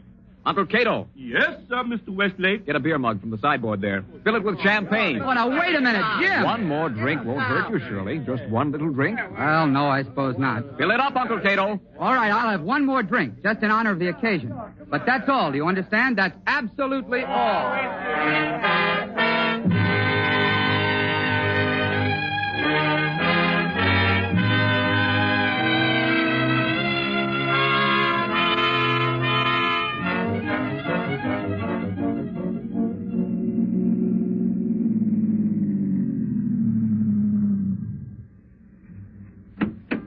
Yes, sir. 098 Park Avenue. Hey, mister. Come on, wake up. What's wrong? You're home, mister. This is the apartment house. Oh, yeah. Yes, of course. All right, Thanks. Out we go. Easy now. Are you sure you're all right? Yeah. Yes, I'm all right. I've been to a bachelor party. Yeah, sure. I know. Well, take it easy now. I can't see straight. The whole street's going around. The funny part is I only had a couple of drinks. They must have put something in that last. Well, it's none of my business, mister, but I wouldn't tell that to the missus if I was you. It's absolutely true. Oh, sure. I know. And I haven't got a missus. Not yet. On my word of honor, I'm a reformed character. I have nothing to do with any woman except... Ronald Denham. As I live and breathe, it is Ronald Denham. Fifi Latour. Oh, Cherie, how good it is to see you. I look everywhere for you. I cry my eyes out, but I don't find you. What are you doing here? I live here, Fifi. I moved. Oh, you tried to get away from me, yes? Yes. No, I mean... Well, here's your money, driver. Night. Well, good night, sir. It's a friend of yours, lady. You better take care of him. I'd take care of him. Yes, you bet you. My poor Ron. I forgive you this time because you've been under wrestle-dazzle and you need someone to take care of you. You live in this building, yes? Yes. 5th floor, Oh, good. I take you to your apartment. No. You say no, eh? And why not? Because you mustn't go in there. Oh, there's another woman. What? Oh, yes? Well, yes. The fact is, Fifi, I'm going to get married. Married? Oh, for heaven's sake, Fifi, don't make a scene in the middle of the street. Oh, you break my heart, eh? Right in the middle of Park Avenue, you take my heart and you break it bang, bang. Fifi, please. Now I tell you what you do. You will take me to your apartment this very minute. No, definitely no. You will give me 1 cigarette and 1 brandy. You will tell me what this means. Oh, I warn you, by golly, I start screaming so they can hear me at City Hall. I can't do it, Fifi. All right, then I start screaming. No, wait a minute. Oh, of all the times in the world, you had to pick this. Do I go along, Cherie? Yes or no? Well, if I do take you, Fifi, will you promise to be good? Cherie, I am always good. You won't kick up a row or start banging at doors. Oh, if Anita heard of this. Anita? And who is she? Oh, never mind. I'm too groggy to argue. Come on.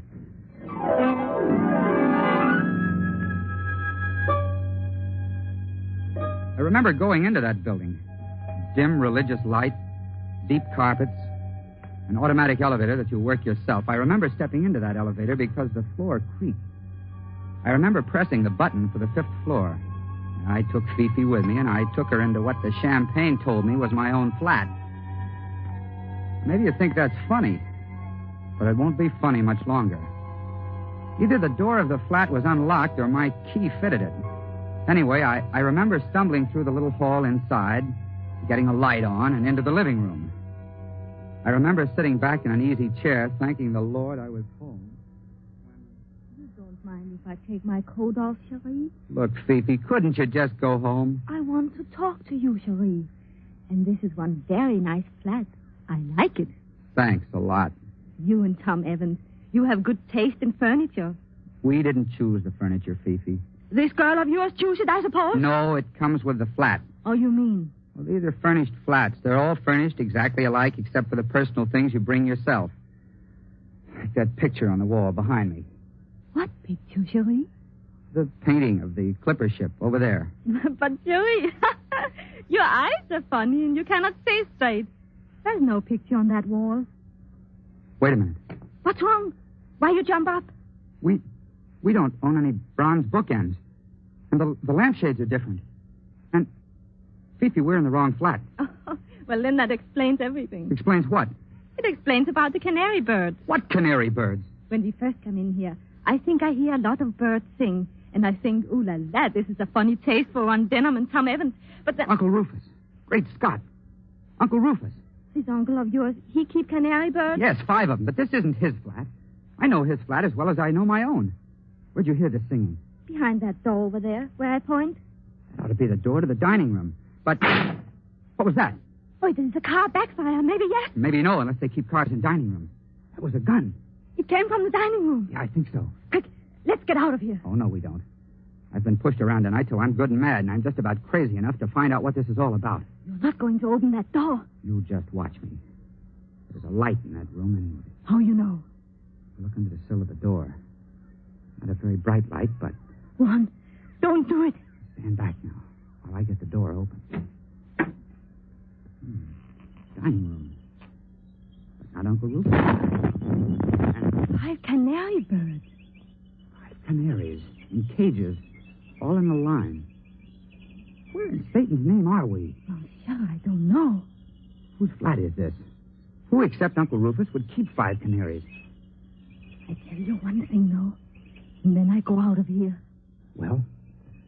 There's somebody watching us. Where? That swing door to the kitchen is partly open. But don't look. The devil can I see it if I don't look? There's somebody standing behind it. I see the light shine on his eye. Quiet, Fifi. Hello there. Hello there. The door move a little more. He's pushing it. Oh, excuse me, sir. We didn't mean to barge in here. We're not burglars or anything like that. We got into the wrong flat, that's all. I want to apologize if we... Straight out through the door, flat on his face. What's the matter with him? Why don't he move? I've got an idea, Fifi. It's because he's dead.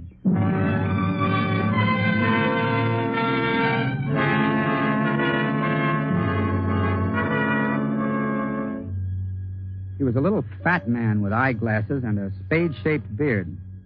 He looked foreign somehow. And there was a bullet hole over his heart. You ask me what happened then? I don't know. Fifi turned and ran. At least I think she did.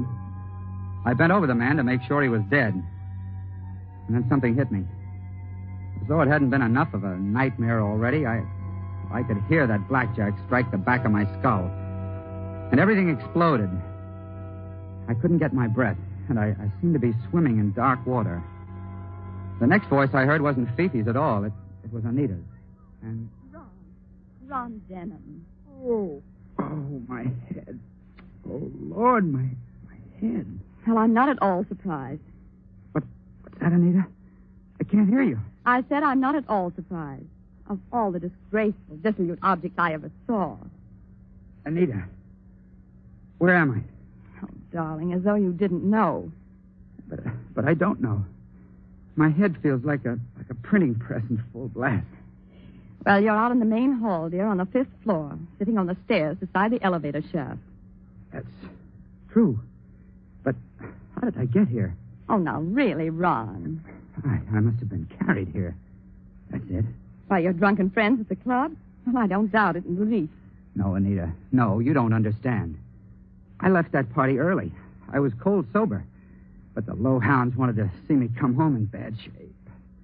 So they put something in my glass. Oh, naturally, Ron. Whiskey or champagne? Oh, no, Anita. I mean a drug of some kind. I was dizzy when I got here. Just as I was getting out of the taxi, I met... Well, go on, dear. Whom did you meet? Nobody, Anita. Nobody at all. I came up here to what I thought was my own flat, but it wasn't my flat. It was somebody else's. There were a lot of canaries singing and a dead man with a bullet hole in his chest. And... Well, this sounds pretty crazy, doesn't it? Yes, dear, it certainly does. Yeah, but it's true. Oh, Ron, I suppose I've got to forgive you. I always do forgive you. Now run along like a good boy and sleep it off, Listen, Anita. There's a dead man in one of these flats. A dead man? In which flat? Well, that's just it. I don't know. You're not saying it's on this floor? Yes, I definitely remember pressing the button for the 5th floor. Suppose you listen to me, dear. Now, don't make faces and rumple your hair. Just listen.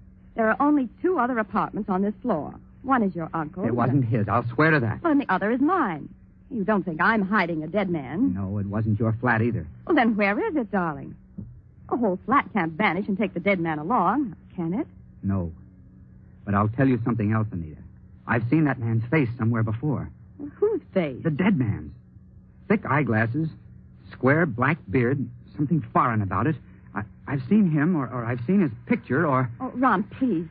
What's wrong? It's the elevator. Somebody's coming up.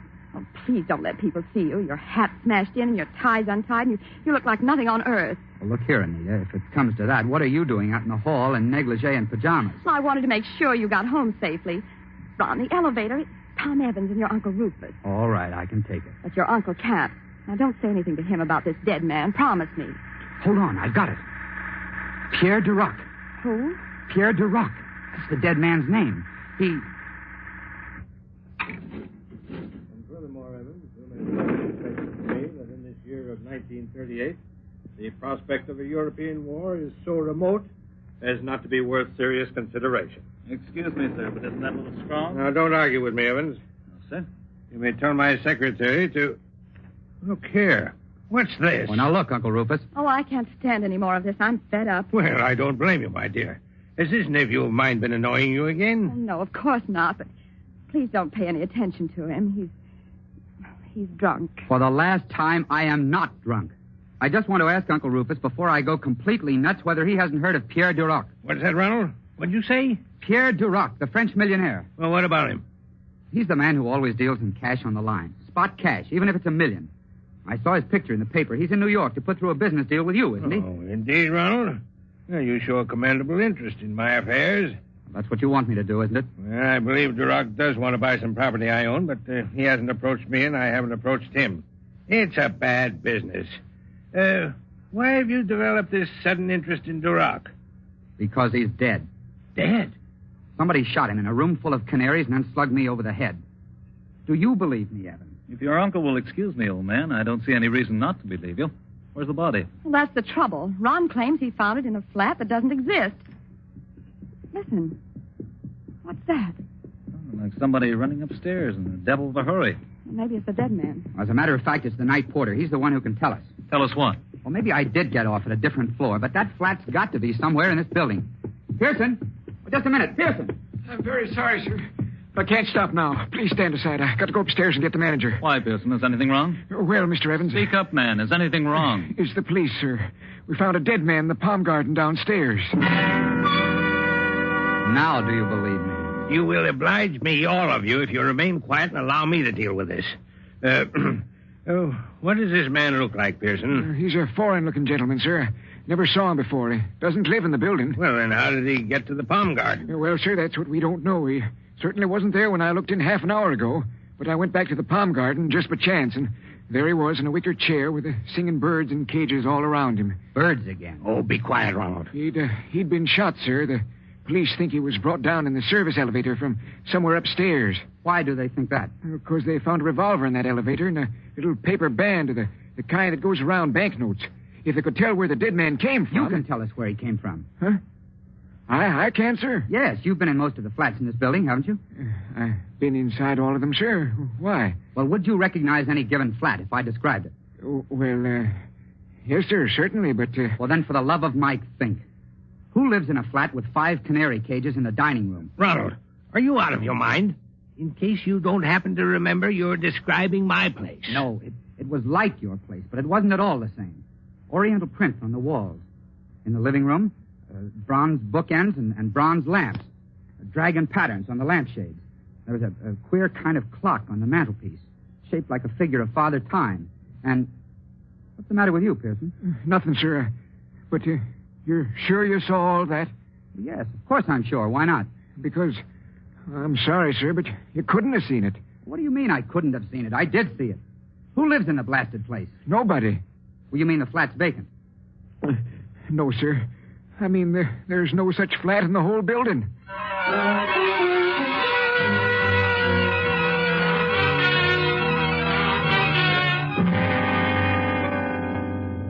And that's the position I was in when the police took us down to that palm garden to see the body.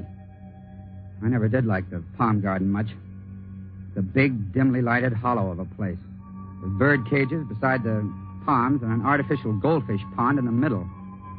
I liked it even less at 3 o'clock in the morning with a dead man looking at me from his chair. They sent us in one at a time. I was first to see the homicide squad officer. And there was Inspector Braddock, a big, sleepy-looking hulk with a hat like a pirate, sitting on a bench throwing pebbles at that pond. Back would go his arm, and a pebble would hit the water. Back would go his arm, and a pebble would hit the water. And that's all you've got to tell me, Mr. Dunham? Yeah, that's all, Inspector. It happens to be true. Oh, I believe you. After all, son, we've got corroboration. Corroboration? From whom? From your other girlfriend, Fifi Latour. But Fifi's not here. She ran out of here as soon as Duroc's body fell through that door. Yes, but she didn't run far. A cop wondered why she was running and brought her back. Where's Fifi now? In that room there, talking to your official girlfriend. Oh, that's fine. That's beautiful. The one thing I didn't tell Anita. Why don't you wake up?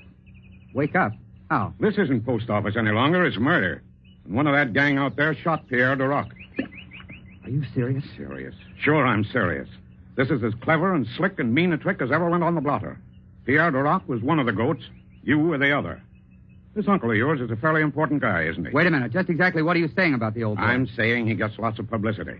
This hobby of his, keeping dicky birds, must be pretty well known. Yes, I suppose so. All right. So if Duroc came to visit your uncle tonight... You say if Duroc came to visit my uncle. What you're forgetting, son, is that Duroc's an important man, too. He's a visiting foreigner, capital letters, and the department's got to keep an eye on him. Duroc did go to visit your uncle tonight, and he was carrying $20,000 in cash. What are you intimating? Murder. Inspector Braddock. Yes, Sergeant? That crowd out there is raising Cain, especially the old man and the French gal. Shall I let him in? Yeah, you can let him in now. No, more than an hour. Sitting in an anteroom without even hearing why we're here. I tell you, that Evans is intolerable. It's all right, sir. They probably know what they're doing. You think so, my friend? But I still don't know why I'm here. How very interesting, Miss Latour. Such extreme absent-mindedness.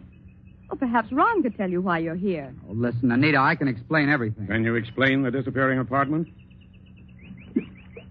Well, that's better.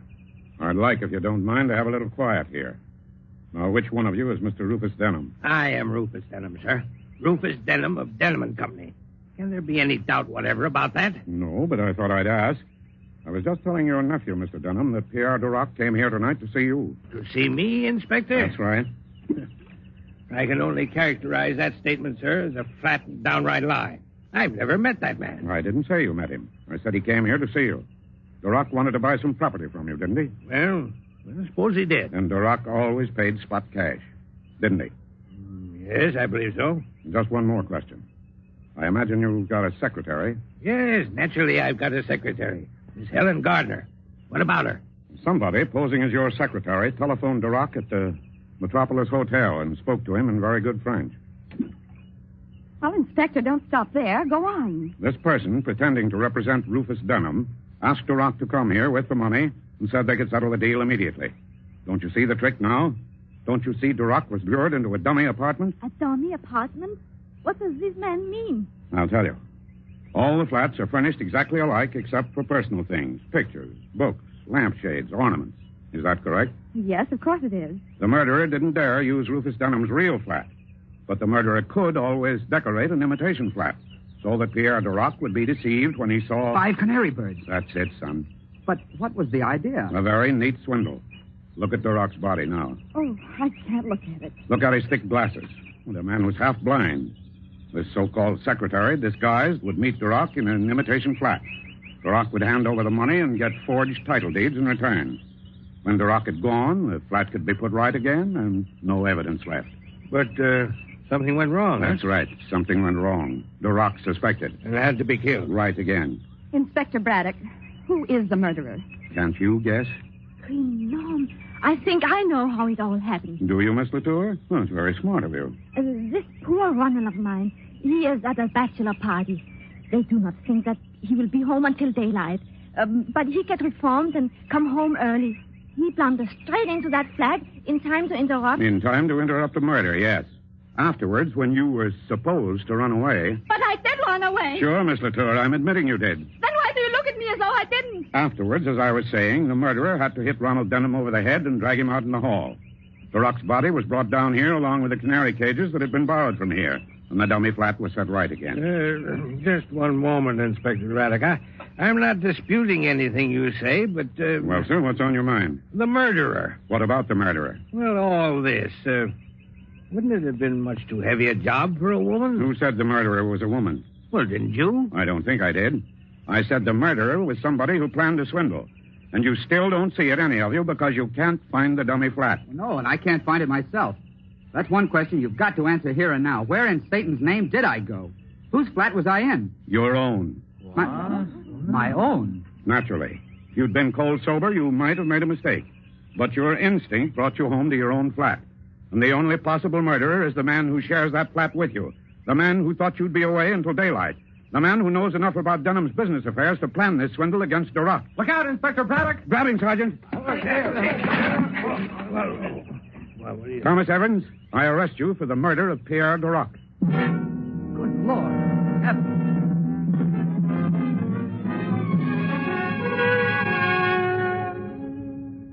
Well, that's about all there is to the story. Anita and I were married last week. She's a wonderful girl. I tried to talk her into our staying on in my old flat, but she said she just had to have an apartment which didn't have such a habit of disappearing. But we're very happy. We agree about everything, don't we, dear? Oh, practically everything, darling. But I still don't think it was cute of Fifi to send up 3 dozen canaries for a wedding present.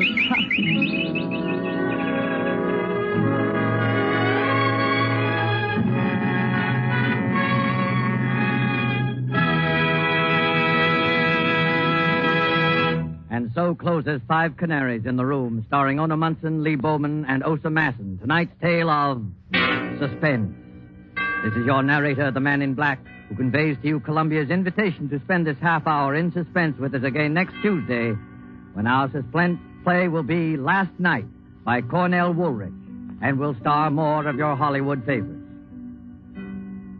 The producer of these broadcasts is William Spear, who with Ted Bliss, the director, Lutz Luskin and Lucian Marowit, conductor and composer, and John Dixon Carr, the author, collaborated on tonight's Suspense. This is CBS, the Columbia Broadcasting System.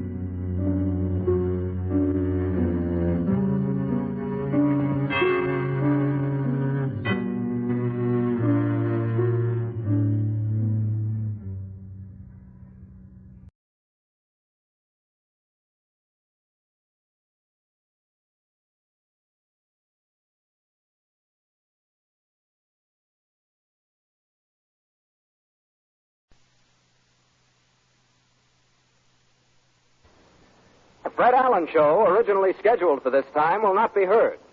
In its place, special service invites you to call on... Well, hello. Come right in. Oh, George, we've got company. George Burns and Gracie Allen. Come on in, soldiers, sailors, and Marines of the United Nations, as the Special Service Division rebroadcasts The Burns and Allen Show. Paul Whiteman's orchestra and chorus start the proceedings with I Got Sixpence. I've got sixpence, jolly, jolly sixpence. I've got sixpence to last me all my life. I've got tuppence to lend and tuppence to spend, and tuppence to send home to my wife. No cares have I to please me, no pretty little girl to deceive me. I'm happy as a lark, believe me.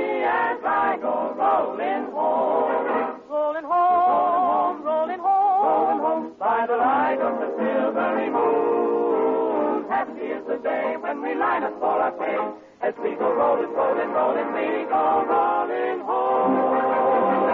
And now meet the people who live in the burnt house, George and Gracie.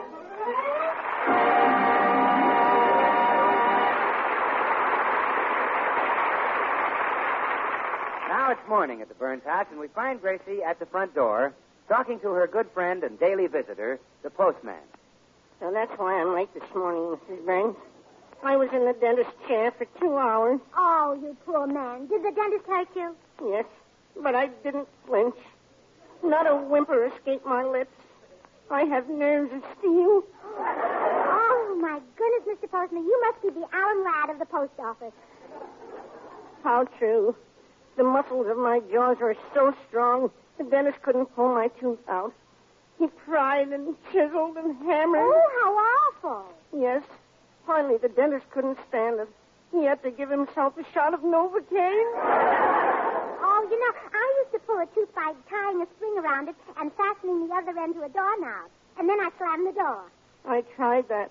Here, I've got it in my pocket. Oh, it worked. Oh, and what a big tooth. That's the doorknob. Oh, yes. You know, when my father wanted to get one of his teeth out, he had a sure way. Gee, I'd like to try it. Oh, I wouldn't. You'd have to go all the way up to San Francisco and pick a fight with my mother. Oh, I wish she lived a little closer. Well, here's your mail. Just a magazine today. Oh, thank you. Well, goodbye, Mr. Postman. Goodbye, Mrs. Burns. Remember, keep smiling.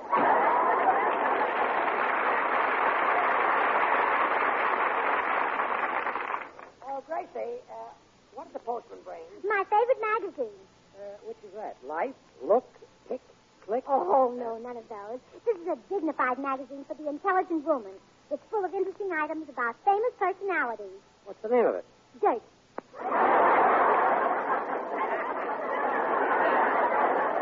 Yes, that's very dignified. It has real inside facts that no other magazine would dare print. And just listen to this item. Whose wife has been going out with who, and who is burned up about it? Who? Oh, naturally they don't tell that. They have to draw the line somewhere. Well, naturally. Oh, and here's the real news over here on the society page. It says that Freddie Langdon, the millionaire playboy, is opening up his Beverly Hills home for the summer. Freddie Langdon? Yes. Just look at these pictures of him. Oh, isn't he beautiful? He doesn't look like so much to me. Oh, look at this one in the baby suit. Oh, look how broad he is. I'm just as broad as he is. Yeah, but his is in the shoulders. Probably got on water wings or something. Come in. Oh, hello, Gracie. Oh, hello, Tootsie. You're just in time. The new issue of Dirt came this morning. Oh, I adore Dirt. Oh, me too. And this week they have a picture of Freddie Langdon, the playboy. Here he is in a bathing suit. How do you like him? Oh, Tootsie, for Pete's sake. Look, why don't you stop? I look as good in a bathing suit as he does. Ah, you're cute. What'd I do? How about those two girls who followed me everywhere I went at Ocean Park? Oh, I forgot to tell you, dear.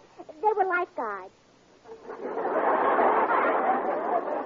Well, I don't believe it, and I still say I look as good as Langdon. I'll go upstairs and I'll put on my bathing suit and prove it. Gracie, what does Dirt say about Freddie Langdon? Well, it doesn't say much. Just that he's opening his summer home and needs a cook and a maid. Oh, gee, I envy the girls who get those jobs.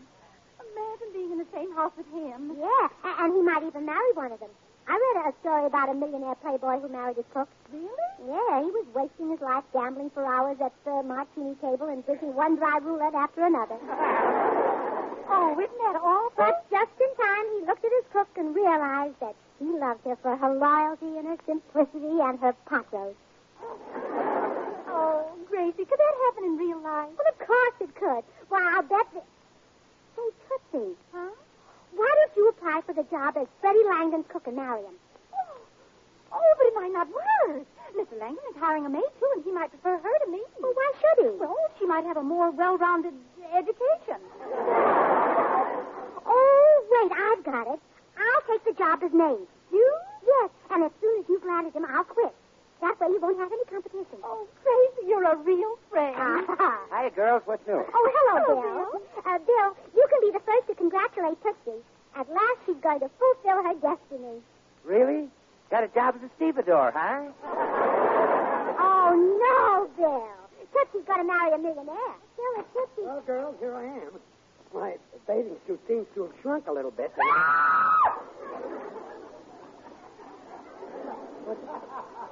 What's wrong with Tootsie? Well, she's never seen you in a bathing suit, George. It doesn't affect me because I know, you're trying to rib me. Bill, you're an honest guy. Look at me.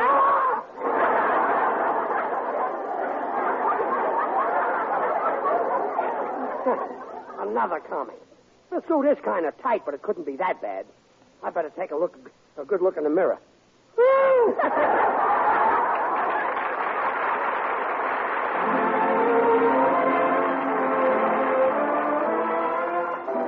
This is Paul Whiteman. New York is cheering a smash musical show. It's called Oklahoma. And here's one of its top tunes.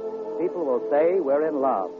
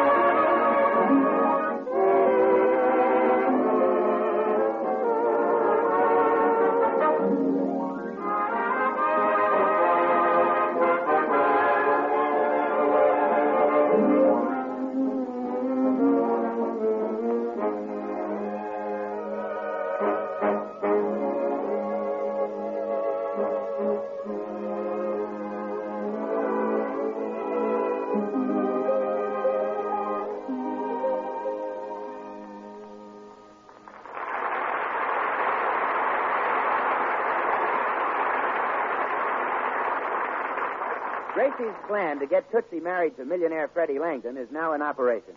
The girls are just arriving at his home, where they hope to be hired as cook and upstairs maid. Oh, be still, my heart. Do I look all right, Gracie? Let's see. Oh, your hat doesn't seem to be on quite straight. Oh, dear. Oh, no, that's all right. It's just that your face is on a little crooked. Oh, thank goodness that's all it is. Now, remember, Tootsie, let me do the talking. Huh? Yes? Are you Freddie Langdon, the well-known playboy? Playboy?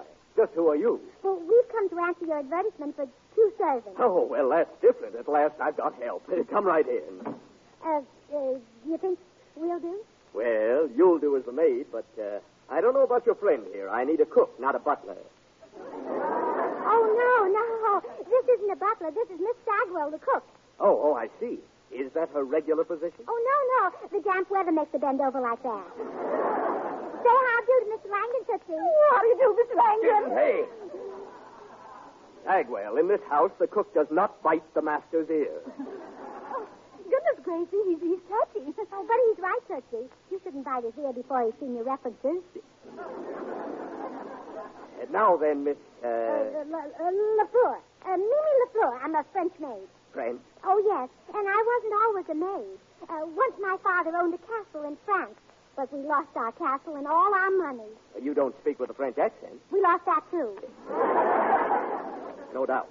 Would you like me to explain your duties to you, Miss LaFleur? Yes. Yes. Yes. That's French for oui. You're a very unusual servant, Miss LaFleur. Where was your last place of employment? Oh, I've been working for a party named George Burns. And why did you leave him? Well, Mr. Burns wanted me to be more than a maid to him. Beast. I don't blame you for quitting a rotter like that. Dad, why do there have to be such men? I don't know. Sweet, innocent girl like you. You, really are an awfully cute little thing, Miss LaFleur. Oh, Mr. Langdon. Oh, yes, you are, Miss LaFleur. Or do most people call you Mimi? Oh, no. Very few people do. Has anyone ever told you you're very good looking? Naturally. I should think they would. Your eyes are like stars, and your lips... Oh, what's the matter, Tootsie? Gracie, am I mistaken, or am I getting nowhere here? Oh, that's right. Mr. Langdon, you shouldn't be telling me those things. You should be telling them to Miss Sagwell. To Miss Sagwell? Well, certainly. Someday Miss Sagwell will make a lovely wife for some nice man. Well, thank goodness I'm a rat. Oh, but Mr. Langdon, wouldn't it be wonderful if you were my rat?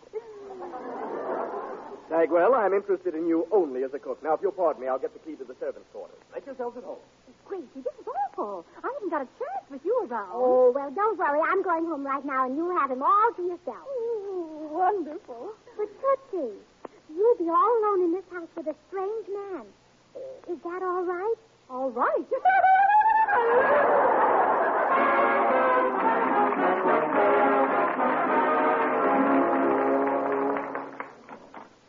Hello, dear. Home again. Where have you been? Out trying to get Tootsie a husband. Oh, why don't you give up? No man would ever look at that broken-down dame. Oh, George, that's not nice. Everybody picked on poor Tootsie. Even the government insulted her. The government? Yes. They gave her a number 17 shoe stamp, and she only wears number 14. Yeah, she's a toe dancer. Mother wrapped her feet when she was a kid. I'll answer it. Yes?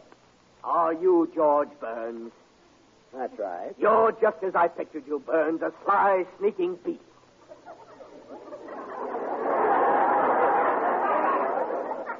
Huh? What have you done with my upstairs girl?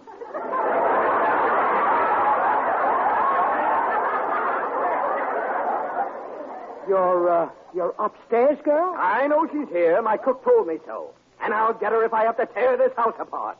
Oh, yeah? Well, you just try it, and I'll show you. What? I'll straighten up after you, I guess. Oh, hello, Mr. Langdon. Mimi. Mimi? Am I too late, Mimi? Has this brute pursued you from room to room? Oh, no, not since 1931.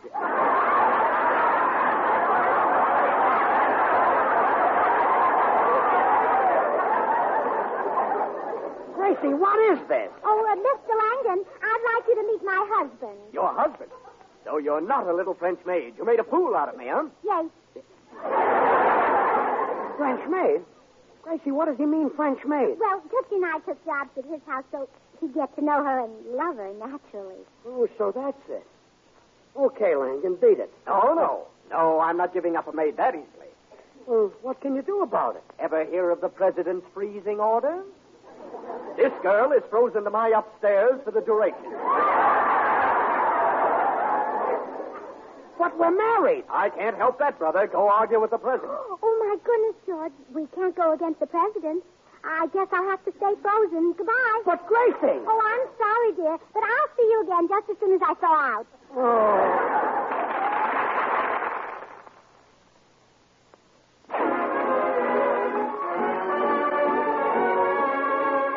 Here's Jimmy Cash singing a new tune that's a mighty cute tune. The Right Kind of Love.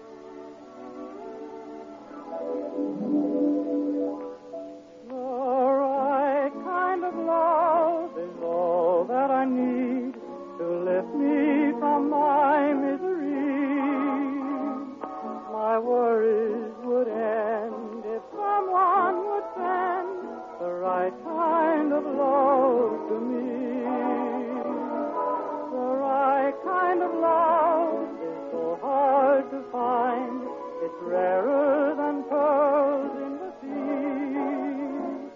I tried and I tried, but just can't decide the right kind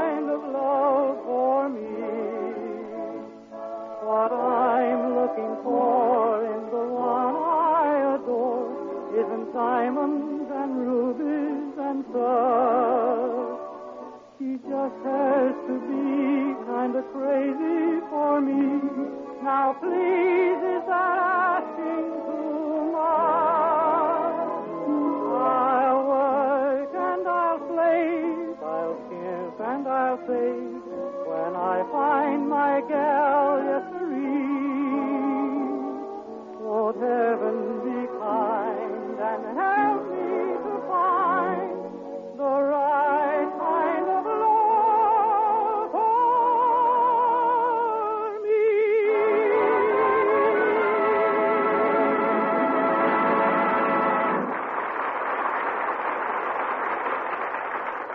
When Freddie Langdon took Gracie away, George was in a panic. He didn't know how to handle the situation, so he turned for advice to a man whom he had always respected for his intelligence, keen judgment, and utter lack of fear. What should I do, Bill?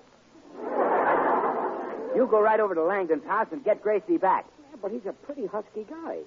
I'd run right over there if I was in better shape. If you were in better shape, you wouldn't have to. Gracie would run back here.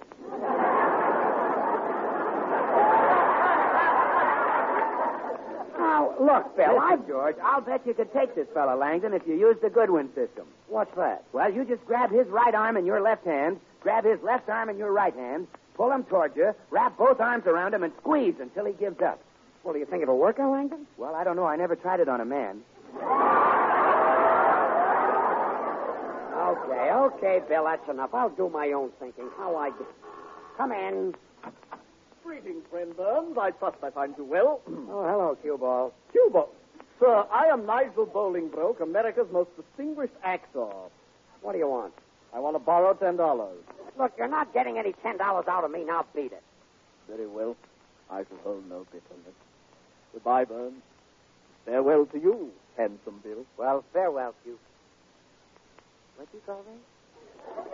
Handsome Bill. That's what all the girls call you. Oh, really? Why, certainly. And you know, handsome Bill, I've always wondered if you're as generous as you are handsome.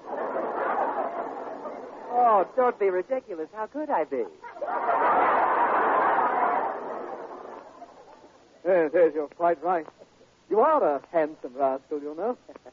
You have the classic features of Alexander Hamilton. Oh, well, thanks. But I'm not sure I know what Hamilton looked like. Why, I'd love to show you. There's a splendid picture of him on a $10 bill. Oh, no, you're not getting $10 out of me. I fear I am left with but one alternative. I shall be forced to teach some wayward youth the rudiments of snooker. Wait a minute, Cue Ball. I just had a thought. How would you like to earn that $10? Sir, if your thought involves work, perish it. Look, all you have to do is ask. Do you think you could play the part of a girl's father? Why not? One of the greatest roles was that of Colonel Cobb, father of Mary Lou Cobb, in a drama of the Old South entitled Moonlight and Corn Pones. Well, okay, today you're Tootsie Sagwell's father. Yes, Colonel Sagwell. Come on, I'll explain it to you on the way. One moment, please. Surely you don't expect to purchase my thespian artistry for a mere $10. I should have been paid $10 for one word. Look, do you want the job? Yes. Well, here's the 10. You see, I still get $10 for one Well, word. come on, let's go.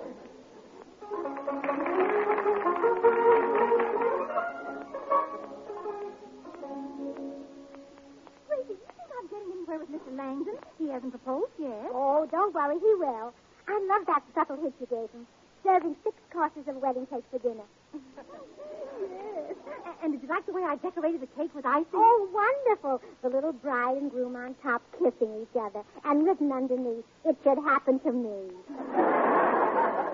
Oh, I thought that was subtle, too. And, Tootsie, if he doesn't propose tonight, you can give him a stronger hint at breakfast. What? Well, put a diaper in his napkin then. Oh, Gracie! Mr. Langdon, there's someone at the door. Answer it. You want me to answer it? You're supposed to be the servant here. Oh, I'm the upstairs girl. I don't let anybody in unless they knock on the roof. Oh, what's the use? All right, I'll answer. Aha! So you, sir, the scoundrel, has been trifling with my daughter's affections. I beg your pardon. Why, Mr. Bowling. Gracie, this is Tootsie Sagwell's father, Colonel Sagwell. He's come here to make Mr. Langdon marry Tootsie. Oh, I see. Oh. It's kind of cute. Now, see here. Quiet, Yankee. Sir, if you all know what's good for you all, sir, You all better marry my little gal right now. Tell me, daughter, did this Yankee try to take advantage of you? Did he try to kiss you? No, make him do it, Patsy. Confound yourself. You've dragged the proud name of Bagwell in the mud. And now, sir, you gotta marry my daughter. Now, see here, this is blackmail. Look, Mr. Langdon, if you let my wife come home with me, I think I might be able to call the colonel off. Yes, I might listen to Mr. Burns, sir. Oh, no, you won't. This is Tootsie's chance to marry a millionaire. Millionaire? You mean this charming gentleman is that well-heeled? Huh? Oh, Mr. Langdon. Mr. Langdon is fantastically rich. Well, Mr. Langdon, perhaps you and I can arrive at an amicable financial settlement. Hey, you can't do that. You gave me your word. My word, sir, is absolutely worthless. Now then, Mr. Langdon, shall we say $50? Fine. Now, just a minute, Mr. Langdon. You don't have to give him a cent. He isn't Tootsie's father at all. He's a pool room bum I hired. My dear Mr. Burns. Yes. I despise you. Oh, come on, Gracie. We're going home. Oh, no, you're not. She's still my upstairs girl, and she still throws into a job. My, it's been a long winter, hasn't it? Look here, Langdon. She's my wife. She belongs with me. That's right, and you're not going to separate us. Gracie, have you got an idea? Yes, George. Let me hear you say, dinner is served. Oh, no. No.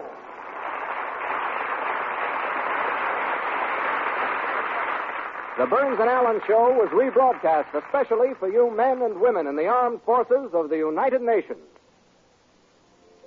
Hello, my hammer, hammer ring. Oh, my hammer, hammer ring. Well, Nova had a hammer, hammer ring. Nova had a hammer, hammer ring. 40-pound hammer, hammer ring. And a 40-pound hammer, hammer ring. Well, Noah had a hammer, hammer ring. A special service after show, featuring the mellow music of the Golden Gate Quartet. Well, Nova didn't have what ate in family. Let me tell the three of their names. It was a ham, sham, Jape, and Gomaya. Gonna build my house just a little bit higher. Play on my hops with the daughters of Zion. And Nova had a hammer, hammer. Well, Nova had a hammer, hammer ring. From the 40-pound hammer, hammer ring. On the 40-pound hammer, hammer ring. Go ringing in the bottom, hammer ring. Go ringing in the bottom, hammer ring. Go ringing in the live oak, hammer ring. Go ringing in the live oak, hammer ring. Build a ring, a hole, hammer ring. Ring, hammer ring. Go ring, a hole, hammer ring. Go ring, hammer ring. Run over, had a hammer, hammer ring. Oh, had a hammer ring. Told the 40-pound hammer, hammer ring. On the 40-pound hammer, hammer ring. Build one these mornings bright and fair. Hitch on my wings and try the air. Fly way up on angels' wings. Them don't see me, gonna hear me sing. Gonna fly way up on the mountain top. Make my wings go flippity-flop. Gonna Nova had a hammer, hammer ring. Hello, had a hammer, hammer ring. 40-pound hammer, hammer ring. On the 40-pound hammer, hammer ring.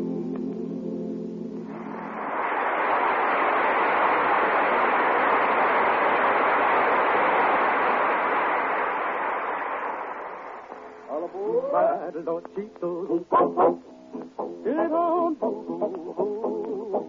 and I get the ticket down by the Lord Cheetos. All aboard! All aboard! The train is coming. You better get your business right. You better set your house in order for him. You know the train's gonna keep it tonight. Don't you have a whistle? Oh, wow. Have a bell to sing. Don't you have a engine exhausting for him? You know the train's gonna keep it tonight. Now before she enters the pearly gates of heaven, can't you imagine that you can hear this train go? She talks about lots of you know the train's gonna be here.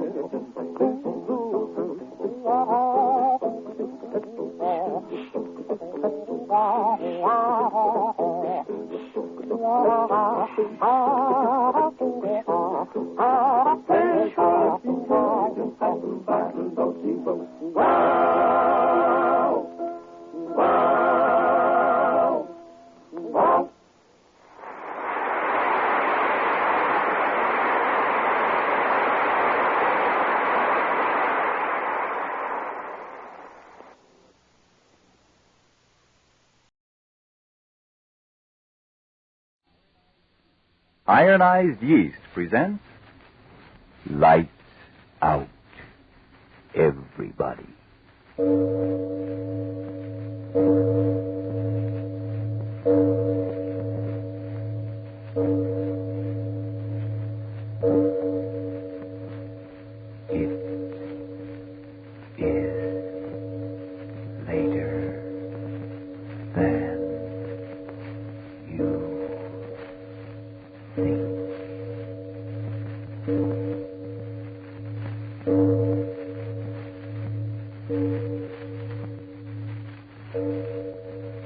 Lights Out brings you stories of the supernatural and the supernormal, dramatizing the fantasies and the mysteries of the unknown. We tell you this frankly, so if you wish to avoid the excitement and tension of these imaginative plays, we urge you calmly, but sincerely, to turn off your radio now.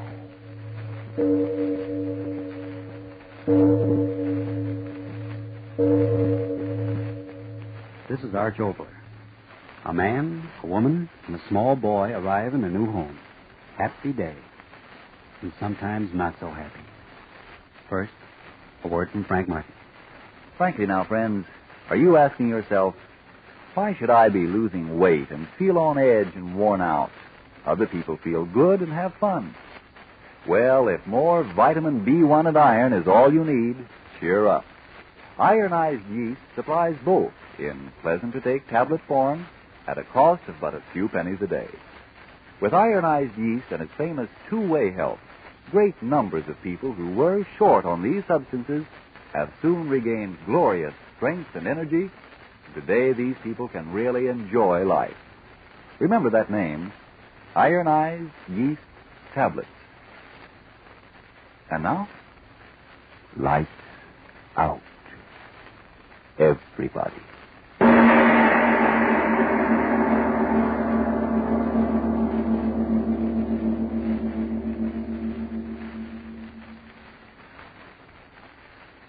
$40, $50, $60, and 20 is 80, and 20 is 100. Perfectly correct. $100 rental for 2 months. And now there's the matter of a receipt, of course. If you don't mind. Oh, no, not at all, Mr. Cook. Do business in a business-like way is my motto. We're not a very large firm, but service supreme is our motto. Now, what did I do with my receipt book? So careless of me. In this pocket? Oh, any old piece of paper will do, really. No. Here we are. I had it in this pocket all the time. I'll just sit down over there and write it out for you. Well, darling. Oh, Chuck, it's simply unbelievable. $50 a month for a furnished Grand Central Palace like this one. Beautiful. There's something wrong in the woodpile someplace. Your figures of speech are a little mixed, husband. But the fact remains that $100 is the price we're paying. Yep. Service Supreme over there is making out the receipt with his good left hand, so I suppose it's true. Oh, say, where's the draft exemption? Sleeping there on the sofa. Paid himself right at home pretty quickly, didn't he? Takes after his papa. Oh, now that's libel. I never curled up in a strange sofa without... Yes, Service Supreme. Here we are, folks. Here we are. Money receipted right and proper. I hope you'll be quite satisfied here.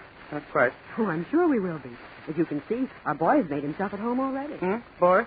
Oh, yes. A cute little fellow. I do hope he'll be quite all right. Quite all right. Yes. Well, I must be getting along. Business, you know. Moving in at once, aren't you? Well, yes. You told me you were. Yes. Well, good luck, and goodbye, Mr. Cook. Mr. Cook, goodbye. Bye. Well, wasn't he in a hurry to get out? Service Supreme until the moment the rent's paid, and then it's exit extraordinary. Well, I'd better go get the things in out of the car, huh? Say, I never thought we'd spend the summer in a mid-Victorian mansion, did you, dear? Yeah, I'm talking to you. Hmm? Oh, I'm sorry. Why the pensive look? What are you thinking about? Just what that man said. What man? Oh, you mean Service Supreme? Yes. Well, what pearl of wisdom did he spout? Remember when he looked at Billy sleeping there? Sure. He said, I do hope he'll be all right. Yeah, so he did. So what? The way he said it. Oh. Say, you'll have to get some help in to clean up this place. Looks like my fraternity house used to after we threw a dance. And... Chuck! What? What are you staring at? What are you doing here? Phew, fella, you startled us. What are you doing here? Oh, Chuck, he must be the caretaker the real estate man told us about. Oh, yeah. You sure. answer me. Chuck, what's the matter with that man? What? Look here, old man. You don't have to throw any catfits. We rented this place from Service Supreme. What's his name? Mr. Hawkins, that real estate man up in town. Rented? Sure. Here's the receipt. $100 for the next 2 months. 2 months? Yeah. Oh, I know it isn't much, but that's all the fellow wanted, and so that's all he got. Of course, with all due respect to your caretaker. Oh, you are the caretaker, aren't you? Yes, I. Oh, good. Then I can speak freely. Well, as I was saying, the rental doesn't seem like much, but after all, big as it is, this is a pretty crummy old place. Chuck. Well, it is. And that real estate fellow said there hadn't been anyone living here regularly for 20 years since those people, what's their name, all died. So I figured at the price. Reynolds. Huh? What'd you say? What'd you say? I don't know. I'm frightened. Reynolds, Mr. and Mrs. and Paula. Oh, Reynolds. Yeah, they're the people that lived here, aren't they? Mr. Hughes' real estate said something about Get this. out of here. What? Get out of here. Chuck. You hear me? Now, wait a minute. Get out. Wait a minute. Out. You do not Oh, belong wait now. here. We rented Get this place, out you of know. here. No one belongs here. Why? No one. It is mine. What do you... Mine, 20 years. Now, mine. stop waving your arms Get around, out. old man. Stop Get it. out. You've got Chuck, to make go. him stop you. All Wake of up you. Billy. This You wake place up the is dead. mine. He's making enough Mine, noise. I tell you. Now, You look got here, to old get man. out. My house, mine. Nobody. Chuck, he's sick. Catch him. Old man. Old man. Chuck, he's not. No, just passed out, I guess. Wonder where some water is. He's coming to. Thought he popped a valve or something the way it was blowing off. Give me a hand. We'll put him on that other sofa. Take your hands off of me. Huh? Take your hands off Oh, now, of look me. here, old man. We just want to help you. Your hands off of me. Oh, Chuck, help him get up. No. I am all right. I will live longer than anybody. You will have to get out. You will have to get out. Hey, now, wait a minute, old man. Can you imagine that, old duck? Running off like that. We did get a bargain. A house and entertainment by a cracked nut, all for $50 a month. But why was he so furious? Don't ask me. I'm no psychiatrist. Oh, well, let's not let the old crackpot spoil things. No. I'll slip him a few bucks in the morning. He'll be all right. Mm-hmm. Now, let's wake up that snoozing son of ours and... Chuck, look. Huh? He is awake. Why, you little rascal, you. How long have you been sitting there watching, young man? A long time. Where are we, Dad? I'll tell you, Billy. We're in a great, big, beautiful house where you and I and Father are going to have a good time for the next 2 months. Isn't that good news? Well, why don't you answer your mother, Billy? Aren't you glad we're going to be staying here in the country? Dad, Yes, son. please, let's get out of here. I'm awful scared.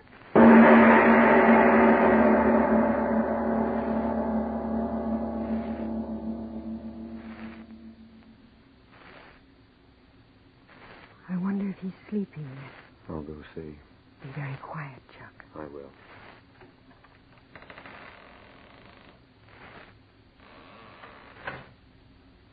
Well? Like the proverbial cherub. Chuck, keep your voice down. Oh, that air of ours is sleeping so deeply it'll take Sousa's band to wake him up. Maybe we should have let him sleep with us this one night. And have him grow up into a lily that falls over the side of his own shadow? Oh, no, Mrs. Cook. He sleeps in that room and likes it. Anyway, he's deep in sleep, so that's that. And here I go. Boy. stretching out feels good. You know, it's going to take at least 2 bands to wake me up tonight. Lock all the doors? Mm-hmm. And the windows? Yeah. Are you sure? Oh, now listen, honey. Oh, please tell me. I am telling you. This house is locked up tighter than a who's got. Shutters, doors, everything. I can tell you that crazy old coot decides to come back to continue his oration. He'll have to use a hacksaw to get in. I wish it was morning. Hmm? You could sort of straighten things out with him. After all, he is the caretaker. Oh, forget it. We rented the place from the accredited agents, and the old boy doesn't like it. Well, that's too bad. Let's go to sleep. But, Chuck. Oh, Ann. But I want to know. What? Why should he have gotten so excited? It's been worrying me. I don't know.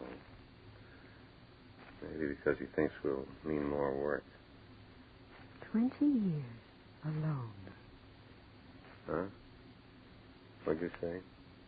I was just wondering why this place hadn't been rented or sold all these years. I don't know. Could it be... What? Nothing. Say, are you thinking of... Oh, that's nonsense. Is it? Sure. Just because a house is big and old and hasn't been lived in for a long time doesn't mean that... Oh, I tell you, that storybook stuff. Chuck. What? Why did Billy say that he was frightened? Oh, he's just a little kid. Well, isn't it possible that young children are closer... To what? To things that aren't of this world?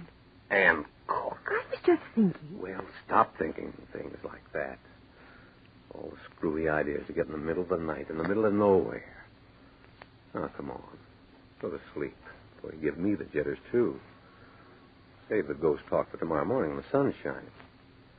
It's a little dark and dismal and weird right now to be talking about ghosts. Chuck, listen.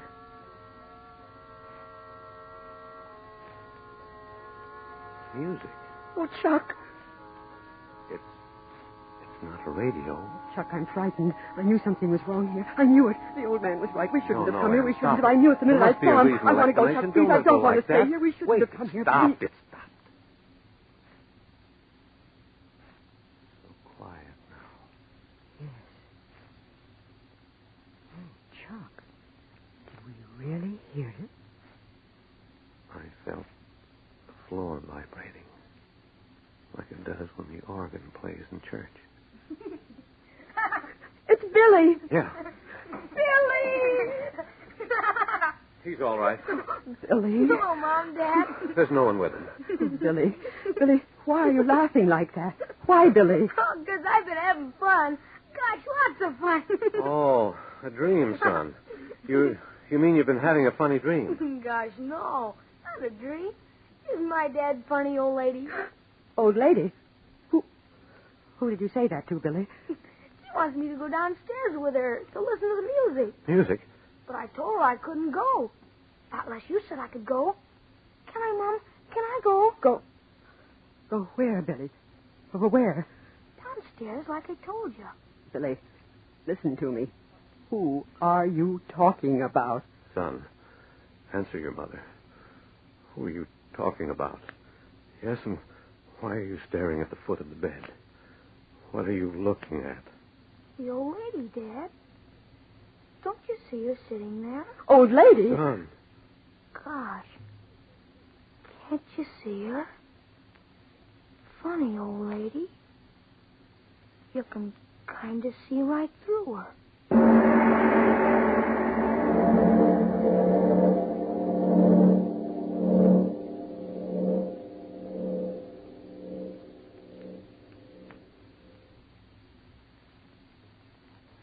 Ladies and gentlemen, we leave our lights-out story of Oregon for just a moment now to look in on a cheerier scene. It's a sparkling, clean American kitchen. And the lady of the house is saying, There. Dish is all done. House all cleaned up. Now I can do my victory garden before time to fix the children's lunch. Where do you get your pep? I'm so worn out these days, it takes me all day just to do my housework. I'm losing weight, I can't eat properly. Even washing the dishes tires me out, and there's no help to be had. No, we have to help ourselves these days. And that's what I did when I felt the way you do. I found out I needed more vitamin B1 and iron. So I took ironized yeast tablets. They supply both vitamin B1 and iron, you know. But how could just those two things make so much difference? That's easily explained. When you don't get enough vitamin B1 from your food, you may lose your appetite, not eat enough to keep up your weight and strength. And when you don't get enough iron from what you eat, you may be weak and pale and all in. And ironized yeast supplies both vitamin B1 and iron? Right. So if you're short on these vital substances, don't wait. Go to your druggist this very night and say, a bottle of ironized yeast tablets, please. And now back to tonight's Lights Out.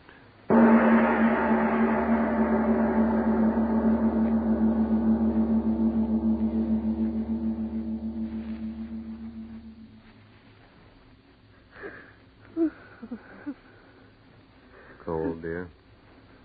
A little. Let me get this around you. Kind of a wind blowing in from someplace. We should have stayed upstairs. No. I couldn't stay up in those horrible bedrooms. I couldn't. All right. Now, don't get upset again. Here we three are, and here we stay until daylight. Won't it ever get light again? Oh, no, honey. Just a few more hours. Gosh, kids are wonderful. What? Billy. Look at him there. Sleep as if nothing had happened. He doesn't know that anything did. Oh, lucky kid. Oh, you just wait until that old son starts doing this stuff. I'm going to turn this house upside down until I find out what... Chuck. Huh? Wait. Something? I don't know. I thought I heard something sighing as if... That horrible music again. It's here. An organ, right in this room. But where? Where is it coming from? Where? I don't know. I can't stand it. I can't. Don't make them stop it. Hurry, dearest. Playing. No one Control here. yourself. Stop it. You'll wake up the boy, saying honey. that. Mom. Billy, he's up. Mom, come to me, Mom. Yes, Billy. Yes, Billy boy, yes. What is it? That funny music. Where is it coming from, Mom? I don't know. But, Mom... It's all right, son. Stay here by me. That's the boy. Won't it ever stop? Won't daylight ever come? I wish we wasn't here. Chuck, it's getting darker.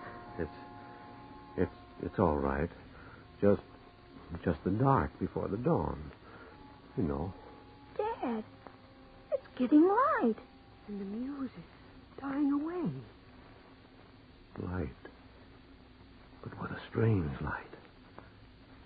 Dan, is there something wrong with my eyes? No. I see it, too. Do you?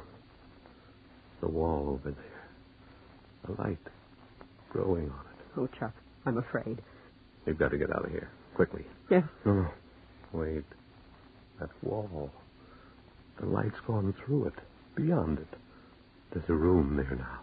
A room. Yes, I see it, too.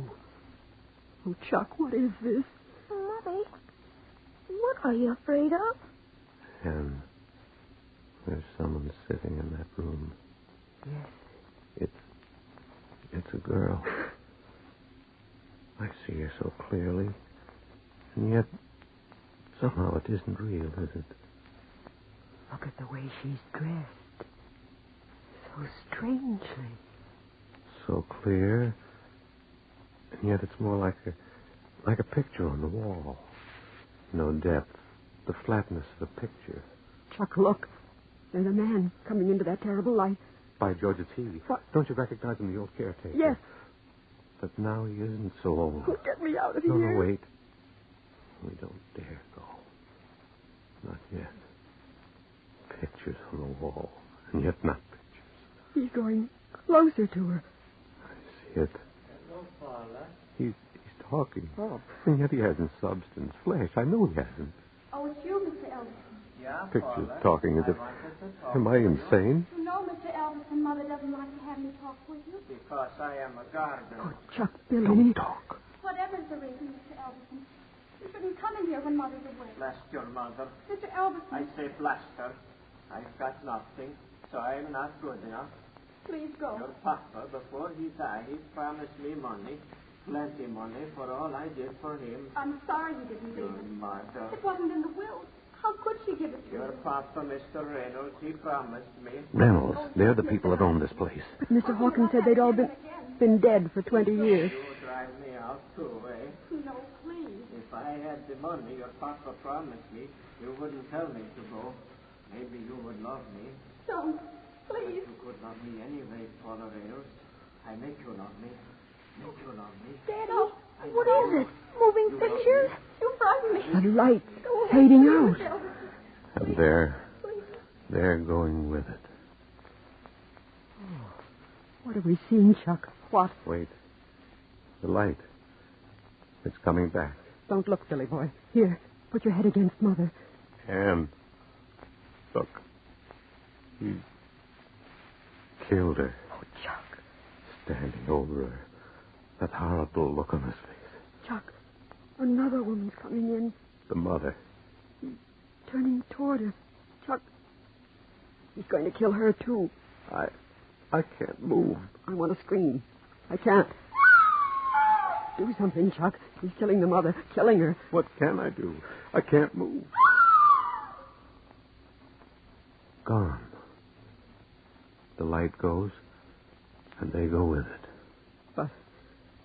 But we saw him kill them both. Mother and daughter. Billy didn't see. No. He buried his head against me so tightly that... Why, Chuck. What's the matter? He's asleep. Asleep? Yes. So quietly against me. It is as if someone out there didn't want him to see that horror. Only you and I. Oh, Chuck, what was it that we saw? What? Whatever it was, we're getting out of here. Quick, give me the boy. Wait. Who the... The old man, the one we just saw kill... The one you just saw, what? You killed them. How? Why, I don't quite understand. But we saw you kill them, mother and daughter. So? Was it real? Yes, I killed them both. Yes, I killed them. And why not? The young one gave me no love. The old one no money. He promised me, but when he died, they gave me nothing. Killed them, yes, killed them with my own hands. I killed them. Chuck, the police. Yes, no, I'm going... No police. There were no police then. There will be no police now. But murder. 2 women. They know. I know. And now you know. No one else will ever... What do you mean? You hear? They understand. That horrible organ music. Their music. Night after night since I killed them. Now you know why I didn't want you here. Now you know why I must kill you. Kill? That gun! Yes, with the gun. Them 20 years ago with my hands. You with this gun. You crazy... No, Chuck, you'll kill you. Look out! Kill you all. I'll kill you all. Give me that gun. Give it to me, I'll tell you. Give me that. Look out!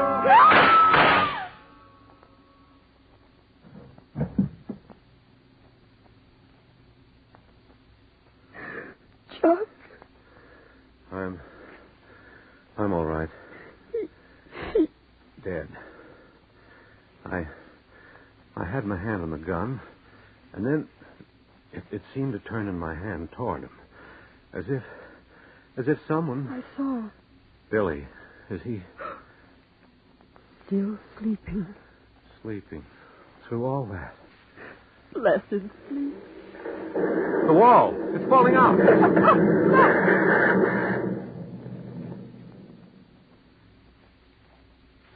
The wall. There's the organ. The organ that was playing. And women. 2 women sitting at the keyboard. No, Chuck. Don't go closer. Oh, no. Chuck, what is it? No. I was wrong, Anne. Wrong? Not women. Not anymore. 2 skeletons in dresses. Oh. I think I know now. He killed them 20 years ago. Then walled up their bodies in there with the organ. But what we saw, the music, how could it... Anne, look. They're crumbling. Bones into dust.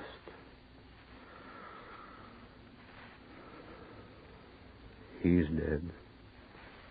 Now they can have peace.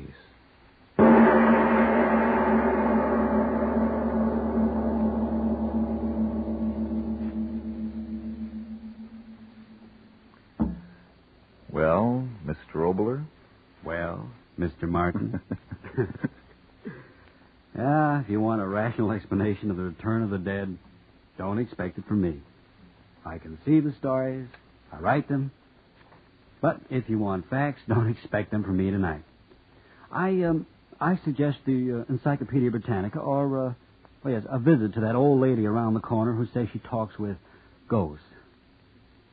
As to whether the dead can return, once again I say we don't know, and perhaps it's better that we don't. Which reminds me of the future and reminds me of next week. Have you ever heard of alter ego, Frank? I don't know what ego is, all right, but what's the alter? The answer to that, after you've had your say. Friends, if more vitamin B1 and iron is all you need to help you look and feel and act your best, get ironized yeast tablets. Now, there are cases where a rundown condition may be due to other causes. If you have any doubt, by all means consult a physician. But if your trouble is simply vitamin B1 and iron deficiency, remember, ironized yeast has been so successful in so many such cases that it's sold on this no-risk, money-back basis. If you don't begin to eat better, to look and feel much stronger, peppier, and more alive, the cost of the first bottle will be refunded to you in full by ironized yeast, Box IY, Rahway, New Jersey. Now, Mr. Obler, what's that about alter ego? Oh, wait a minute. Isn't that the play you did a number of years ago with Betty Davis, which caused such a furor? Right. Good memory, Frank. That was a long time ago, and so many of my friends here in Hollywood, including the illustrious Betty D. herself, have asked me to do it again, that we're going to do it once more. Alter Ego, the story of a girl's other amazing self. But that's next week.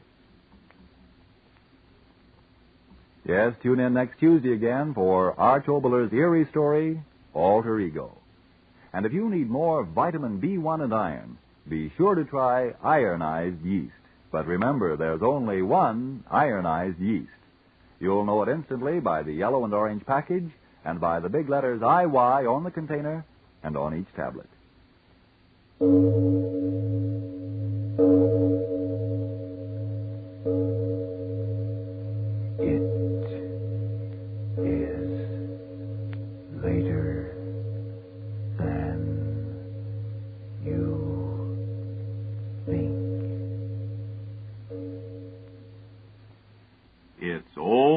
The beginning of the white shoe season, but it's never too soon to start caring for your white shoes to keep them in good wearing condition.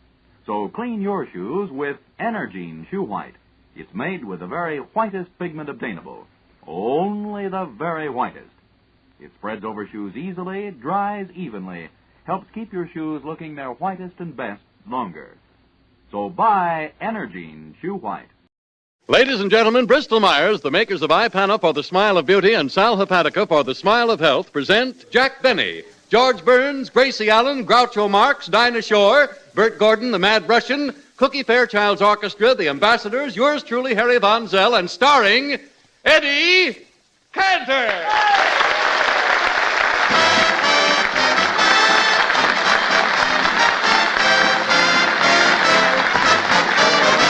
What's the good word, Mr. Bluebird?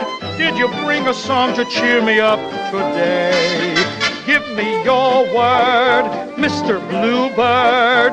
Did you come to tell me everything's okay? I've been blue because there was no letter. Seeing you has made me feel much better. What's the good word, Mr. Bluebird, before you fly away? I've been blue because there was no letter. Seeing you has made me feel much better. What's the good word, Mr. Bluebird, before you fly away?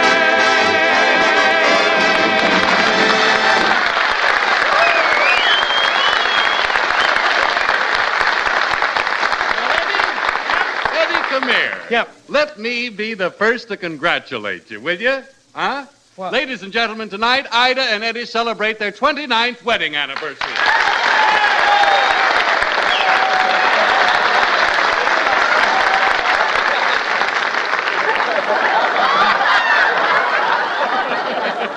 Thank you, Harry. Really, this is the happiest moment of my life. Gosh, I feel so nervous. Yeah, I know, Eddie, but stop blushing. I can't help it, Harry. I feel like a bride. Kiss me. Gee, married 29 years. How time flies. Oh, I'll bet. Seems like only yesterday that Ida told me I was just a ham actor. Oh, really? When did she tell you that? Only yesterday. Harry, I shall never forget my wedding day. All my friends were there. Burns and Allen, Groucho Marx, Al Jolson, Ted Lewis, and a thin little flower girl, Sophie Tucker. That day she had 2 roses pinned to her dress. Today she can wear Griffith Park for a corsage. Well, that must have been quite a wedding, Eddie. Oh, yes, it had all the trimmings, you know. We even had 2 pairs of shoes tied to the back of the car. Oh, 2 pairs of shoes? Yeah, what a lovely couple we made. As the band softly played the wedding march, Ida and I strolled down the aisle barefoot. Oh. Harry, it was awful. When the man said, "Do you take this woman to be your lawful wedded wife?" Yeah. I said I do and slipped the ring on her big toe. But I'm really getting a big kick out of my anniversary. Just this morning, Harry Von Zell, I looked at our wedding license. Oh. You should see it, Harry. It's all wrinkled and practically falling apart. Oh, well, you're not exactly holding together yourself. No, but, Eddie, when you and Ida were married, you lived in New York, and right after your marriage, you got your first break in the Ziegfeld Follies, didn't you? Ziegfeld, right after. That's right, Harry. Oh, boy. Boy, I'll bet you must have loved being around all those Follies girls, Eddie. Well, Harry, it was just a job. It was a job, you know, Harry. Honestly, like working in a candy factory. After the first day, you don't look at the candy. But, oh, that first day. Oh, gosh.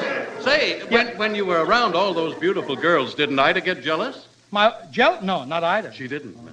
I used to stand and look in their dressing rooms every night, and the girls would even wink at me and invite me in. And you didn't go in? No, Harry, I always stood at least 4 feet away. That was as far as my chain would go. Well, anyway, Eddie, I bet you missed those good old days. Yeah, especially the food. The things you could buy for $1 29 years ago, eggs were 15 cents a dozen. You could get a chicken for $0.25 and get the sirloin steaks 19 cents a pound. All that for $1, and the butcher would throw in you 2 pounds of calf's liver for the cat. Free, he would throw that in, Harry. Hey, Eddie, what is that sound? That's the audience drooling.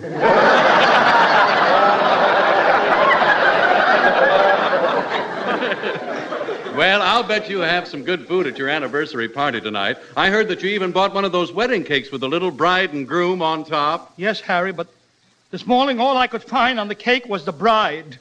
Well, what happened to the groom? Drafted. He was drafted. No.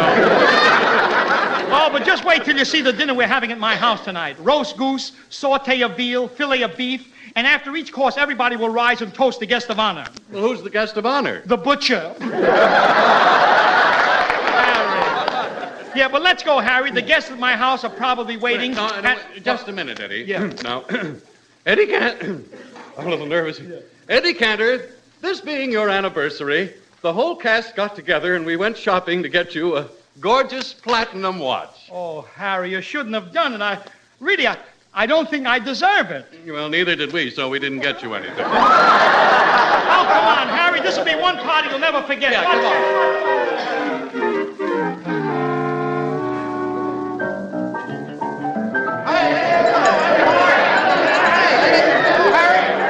Hey, what'd I tell you, Harry? Did you ever see so many people in the place? No, hey, look, there's Ida. Hello, Ida. Ida. Congratulations.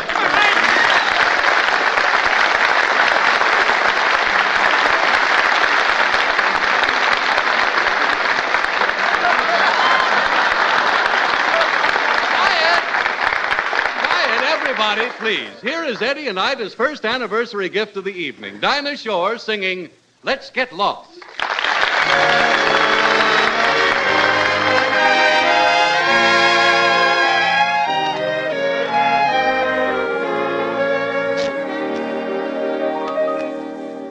Let's get lost, lost in each other's arms. Let's get lost, let them send out alarms. And though they'll think us rather rude,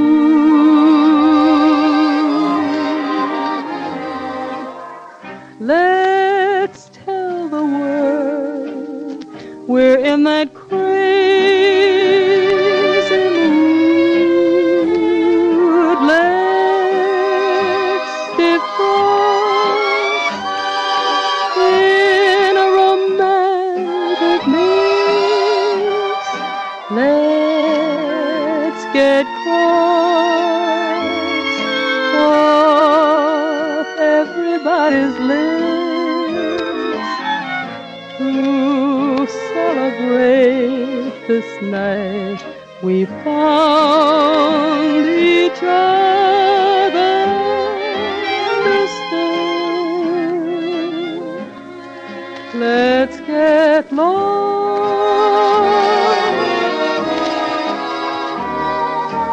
Let's get Lost in each other's arms. Let's get lost. Let them send out alarm to celebrate this night we found each other.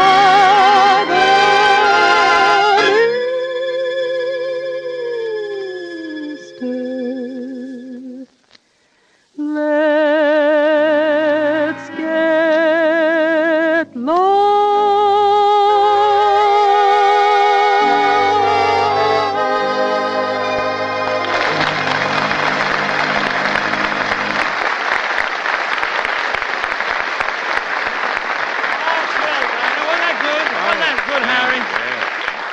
Wasn't Dinah grand, Harry? She's so versatile, sings so many new songs.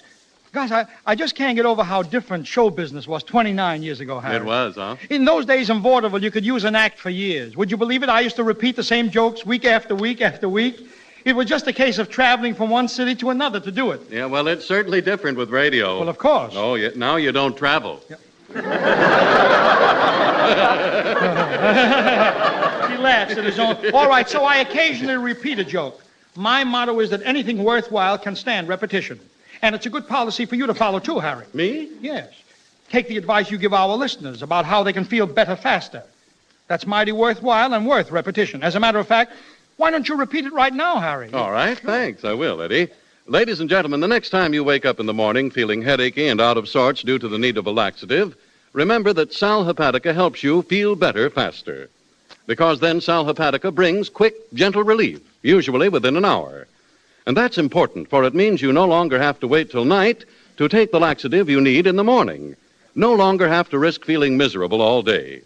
And here's something else worth remembering about this famous mineral salt laxative. Sparkling Sal Hepatica also helps sweeten an upset stomach by helping to reduce excess gastric acidity. So get a bottle of Sal Hepatica from your druggist tonight or tomorrow. It's important to use only as directed. Then anytime you need a laxative, morning, noon, or night, see how much faster you feel better when you take gentle, speedy Sal Hepatica.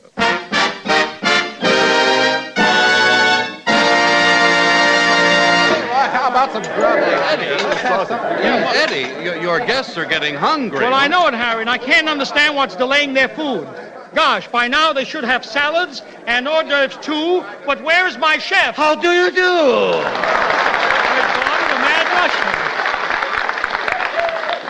Russian, I wanted a French chef for my party. Russians don't make good cooks. No, who do you think is cooking Hitler's goose? You're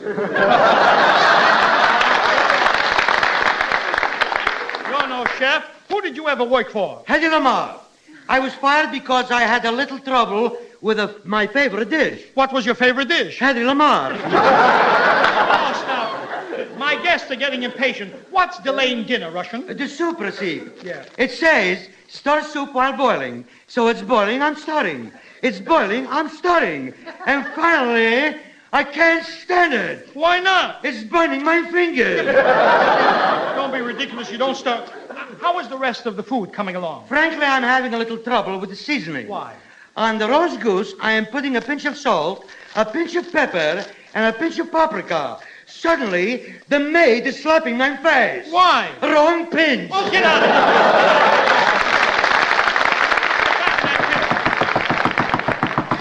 Yes, Cookie? Master, some guests are arriving. They are? George Burns and Gracie Allen.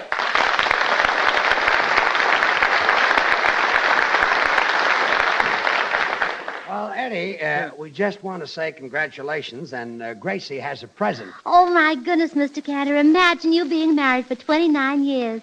Well, you certainly look it. Gracie, just give Eddie the present you got for him. I don't know what it is, Eddie. Gracie picked it out. Yeah. Well, Eddie, it's just a little something you can take along on your honeymoon. Honeymoon? We had that 29 years ago. Oh, really? The same year you were married, huh? Yeah, they killed two birds with one stone. Yeah, and, oh, what an embarrassing thing that was. I was so broke that Ida had to pay for the honeymoon. No. Yes. Oh, well, I'll have to get with Ida and compare prices. Of course, I paid her back as soon as I went back to work. Well, I'm sure George will, too. Gracie, just give Eddie his anniversary present. Oh, yes. It's in this package. Gee, I'm excited. What is it, Gracie? Well, you know the 25th anniversary is silver, and the 30th is pearl. So, this being in between the two... Yes. I got this handkerchief. A handkerchief? Gracie, is that all you're giving Eddie for his anniversary? Oh, no. I wrote a poem, but that's for Ida. Well, Ida's here. Let's hear it. All right. Congratulations to you, Ida. From Gracie, sweet as apple cider. Wait a minute. Gracie, Ida is supposed to be sweet as apple cider, not you. But, Judge, how would that sound? Congratulations to you, Ida. You're supposed to be as sweet as apple cider. Sounds like I don't believe it. Okay, read on. The husband you picked was a mighty good choice. Too bad he couldn't have had a few boys.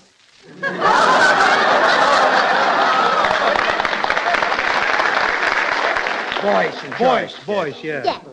I'm sure he's kind, a good protector. I'll bet you're glad you married Hector. Hector? Gracie Allen, my name happens to be Eddie. Well, that doesn't rhyme. Now stop interrupting. You've had him for 29 years, that's true. But a retread can make him as good as new. Yes, Ida Cantor, we two are the same. We both got our husbands with riches and fame. They're sweet and gentle. They're our little pigeons. But I'll bet we both wish we had gotten Walter. Oh, Walter Pigeon? Walter Pigeon. Yes. Eddie, call us when dinner I'll call is ready. you. Come on. So long, Gracie. Goodbye. See you later.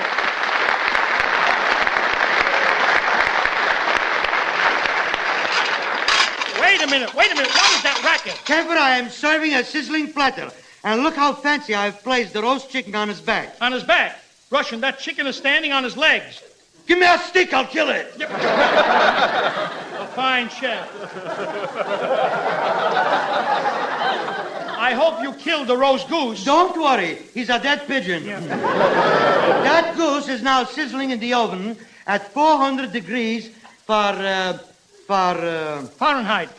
I sneezed. No. You dope.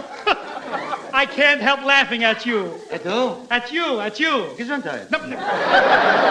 You're crazy. I didn't sneeze. You didn't?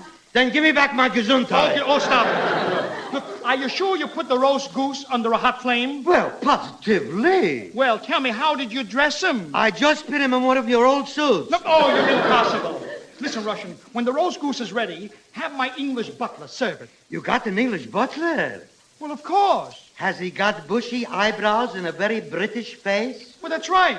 No wonder that roast goose was wearing a monocle. Get back in the kitchen. Get out of here.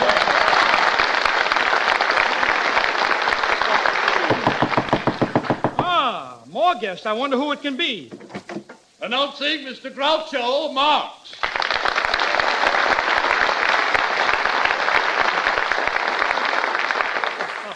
Well, this is a surprise. Eddie Cantor, as I live and breathe. What's such a surprise? You're still living and I'm still breathing. Well, anyway, it was nice of you to drop in. Aren't you going to congratulate me? Why, of course. What is it, a boy or a girl? Groucho, look at me. It's Eddie Cantor. Well, that's pretty confusing. You gave birth to Eddie Cantor? No, Groucho, it's my wedding anniversary.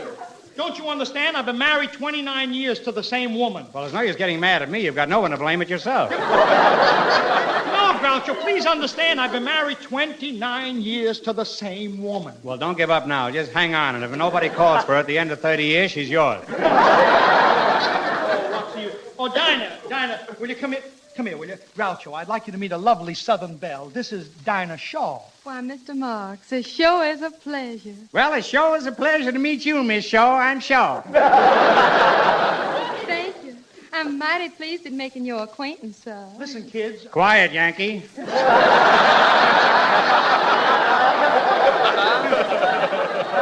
Are y'all from the South, Mr. Marks? Why, sure enough. I'm a big plantation man. I spend most of my time picking tobacco.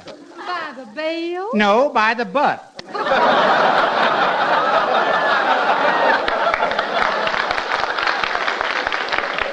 Groucho, you are certainly loaded with corn. Well, what do you all expect from a Kentucky colonel? I see they drafted your writers, too, huh? What's that? I said you ought to have new writers. I've got new writers. I've had a pain in my shoulder for the last 3 weeks. See you later. Bye now. Goodbye. Yeah, Groucho, how about some champagne? You can have your choice. Veuve Clicquot. I've made my choice. Quiet.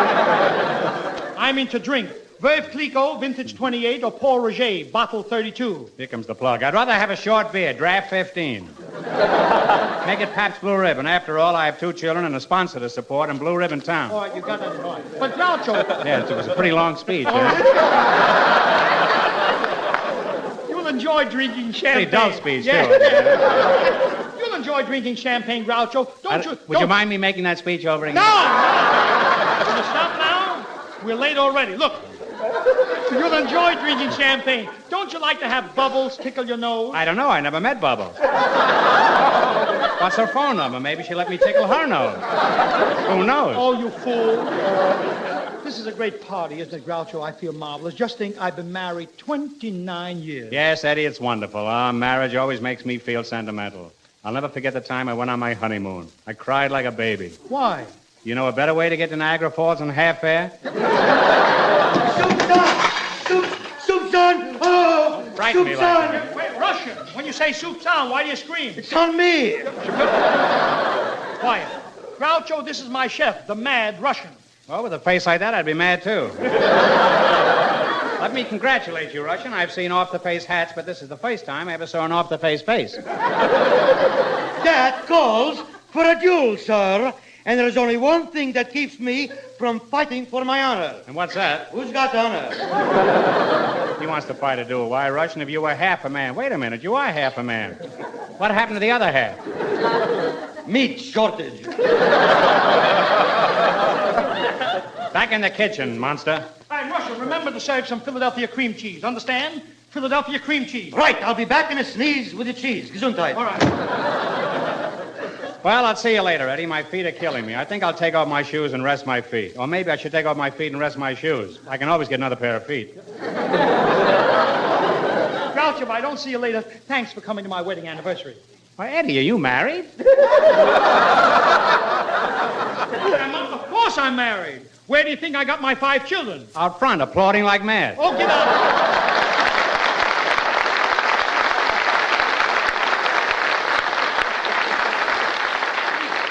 Silly. Oh, Eddie, this is a grand party. No, I'm having a record made of this program as a souvenir. Great idea, Harry. A few years from now, you should get a big kick out of it, hearing the whole gang and all the laughs. Oh, that's right. I wish I could have taken a movie of it so I could see the laughs. See the laughs? Yeah. Well, at least the smiles, especially of Gracie and Dinah. Yes, Harry. They've been having a lot of fun, and it's a pleasure to watch them. Yes, you're right. It is a pleasure, Eddie, and they certainly bear out what we've been saying about lovely women having attractive smiles. You know, Eddie, they prove a point everyone agrees on, the importance of an attractive smile to a woman's loveliness. But not everyone gives his smile the intelligent care it deserves. And it's so easy, ladies and gentlemen, when you see your dentist regularly and between visits faithfully use iPana toothpaste and gum massage.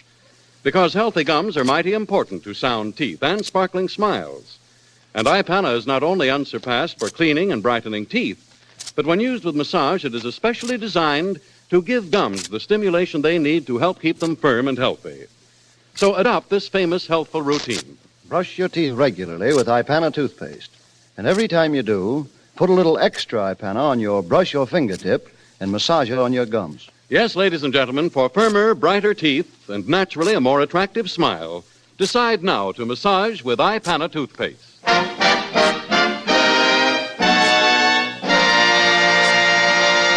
Oh, Harry, what's keeping the mad rush? Is it so hard to get Philadelphia cream cheese? Well, I don't know. I'll look for him. Will you? Oh, Master. Yes, Cookie. There's a Western Union boy here with a telegram. A Western Union? Well, send him in. Telegram for Eddie Cantor. It's Jack Benny, a Western Union boy.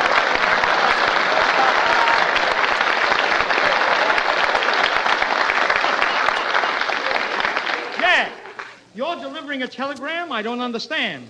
Well, it's very simple, Eddie. See, I went to Western Union to send you an anniversary wire. Then I figured till they're able to send you a boy, you'll be waiting and waiting. And you know, Eddie, you know what it is to wait for a boy. Yes. But, Jack, it doesn't seem right for you to deliver your own telegram. Why not? I paid for it. I paid for every word of it. All right. Myself. All right, read it, Jack. Read it. Certainly I'll read it. I paid for it. I know. Out of my own money. I paid for the telegram. Jack, you told me you paid. I paid out of my own shoes. All right.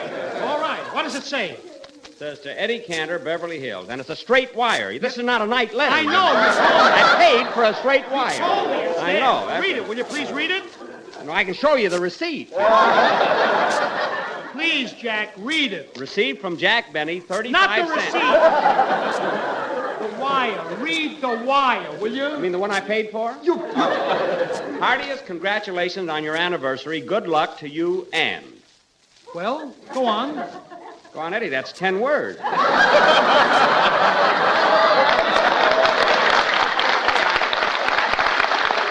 I paid for the 10 words. But, Jack, the wire is unfinished. Good luck to me and who? Who, Jack? Who? Eddie, if you don't know your wife's name by now, don't blame me. I mean, who else could it be? Aunt Jemima, Count Fleet? Who is it? All right, Jack. You wrote out a wire to me. It's very nice. You delivered it personally. Thanks very much. All right, Jack. I said thanks very much. What are you waiting for? No tip? I paid for it. All right, you paid for it.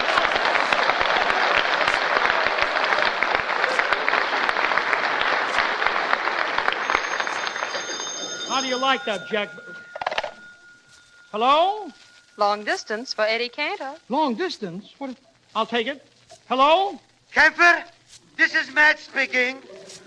It's terrible. It's terrible. Russian, what's so terrible? And why are you calling long distance? Where are you? I'm in Philadelphia. They got no cream cheese.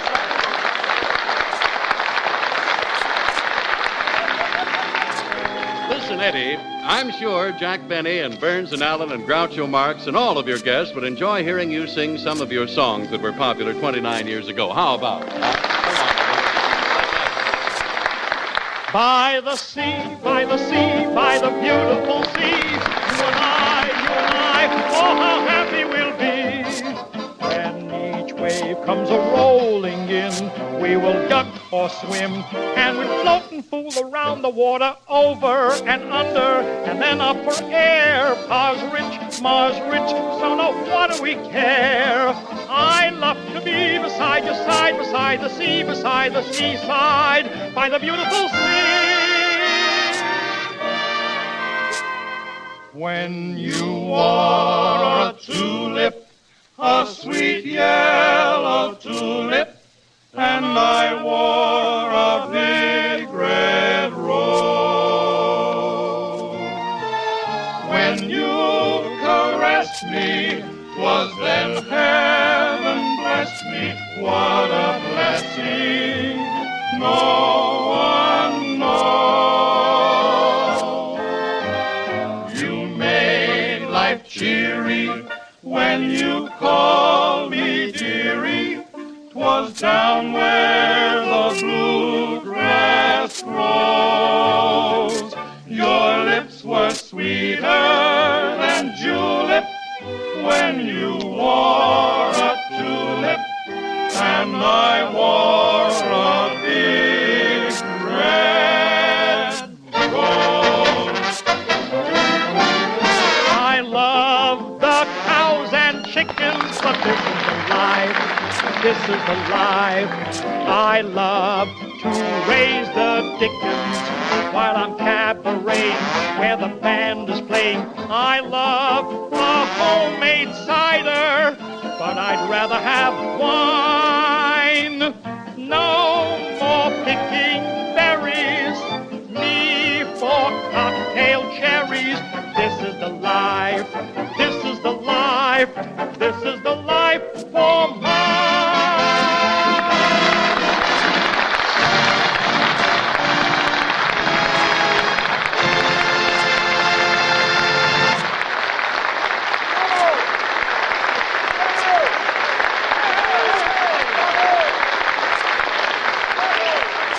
Thank you, ladies and gentlemen, and thank you, Jack Benny, George Burns, Gracie Allen, and Groucho Marx. It's really been a wonderful anniversary for me. Master, pardon the interruption. What is it, Cookie? But did you know that the last 17 minutes of last week's program only went as far as Colorado and never reached the East? I wonder why. The jokes were too old to make the trip. No, Cookie, look. The lines were down. We had to tell the people because they've been writing in and wiring. But be with us next week, ladies and gentlemen, when our guest will be my very good friend, Joey Brown. And in the meantime, don't forget the two products that make our Wednesdays together possible. Ipana for the smile of beauty, Sal Hepatica for the smile of health. Ipana, Sal Hepatica. And so remember, I love to spend each Wednesday with you. As friend to friend, I'm sorry it's through. Good night.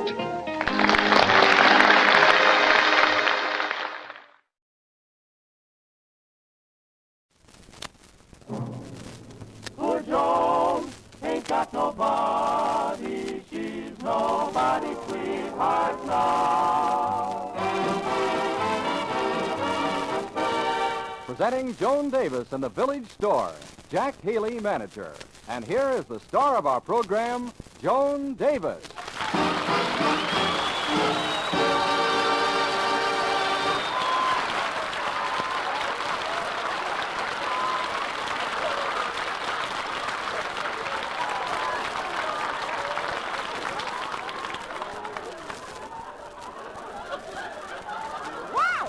Gee, John, have you heard the news? My brother Joey is being discharged from the Army because he has 85 points. Well, how's that possible? He was just drafted last week, and he hasn't seen any action anyplace. I know, but yesterday he backed into a porcupine and got all his points in one place.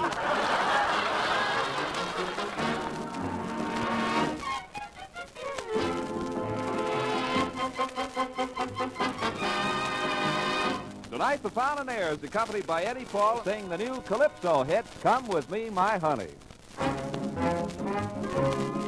The bachelor population of Trinidad say the situation is very bad. Something is happening to make the girlies swoon every time they hear the tune. Come with me, my honey.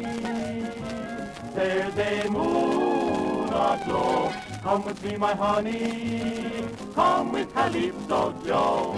Pretty little Bonnie. Pretty little Bonnie. I will love you so. Come with me, my honey bunny. That's the song of Calypso Joe. Come with me, my honey. Come with me, my honey.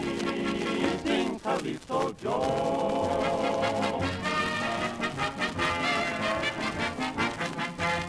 If faster population can't understand why he should be such a popular man, if they will find a girl to marry the bachelor, then he'll sing only to her.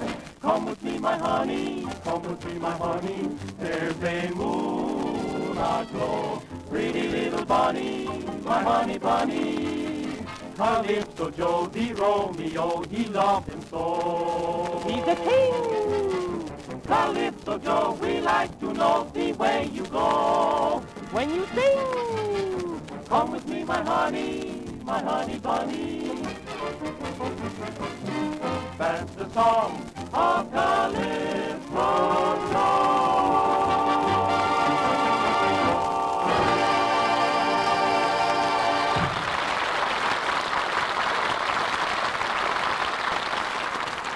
Jone Davis has finally persuaded Jack Haley that he's been saving his money long enough. So Jack has withdrawn his entire savings, $500, from the bank. We find Jone offering Jack suggestions as to how he can spend it.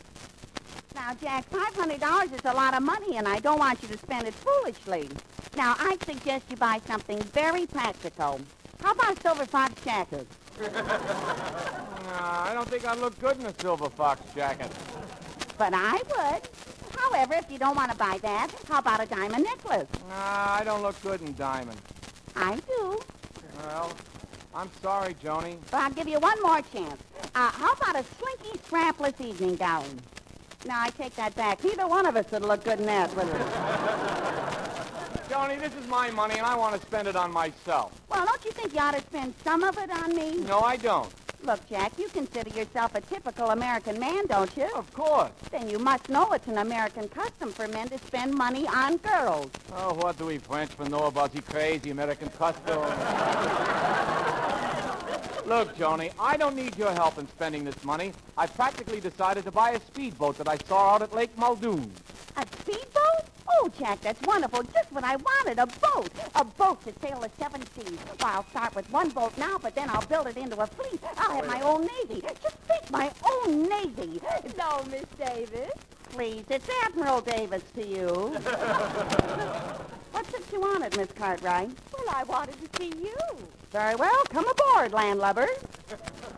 Pull up a boatswain's mate and sit down. Just what's Miss Davis ranting about? I just told her I expect to buy a speedboat, and she got all excited and took over.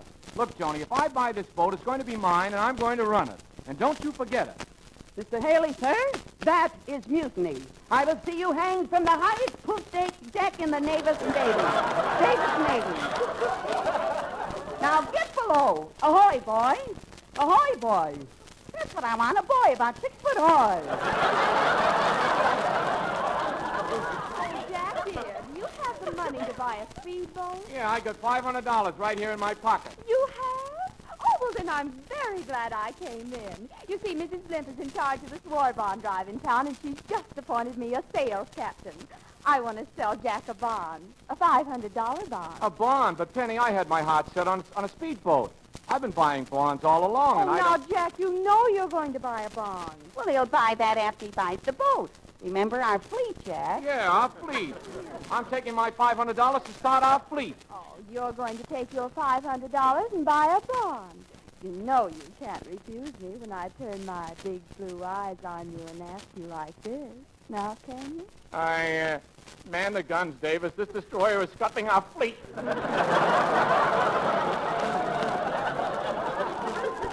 Oh, she is, eh? Well, just let her try it, and I'll batten down her crow's nest. Oh, please, Miss Davis, stop carrying on. Now, Jack, about the bond. Are you buying one? Well, of course Jack is buying a bond, but he's buying it from me. Aren't you, Jack? I am? Oh, but Miss Davis, you haven't been signed up with Mrs. Limp as a bond salesman. Well, that is, I was just on my way over to the post office to see Blimpie about that. Oh, well, if that's the case, I guess it doesn't make any difference from whom Jack buys it. However, I would like to build up my sales. So if you buy it from me, Jack, I'll give you a kiss. Yeah, but if he buys it from me, I'll give him a kiss. I lose more sales that way. I've already promised to buy it from Joan, Penny. Oh, well, as long as you're buying one, I don't mind. I'll see you later. Goodbye. What's the idea of telling Penny I'm going to buy a bond from you? I want to buy a speedboat. Well, you can do both. I'll go sign up as a bond captain, sell you a $25 bond, and you can use the rest of that $500 to buy a speedboat. Isn't that a good idea? Yeah, but I was just thinking, maybe a speedboat is an unnecessary luxury. Well, maybe you're right. Let's see now. How can we spend our money? Maybe we ought to just split it in half, huh? Get your hand out of my pocket. Before you milk me out of this moo, I think I'll go and buy that speedboat. Oh, customer, Holy smoke, Jack. Pipe the beard on this guy coming in. Yeah, his face looks like he's wearing his head upside down. How do you do? I should like to purchase a quart of some liquid that will kill mosquitoes. Okay, will you take it with you, or shall I spray your beard here? Please, no remarks about my beard. Young lady, perhaps you'll wait on me. Or do you, too, see something humorous about my facial adornment? Well, of course not, but there's just one thing I'd like to know. What's that? Is that your nose in the middle, or are you wearing a fire break? Well, that's the most ridiculous beard I've ever seen. And what is so ridiculous about it? It hides half your face. I know. Aren't you sorry you can't grow one?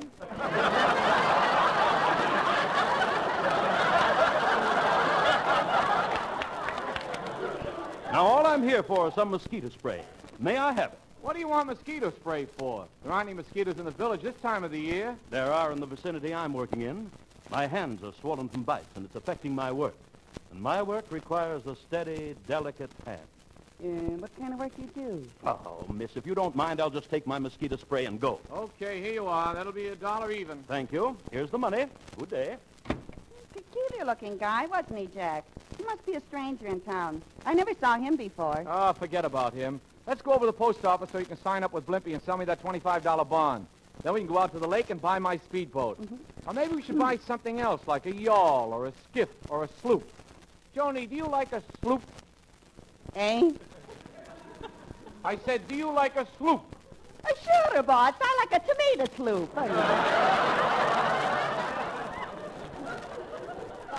When I say things like that, I don't have to wait till morning to hate myself.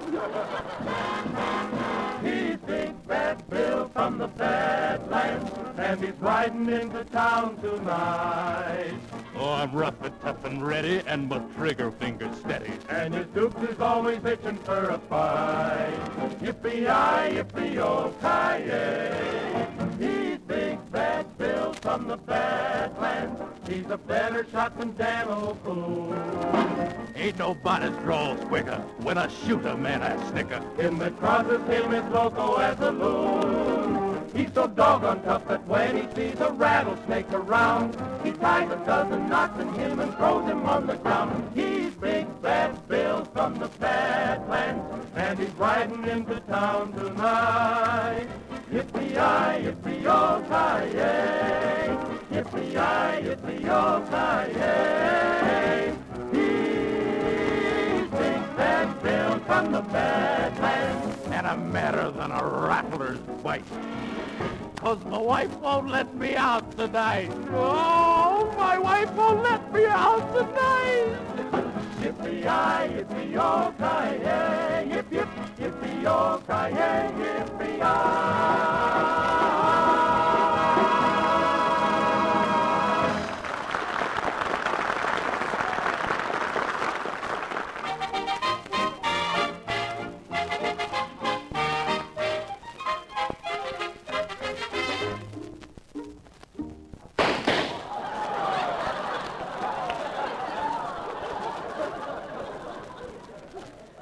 Stop dancing near the potatoes. The eyes keep popping. Hey, Joni, I have a pang of conscience. I don't know if I'm doing the right thing spending $500 on a boat. Well, I've been thinking the same thing. Maybe you ought to put all the money into war bonds. I guess you're right. Still, a speedboat would be a lot of fun this summer. It certainly would. Jack, maybe we're too close to this problem. Let's ask an outsider what we should do. And whatever he says, we'll do. Hello, Miss Davis. Hello, Mr. Haley. Oh, Dave Street, I'm glad you came in, kid. Jack and I want to ask your advice. Now, before you say anything, think carefully, because our decision depends upon your answer. What do you want to know? Well, if you were us and you had $500 to spend, would you invest it in a speedboat or a war bond? I'd buy a war bond. Is that your honest, unbiased opinion? Yes. How about a dishonest, biased opinion? Are you sure you'd buy a bond instead of a speedboat? I'm positive. I think we're asking the wrong guy. Everybody's buying war bonds. It's more important now than ever. I think Dave is right, Jack. Yeah, but look, Dave, maybe you better sing while Joni and I give a little serious thought to what you just said. Stay as sweet as you are. Don't let a thing ever change you. Stay as sweet as you are. Don't let a soul rearrange you. Don't ever lose all the charm you possess. Your loveliness, darling, away. You say yes. Stay as sweet as you are, or as you are. You're divine, dear. Stay as grand as you are, and as you are. Tell me that you're mine, dear. Young and gay, or old and gray. Near to me or afar, night and day I pray that you'll always stay as sweet as you are.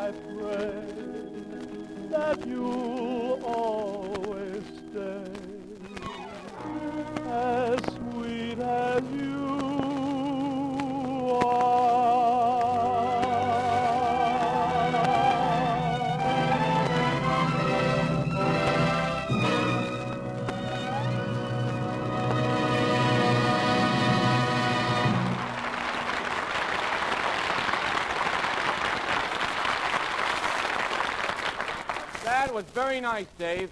And while you were singing, Joni and I thought about your advice. You said you'd buy a bond and not a boat. We decided that you're right. I knew it. Yes, sir. We're going to let you buy the bond, and we'll buy the boat. Nah, I'm only joking.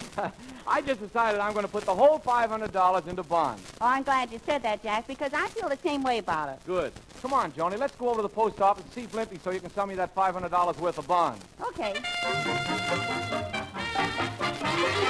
Well, here's the post office. Yeah. And there's Blimpie over there in the bond booth. Hello, Mrs. Blimp. Hiya, Blimpie. Hello, Miss Davis. Hello, Mr. Haley. How are you doing, Blimpie? Are you selling many bonds? Oh, yes. I'm selling quite a few, mostly to men. It seems men can't pass by because of my pulchritude. What did you say? She said the men can't pass her because her hulk protrudes. Please, Miss Davis, no remarks about my weight. I just happen to look a little bulky today because I'm wearing this sloppy Joe sweater. Don't you think you look a little untidy in that outfit? On the contrary, I think I'm a picture of studied carelessness. It must have taken a lot of studying to look that careless. Look, Blimpy, we're in a hurry. I want to sign up as a bond salesman so I can sell Jack a $500 bond. Miss Davis, don't talk so fast. I can't understand you the way you garble your words. What do I do with my words? You garble them. Garble, garble, garble. Oh, grab this turkey, Jack. Poultry's getting scared. What do you two want here? Joni came in to sign up as a bond salesman. Oh, good. I'm glad to have you, Miss Davis. But, do you know anything about salesmanship? Do I know anything about it? Why, it isn't commonly known, but my Uncle Willie was famous in sales history. You heard about the salesman who sold a refrigerator to an Eskimo? Was your uncle the salesman? No, he was the Eskimo that bought him. What kind of a question is that, anyhow? Well, I guess you can handle the job, Miss Davis. There isn't much difficulty in selling war bonds. People just come up and buy them. I'll just enter your name and give you the form. Then I'll buy the first $500 bond from Joni. Oh, by the way, Blimpy, whose picture is this on the desk? Is this your boyfriend? Heavens, no. The postmaster left it here. It's a picture of a criminal who's wanted by the FBI. They say he's a desperado. There's $1,000 reward for his capture. Oh, here are the bond application forms, Miss Davis. Now, you go out and sell as many as you can. Yeah, I'm going to sell one of Jack right now. Come on, Jack, let's go to that desk there so I can make out your application. What are you carrying the picture of that criminal for? Well, he still looks familiar, and I'm trying to figure out where I've seen him before. Oh, look who just dropped into the post office, Scarlett O'Harrigan. Hello, Miss Davis. Hello, Jive. Oh, hiya, Scarlett. Hiya, Scarlett. Jack, whose picture are you looking at with that faraway look in your eye? Is it mine? No, it's a picture of some crook who's wanted by the police, and I'm studying his face because he looks familiar. Oh, well, let me see it, Jack. Well, he looks familiar to me, too. He looks a little like the man who gave me a ride into town in his car. Scarlett, you mean you accepted a ride from a stranger? How could you? Do you realize what accepting a ride from a strange man can lead to? No, what can it lead to? To Pomona, if he's going that way.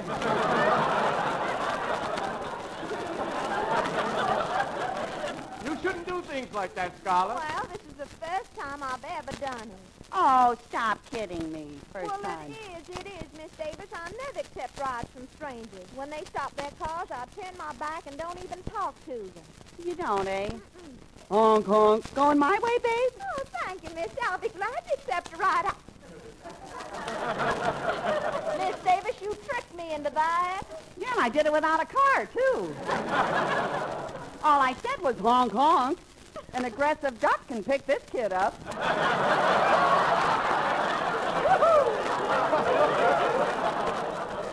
Scarlett, you shouldn't do those things.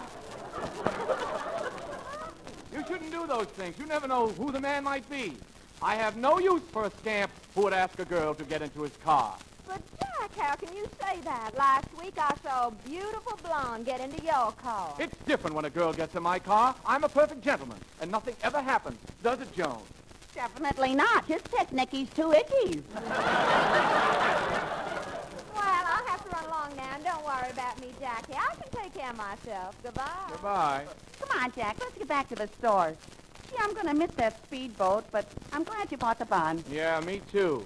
Gee, I wish I could remember where I saw this crook. Wait a minute. I know where I saw him. Joni, give me a pencil, quick.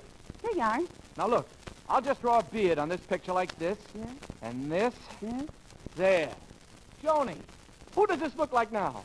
Well, I'll be doggone. That's the guy who came into the store for the mosquito spray. Let's tell the police. Now, wait a minute. Why bring them into it? If we can capture this crook ourselves, we'll get the $1,000 reward. Say, that's right. Then we can still buy a speedboat. Oh, Jack, this is wonderful. Oh, boy. Wait a minute. Where are we going to find him? How do we know where he's hiding? We don't, but we got a clue. Don't you remember his hands were all full of mosquito bites? Where do you find mosquitoes this time of year? I don't know. Did they come back from Capistrano yet? I know where you find them, at the swampy end of Lake Muldoon. Well, come on. Let's get the car and get right out to the lake. Okay, I'll be with you in a minute.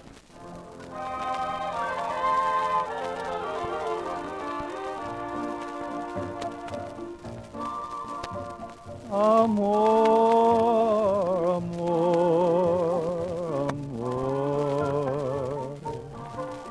This word so sweet that I repeat means I adore you. Amor, amor, my love. Would you deny this heart that I have placed before you? I can't find another word with meaning so clear. My lips try to whisper sweeter things in your ear, but somehow or other nothing sounds quite so dear as this soft, caressing word I know.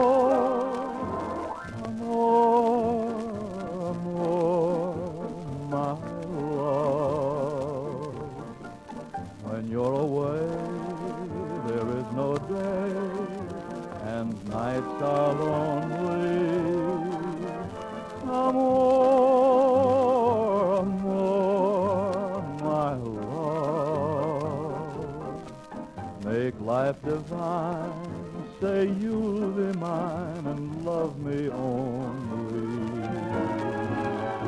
I can't find another word with meaning so clear. My lips try to whisper sweeter things in your ear, but somehow or other nothing sounds quite so dear as this soft, caressing word I know. Amor, my love. When you're away, there is no day, and nights are lonely.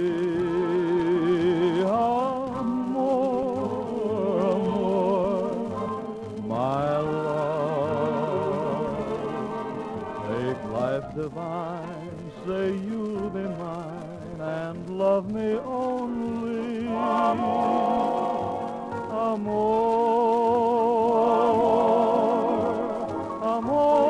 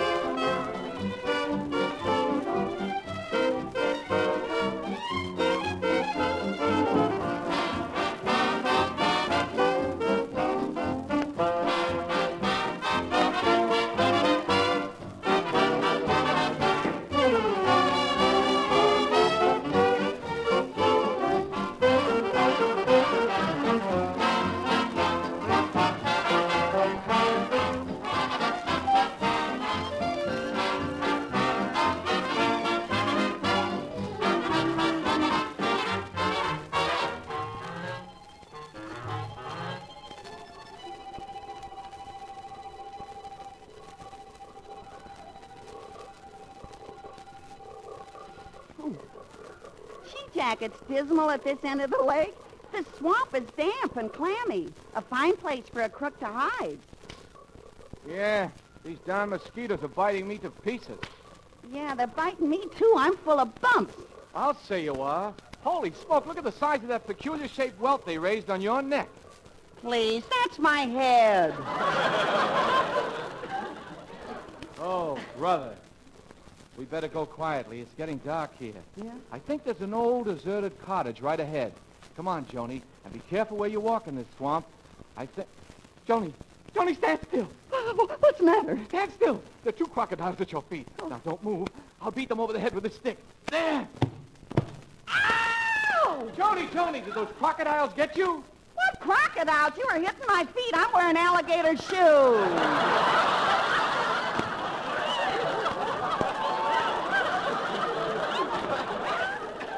I should have brought a flashlight. Hey, Jack, look.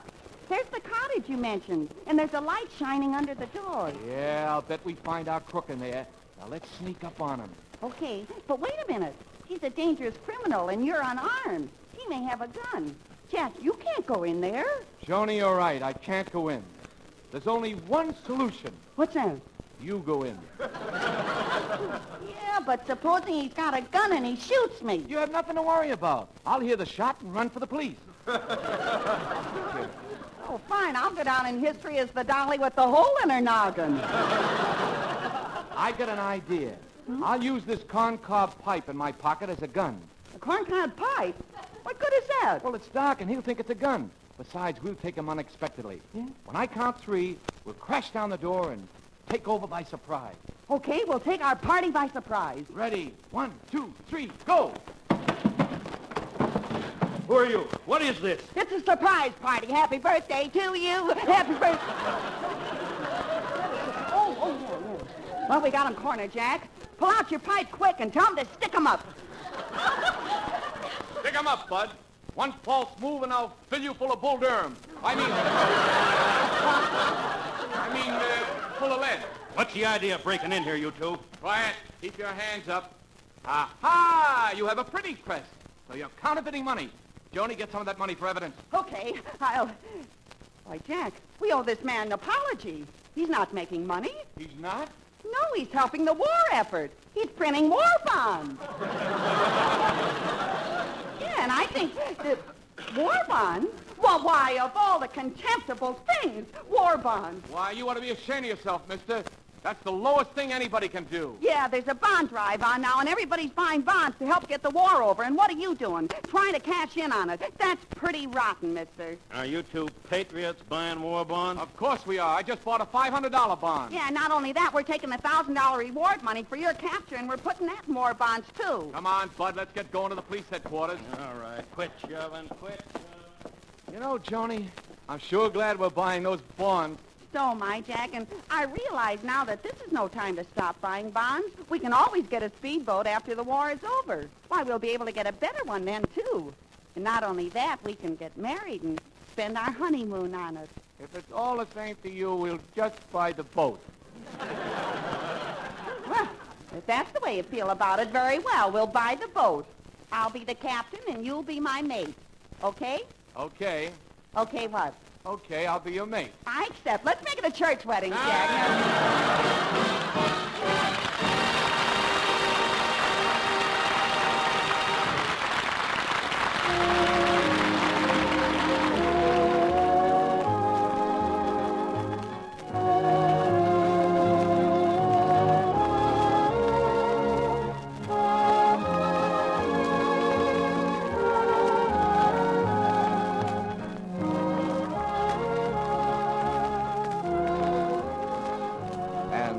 Another visit to the village store.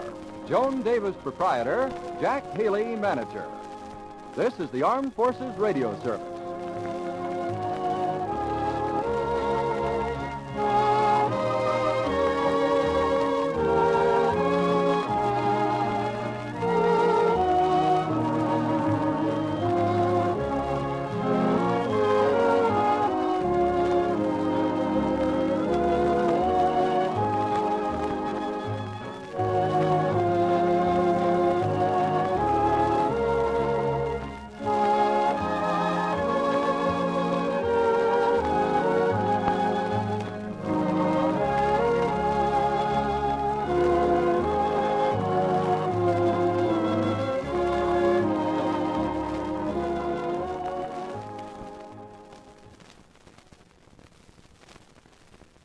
Well, the Ace's big worry now is their niece, Betty. Jane got a letter from her sister, Betty's mother, asking what progress is being made toward finding Betty a husband. Jane learned Betty is secretly seeing some man, but Betty refuses to say who he is. This episode is in alternating scenes between the Ace's bungalow and the studio apartment of Betty's mysterious man. But first to the Ace's, where we find Jane writing a letter to Betty's mother. Marge and Mr. Ace sit nearby, listening. Oh, dear, there I go again. How do you spell musician? What? I'm having one of my bad spells again tonight. Betty has to pick a musician to go with, and I have to write her mother. She just couldn't pick a clerk or some easy job like that. Oh, no. I'll spell it for you, Jane. I got it up to M-U. M-U-S-I-C. Oh, wait a minute. S-I-C. I-A-N. I-A-N. Yeah, that's right, Marge. Oh, thanks, Jane. I don't think you ought to write her mother about this thing until we get it all straightened out, all the facts. But Betty wouldn't tell me anymore, only that he's a musician, and she wouldn't introduce him to us. I wonder why. I don't know, but I still say there's no use writing her mother about it, because if she finds out there's something wrong, she's Well, going to... I'm not telling her that there's anything wrong. I'm just saying that... Well, here, I'll read it to you. I'll start from the start. Dear Ethel, how are you? We are all well, and I hope you are all well, too. That's just to get started. Well, I guess you are anxious to know all about Betty and what she has been doing. Well, first I must tell you that she is well. Too many wells there or something. Oh, well. Second, I'll tell you that you don't have to worry about Betty not getting married, because she is pretty enough and certainly is smart enough and sure would be a feather in any man's hat. Excuse me, there goes the doorbell. Doorbell? There's nobody at the door. No, I just wrote that in the letter. When was this? There wasn't anybody at the door. I just put in things like that to break up the monopoly. She likes to read things that I do and things like that. Oh, yeah, form letter 24A. Yeah. What? Ethel likes action with a reading matter. Is that it, Jane? Yes. Excuse me, there goes the doorbell. ... Well, it was only the paper boy again. The weeks sure do fly by, which reminds me, as you say, that Betty is 19 years old now. It hardly seems a year ago that she was 18. And as I was saying to my husband just the other night, I said 19 is very old for a young girl. Yes, it is. Pretty good so far, huh? Yes, Jane, that's really quite tiresome. For a young girl. Well, you will be very happy to know that Betty is finally interested in somebody at last. And I think Betty is very happy about him. Excuse me again, there goes the phone. Oh, yes, ... No, ... this time. Oh, yeah, sort of break up the monopoly, yes. Well, it was Betty on the phone saying she wouldn't be home for dinner. See how I lead up to it? The phone and Betty calling up. That leads up to what I'm going to say next. Oh, yes, that's really clever that way. Oh, yes. go on, Jane. Saying she wouldn't be home for dinner? Yes. So I guess she must be pretty interested in him if she can have dinner with him so many times a week. Well, Ethel, I guess you're dying to know all about him, so I will close now. So you will close now? Oh, Jane, that isn't going to do it all. No, wait. So I will close now, saying that I will tell you all about him in my next letter. Oh. Only I will tell you he is a musician. There, that's as far as I got, and that's all I'm going to tell her now, because that's all I know about him. Now, there's nothing for Ethel to worry about in that letter, is there? No, not much. You mean you think she can read between the lines? Between the lies? Oh, I don't. I think that ought to satisfy her for the time being. Only you're going to have to follow that up with more details about this musician. What kind of a musician is he? Swing, I guess. Swing? What? Betty, a jitterbug? Don't make me laugh, Jane. All right. Did Betty tell you he was that kind of a musician? No, she wouldn't say anything, just that he's a musician. Well, what does he play? Music. Yes, I know, but what? What instrument? I don't know, dear. If I knew, I'd tell you. You know how Betty is. The minute you start asking her something, she shuts up like a clamp. Yes, well, if you ask me, probably some broken-down orchestra leader or something. Probably plays in some dance hall or a honky-tonk nightclub, you know. Oh, be your age. Now, where would Betty meet a fellow like that? I don't know. Well, then why do you say things like Well, that? what can I say about the guy? If she's ashamed of him, won't bring him out here to let us meet him, there must be something phony going on. That's what's puzzling me. A musician, huh?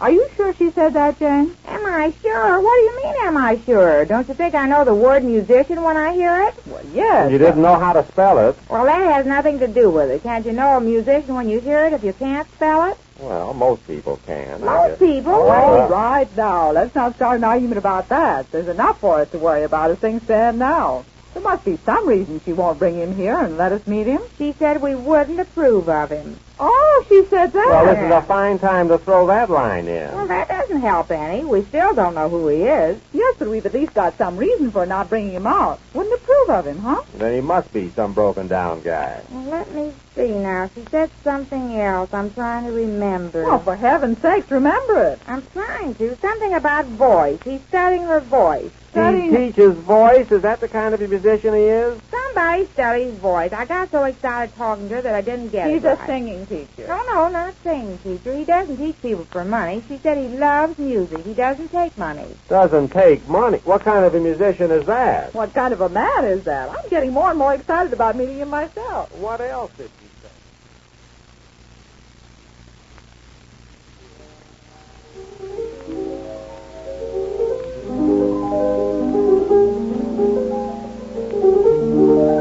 That's beautiful, David. What's that you're playing? David, what is that? Music? Yes, but what? What is it? I'm sure I don't know, Betty. You can name it if you like. I'm afraid I can't. Of course you can. Why bother? I won't, David. That's the girl. When you see a red, clear sky against purple hills, you drink it in awesome wonder. You don't name it, it's sunset. This is music. Sunset is music, music, sunset. And 10 o'clock is 10 o'clock. Betty, you're going home. I am not. At once. But, David, we've only just come from dinner. You promised to play for me. But I have played. I want to hear more. Some other time. Have pity on an old man. He's dined too well, danced too much, and drugged himself to sleep with too much music. Old man, don't talk like that. I feel suddenly old myself. You? 19. Here you are. 19. And here I am.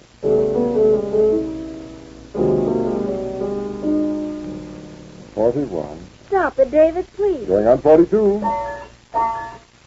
You see, there's no harmony there. David, please.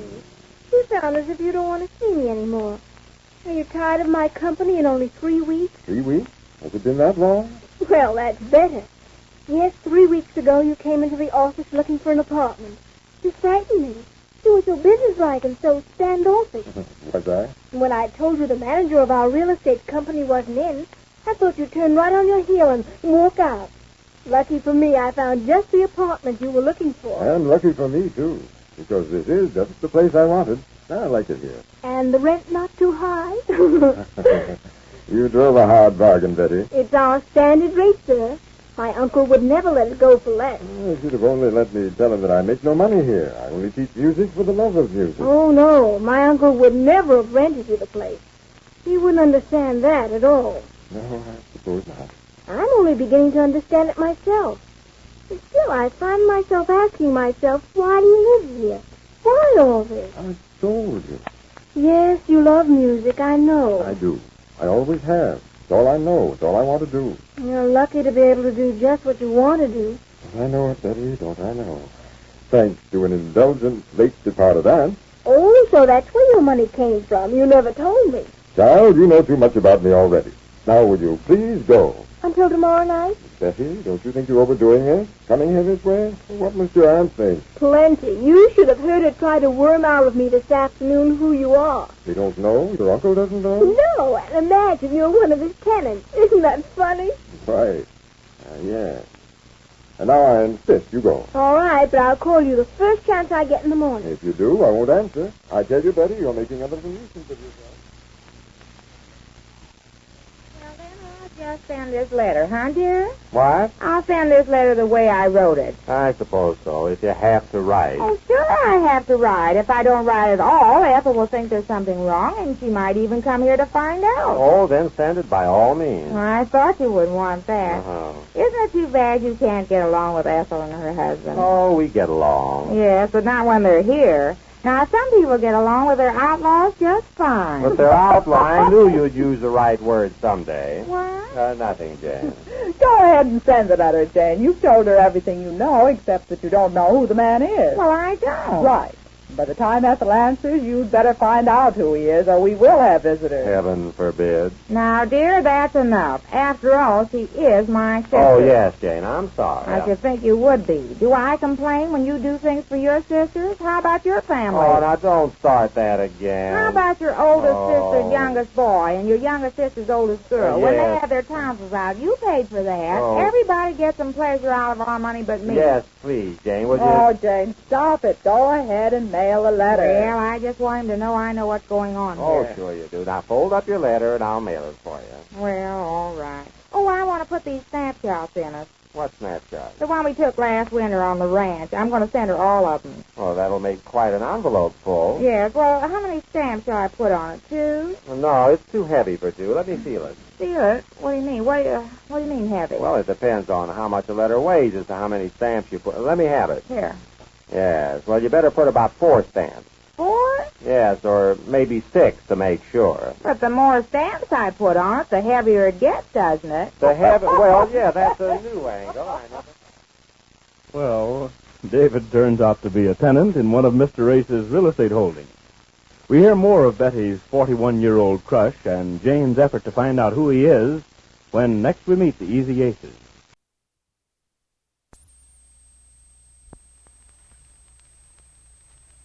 Ladies and gentlemen, the President of the United States. Mr. Ambassador, to most of us gathered here on this occasion, the year 1940 seems a long time ago. Yet in that year occurred an event which will herald for all time the fact that mere force is not enough to banish man's desire and man's determination for freedom, nor man's willingness to sacrifice life itself that freedom may live. History will proclaim the date of that event as October 28, 1940. We know the location of the southern peninsula of the Balkans, an area about the size of New York State. For far more than 2,000 years, poets have sung of this land as the kingdom of Hellas, known to us as Greece. Although we had begun to prepare for the evil fates that were to befall the world in 1940, the United States was for the most part an apprehensive onlooker at the terrible pageant of history. In April of that year, we saw the treachery against Norway. In May, the unprovoked murder of Rotterdam, the fall of the Netherlands, and the capitulation of Belgium. In June of that year, Axis hordes marched into Paris as the banner of liberty hung at half-staff throughout the world. On September 27th of that year, Germany, Italy, and Japan signed the pact under which they were to force the blessings of the new order on a neatly parceled out globe. And then came October 28, 1940. In Athens, the people and the government were given 3 hours in which to decide whether to accept Axis slavery or to resist an Axis onslaught from the skies. I repeat, the people and the government of Greece were given 3 hours, not 3 days or 3 weeks. If they had been given 3 years, their choice would have been the same. Today, Greece is a land of desolation, stripped bare of all the essentials of living. Thousands have died of hunger. Thousands are dying still. Today, Greece is a gaunt and haggard sample of what the Axis is so willing, so eager to hand to all the world. But within their own land and upon other shores, the Greeks are fighting on. They will never be defeated. And the day will come when liberated Greeks will again maintain their own government, within the shadow of the Acropolis and the Parthenon. As an expression of our hopes and our prayers that this day may be hastened, the government and the people of the United States offer a token of our warm friendship for the government and the people of Greece. This ship of war, built by American hands in an American yard, is delivered under the terms of Lend-Lease to fighting Greeks, wherever they may be. As a part of the Royal Hellenic Navy and christened King George II, may she add even more luster to the glory that is Greece.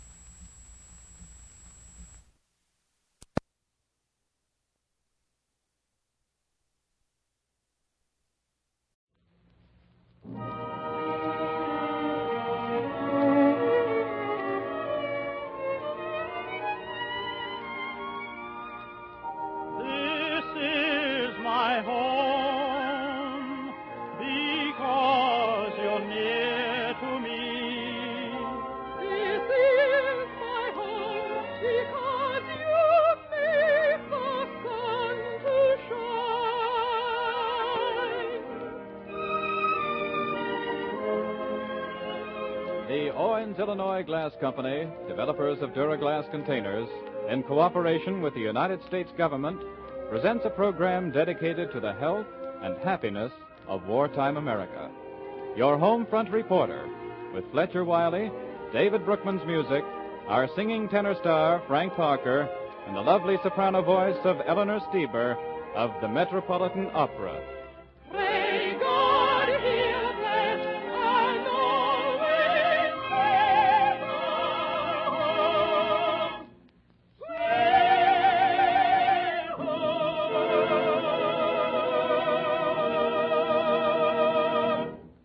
And here he is, your home front reporter, Fletcher Wiley. Thank you, Hugh Conover, and the best of the day to all of you out there. Look, I hate to be a pest, but if you expect to get that ration book number 3, you better get that application in today, or you're out of luck until the 1st of August, after the 1st of August, which probably means that you'll be slightly groceryless for a little while. That's a good word, or if it isn't, it ought to be. How much for that? So get busy. Today is still the deadline. Frank Parker's song today is Mother of Mine. A tune, I guess, that's had plenty of readings in the family piano and plenty of hearings over the radio, and I'll have plenty more unless I miss my guess. Frank and David, Mother of Mine.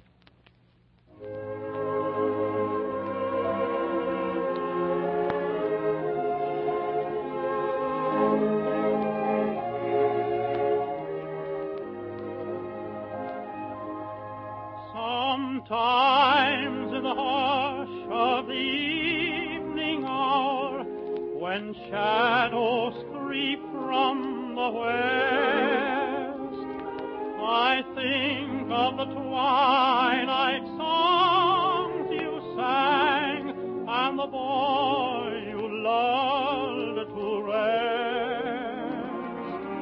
The wee little boy with tousled head that long, long ago was thine. I wonder if sometimes you long for that boy. Oh, little mother of mine.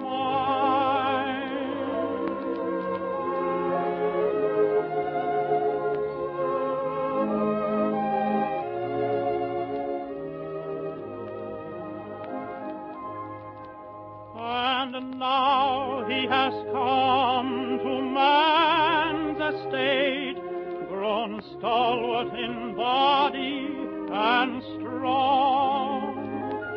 You'd hardly know that he was the lad you lulled with your slumber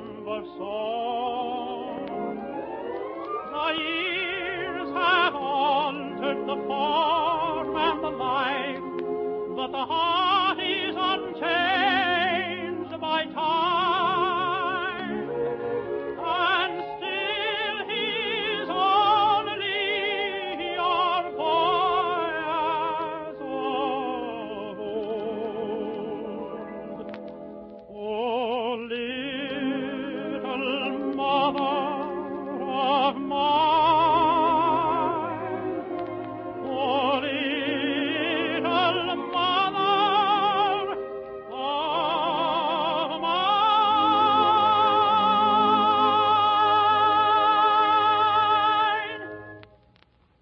Thanks, Frank. I think that's something that almost everyone likes. You know, one of the most powerful weapons in wartime, and one that sometimes we unconsciously use against ourselves, is the weapon of conversation, generally called propaganda when it refers to the war. It's exceedingly potent, and it's based on a very strong, almost universal human inclination. That's the inclination to chime in with someone else when they start putting the heat on someone or repeating a story of doubtful truth. Have you ever noticed, it's very irrational, that most of us are unable to resist the urge to say something critical ourselves after someone else has just said something critical about some third party, almost universally not present. In 99% of the cases, not present. Somebody will say, "Did you hear what so-and-so, the dirty slug, did?" And they'll tell their yarn, and then you'll say, "Well, you know, that's funny. I heard that when he was working for Joe Goose over here, such and such a thing happened." And the first thing you know, they got a fine collection pinned up on this, and very rarely does anyone rise up and say, "Well, that isn't my experience. I know so-and-so pretty well. And as far as I'm concerned, he's a very right sort of individual." Or perhaps just as frequently, I'm giving you a break there, girls, just as frequently it will be she, with a bunch of she's doing the narrating. I wonder why it is we do not rise to the defense of people that we're acquainted with, or to the discrediting of unfounded stories as readily as we get up to passing them on. But we do not. And we don't generally say those things because we hate someone. We're not really mad at them. Of course, you kill people just as accidentally as you do on purpose. They're just as dead.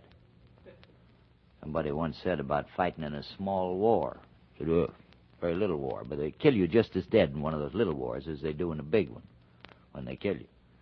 And whether or not you do it from the best motives in the world, when you pass on this doubtful story about what you heard about what the boys did or didn't have happen to them or get to eat in camp, and you pass that on without knowing what you're talking about, even if you're the best intentioned, most patriotic citizen in the world, you have contributed your meed to Schicklgruber's progress along the lines of propaganda.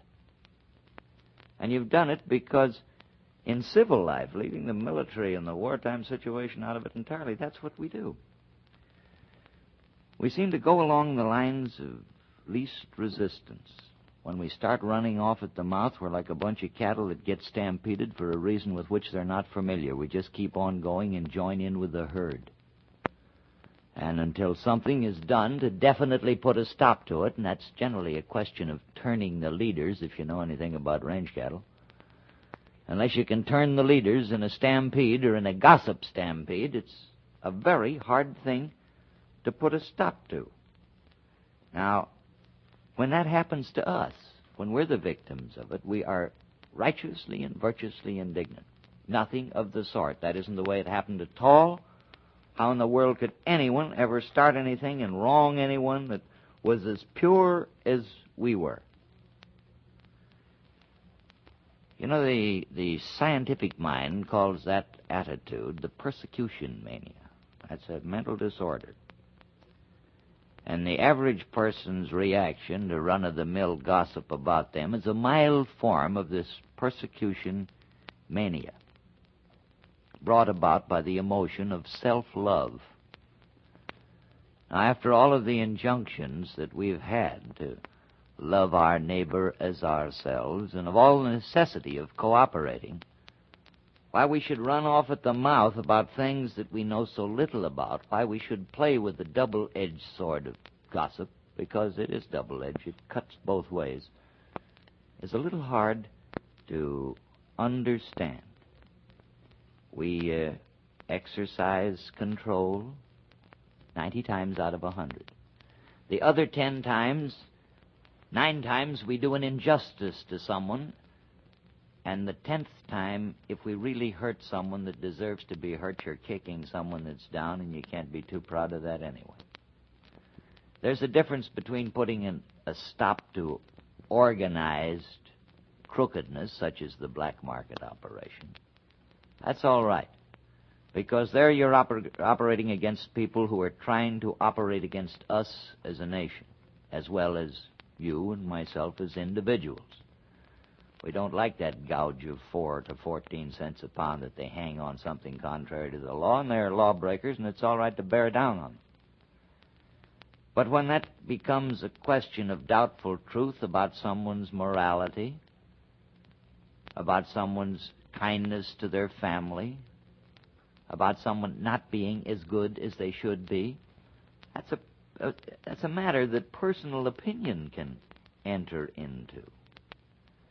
You know, people get so busy looking at their own virtues that they're very seldom interested in other people's virtues, and they get so interested in other people's faults that almost universally they're never interested in or conscious of their own. You see the faults in others, even when you love them. Did you ever stop to figure out that they see them in you? Nobody's perfect. But if we spent all of our lives going around putting the heat on everyone, it wouldn't be a very constructive world, and it wouldn't be a very happy one to live in, and we wouldn't be very happy, because the real dyed-in-the-wool, blown-in-the-bottle chronic gossip is always an acidulous-minded and hearted individual that isn't getting much joy out of existence. And if they keep it up long enough, they look just like my conversation sounded.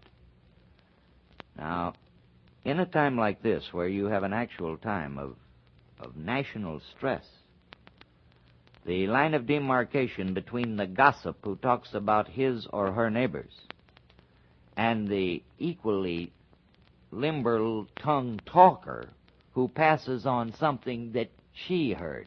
I heard somebody say, then you get a long load of something that is singularly lacking in truth.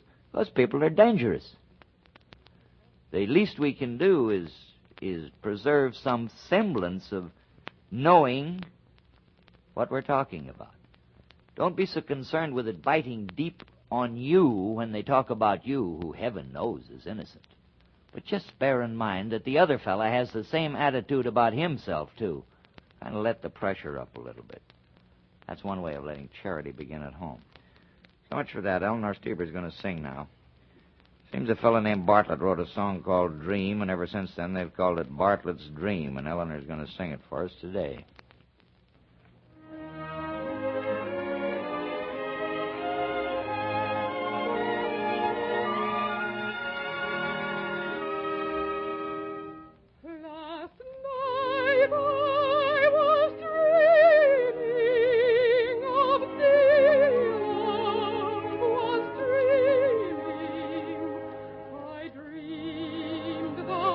Promise we never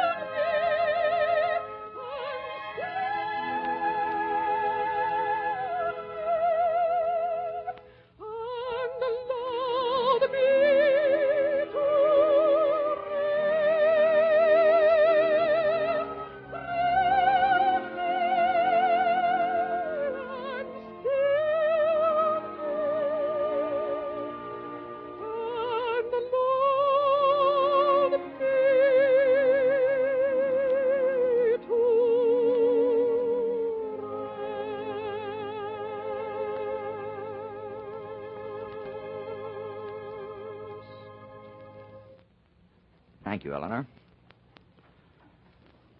I guess the OPA, Office of Price Administration, has to answer a lot of foolish questions, just the same as any other bureau that sets itself up to put out information has to. I see a dispatch today where some fellow wrote in, asked the OPA, he was asking about gasoline rationing, whether or not driving over to see your mother-in-law, over to her house for dinner, constituted pleasure driving. Well, that's debatable. Someday I'm going to put a talk on and blow up that mother-in-law idea. After all, the number of sheets and blankets and pillowcases and odd half-pounds of butter and $10 bills that mother-in-law have shed out in this country and entitled them to a little consideration, too. The OPA said, however, if you went over to eat, it wasn't pleasure, but if you just went over for a visit, it was. So the guy was just bad off where he started.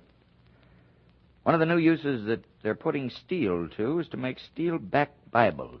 There's so many of them carried by men in the service that in order to have them hold up under the wear and tear of combat conditions, they're making them steel-backed. They're also getting back to a medieval custom of wearing armor. A new costume being worn by aerial gunners has a number of pockets in it into which steel plates are fitted, so that they're virtually studded with this protective steel armor. Weighs about 125 pounds. They've got a zipper pull string on the thing, so if they have to get out of it in a hurry, they just pull the rip cord and it shakes off of them. But it's already been tried out in combat, and while somebody took a slug in the ribs, it lit on one of these plates, a piece of anti-aircraft artillery fire. The fellow was knocked upside down, but he wasn't killed as he would have been had this not been there. That's a little touch of preventive medicine. Remember also, as a little reminder from Washington, that'll cost you $5 to get that sticker for the windshield. You've got to go and dig another one. They go on sale tomorrow. That's the ones that you had since the 1st of July last year. And remember, you can't get any gas unless it's there, so just count that $5 out of the budget also. You know, the question of inflation has produced a lot of argument, a lot of discussion as to what it is. Inflation is nothing more than prices going up, which makes money go down. Your dollar becomes worth less. And the way that happens is a good deal like an old-fashioned auction. Did you ever drop into one of them? The old-fashioned ones are all right. Some of the newfangled ones, where they're professional auctions, are not so hot. But the old-fashioned ones, you generally wound up by buying somebody's mustache cup with Arthur on it and gold leaf, a grandfather's clock that wouldn't work, or a whatnot cabinet, which you got for the marvelous bargain of $365, and then your wife dared you to try and come into the house with that thing. Well, the prices they get at auctions are brought about by competitive bidding. And if you're out bidding for a pound of bacon or a pound of potatoes, and your neighbor is bidding it up also, and you're bidding against one another, you drive up the price of spuds and potatoes. And that is definite inflation. So stay away from your black market, stay away from competitive bidding, stay away from spending that surplus, and put it into war bonds. Well, I guess we got to have a little song in here about this time. What do you mean, yeah, Parker? You and Eleanor are going to sing "'Neath the Southern Moon." Get at it.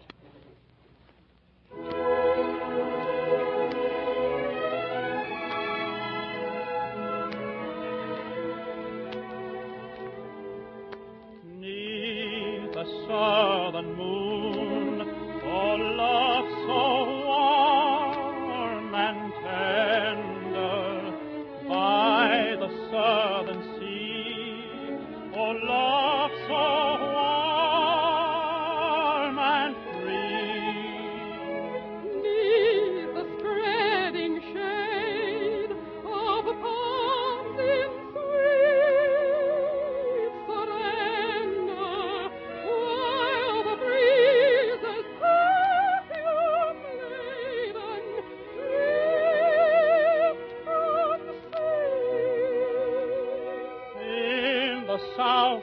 where the scent of her magnolias steep the soul in dreams of longing ecstasy,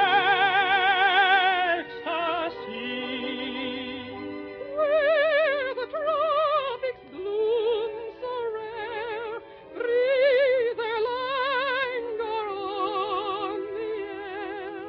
Let me dream of love and live for thee, for thee.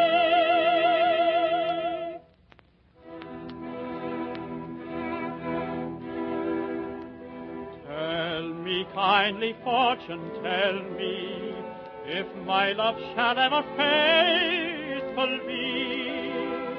Tell me truly if my ever-growing passion is returned or lost, forever lost to me. King of hearts, you rule forever. King of hearts, whose power shall ever grow. No, no, no, no, I'll see no further. For if it's lost, I cannot, dare not know. In the Southland where the seas of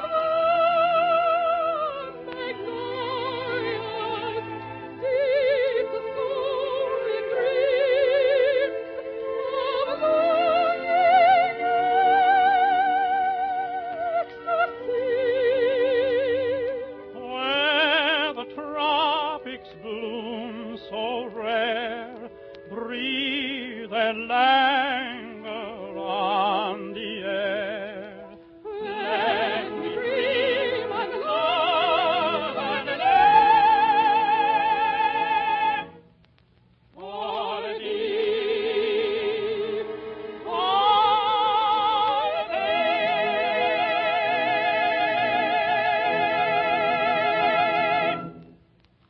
Are you one of the women to whom fat is a personal problem? You may have a little trouble of getting rid of it, personally. The government's got a fat problem, too. They want that fat that you're wasting in the kitchen. They want you to save it, and they want you to turn it in. Put it in a wide-mouth container. Use a tin one and save your glass wide-mouth container for your Victory Garden preserving and packing. And get that into your butcher when you've got a pound of it. It's badly needed. Will you do that? Until tomorrow, then. Thank you, and good afternoon.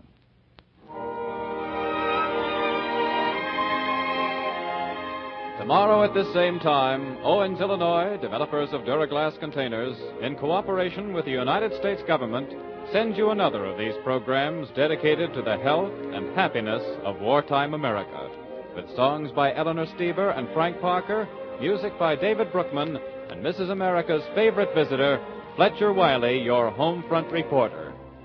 This is the Columbia Broadcasting System.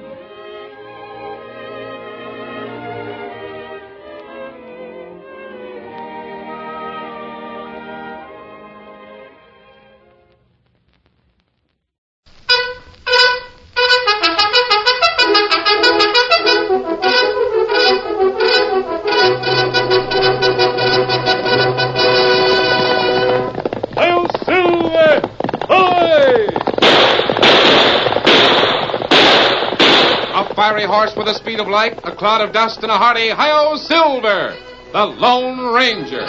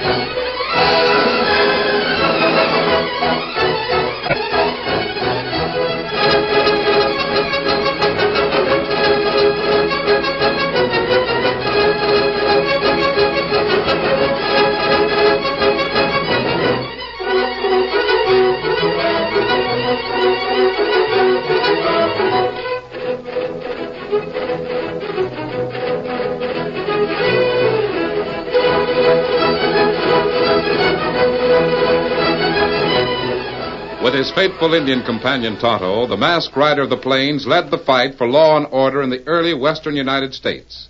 The stories of his strength and courage, his daring and resourcefulness have come down to us through the generations. And nowhere in the pages of history can one find a greater champion of justice. Return with us now to those thrilling days of yesteryear. From out of the past come the thundering hoofbeats of the great horse Silver. The Lone Ranger rides again. Come on, Silver! Hush the big fellow! Hail Silver! Away!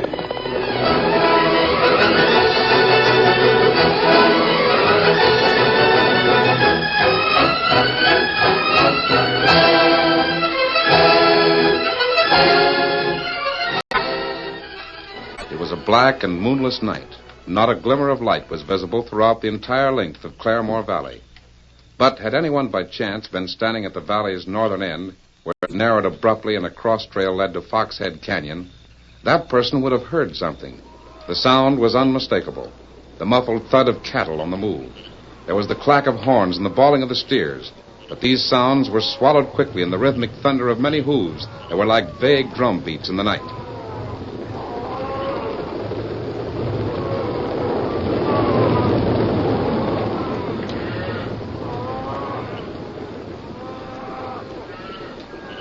The distant thunder gradually faded away, and again there was silence at the entrance of Foxhead Canyon. Silence that was broken harshly by the voice of Link Morgan. Well, kid, we've done it again. Yeah. This time we pushed enough of them critters through the gap to make it really worthwhile. Well, I hope so. I need the money. You'll get it. As long as you string along with me and the boys. How about the payoff? Tomorrow afternoon at Barlow's place. Say, that old man of yours, I heard he was coming back. Not as far as I know. Told me he was going to stay in Dodge City for 2 or 3 months. Well, he'd better. The old codger's too nosy. We're having trouble enough keeping the sheriff out of our way. What do you mean? You're not doing what I'm You're supposed... doing all right. So far. I'm not likely to change. Well, just be sure you don't. Well, I'm heading back to Sunburst. Boys will take care of the herd. Which way you riding? South. Oh. Might be stopping by the box tea spread. Maybe. Might do a little courting, huh? Melody Walker, the sheriff's daughter? Listen here, Link. My personal life is my own business. Sure. I don't care what you do. As long as you play your cards face up with me, savvy? Whenever I start playing them any other way, you'll know it. Oh, no. You'll know it. And me and the boys will tell you about it. With a 45. Good night, Jeff. Get up there. All right, boy. Come on.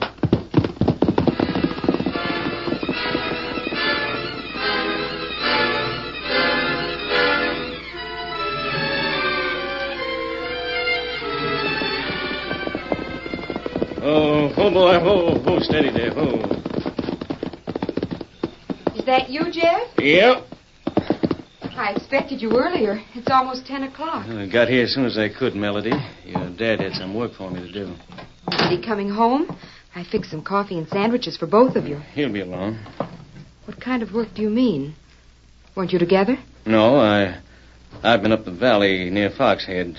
Sheriff covered the other end, near the river. You're still trying to trace those rustlers. Yeah, but there's no sign of them so far. It's got Dad worried, I know that. Why, Jeff, do you know that some of the ranchers around here are even accusing Dad of being in on it? With the rustlers, I mean? Oh, that's just local talk. I know it, and so do you. But that doesn't stop them from talking. Oh, I wish there was some way to... Stop worrying. It's no headache of yours.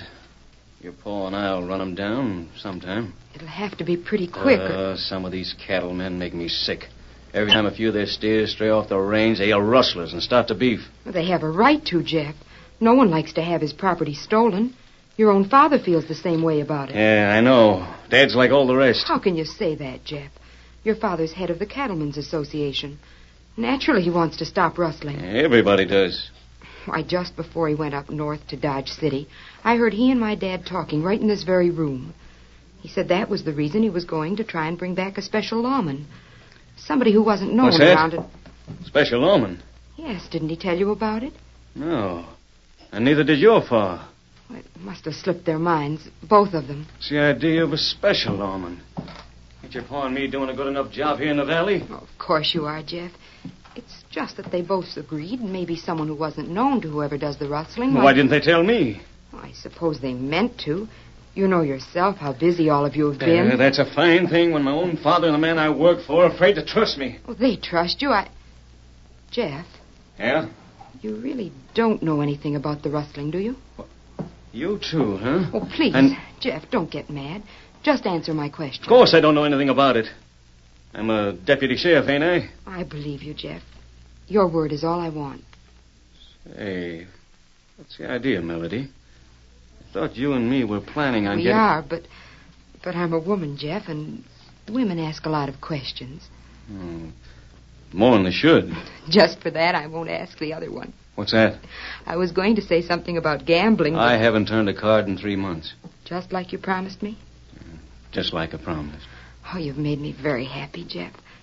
Now you must be starving. I'll heat up the coffee. Oh, no, Melody, wait. What's the matter? I just thought of something I have to show your pa at the office. I'd better ride into town to meet him there. But can't you wait here until... No, this is important. I gotta do it in town. I'll see you later. Oh, Jeff, wait, I want to tell you...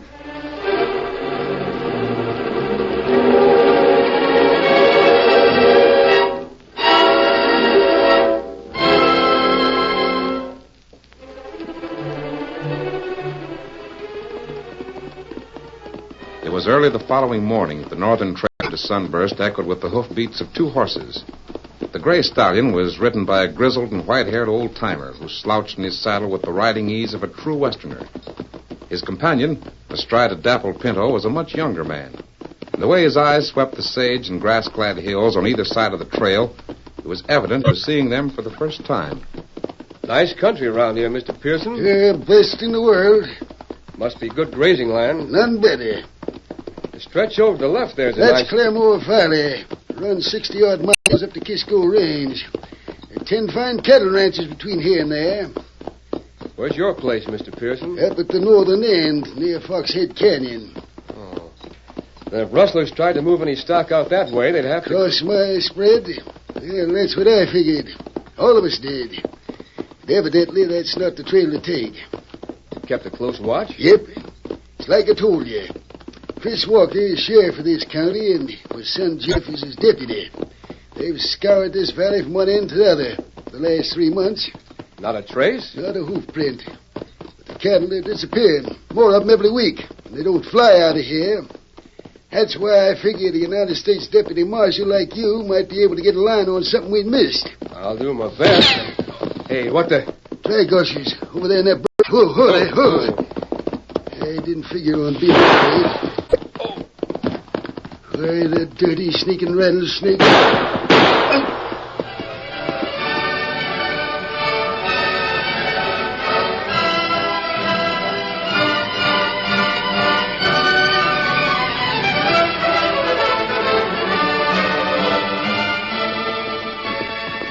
Almost high noon when the Lone Ranger and Tonto rode Silver and Scout along the same northern trail which led into the town of Sunburst. Who's Scout? Look at that, Tonto, up ahead.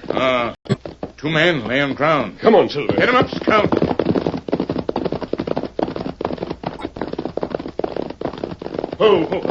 Scout. Quiet. They've been shot, both of them. Horse grazed side of trail. Yes, evidently. Those 2 are their horses, but then... This man is dead. A bullet through his temple. A man here.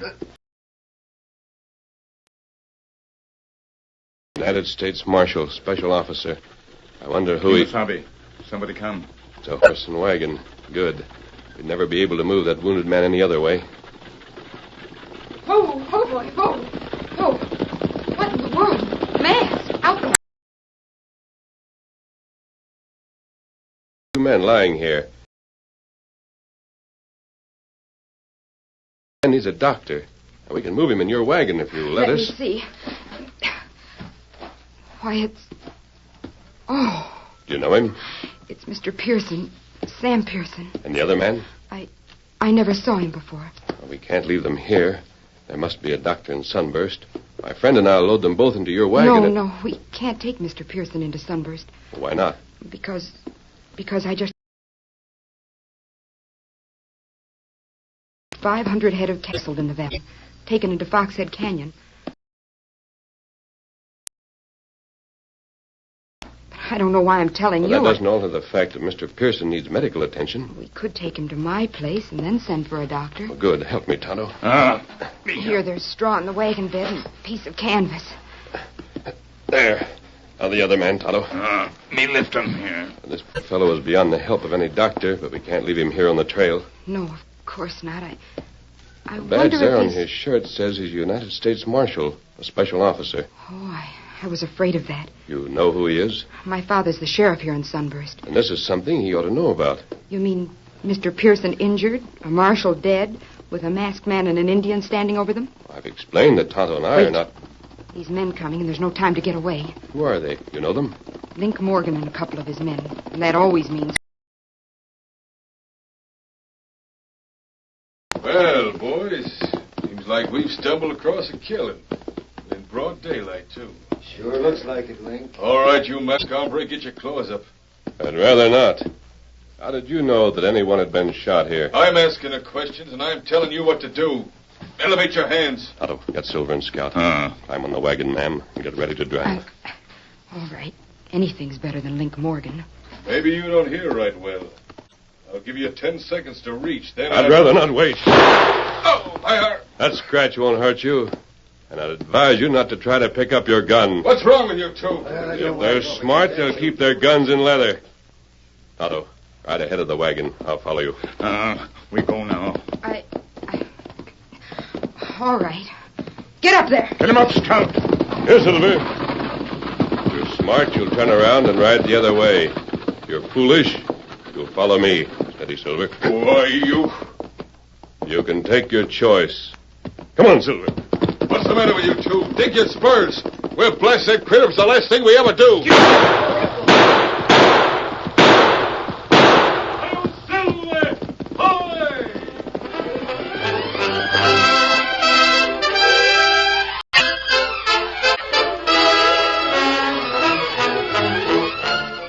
The curtain falls on the first act of our Lone Ranger story. Before the next exciting scenes, please permit us to pause for just a few moments.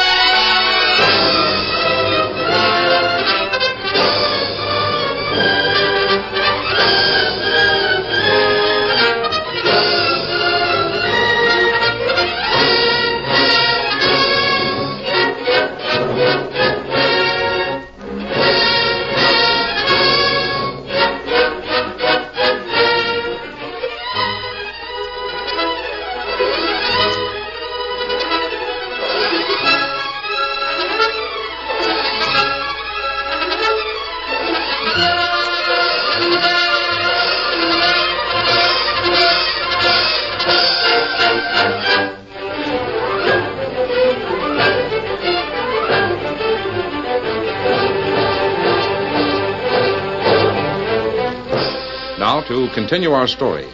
Astride the great horse Silver, the Lone Ranger knew it would be a simple matter to outrun Link Morgan and his men.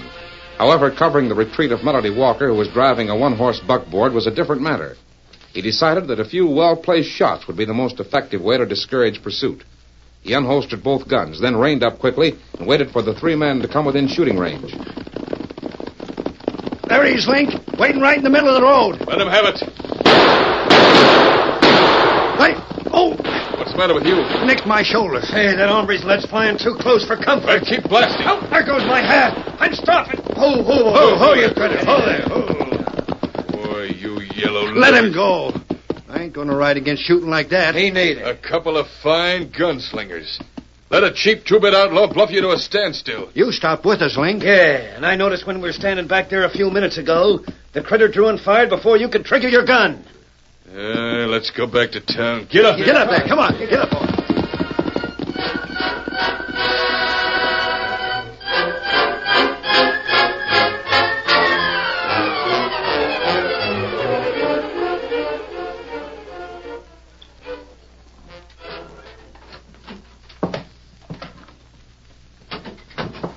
How's Mr. Pearson now?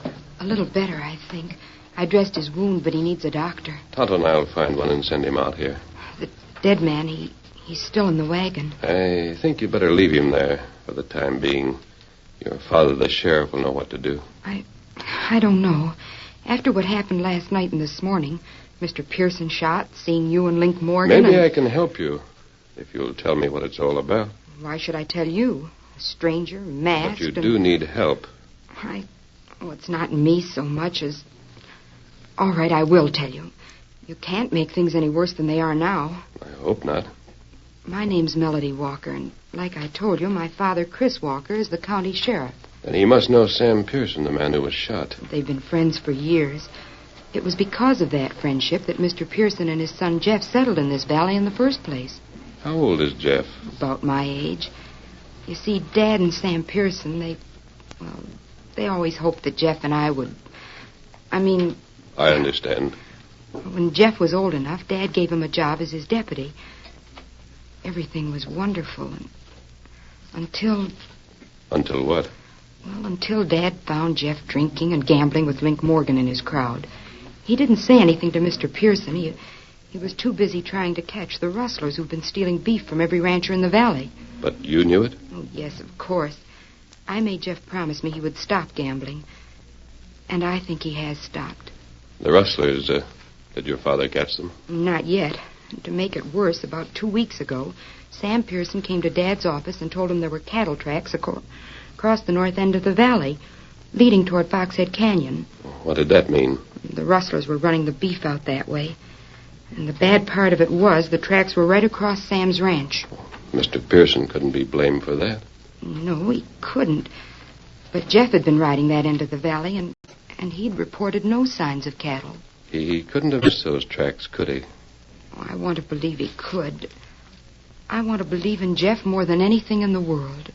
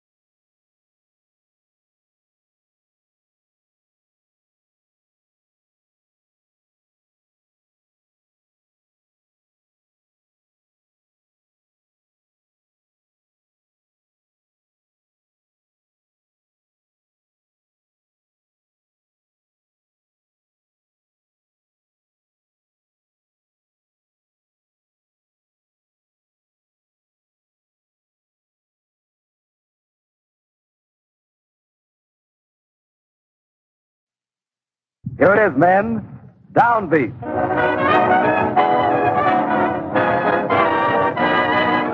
Hiya, men. It's Downbeat time. The time when the old stand begins to rock and sway.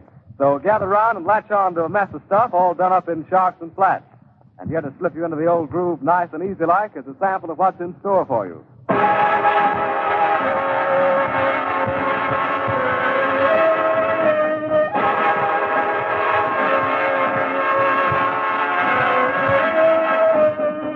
Yes, sir, that's it, all right. The Powerhouse Band with vitamin A, Q, and Z.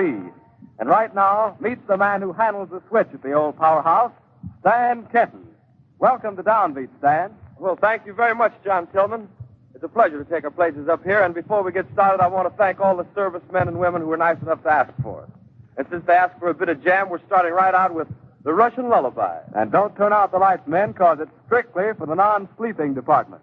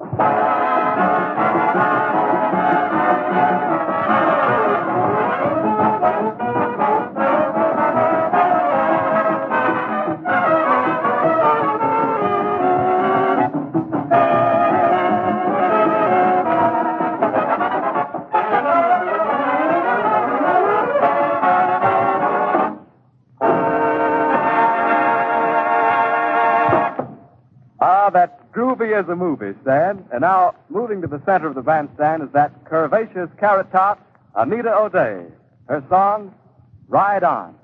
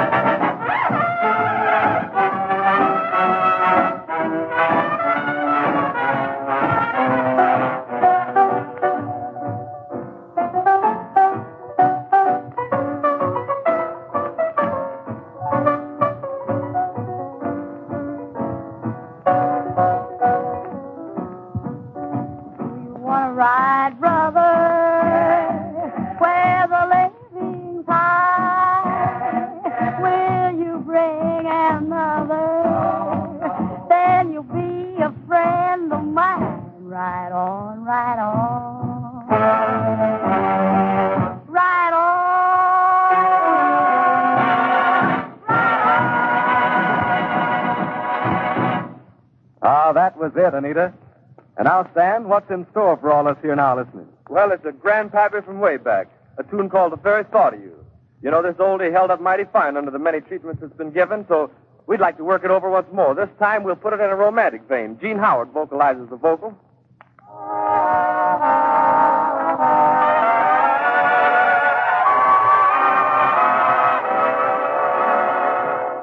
The very thought of you, and I forget to do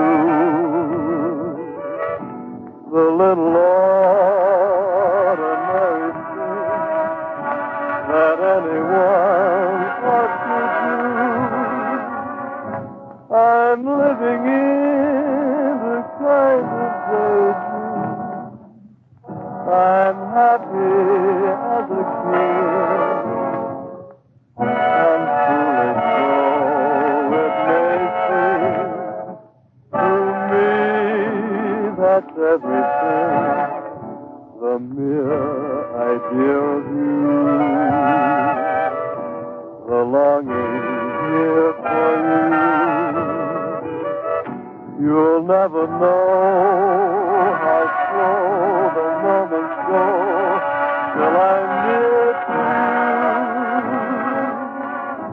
I see your face in every flower, your eyes inside the dark. It's just the thought of you, the very thought of you, my love.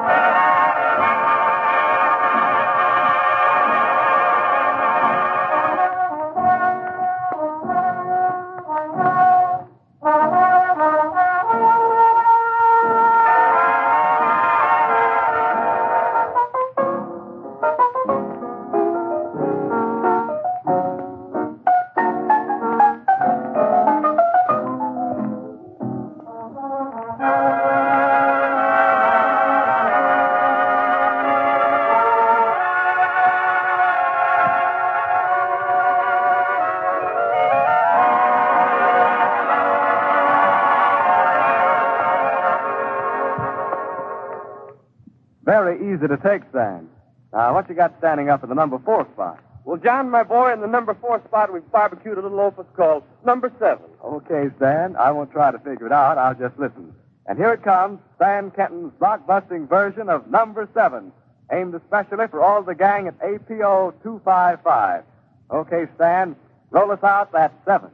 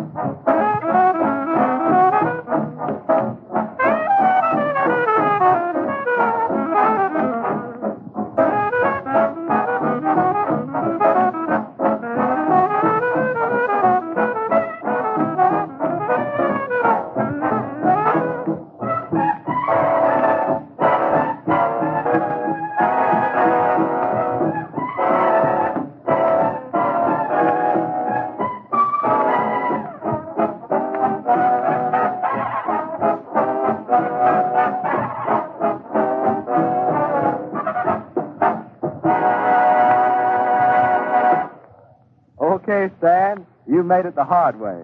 Well, thank you, John. Now, here's one I'd like to try the easy way. It's an old show tune that's been running loose for the last couple of decades. You know, the boys and I would like to tie it up, give it a shine, and send it on its way again. Maybe you remember it. I know that you know. Well, kick off, Stan, and we'll receive.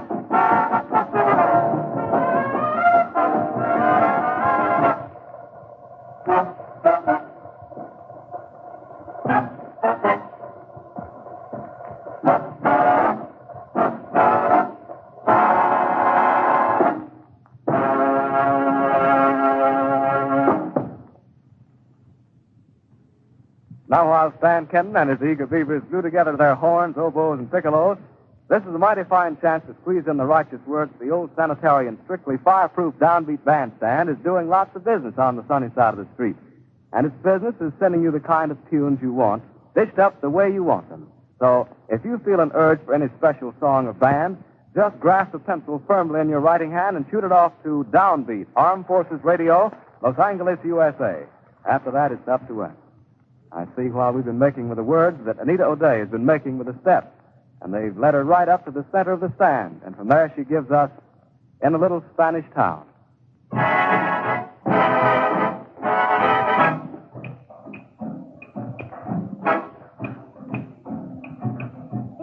a little Spanish town was on a night like this. Stars were peekabooing down upon a night like this. She whispered, be true to me. And she sighed, see. Many moons have passed away, but still he's in her heart.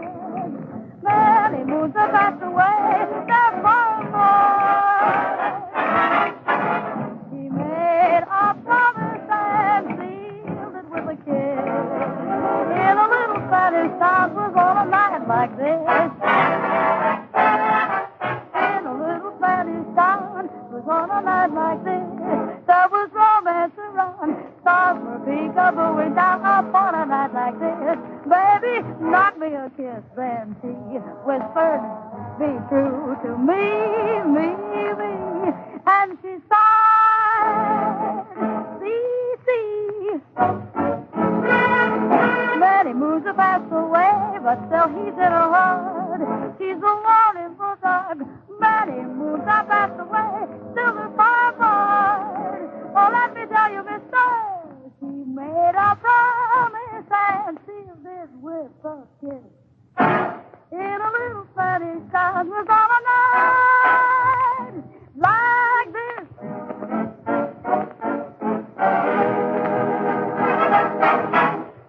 A ritty-ditty, Miss O'Day, and nicely backed up by Brother Kenton. Well, you know, this time the band and I are strictly on our own, John. We'd like to throw out our idea of George Gershwin's evergreen, The Man I Love. This ballad, you know, is on the torchy side, but we're going to throw the book away on this one as we give you Boots Mazzola with an alto saxophone. Just play it as it comes out, Boots. 1, 2, go.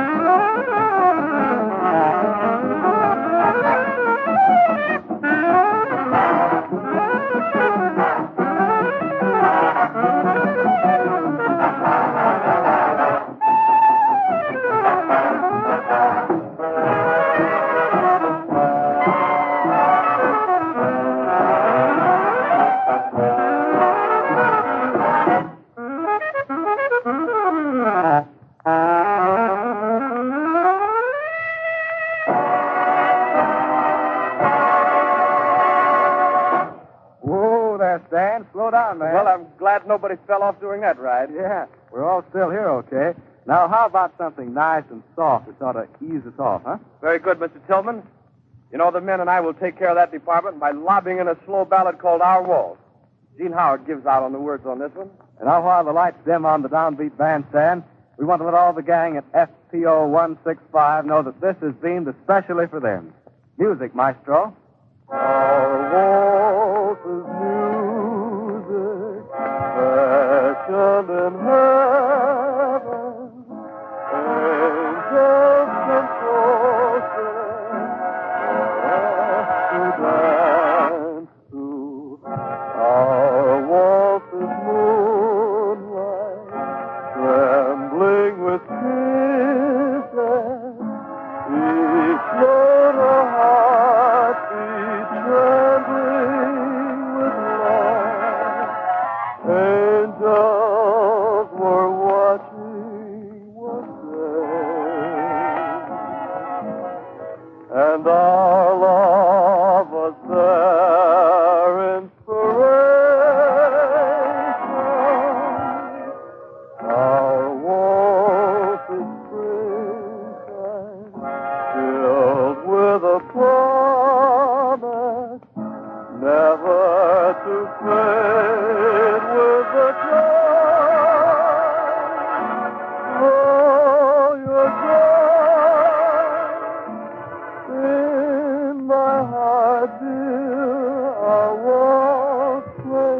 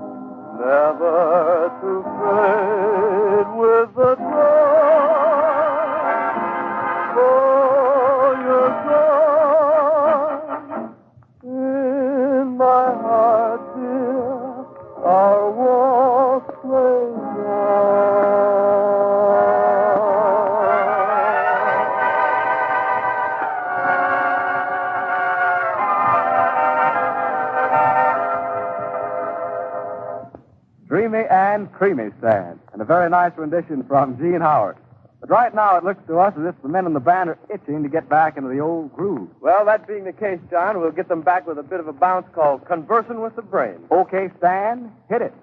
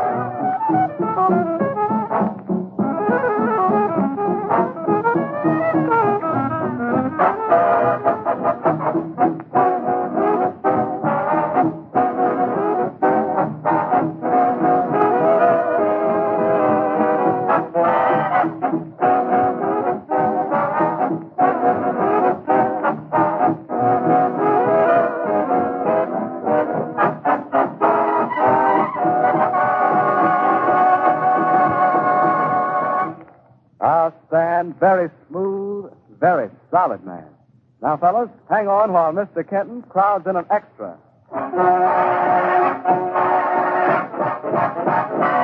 He would spend it on the pony.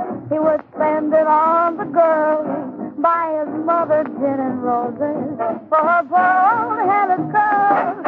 But when his wife said, hey now, what did you get for me? He socked her in the chopper. Such a sweet, sweet guy was he. And her tears flow like wine. Yes, her tears flow like wine. She's a real sad tomato. She's a busted Valentine. Told her mama, I told her that a man is trying to die.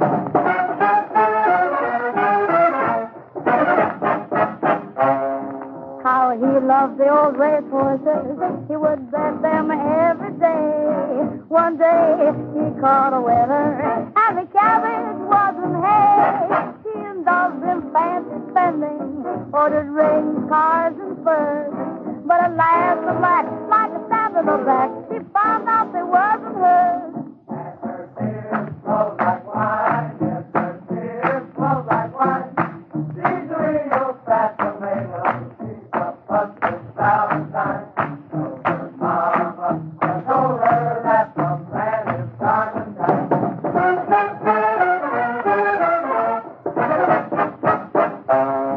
He got mixed up with amazing. He got mixed up with the flow. So Flo shoved him in the river. You're not getting mixed up no more. His wife then dressed herself in black. That showed a figure fine. Then she cussed him out. The two-faced guy, no insurance could she find. And her tears flow like wine. Yes, her tears flow like wine. She's a real fat tomato. She's a busted Valentine. Told her mama, I told her that the man is trying to die.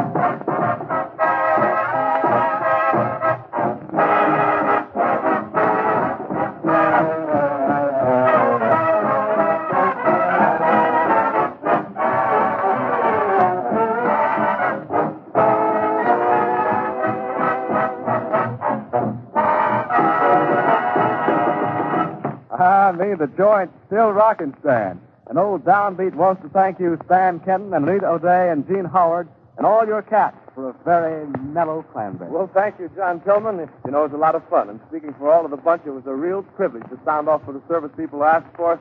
And, you know, we appreciate the invitation. You can be sure there'll be another one coming up soon, Stan. We'll have the place all fixed up and waiting for you. Now, till next time, so long, gang.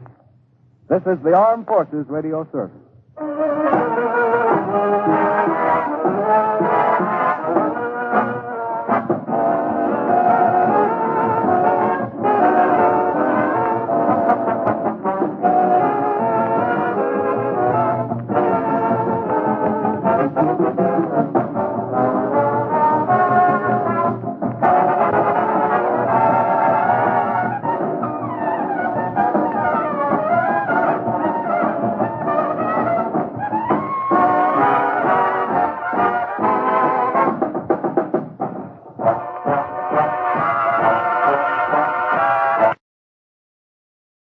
Here she is again, fellas. Jill, the gal back home with some more of that G.I. Jive.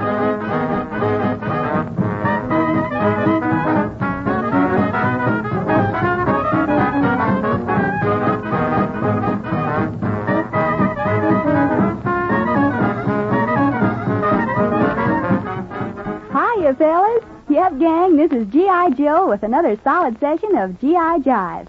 This is that program that plays nothing but the best in music.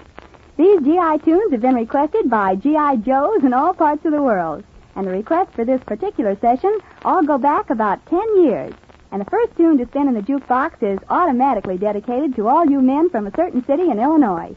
Skinny Ennis plays Chicago.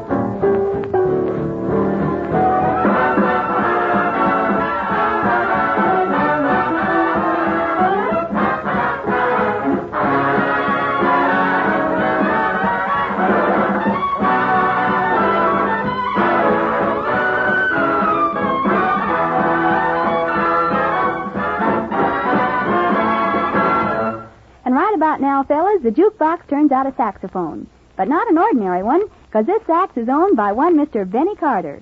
And when Benny decides to play it, believe me, it's played.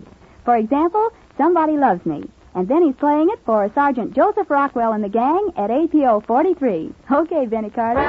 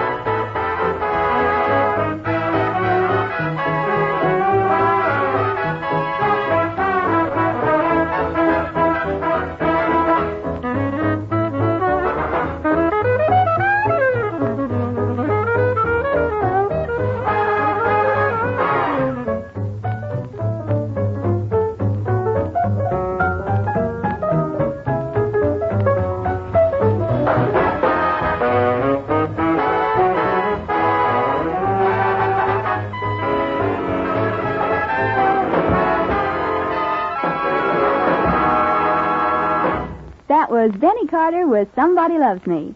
Now, fellas, here's a man to watch out for. It's Scatman Carruthers, a man that really has his own brand of jive. And I'll take the bet that you all go for the way Scatman does exactly like you.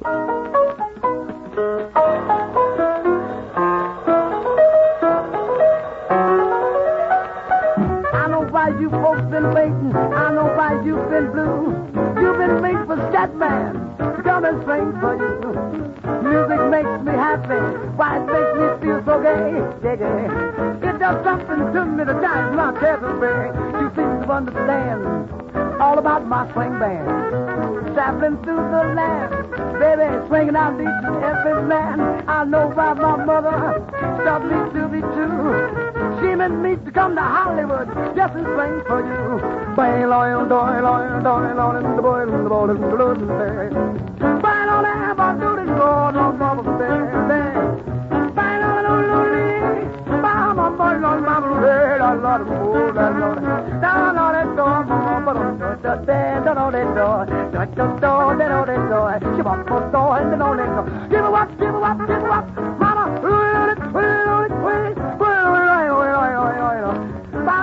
fine on it, that's what food was, floor. Hey, step down. Hey, there. Right on.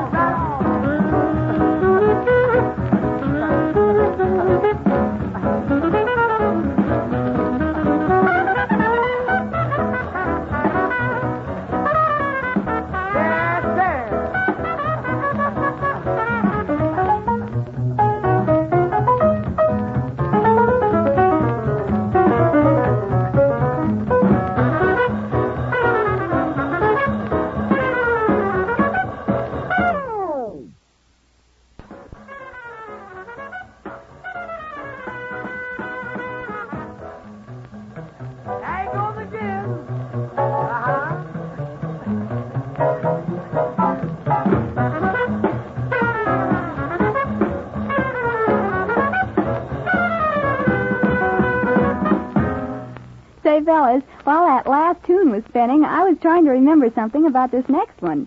It's Bing singing Please.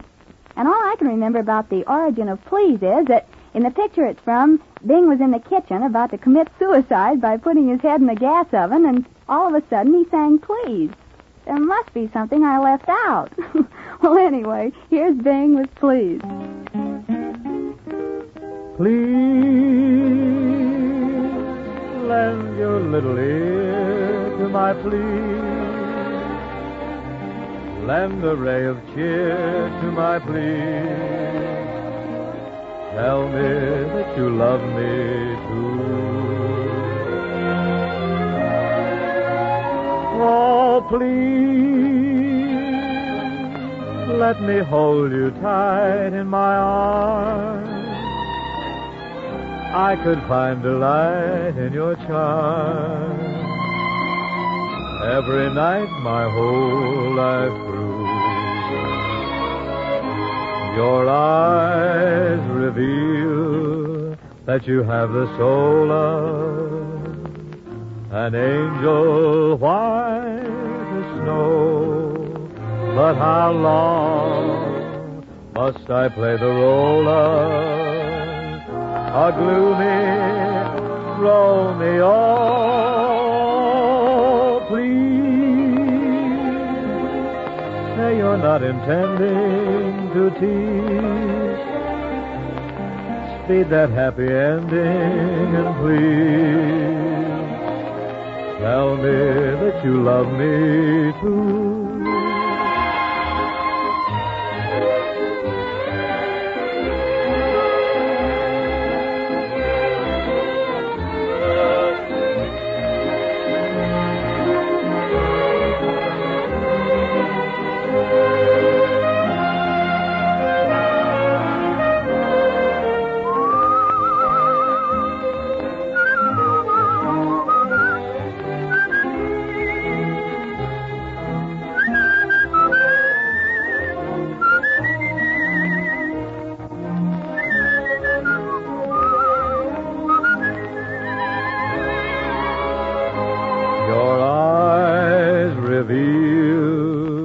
You have the soul of an angel white as snow. But how long must I play the role of a gloomy Romeo? Please say you're not intending to tease. Speed that happy ending and please tell me that you love me too.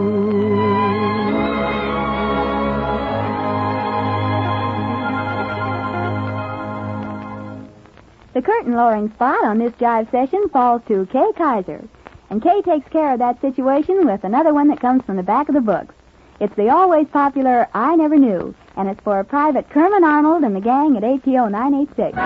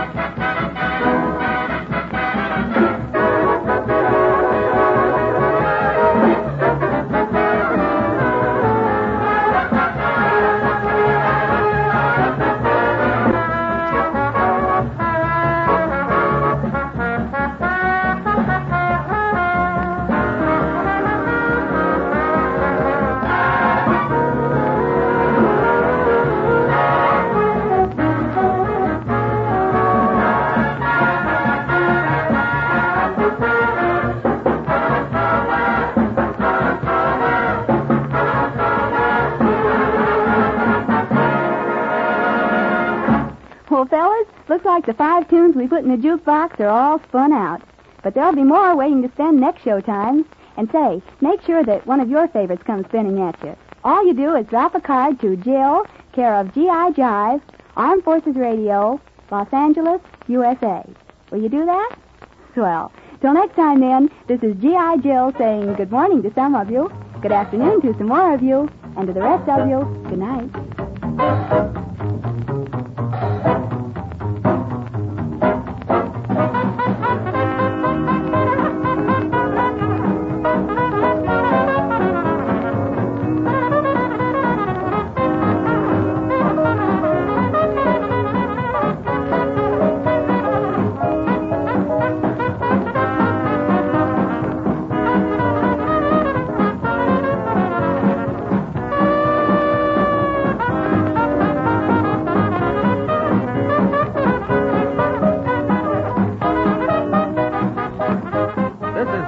Forces Radio Service.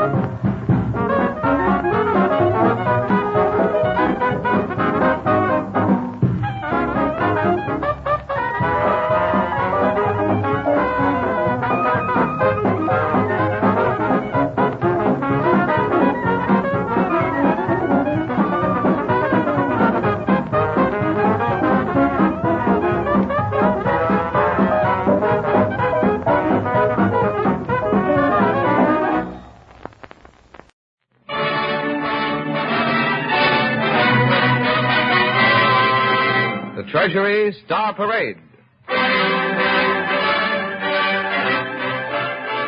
Produced under the personal direction of William A. Bacher, with David Brookman and the Treasury Orchestra and Chorus, Vincent Price and Judith Evelyn, stars of the Broadway production Angel Street, in Violet Atkins' radio drama, The Life of Molly Pitcher, Soldier.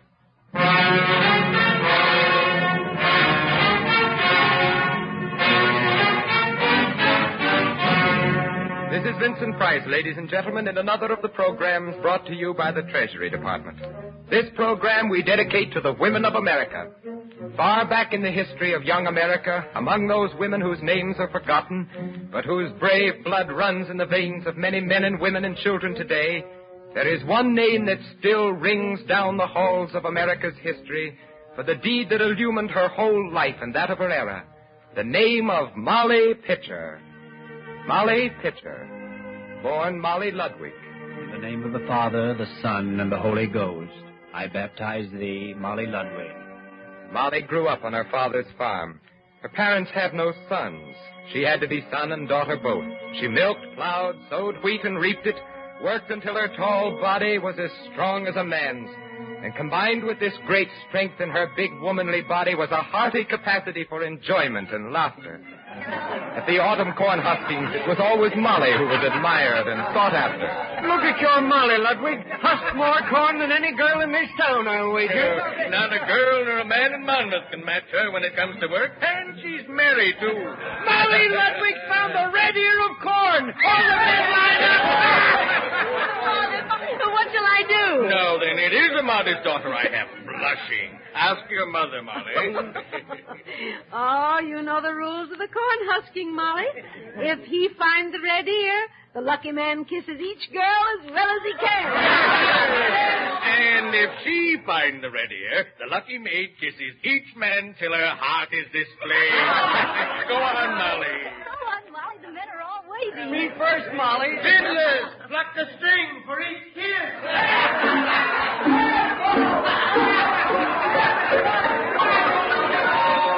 And Molly kissed them all, until she came to the tall, shy stranger who blushed as rosily as Molly when she lifted her face to his. You're a stranger. I don't kiss strangers. I could remedy that soon with your permission, Mistress Molly. I'm John Hayes from Carlisle. John Hayes, do you take this woman for your wife? I do. Do you, Molly Ludwig, take this man for your husband? I do. Molly wanted nothing out of life but to make John happy and live in peace in the house in Carlisle to which he brought her. Not a fine house as we know it, but to Molly it was a palace. No paper or paint on the walls, no carpets on the floors, But the benches, the lintels, the bed and table were fashioned by John's faithful, devoted hands. The spinning wheel and the flax distaff, the yarn reel stood before the wide hearth with its shining copper kettles. Molly wove her own linens and blankets and homespun for the clothes she sewed for herself and John, made her own tallow candles by which she and John read in the long, quiet evenings when John's work at the barber shop was finished. And they knew that rich companionship given only to those who love each other as Molly and John did. Peace, quiet, contentment. Until the ominous decrees began sweeping across the seas from the mother country to the 13 colonies. John brooded over them. Eat your dinner, John. Though this cake might be better if I had more sugar. I'm not hungry. Read this proclamation, Molly. And another? No newspaper can be printed or deed written except on paper stamped by government officers. The Stamp Act. As if it were not enough that we must pay a tax on sugar and molasses. We'll not pay it, Molly, never fear. We came to America to be free of unjust laws. We'll have no taxation without representation. There are 3 ships in Boston Harbor with tea, John. That tea will be in the water tonight, Molly. No taxation without representation. Meeting in town all tonight. Meeting in town all tonight. Patrick Henry has come back from overseas. George Washington has been made general. It's war. War.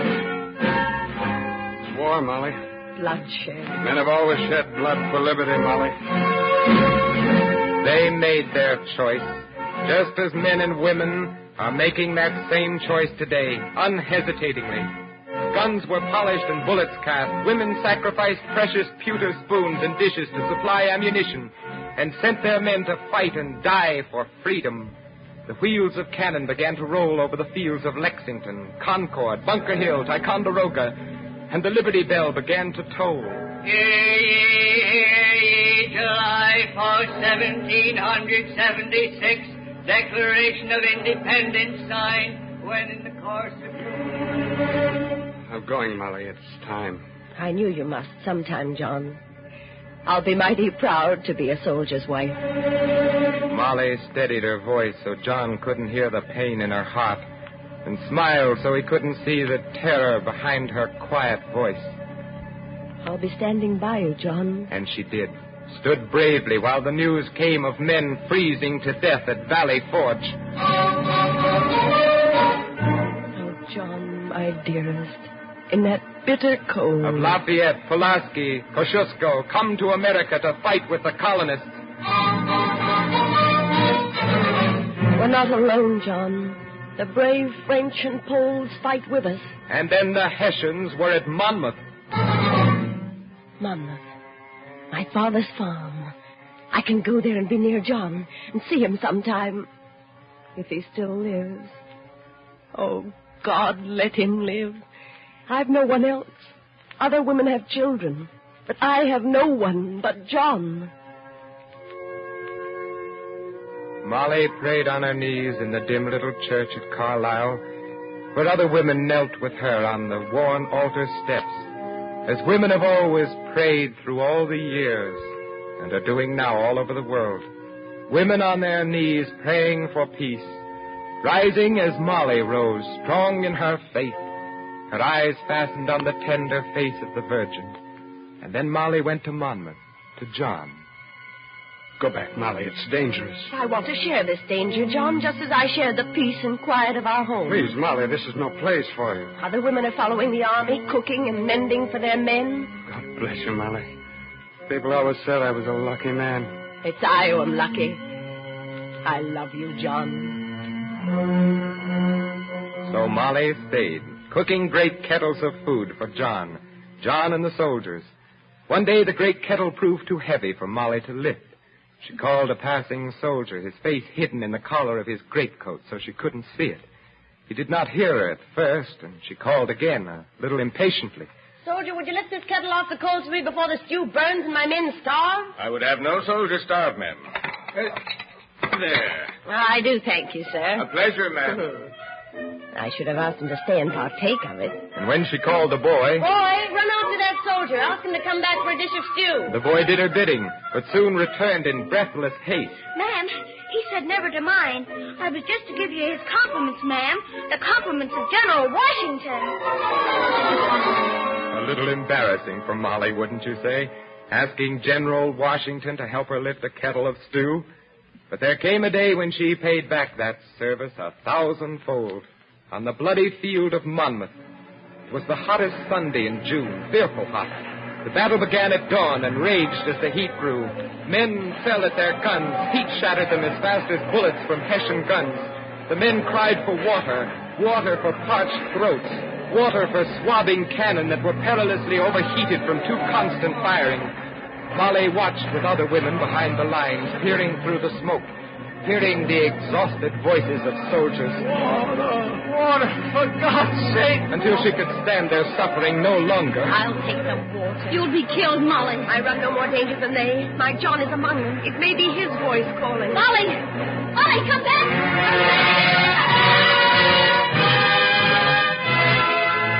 Here you are. Water, soldier. Thank you, ma'am. Bless you. Water. Bless you, ma'am. And some to swab my cannon, if there's enough. There'll be more when these pitchers are empty. What? John. John. No, Molly, go back. Go back for my sake. I'm staying for your sake, John. Look, here, drink this. Careful, Molly, down. It's close. Drink the water, John. Water.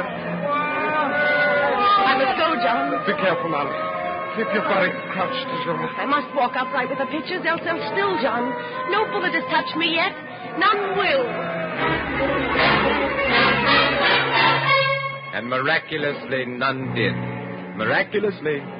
Sometimes it seemed almost as if those men firing from the opposite side must have made a pact not to let their bullets touch that brave, tireless figure, running back and forth with those pitchers of water, empty, full, while men called in parched voices. Here comes Molly with the pitchers. Molly and your pitcher. Molly! Pitcher! Molly! Pitcher! Molly! Water!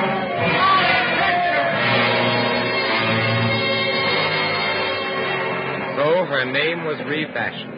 Molly Pitcher. All over that terrible battlefield, those two precious words rang like prayers. Molly Pitcher. But it was John's voice crying out her name that dropped the pitchers finally from her nerveless hands. Molly! John. Oh, my dearest. Oh, no, John. No. Here are the stretcher bearers, ma'am. There's no man to fire John Hayes' cannon. General knocked orders it rolled off the field. They'll not roll my husband's cannon off the field. And who's to fire? I'll fire the cannon. Roll that cannon off the field! I'll fire it. They wounded my John. I'll fire it. Ramsey, like a man. Ma'am, General Knox. Who disobeys my orders? My God. A woman. This is my husband's gun, General. I mean to keep firing it as long as I have powder. Good fighting, soldier. Keep firing.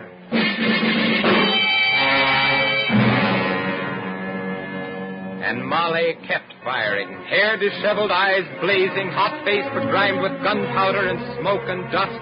Barefooted as many a soldier, Molly fed that cannon until nightfall, when the Hessians retreated under cover of darkness, leaving the field to the colonists. Only then did Molly run back, wiping the tears from her powder-streaked face to see whether her husband still lived.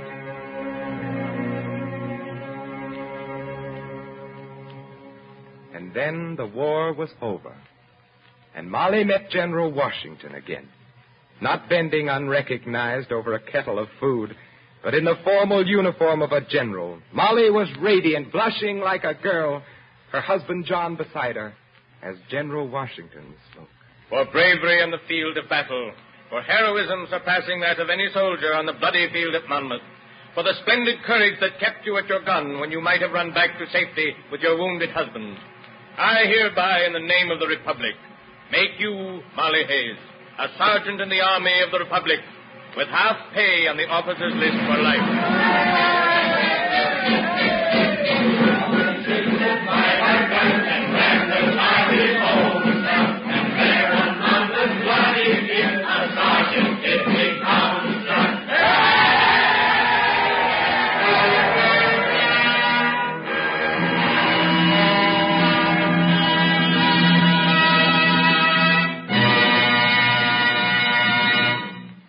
Such is the story of Molly Pitcher.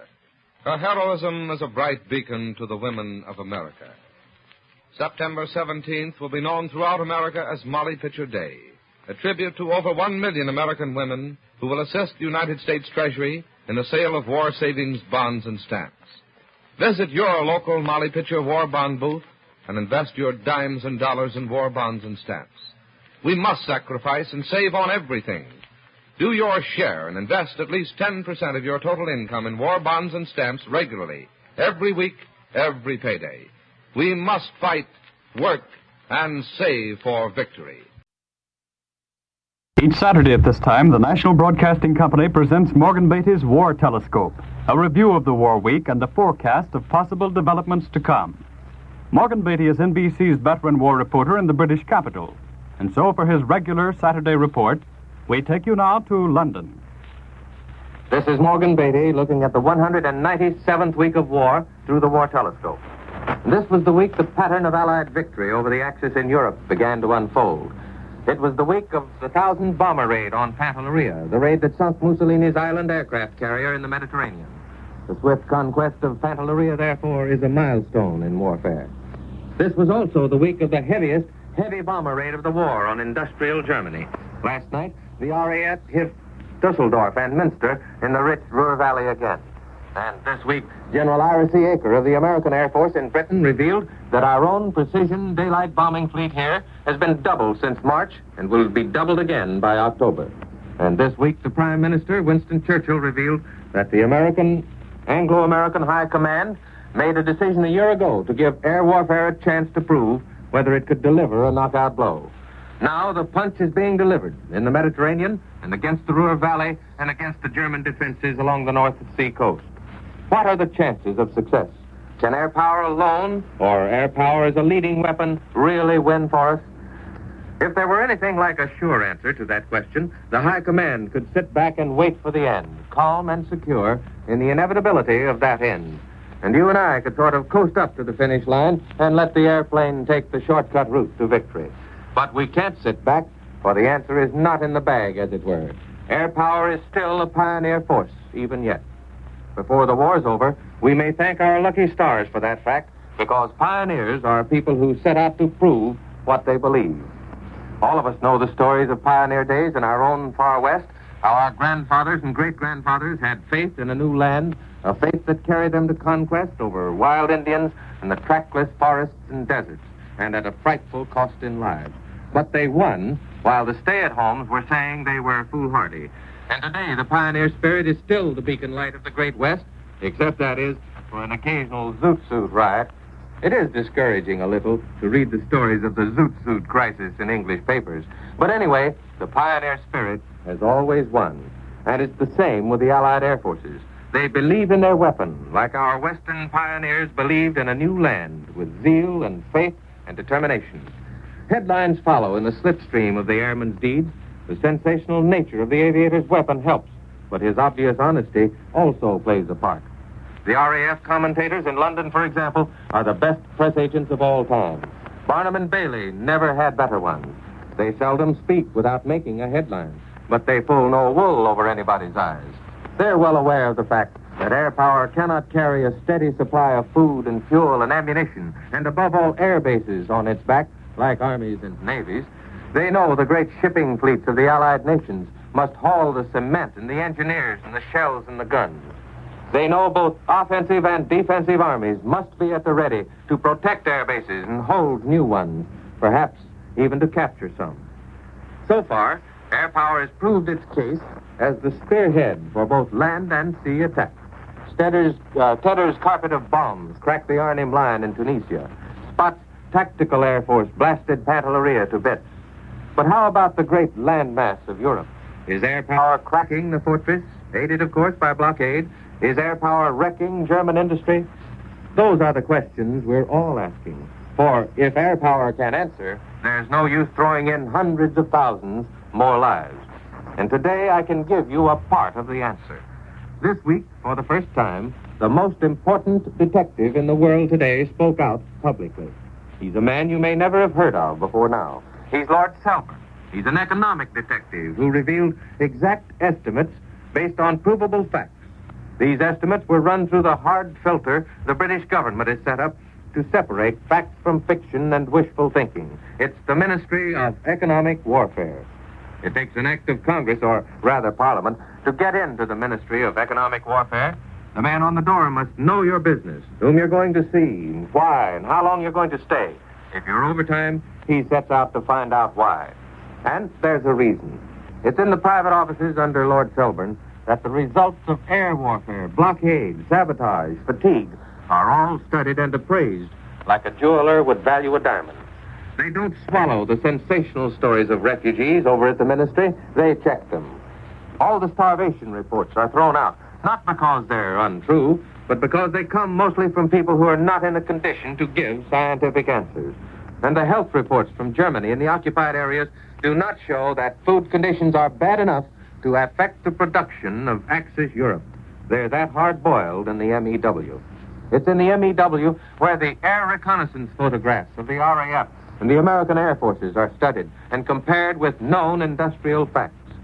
There, the possible effects of the great dam raids, like those in May, are calculated in advance. But Lord Selborne tells you that the final effects of those raids cannot be estimated until after this summer's dry spell. But there are men who could foretell what would happen when the dams burst, where the water would go, and what it would knock out. And it all happened that way because they knew the dams of the Ruhr, both as engineers and because they've been on the spot. Geographers, historians, refugees, British intelligence men, biologists, food experts, soldiers, all play their part in reports to the MEW. And besides that are the endless body of German law and decrees and newspaper editorials and radio broadcasts.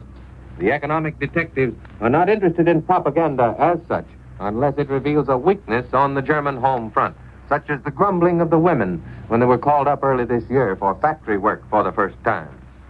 From all of these things, Lord Selborne and his men, and women too, by the way, can tell you that the Germans were forced to bar outsiders from Essen by law after one of the big raids. The economic detective knows, and he won't tell you why he knows or how, that one of these raids cost 300,000 persons their businesses or their homes. That streetcar service had stopped and wouldn't be resumed until a certain date. He knows exactly how much of certain industries has been damaged and how long before they can be repaired.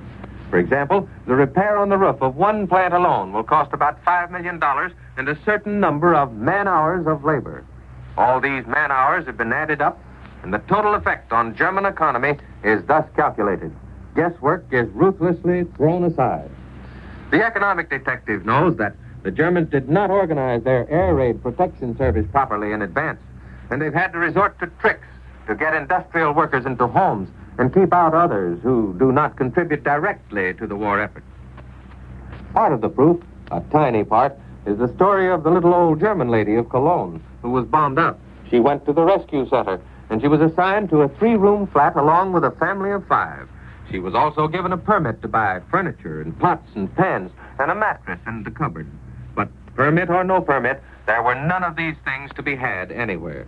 So she went back to the rescue center, and there she discovered she could be helped no further since she had been marked down as an air raid victim who had been suitably housed. All of this, of course, contributes to fatigue, and that factor, too, is figured into the economic detective's calculations.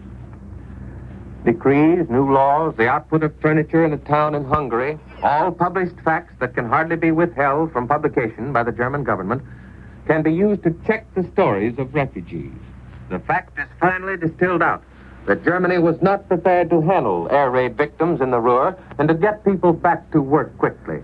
Germany cannot, as did Britain, disperse her industry because the air raids continue and for other reasons. Sometimes the economic detectives get amazingly puzzling clues. The other day in the German paper Der Angriff, a dispatch from Magdeburg reported a meeting of Nazi party speakers. They planned a drive for factory rallies, 3,000 rallies between June the 1st and September the 1st. Why are these rallies necessary between those dates? Are they going to cut vacations this year? How will the workers take it if they do? And how many man-hours of labor will be affected? If the economic detective doesn't know the answers, he'll get them. But what is the net result of all this detective work in the last 4 years? As we've said, Lord Selburne spoke out publicly this week for the first time.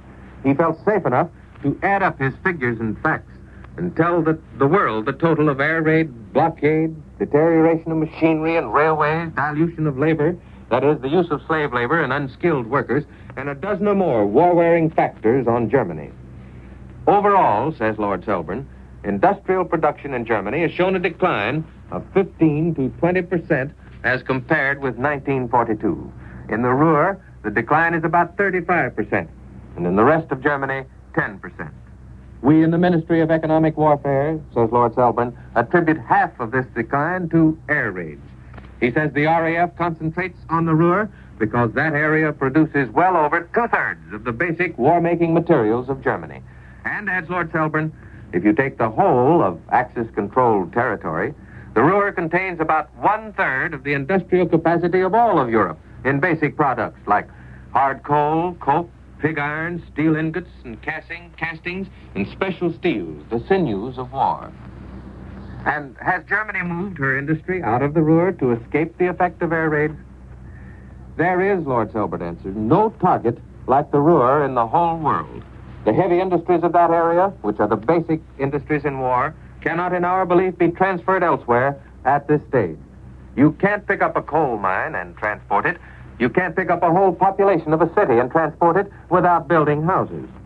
He says the Germans tried moving some heavy industries that have been bombed out a short distance away from the Ruhr. Such industries have fallen short of their production goals for lack of fuel. Can the industries of the Ruhr be silenced from the air with the help of blockade? Here is Lord Selburne's answer. The Germans will have to deal with daylight as well as night raids. Daylight raids are becoming an increasingly important factor. The Americans have shown us that a degree of precision is possible in daylight. I personally hope, says Lord Selburne, that these attacks on the Ruhr will be pressed home until the Germans realize that industrial production in the Ruhr is impossible. For as soon as they rebuild their industries, we shall knock them down again. It is, he said, a hard, tough nut to crack, and a very heavily defended one. But it will crack, and we shall keep on attacking it until it does, because we're convinced that, as the Germans themselves used to say in the early days of the war, the destiny of the Ruhr is the destiny of Germany. Now there we have the warp and woof of the outline of strategy laid down by Prime Minister Churchill in Washington last month and in London this week.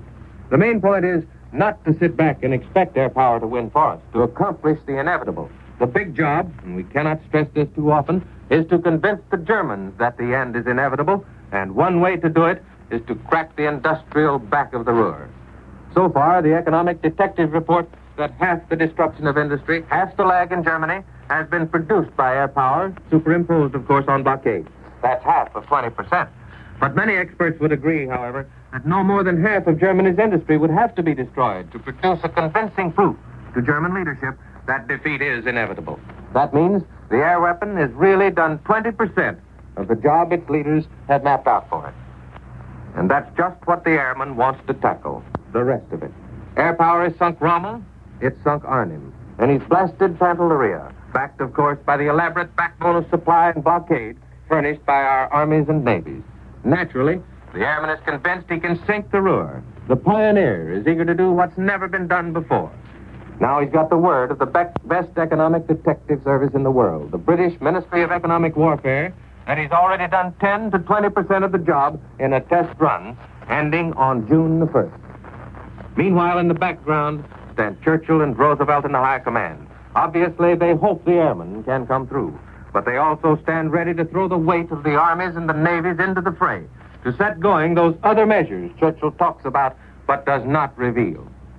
But we do have the unfolding of the pattern of Allied warfare on the western fronts this week. And whatever develops, we may be sure there's one piece of German propaganda the Allies have swallowed hook, line, and sinker. The destiny of the Ruhr is the destiny of Germany. And the RAF and the American Air Force are going to do their pioneering best to blast that destiny into smithereens. And now this is Morgan Beatty saying so long until next Saturday. You've been listening to War Telescope, a weekly report on the war as seen from London by Morgan Beatty, NBC's veteran war observer in the British capital. This program came to you from London and New York. This is the National Broadcasting Company. Don't touch that dial. Listen to Blondie.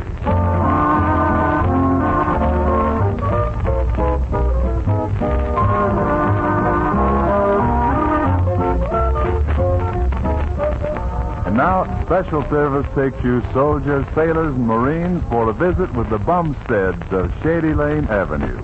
Come on in and say hello to Blondie, Dagwood, and the rest of the Bumstead household.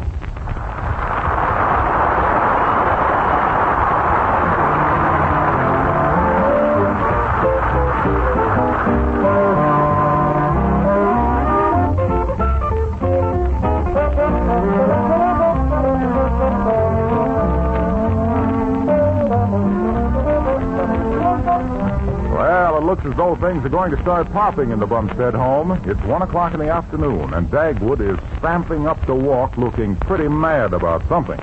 If we could listen to what's going on in his mind, it would sound something like this.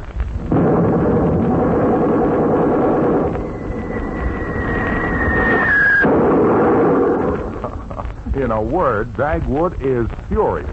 He pounds up the front steps, but slips on a toy Jeep that just happens to be there.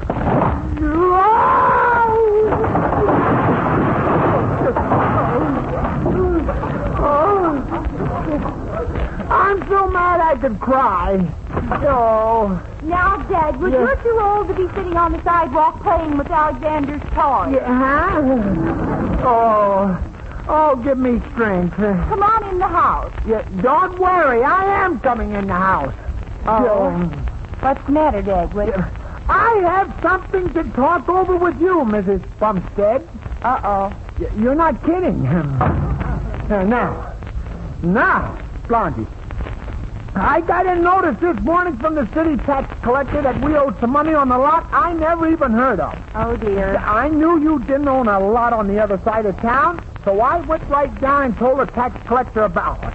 I called him a swindler, a crook, and a bum. Dagwood, what happened? Well, he proved to me that you did own a lot, and then he threw me out of his office. I had no idea a tax collector could be so muscular. Now, what I want to know is, Mrs. Bumstead, is, do you or don't you own a lot? Yes, I do, Dagwood. Oh, Blondie. Well, I've had the lot for over a year, but I was afraid to tell you about it. Who did you buy the lot from? Well, you see, That doesn't answer my question. Well, Dagwood's cousin Edgar sold it to me. He wanted me to loan him some money, and I didn't want to. Yeah. So instead of loaning him the money, I bought the lot from him. How much? $50. Where did Cousin Edgar get a lot? Well, he told me he inherited it from his uncle, Sir Latterus Slocum. I don't believe it. I don't He also told me that a man gave him the lot because he saved the life of a man's little son. I don't believe that either. How did he really get it? Well, I found out later that he had bought it from someone else for $18. That I believe. Well, I couldn't help it, Dagwood. Cousin Edgar needed the money, and he looked so sad and pitiful, and he kept telling me how wonderful our children were, and how I didn't look a day older than 16. Yeah. And the next thing I knew, I owned the lot. Yeah. Blondie, you knew that your cousin Edgar was a swindler. I know, Dagwood, but he said such nice things while he was swindling me. Yeah. Blondie, how could you do a thing like this without consulting me? I'm a businessman. I know all about real estate. Like the time you bought that lot that was completely underwater. That? Or the time you bought that lot on top of a mountain, and the only way you could get to it was to be dropped by parachute. Well, that's how I learned about real estate. Yeah, and that lot on top of the mountain might be all right someday. Now, we'll have to wait for helicopters. Yeah. Well, okay, but wait a minute. Do you know what size? Do you know the size of your lot? Well, not exactly, Dagwood. When I bought it, I just signed a lot of papers and gave him the $50. I thought we might build a house on it someday. Well, how big is it? It's 150 feet long. Why, that's wonderful. Yeah, and 4 feet wide.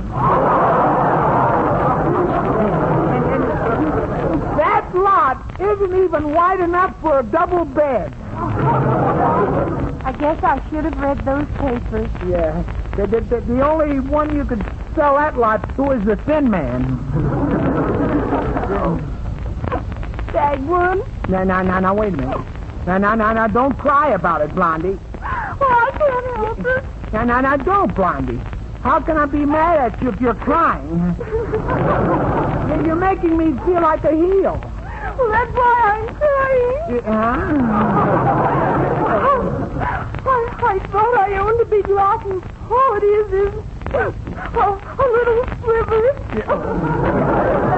Yeah, it's just something the real estate... Yeah, it's just something the real estate people left on the side of their plate. It's lot number 54 in Section S. Have you ever seen it, Blondie? No. Well, neither have I. We might as well go over and see it and both have a good cry.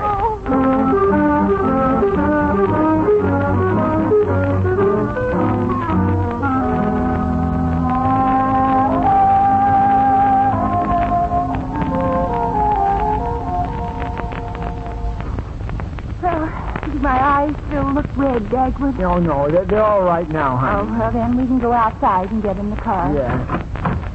Huh? Oh, there's Fuddle raking up his leaves. Oh, dear. Yeah, hi, Fuddle. Hello, Jackie, old boy. Hello, Blondie, old girl. Hello, Blondie. Hello, Mr. Fuddle. Where you going? We're just going over to look over a little piece of property that we own. Well, see you later, Fuddle. Oh, wait just a minute, Dagwood. Mr. Fuddle, would you be interested in buying a lovely lot? No, thank you, Blondie. I'd rather lose my money some other way. You don't happen to be talking about lot 54 in Section S? Did you say Section F?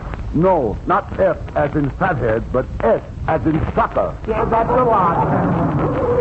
Yeah. Huh? Did you say that's the lot? Yeah. Hello, sucker. It's Blondie's lot. Hello, Mrs. Bumstead. Now, just a minute, Mr. Fuddle.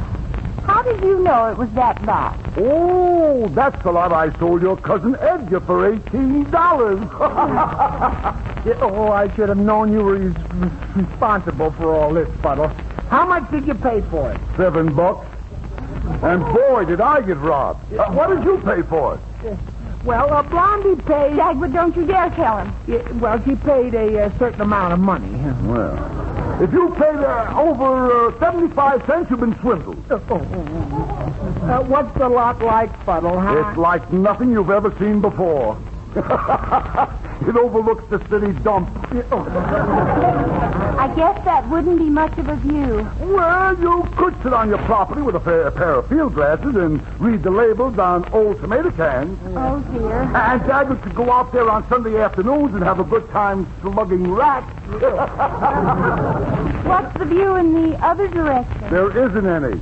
You're right smack up against the factory. Oh, Dagwood. No. Just control yourself, honey. It may turn out to be all right. What an optimist. Huh? Owning that lot is the closest thing to owning no property at all. You'll hate it. You'll go nuts trying to get rid of it. No one will take it even for a gift. Yeah, now, just never mind, Fuddle. Just lay off. How do you get to the lot anyway? Oh, that's easy. On account of the factory.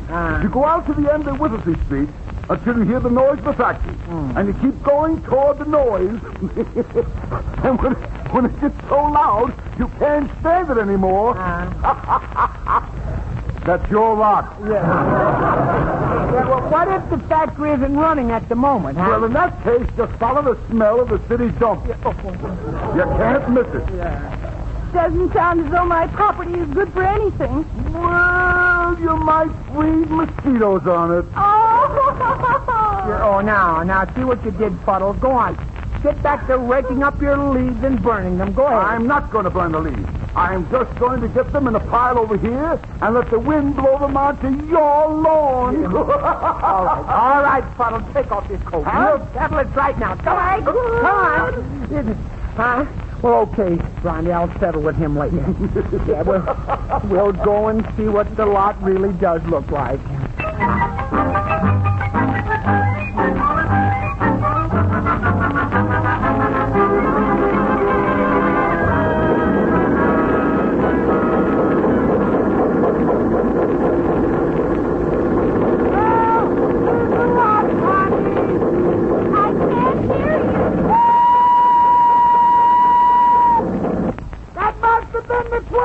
so. They're probably changing shifts.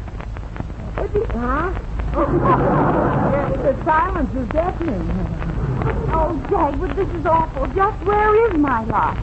Well, it's this alley the trucks have been running up and down. Look at that big chimney, too. Yeah. It's right next to my lot. And if it ever fell down, I wouldn't have any lot left. Just look at the soot coming down it. Yeah. Oh, wait till I get my hands on Cousin Edgar. Yeah, well, a view's a little better looking towards the city dump, isn't it, huh? Yes, it's interesting, but it isn't very inspiring. Hey, look out. Here comes the truck. Well, they haven't any right to run over my property. Blondie, don't argue with the truck. It's heavier than you. Don't you dare honk at me like that. Get out of the way, will you? Look out, Blondie. Oh, that was a close shot. Oh, they can't do that to me. I won't stand for it. They can't take me off my own property. They did it. Well, I won't stand for it. I'm going in to see the president of this factory.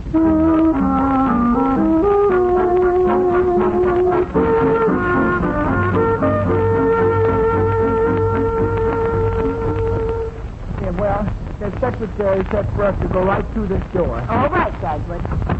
Yeah. Ah, are you Mr. and Mrs. Bumstead? Yes, and we... I'm Mr. Hooligan. Don't laugh. Don't smile either, Mr. Bumstead. Oh, excuse me. As president of the factory, I can give you exactly 1 minute and 20 seconds of my valuable time. That won't be enough, Mr. Hooligan. I happen to... Yes, I know. That lot next to my factory. Yes, and when your trucks go by, they squeeze me right off my property. Amusing, isn't it? Well, what's funny about it? We almost got run over by one of your trucks. Well, I suggest that in the future you avoid such unpleasant possibilities by staying off your property. Are you telling me to stay off my property? Precisely. You may not know it, Mrs. Bumstead, but when you bought that property, you signed a little paper allowing us free passage of our trucks. We made a little deal with a former owner, Edgar Slocum. Oh. But when your trucks are passing over my property, there's nothing else left for me to stand on. As I said before, amusing, isn't it? Look out, I'll handle this, Blondie. Come on, Hooligan. Put up your dukes and fight like a man. Come on. Now, Come on, just make a pass at Mr. Bumstead, if you so much as touch me, I'll sue you down to your last suit of underwear. I take it all back. Mr. Hooligan, I'm willing to sell you the property for exactly what I paid for it. Are you? Yes. Well, I'm not willing to buy it. I'm very happy with things the way they are. But what can I do with the property? You can pay taxes on it. Now your time is up. Good day. Mr. Hooligan, if you think you can talk like this to us and get away with it, you're very much mistaken. I may have signed papers and all that, but you can't tell me you can practically occupy my property without my permission. If you're not going to be nice about this, we'll show you we can play the same game with you. Won't we, Dagwood? You're doggone right we will. You will what? Well, we'll do what my wife said. That's what we'll do. We're going out your door now, Mr. Hooligan, but we'll be back. And when we do, you'll be very sorry you treated us the way you have. Come on, Dagwood. Let's go to the courthouse and talk to the judge. Goodbye, Mr. Hooligan. Yeah, goodbye. Hey, he walked into a clothes closet instead. Hey, let us out of here. Walked into the closet.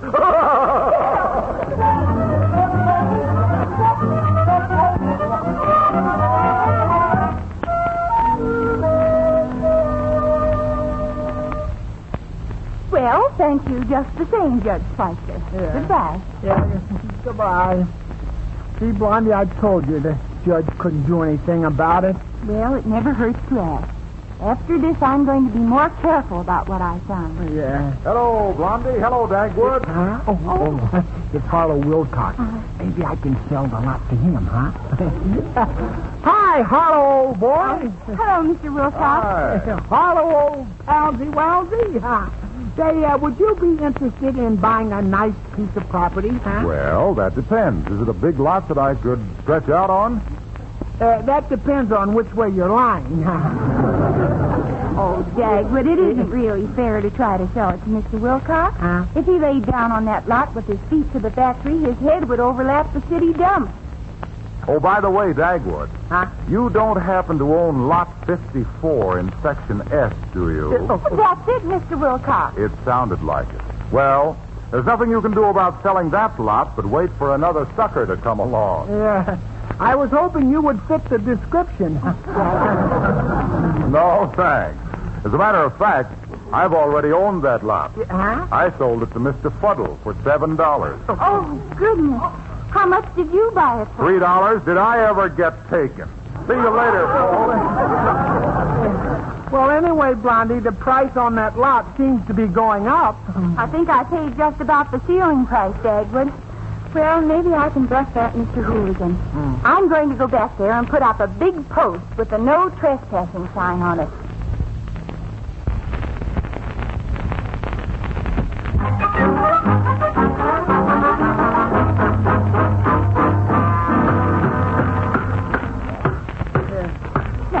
Do you think the post is in deep enough now, Dagwood? No, Blondie, you'd better give it a couple more hits.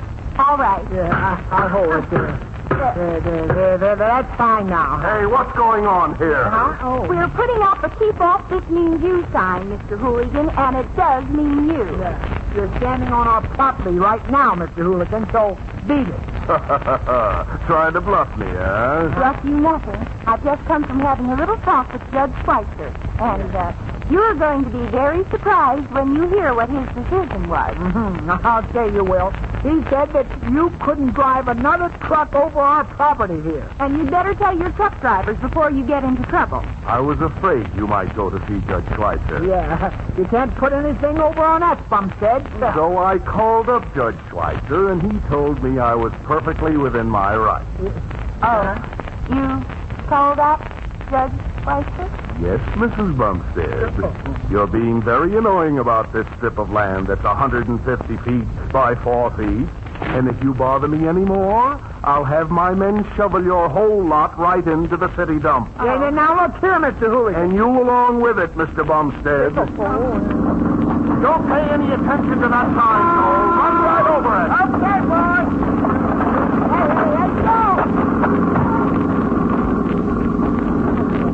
Well, putting up that sign was a waste of time, wasn't it, Mrs. Bumstead?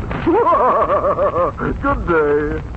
Oh, that man makes me so mad I could tear him limb from joint. Yeah. It would do him a world of good. Hey, well, wait a minute. Here comes Mr. Hooligan back again. Oh, Mrs. Bumstead, you bought the lot from Edgar Slocum for $50, didn't you? Yes. My time's valuable. I can't be running out here every minute. So I'll give you $25 for this lot. Oh, will you take it, Blondie? That's about $30 more than it's worth. No, I won't sell it for less than I paid for it. Oh, no. Mrs. Bumstead, you're a very stupid woman. No, now, Blondie, Hey, that did it. Okay, Hooligan. Oh, you want to fight, huh? Well, I'll... Oh, my eyes! Well, my wife's stupid, huh? Well, here's another one for the other eye. Oh, you pay for this, you fool! Oh, you can't talk to my husband like that. Don't hit me again! Well, now, beat it, Hooligan. Go on. I'm going to shoot you for assault and battery. Yeah. I'll take every last cent away from you.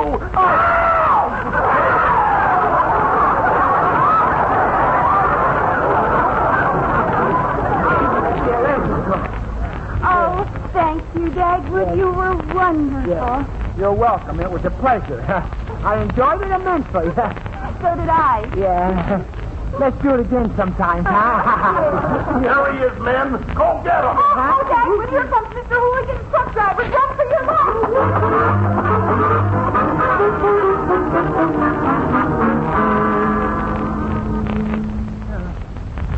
Here, Dagwood. Sign this one, too. Oh, right here? Yes. Okay. Good. Yeah. Now everything I own is in your name, honey. Except my last suit of underwear. I think the law allows me to keep a pair of shorts. Mr. Hooligan can sue and sue, but the only thing he can do is have you thrown in jail. Yeah, that's a good one on his... Huh? You know, you did sort of beat him up, my hero. Oh, it was nothing. And you kind of helped, too. Yes. You kicked him. Oh, dear. He can sue me, too. Oh, I never thought of that. Hey, we'd better put it all We'd better put all the property and stuff in Alexander's name. And maybe Daisy's, too. Or no, I guess not. Yeah. I'll go out and get Alexander right now.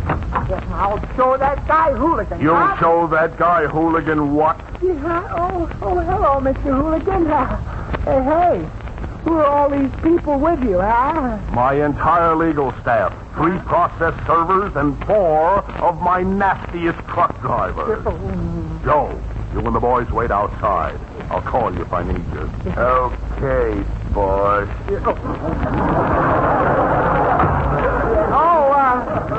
Well, won't you come right in, Mr. Hooligan?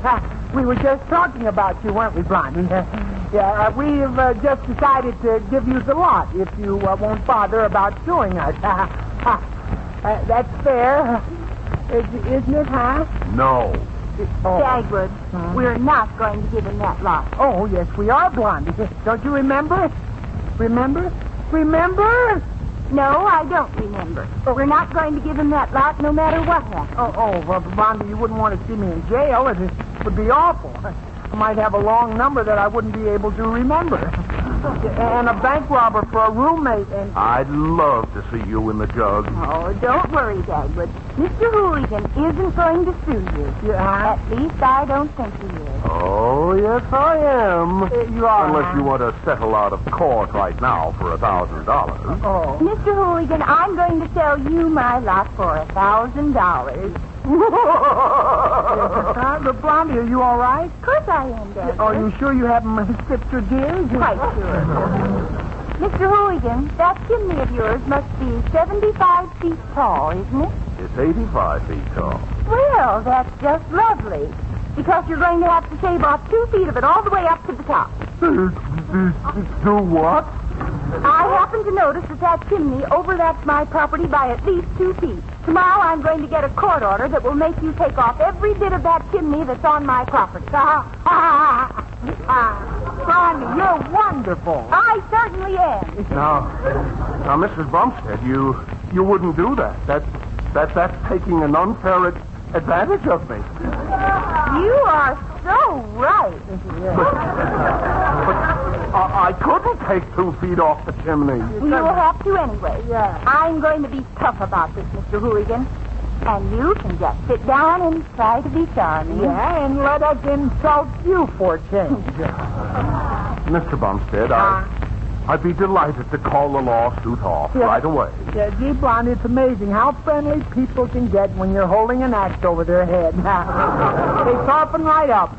I'm also going to sell this lot of mine, but I can't decide whether to sell it for 100 Sold. or 200 Sold. or 500 Sold. Or 10,000. Sold.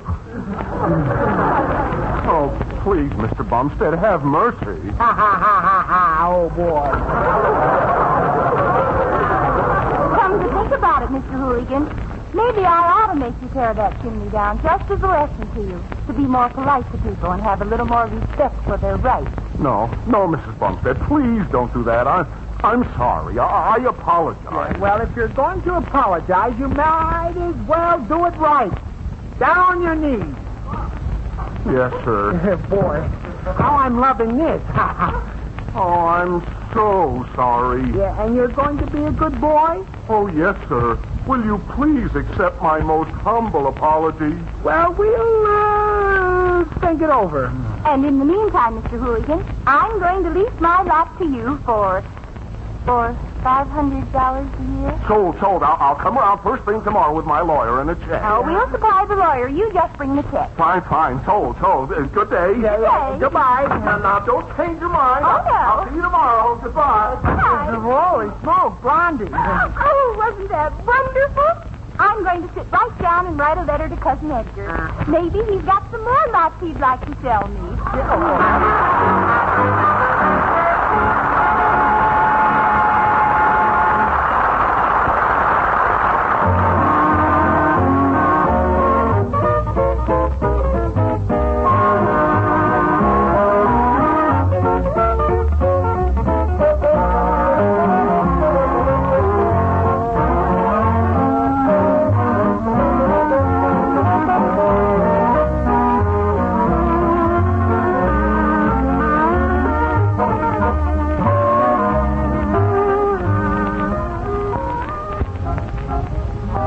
Blondie Show was rebroadcast for the American Armed Forces and their allies.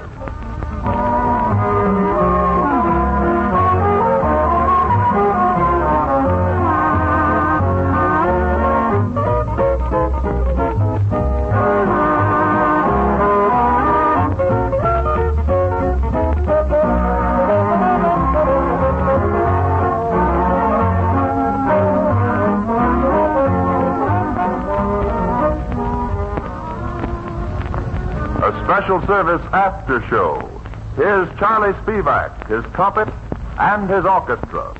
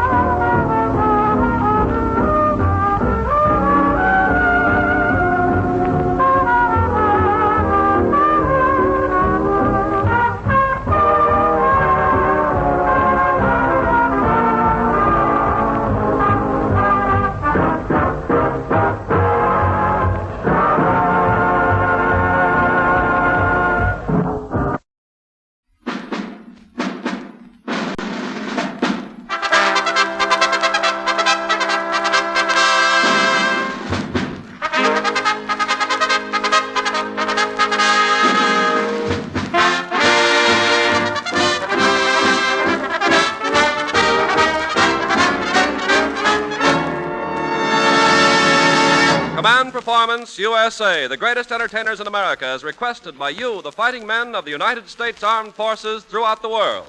Command Performance, presented this week and every week till it's over there.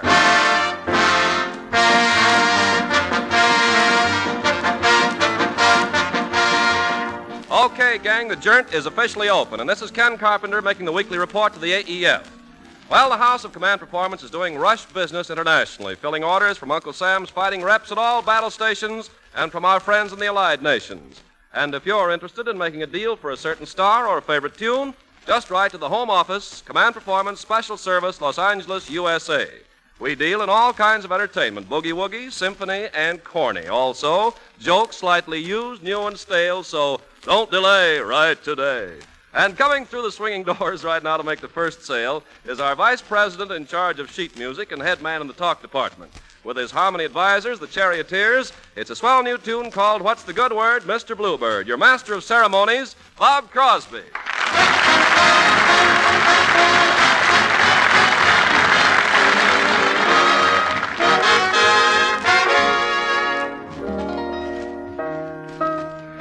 What's the good word, Mr. Bluebird?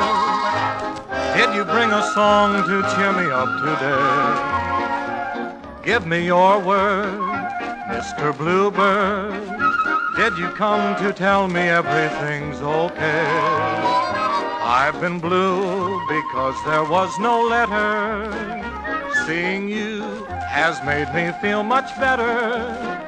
What's the good word, Mr. Bluebird, before you fly away? What's the good word, Mr. Bluebird? Did you bring a song to cheer me up today? Mr. Bluebird, won't you give me your word, just your good word? Did you come to tell me everything's okay? Everything's okay. I've been blue because there's been no letter. Waiting for some B-mail from a pretty female. Now I feel much better. What's the good word? Make me know it. Mr. Bluebird. Bluebird. Before you fly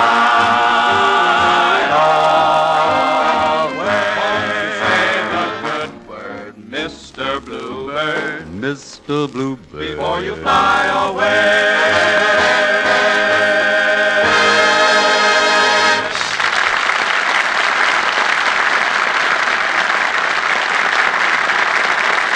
Well, thank you, Charioteers. Man, what a quartet. What range. Wider range than a Navy patrol bomber. I'll show you. Here's their tenor, Wilford Williams. Wilford, say something cute. Are you the Mr. Crosby what's suing the stock? Well, on behalf of my little round brother Bing, I'm ignoring that crack. And here's their bass, Howard Daniels. See you later, Mr. Crosby. I'm wanted on the telephone. You know, if he sang with Amos and Andy, Andy'd come out soprano, huh?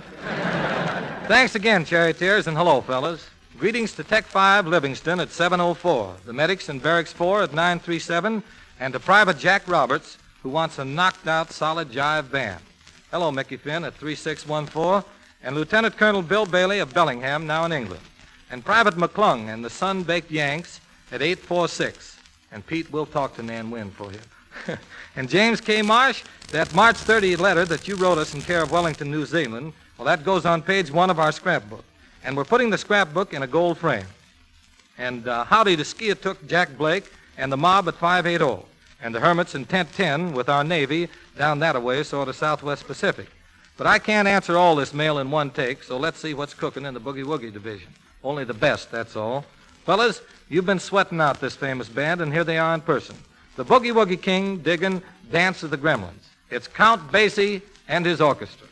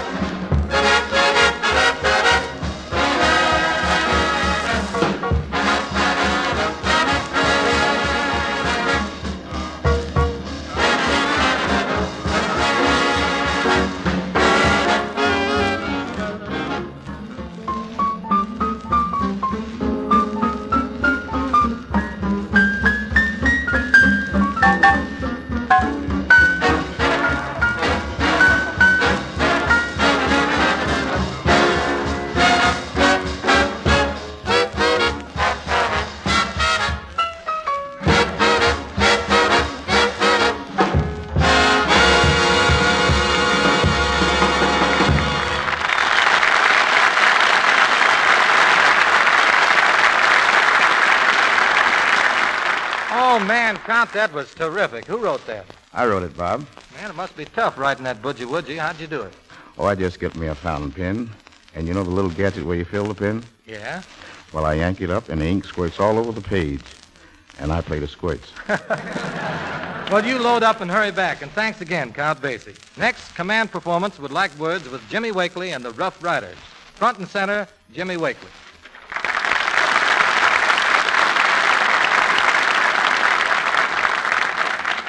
Howdy there, partner. I'm a rootin' tootin' Texas Bob Crosby, and I reckon as how I'm sure right glad to meet up with you all. Thank you, Mr. Crosby. It definitely is a pleasure to be here on Command Performance, and I know that I speak for each member of my musical aggregation. Hey, now, wait a minute. Ain't you the Jimmy Wakely who makes all the records of Western and hillbilly tunes? Yes, that assumption is quite accurate, Mr. Crosby. The same Jimmy Wakely all the guys asked to play boots and saddles? I believe you are correct again, sir. And where the dickens did you hide your accent? Well, Bob will tell you. The Rough Riders and me, we played them Western tunes so darn long in Carnegie Hall, we plumb near forget sometimes how to speak real English. I see. Well, fellas, here's a tune that plays Home Sweet Home on the heartstrings of every American. That takes every Westerner back to the USA. Jimmy Wakely and the Rough Riders in Boots and Saddles.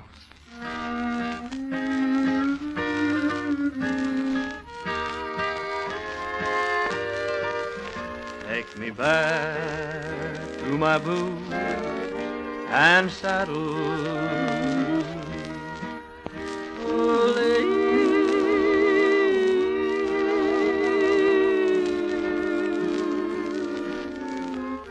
Let me see that general store.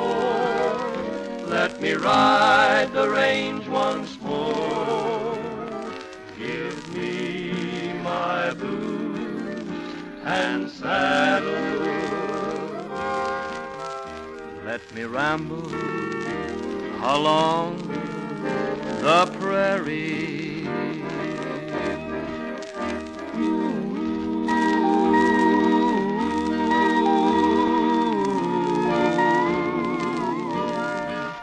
Roping steers on old Bar X with my buddy Slim and Tex. Give me my boots and saddle. Got a hankering to be with the banjo on my knee, strumming a pretty western tune. There's a gal in Cherokee, and she's waiting there for me, waiting beneath the Texas moon. So take me back to my boots and saddle.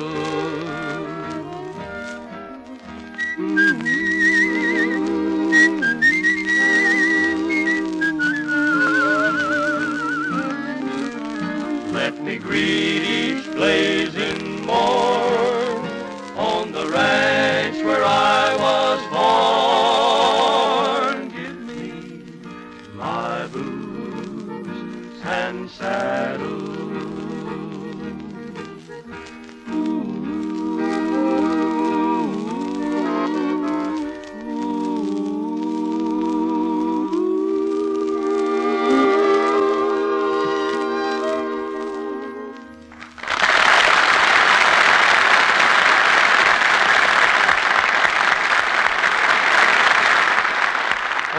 Some more from Jimmy Wakely and the Rough Riders in a minute.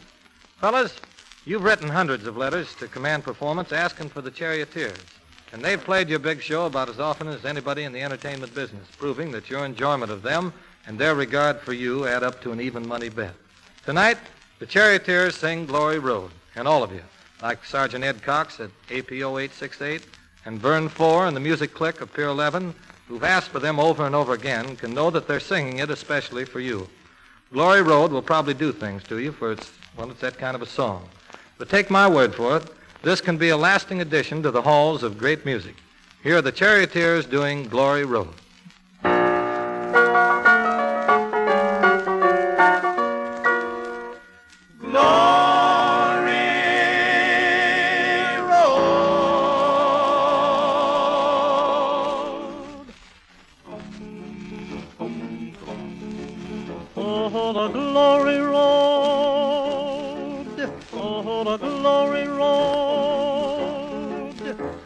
and I drop my load upon the glory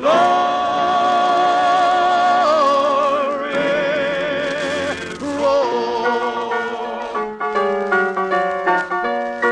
I lay on my bed until 1 o'clock, and the Lord comes a-calling all his faithful flock. And he called a woo-wee, and he called a woo-wee, and I know that the Savior was a-calling me.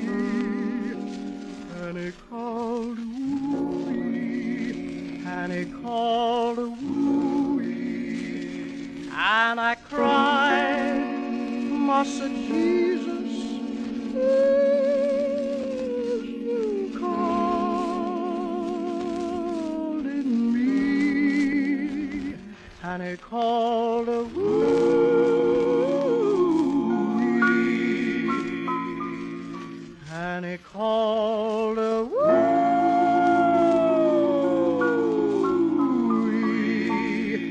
and I rose up from my pallet and I cried, "It's me." The Lord said, "Brother, ain't I call you thrice to ride along behind me up to paradise on the glory road, glory road, glory road, glory road, glory road." And I climbs up to the saddle and I jive. The horse was longer than 1,000 miles. His tail went lashing and his hoofs was wild. His mane was flaming and his eyes was moon. And his mouth kept a-singing, hallelujah. The Lord said, Brother, why don't you look around? And there we was flying over rising ground, powerful hills and mountains too. And the earth and the people was a drop from view. But I heard all about me how the Spirit sang, and the Lord sang louder than the whole shebang.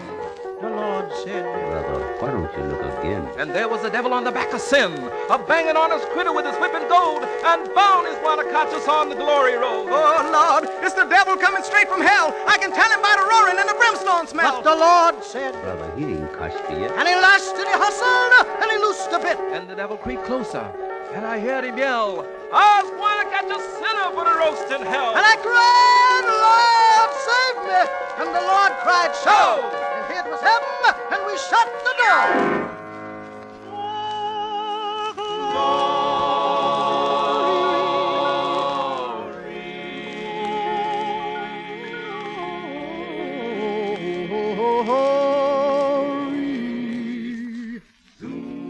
How the angels sang,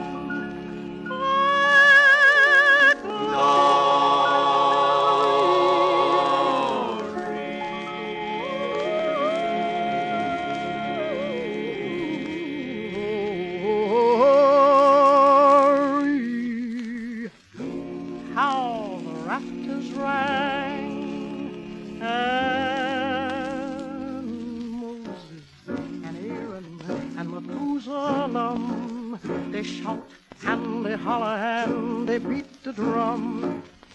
King Solomon kissed me and his 1,000 wives, just like they'd known me doing all their lives. And the Lord said, Brother, have a grandstand seat, for the spectators are hungry, have a bite to eat. And the ravens fed me, and Elijah prayed, and the saint ones gathered while the organ played, and it cried, "Oh, sinner, come and lose your load on the glory road, on the glory road," says the Lord. No, sinner, you must travel back.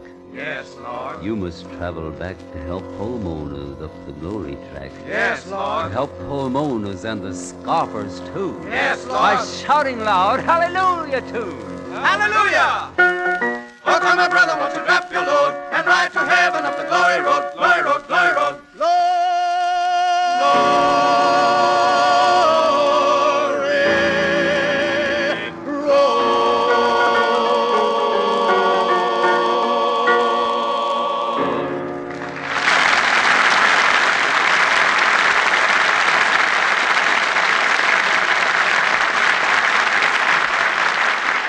Our thanks to the Charioteers. Doing a bit of globe-trotting for a second, we'll drop in on a British soldier named Joy, who hears command performance on a 4-valve set in Colombo, Ceylon. And H.E. Watling, also of the Tommies, and George's Bob Hereford, now at 925. Thanks to Edward Rex May at Christchurch in New Zealand, who gives command a knee-buckling pat on the back. Hello to Corporal A.M. Wood and that Australian signal unit on New Guinea. Mel Hodges at 986.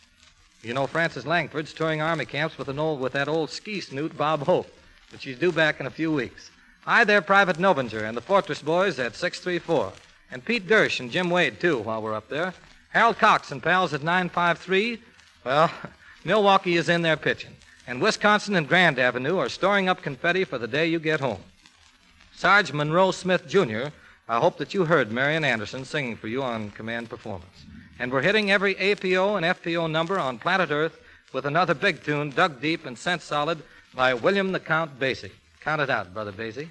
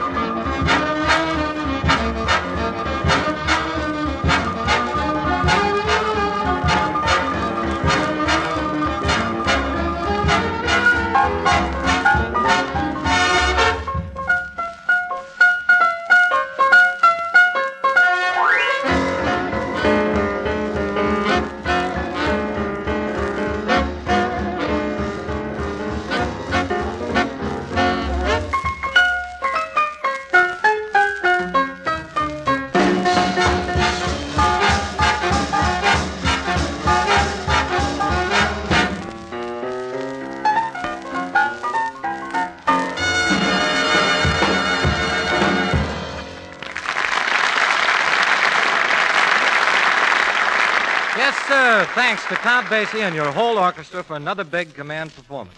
And moving the mic away from the number one gentleman of jive, we're setting up shop in front of those ever-loving Rough Riders again.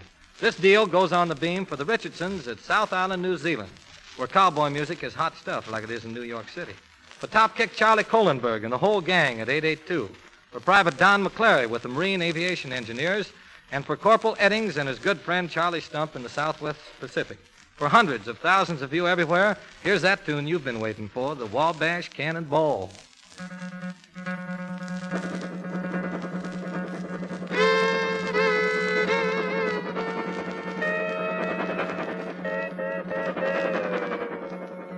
From the great Atlantic Ocean to the wide Pacific shore, she climbs high in the mountains, up hills and by the shore. She's mighty tall and handsome, she's known quite well by all. The regular combination of the Wabash Cannonball. Play a text, boy.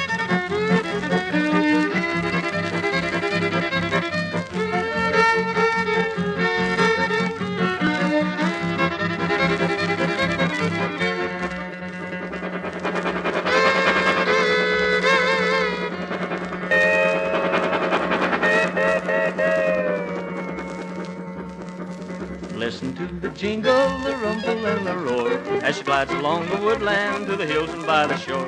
Hear the mighty rush of the engine, hear the lonesome hobo's call, traveling through the jungle on the Wabash Cannonball.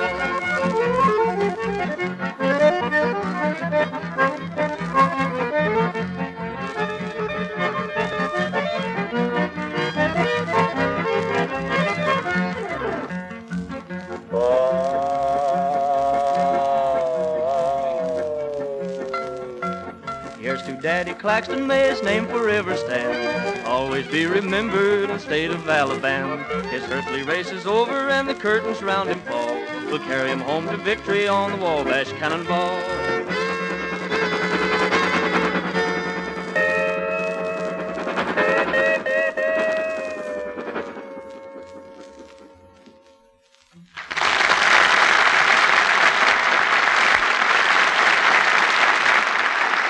Well, that takes care of the Rough Riders' contribution to command performance, and pretty handsomely, too. Thanks again, Jimmy Wakely. And now, proving that I ain't going to be a talking man for this whole half hour, I've got the Charioteers on mic sort of wedged in between me and the studio audience to ward off any stray eggs. And we're taking off on one of your old-time favorites, good old Kentucky Babe. Jane Sherman, touch off those sharps and flats, huh?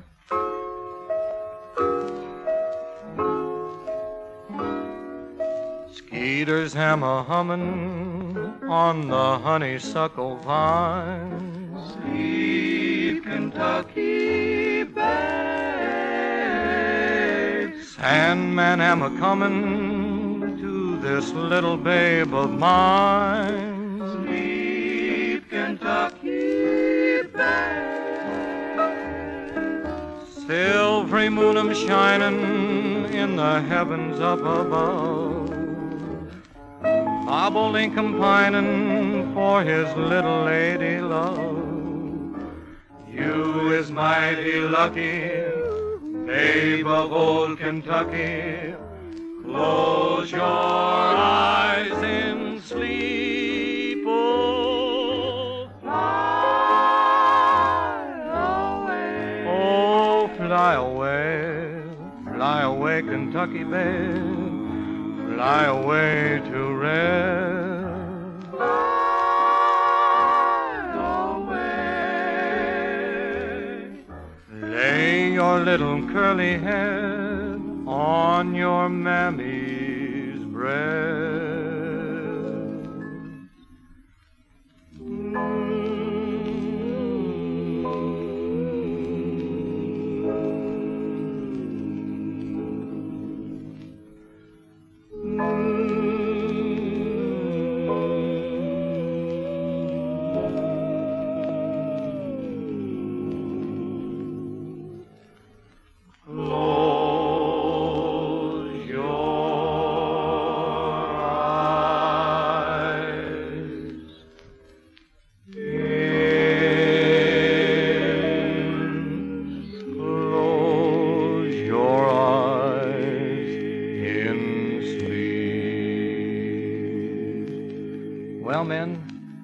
If it weren't for a little thing called time, we'd like to run old command performance right around the clock.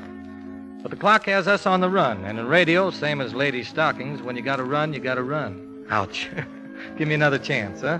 Anyway, we're definitely on the grateful side in regard to this half hour with you. And we'll be catching up with you again next week for another go at those great letters rolling into our big show.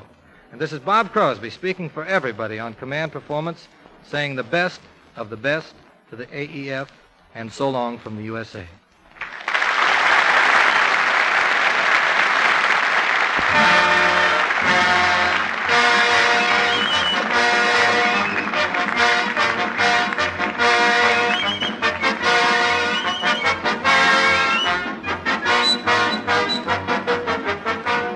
And this is Ken Carpenter snapping a latch and adding that command performance is arranged through the cooperation of the Hollywood Victory Committee and is produced for you men of the Armed Forces of the United Nations by the Special Service Division of the War Department of the United States of America.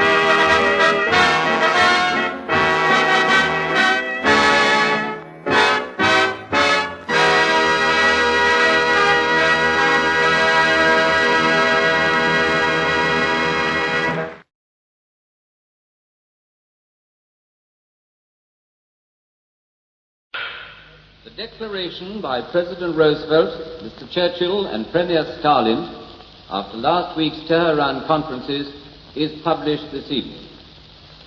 Military and diplomatic staffs were there, and common policy for war and peace was shaped and confirmed. Complete agreement was reached on the scope and timing of operations to be undertaken from the east, west, and south, with common understanding as a guarantee of victory. The declaration also invites all nations dedicated to the elimination of tyranny and slavery into a world family of democratic nations. Have you heard the strange tales of the Whistler?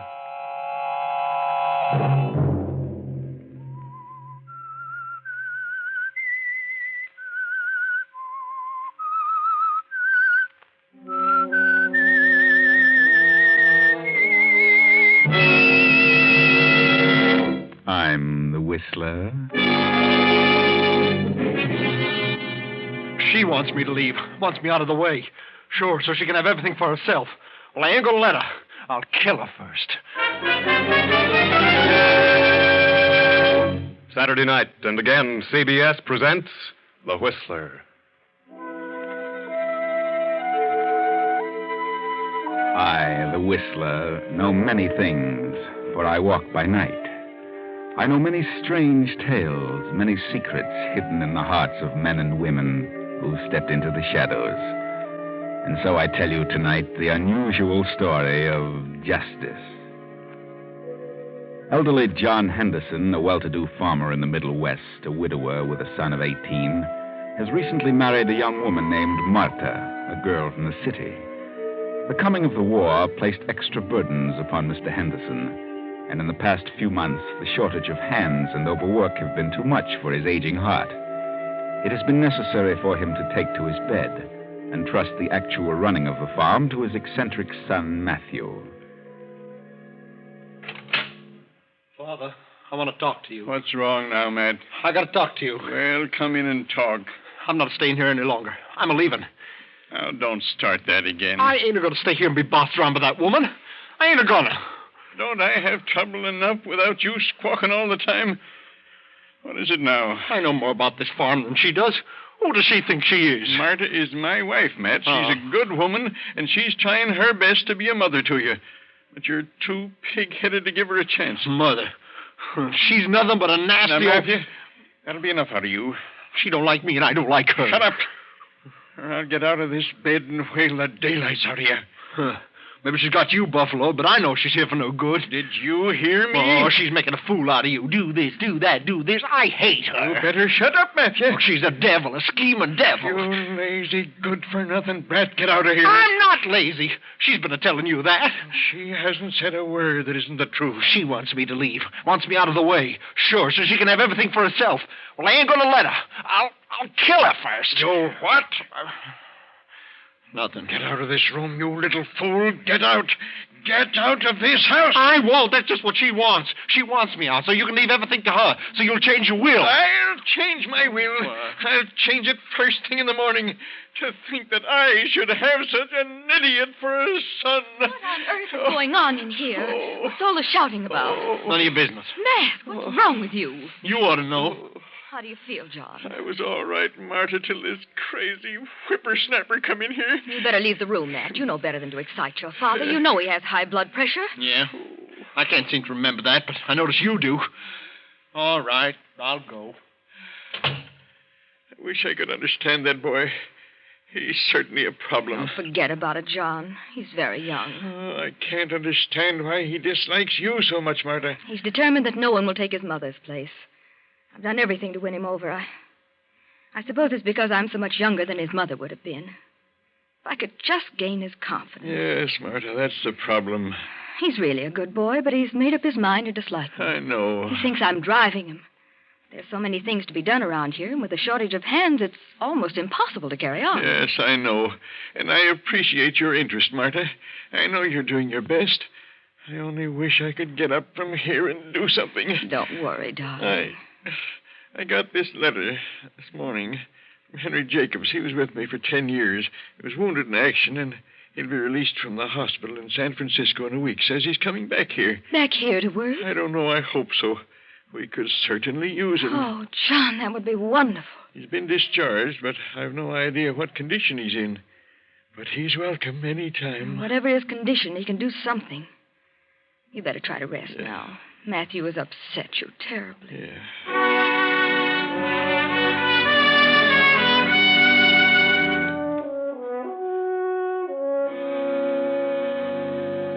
2 weeks pass, and all the while the enmity between Matt and Marta grows worse and worse.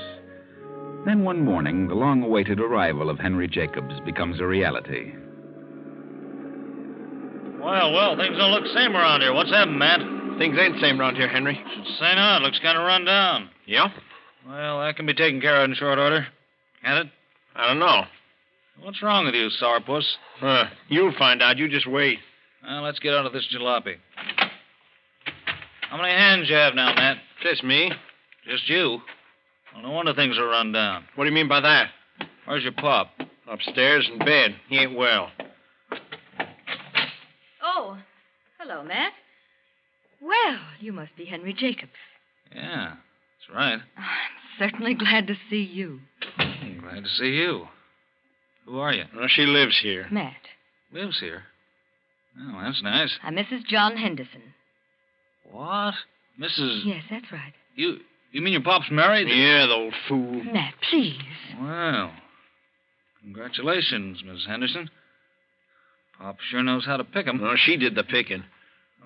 Well, where is he? I'd like to have a talk with him. He's upstairs in bed. I'll go right up. By the way, what's your first name, Miss Henderson? Why, Marta. Marta, huh? Well, I'll run up and see Pop. Yes, he's waiting for you. And lunch will be ready in just a few minutes. Well, I'll be ready, Marta.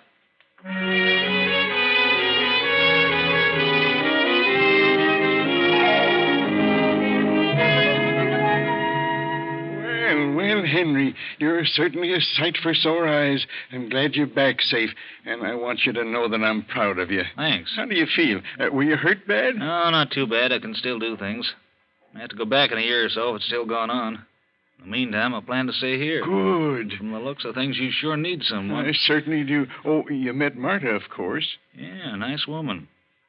What's wrong with Matthew? You don't seem to like her. I don't know, Henry. He's got some idea in his head that she doesn't like him. Well, Matt always was a peculiar kid. He's worse now than he was. Well, maybe he'll get over it. You like Marta? You think she's a good woman? Why, of course, she's wonderful. How'd you finagle it? Oh, I don't know. Well, it don't matter. She's a swell gal. Glad you like her, Henry. She's trying hard to run things, and with no one but Matthew. Don't worry, Pop. I'll pitch in the morning, and in a few days, no one will recognize the place. I'll see you later.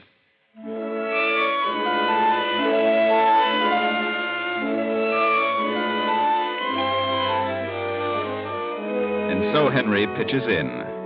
And in 3 weeks, things are, as he predicted, unrecognizable. Everything has changed, taken on a new appearance. Henry has worked like a dog all day long, every day. At the edge of the field, by the stream, Henry pauses for lunch. A lunch brought to him every noon by Marta. More chicken, Henry? No, couldn't eat another bite, Marta. I fried it just for you. Yeah? I couldn't. I'm full up to here. You're a sissy. Well, maybe so, but I just can't eat anymore. When do you think you'll be going back? Back where? Why, back to the Army. Oh, I don't know. Haven't the slightest idea if they'll want me. Really? Would you miss me? Why, yes, of course. We miss you very much. You've meant a great deal to us. Who's us? John and me. I see. You know something? When I came here, I was counting the days until I could get back into action. But for some reason, I'd like to stay here a while longer. I wonder what that reason is. What do you think it is, Henry? Well, I have an idea. Yes? I think it's because of you, Marta. Me? But... Yeah, you. But that's ridiculous. Yeah, I know it is. Well, that's the way it is. Henry, look at me. Do you love me? Is that what you're trying to say? Well, I don't know just what I'm trying to say, but... Well, I'm just a little punch drunk. Why don't you tell me? But you're married, Marta. Married to John. You want to say it. Why don't you? All right. Yes, I do. I do love you. Henry, Now, I better get back to that tractor. Got a lot of work to do. Henry. Kiss me. Huh? Now you better get back to your tractor.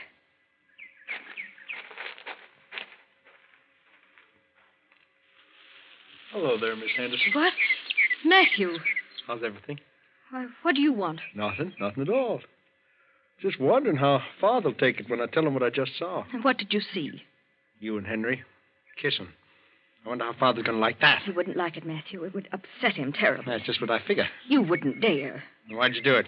Because Henry's a good man. He's worked hard. There's no harm in kissing him.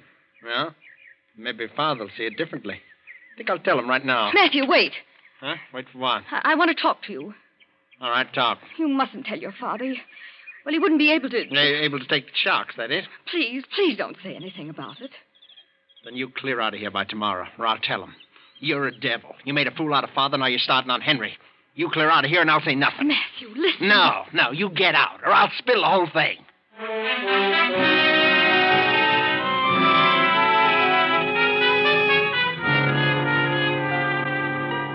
Well, Martha, now you are in a precarious situation. Matthew really has something to talk about now. And he means what he says. Better think fast, Martha. What are you going to do? Henry. Yeah, Marta? What are you doing here? I've got to talk to you. Sure, but what? What's upset you? It's Matthew. What's he done? Henry, he saw us. Saw us? So what? He was standing in the bushes behind us. He saw us, and he heard every word we said. How do you know? The second you walked away, he stepped out. He saw you kiss me. Well, what about it? No harm in that, is there? Well, for some reason, he's never liked me, Henry. Now he's threatened me. Threatened you? Yes, he says he's going to tell his father all about it. Naturally, he'll exaggerate everything. Where's the threat come in? Well, he's going to tell John unless I leave here by tomorrow. Leave here? It's ridiculous. Why should you leave here? You belong here. You worked hard around this place. Why should you give it all up and walk out just because of what Matthew thinks? What he thinks doesn't make any difference. The trouble is what will happen when he tells Father. Yeah, the meddlesome little yap. You know what will happen. John will be furious. He'll probably order us both out of the house. Think so? Well, of course he will. He'll believe everything Matthew tells him. He'll cut me off without $1. He'll get a divorce. Do you realize what this means? Yeah. It wouldn't be so good, would it? I have an interest in this place. I've worked hard, and I don't intend to give it up. Certainly not because of Matthew. He'd like nothing better than to have his father turn against me. Confound that good-for-nothing little troublemaker. Well, I don't want anything to happen to you because of me. Maybe I can explain to the old man. Just say Matthew was imagining things, that there was nothing to it. And do you think John would believe you? Do you?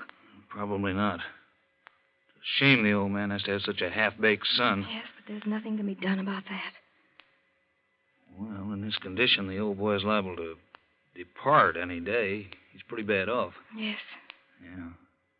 As it stands, half the property will go to you and half to Matthew. That's right. But if Matthew stirs up trouble, you'll get nothing.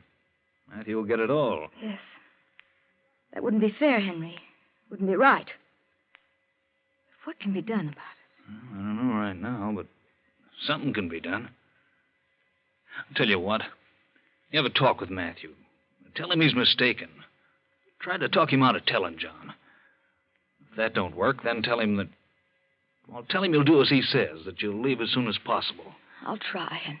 In the meantime, some way will turn up to work out of this. You understand? Yes, Henry. I understand. Here he comes now. I'll get out of the way and leave you alone with him. Oh, there. Matthew, have you said anything to your father yet? Father? What about? You know. About me and Henry. Oh, that. No, but I'm a-gonna in a little bit. Please don't, Matt. Think it over. You misunderstood everything. It isn't the way you think. Oh, no, you can't pull any of your tricks on me. I'm not pulling any tricks, Matthew. You're mistaken about everything. Oh, please don't tell him. You've upset him enough. You're constantly at him about something. Am I? Yes.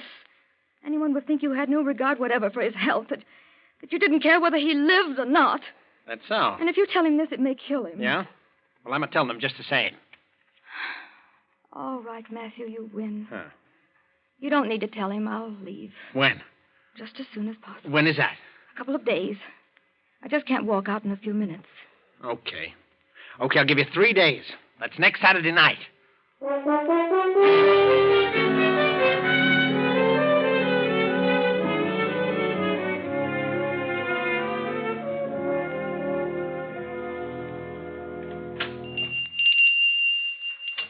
Afternoon, Miss Jenkins.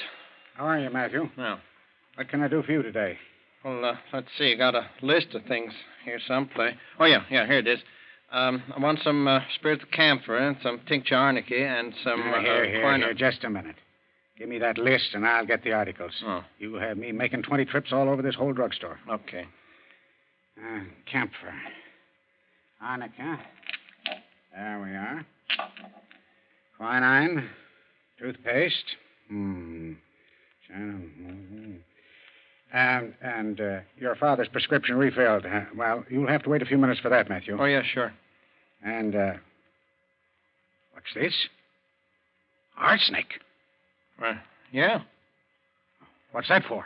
Well, for rats. Rat poison. Well, I'll just give you a package of rat poison ready prepared. That's all right. Yes. There you are. Here. You'll have to sign this register for the rat poison. Oh? On this line. Yeah, sure.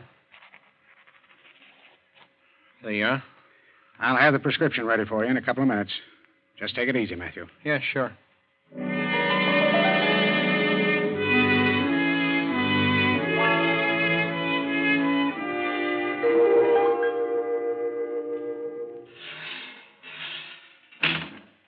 Oh, hello there. Oh, hello, Matthew. I was wondering if you were going to get back in time for dinner. You mean supper? Yes, supper. Why shouldn't I be come back for supper? Well, I don't know. No reason. Where's Henry? Why, he's in the parlor reading. Yeah? What are you staring at? Nothing. I'm not staring. Did you get the things from the store? Yeah, there they are back in the back porch. Dinner will be ready in a minute or so. As soon as I fix this tray for your father. I'll take it up to him when it's ready. All right. In the meantime, I'll go in and have a talk with Henry about that tractor bill. Oh, got back, did you? Yeah. Went to a picture show. Swell picture. That's so? Yeah, Sherlock Holmes. Oh? Murder story, I suppose. Yeah. Good show. I had it all figured out, though. Oh, is that so? Can't fool you, huh? No, I was way ahead of him. Here you are, Matthew. Better take it up to your father while it's hot. Sure. Parsnips night, huh? Gee, I like parsnips. I'll be right down.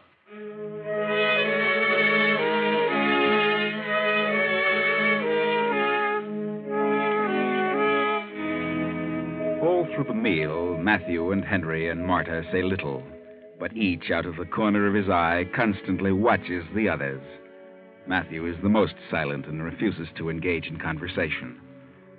Now dinner is over, and as they rise from the table... It's John. Something's wrong. It's another attack. Hurry! John, what is it? Marta,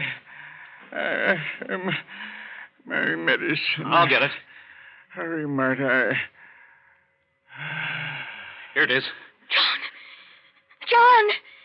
Quick, Matthew, call the doctor. Hurry!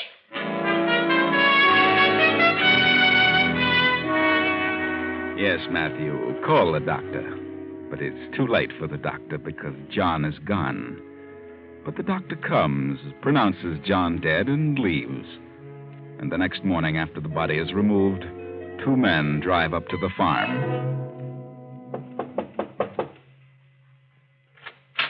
Yes? Miss Anderson? Yes? My name is Houston. I'm the sheriff. Yes, Mr. Houston. May we come in? Of course. Oh, this is Deputy Sheriff Baker. How do you do, Mr. Henderson? I'd like to talk to you regarding the circumstances of your husband's death. Circumstances? Well, what do you mean? Your husband's doctor refused to sign a death certificate. Refused? Yes.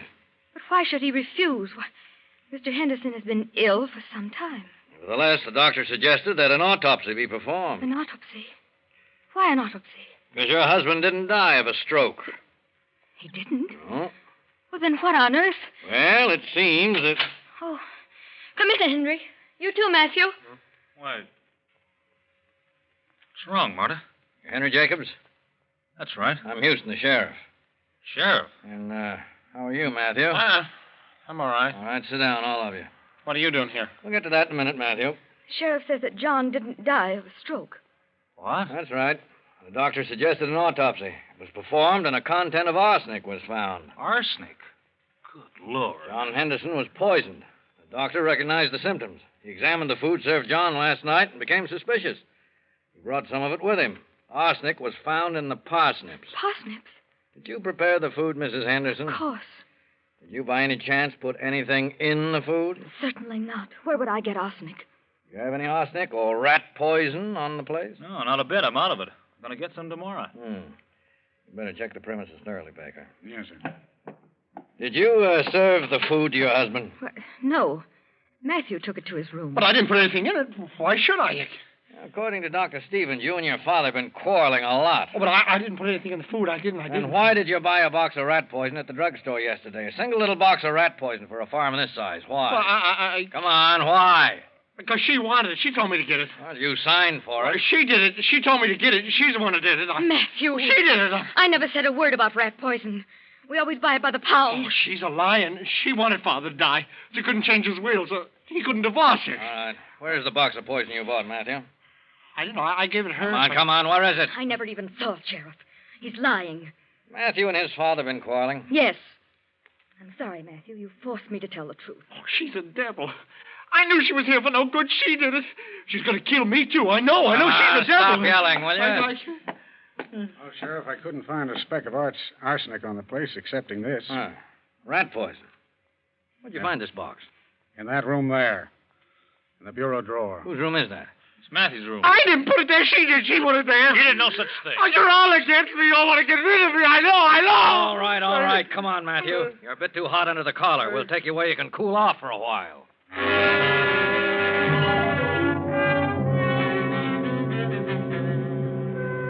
Yes, you were too hot under the collar. You walked right into it, Matthew. Everything points as evidence against you. You shouldn't have bought that little package of rat poison for so large a farm. You should have known better than that. But you did, and now you're trapped. Yes, the trial is over. Matthew has been convicted and sentenced to life. Several months have passed, and Marta and Henry are still running the farm. Marta has inherited all the property, even Matthew's share. And, too, Marta and Henry are now married. Enjoy your dinner, Henry? Oh, yeah. Very good. You didn't eat very much of it. Well, just wasn't very hungry, Marta. Oh. Why not? I don't know. Just not hungry. What's on your mind, Henry? Nothing. Nothing in particular. Something's bothering you the last few days. Oh, I don't know. Just get to thinking about things. What things? Things in general. The farm and us. And Matthew. Matthew? Yeah. Poor kid, I can't understand it. He was just all mixed up on everything. In the life of me, I can't figure out why he should want to kill his father. He probably doesn't know himself. What good did he think it'd do? If his father died before the will had been changed, before he told him about you and me, what did he hope to gain? Oh, he was, well, psychopathic, I guess. Crazy? Must have been. How else would you account for it? Well, I hate to say it, but things turned out all right for you, regardless of how it came about. Yes, Henry. For you and me. I guess this is the way it was meant to be. Yes. Fate or providence, something. Kind of like to leave here. Get away from it all. Sell the place? Why not? There are plenty of other places. Besides, farming's a tough thing these days. But somebody's got to run the farms. Yeah, but, well, not under the conditions by which we happen to be running this one. I feel ashamed. Kind of guilty. Guilty? Guilty of what? Oh, nothing exactly. Only I'd rather leave here. How about it? Well, I'd rather stay here for a while. Why? Well, I just would. You mind? Yes, I do mind. I don't want to stay around here any longer. Henry, what on earth is happening to you? Well, I just told you I'm leaving. Henry, What's the matter? I don't know. I've got the funniest feeling. I'm getting dizzy. I've felt this for several days now. Have you? Yes, I can't understand it. This time it Seems worse. Does it? Yes. Oh, pain. Pain in my heart. Henry. Pain? In your heart? Yes, it's getting worse. In your heart, Marta? Are you sure it's in your heart? Yes, it must be. Oh, there it is again. Henry, I think you better call... Call a doctor? Why? Why? Good heavens, Henry, what do you mean? I don't think it's your heart, Marta. What? No, I think it's your stomach. Henry, what do you mean? And I don't think a doctor can help you. Not now. Henry, what have you done? Henry! What do you think? You fool, you crazy fool. You've been putting something in my food. That's what the spells have been. Rat poison, Marta. Ever hear of it? Why, Henry? Why? I've been suspicious of you all along, Marta. I never believed Matthew was guilty. He didn't put that poison in his father's food. You did. And you told him to get it at the drugstore. Like a poor fool, he got it and signed for it. Henry, you don't know what you're saying. I have proof of it right here. Look. I got this note from Jenkins, the druggist. It's the order list you gave to Matthew. It's in your own handwriting. Look. You see that? It says arsenic for rats. Can you deny this? All right. I did write it. I did tell him to get it. And you opened the package, you put it in the food, then placed the box in Matthew's room. You might as well tell the truth, because you're dying, Marta. Yes. But I did it for you. For us, Henry. For us? Yes. I'll confess. Oh, get the doctor. Please. Oh, no, you're not confessing to anybody. Matthew can stay right where he is. I'm your husband now, and everything will go to me. You filthy. I'll fix you. You won't get away with it. I'll call the police. Oh, no, not that. They'll get you. They'll know what you've done. No, they won't. My car's parked in town. I have an alibi. I'll just tip over this lamp and beat it back to town. No one will ever know what happened. You've got a big surprise coming, Henry. A big...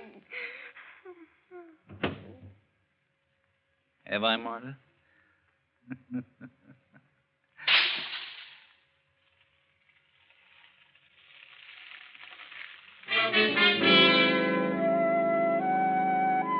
Everything is yours now.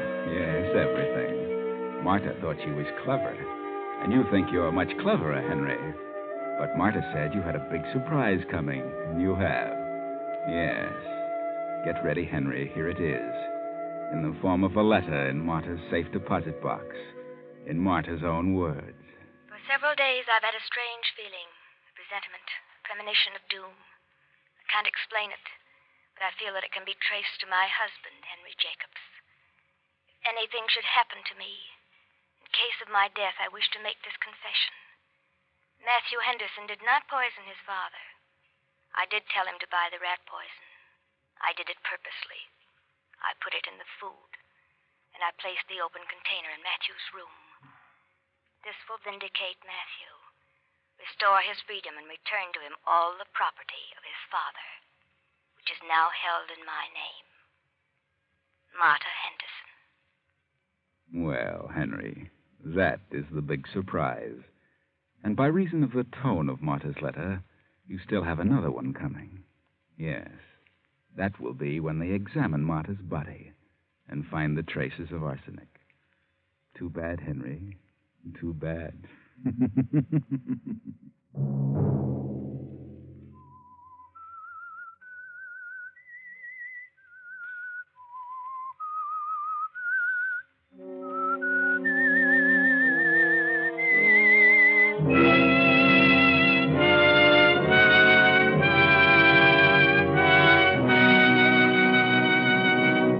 CBS has presented The Whistler.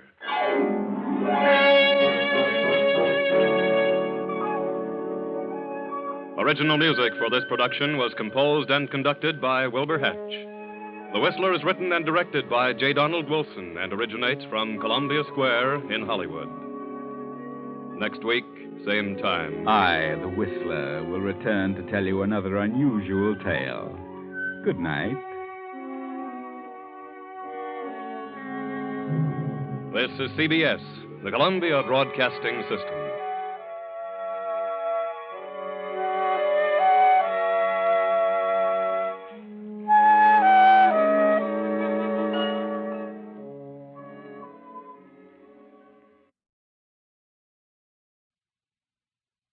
Each Saturday at this time, the National Broadcasting Company presents Morgan Beatty's War Telescope, a review of the war week and a forecast of possible developments to come. Morgan Beatty is NBC's veteran war reporter in the British capital. And so for his regular Saturday report, we take you now to London. This is Morgan Beatty looking at the 197th week of war through the War Telescope. This was the week the pattern of Allied victory over the Axis in Europe began to unfold. It was the week of the 1,000 bomber raid on Pantelleria, the raid that sunk Mussolini's island aircraft carrier in the Mediterranean. The swift conquest of Pantelleria, therefore, is a milestone in warfare. This was also the week of the heaviest heavy bomber raid of the war on industrial Germany. Last night, the RAF hit Dusseldorf and Münster in the rich Ruhr Valley again. And this week, General Ira C. Aker of the American Air Force in Britain revealed that our own precision daylight bombing fleet here has been doubled since March and will be doubled again by October. And this week, the Prime Minister, Winston Churchill, revealed that the Anglo-American High Command made a decision a year ago to give air warfare a chance to prove whether it could deliver a knockout blow. Now the punch is being delivered in the Mediterranean and against the Ruhr Valley and against the German defenses along the North Sea coast. What are the chances of success? Can air power alone, or air power as a leading weapon, really win for us? If there were anything like a sure answer to that question, the High Command could sit back and wait for the end, calm and secure in the inevitability of that end. And you and I could sort of coast up to the finish line and let the airplane take the shortcut route to victory. But we can't sit back, for the answer is not in the bag, as it were. Air power is still a pioneer force, even yet. Before the war's over, we may thank our lucky stars for that fact, because pioneers are people who set out to prove what they believe. All of us know the stories of pioneer days in our own far west, how our grandfathers and great-grandfathers had faith in a new land, a faith that carried them to conquest over wild Indians and the trackless forests and deserts, and at a frightful cost in lives. But they won, while the stay-at-homes were saying they were foolhardy. And today, the pioneer spirit is still the beacon light of the Great West, except, that is, for an occasional Zoot Suit riot. It is discouraging a little to read the stories of the Zoot Suit crisis in English papers. But anyway, the pioneer spirit has always won. And it's the same with the Allied Air Forces. They believe in their weapon, like our Western pioneers believed in a new land, with zeal and faith and determination. Headlines follow in the slipstream of the airman's deeds. The sensational nature of the aviator's weapon helps, but his obvious honesty also plays a part. The RAF commentators in London, for example, are the best press agents of all time. Barnum and Bailey never had better ones. They seldom speak without making a headline, but they pull no wool over anybody's eyes. They're well aware of the fact that air power cannot carry a steady supply of food and fuel and ammunition, and above all, air bases on its back, like armies and navies. They know the great shipping fleets of the Allied nations must haul the cement and the engineers and the shells and the guns. They know both offensive and defensive armies must be at the ready to protect air bases and hold new ones, perhaps even to capture some. So far, air power has proved its case as the spearhead for both land and sea attacks. Tedder's carpet of bombs cracked the Arnhem line in Tunisia. Spot's tactical air force blasted Pantelleria to bits. But how about the great landmass of Europe? Is air power cracking the fortress, aided, of course, by blockade? Is air power wrecking German industry? Those are the questions we're all asking. For if air power can answer, there's no use throwing in hundreds of thousands more lives. And today I can give you a part of the answer. This week, for the first time, the most important detective in the world today spoke out publicly. He's a man you may never have heard of before now. He's Lord Selborne. He's an economic detective who revealed exact estimates based on provable facts. These estimates were run through the hard filter the British government has set up to separate fact from fiction and wishful thinking. It's the Ministry of Economic Warfare. It takes an act of Congress, or rather Parliament, to get into the Ministry of Economic Warfare. The man on the door must know your business, whom you're going to see, and why, and how long you're going to stay. If you're overtime, he sets out to find out why. And there's a reason. It's in the private offices under Lord Selborne that the results of air warfare, blockade, sabotage, fatigue are all studied and appraised like a jeweler would value a diamond. They don't swallow the sensational stories of refugees over at the ministry. They check them. All the starvation reports are thrown out, not because they're untrue, but because they come mostly from people who are not in a condition to give scientific answers. And the health reports from Germany and the occupied areas do not show that food conditions are bad enough to affect the production of Axis Europe. They're that hard-boiled in the MEW. It's in the MEW where the air reconnaissance photographs of the RAF and the American Air Forces are studied and compared with known industrial facts. There, the possible effects of the great dam raids, like those in May, are calculated in advance. But Lord Selborne tells you that the final effects of those raids cannot be estimated until after this summer's dry spell. But there are men who could foretell what would happen when the dams burst, where the water would go, and what it would knock out. And it all happened that way because they knew the dams of the Ruhr, both as engineers and because they've been on the spot. Geographers, historians, refugees, British intelligence men, biologists, food experts, soldiers, all play their part in reports to the MEW. And besides that are the endless body of German law and decrees, and newspaper editorials and radio broadcasts. The economic detectives are not interested in propaganda as such, unless it reveals a weakness on the German home front, such as the grumbling of the women when they were called up early this year for factory work for the first time. From all of these things, Lord Selborne and his men, and women too, by the way, can tell you that the Germans were forced to bar outsiders from Essen by law after one of the big raids.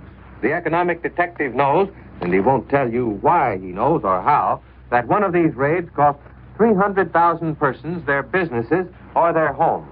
That streetcar service had stopped and wouldn't be resumed until a certain date. He knows exactly how much of certain industries has been damaged and how long before they can be repaired. For example, the repair on the roof of one plant alone will cost about $5 million and a certain number of man-hours of labor. All these man-hours have been added up, and the total effect on German economy is thus calculated. Guesswork is ruthlessly thrown aside. The economic detective knows that the Germans did not organize their air raid protection service properly in advance, and they've had to resort to tricks to get industrial workers into homes and keep out others who do not contribute directly to the war effort. Part of the proof, a tiny part, is the story of the little old German lady of Cologne who was bombed out. She went to the rescue center, and she was assigned to a 3-room flat along with a family of 5. She was also given a permit to buy furniture and pots and pans and a mattress in the cupboard. But permit or no permit, there were none of these things to be had anywhere. So she went back to the rescue center, and there she discovered she could be helped no further since she'd been marked down as an air raid victim who had been suitably housed. All of this, of course, contributes to fatigue, and that factor, too, is figured into the economic detective's calculations. Decrees, new laws, the output of furniture in a town in Hungary, all published facts that can hardly be withheld from publication by the German government, can be used to check the stories of refugees. The fact is finally distilled out that Germany was not prepared to handle air raid victims in the Ruhr and to get people back to work quickly.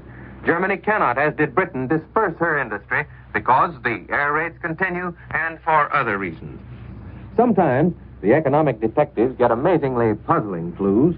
The other day, in the German paper Der Angriff, a dispatch from Magdeburg reported a meeting of Nazi Party speakers. They planned a drive for factory rallies, 3,000 rallies between June the 1st and September the 4th. Why are these rallies necessary between those dates? Are they going to cut vacations this year? How will the workers take it if they do? And how many man-hours of labor will be affected? If the economic detective doesn't know the answers, he'll get them. But what is the net result of all this detective work in the last 4 years? As we've said, Lord Selborne spoke out publicly this week for the first time. He felt safe enough to add up his figures and facts and tell the world the total of air raid, blockade, deterioration of machinery and railways, dilution of labor, that is, the use of slave labor and unskilled workers, and a dozen or more war-wearing factors on Germany. Overall, says Lord Selborne, industrial production in Germany has shown a decline of 15 to 20% as compared with 1942. In the Ruhr, the decline is about 35%, and in the rest of Germany, 10%. We in the Ministry of Economic Warfare, says Lord Selburne, attribute half of this decline to air raids. He says the RAF concentrates on the Ruhr because that area produces well over 2/3 of the basic war-making materials of Germany. And, adds Lord Selburne, if you take the whole of Axis-controlled territory, the Ruhr contains about 1/3 of the industrial capacity of all of Europe in basic products like hard coal, coke, pig iron, steel ingots, and castings, and special steels, the sinews of war. And has Germany moved her industry out of the Ruhr to escape the effect of air raids? There is, Lord Selburne answered, no target like the Ruhr in the whole world. The heavy industries of that area, which are the basic industries in war, cannot, in our belief, be transferred elsewhere at this stage. You can't pick up a coal mine and transport it. You can't pick up a whole population of a city and transport it without building houses. He says the Germans tried moving some heavy industries that have been bombed out a short distance away from the Ruhr. Such industries have fallen short of their production goals for lack of fuel. Can the industries of the Ruhr be silenced from the air with the help of blockade?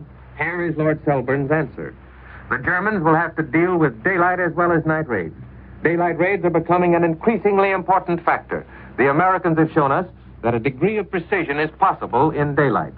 I personally hope, says Lord Selburne, that these attacks on the Ruhr will be pressed home until the Germans realize that industrial production in the Ruhr is impossible. For as soon as they rebuild their industries, we shall knock them down again. It is, he said, a hard, tough nut to crack, and a very heavily defended one. But it will crack, and we shall keep on attacking it until it does, because we're convinced that, as the Germans themselves used to say in the early days of the war, the destiny of the Ruhr is the destiny of Germany.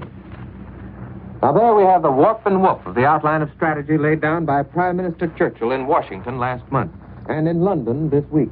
The main point is not to sit back and expect air power to win for us, to accomplish the inevitable.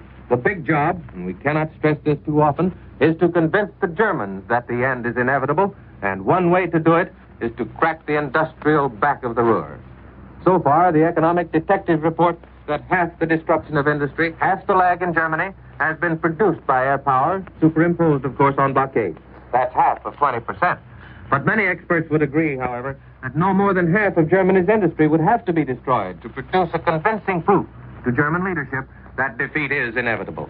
That means the air weapon has really done 20% of the job its leaders had mapped out for it. And that's just what the airman wants to tackle, the rest of it. Air power has sunk Rommel, it's sunk Arnhem, and he's blasted Pantelleria, backed, of course, by the elaborate backbone of supply and blockade furnished by our armies and navies. Naturally, the airman is convinced he can sink the Ruhr. The pioneer is eager to do what's never been done before.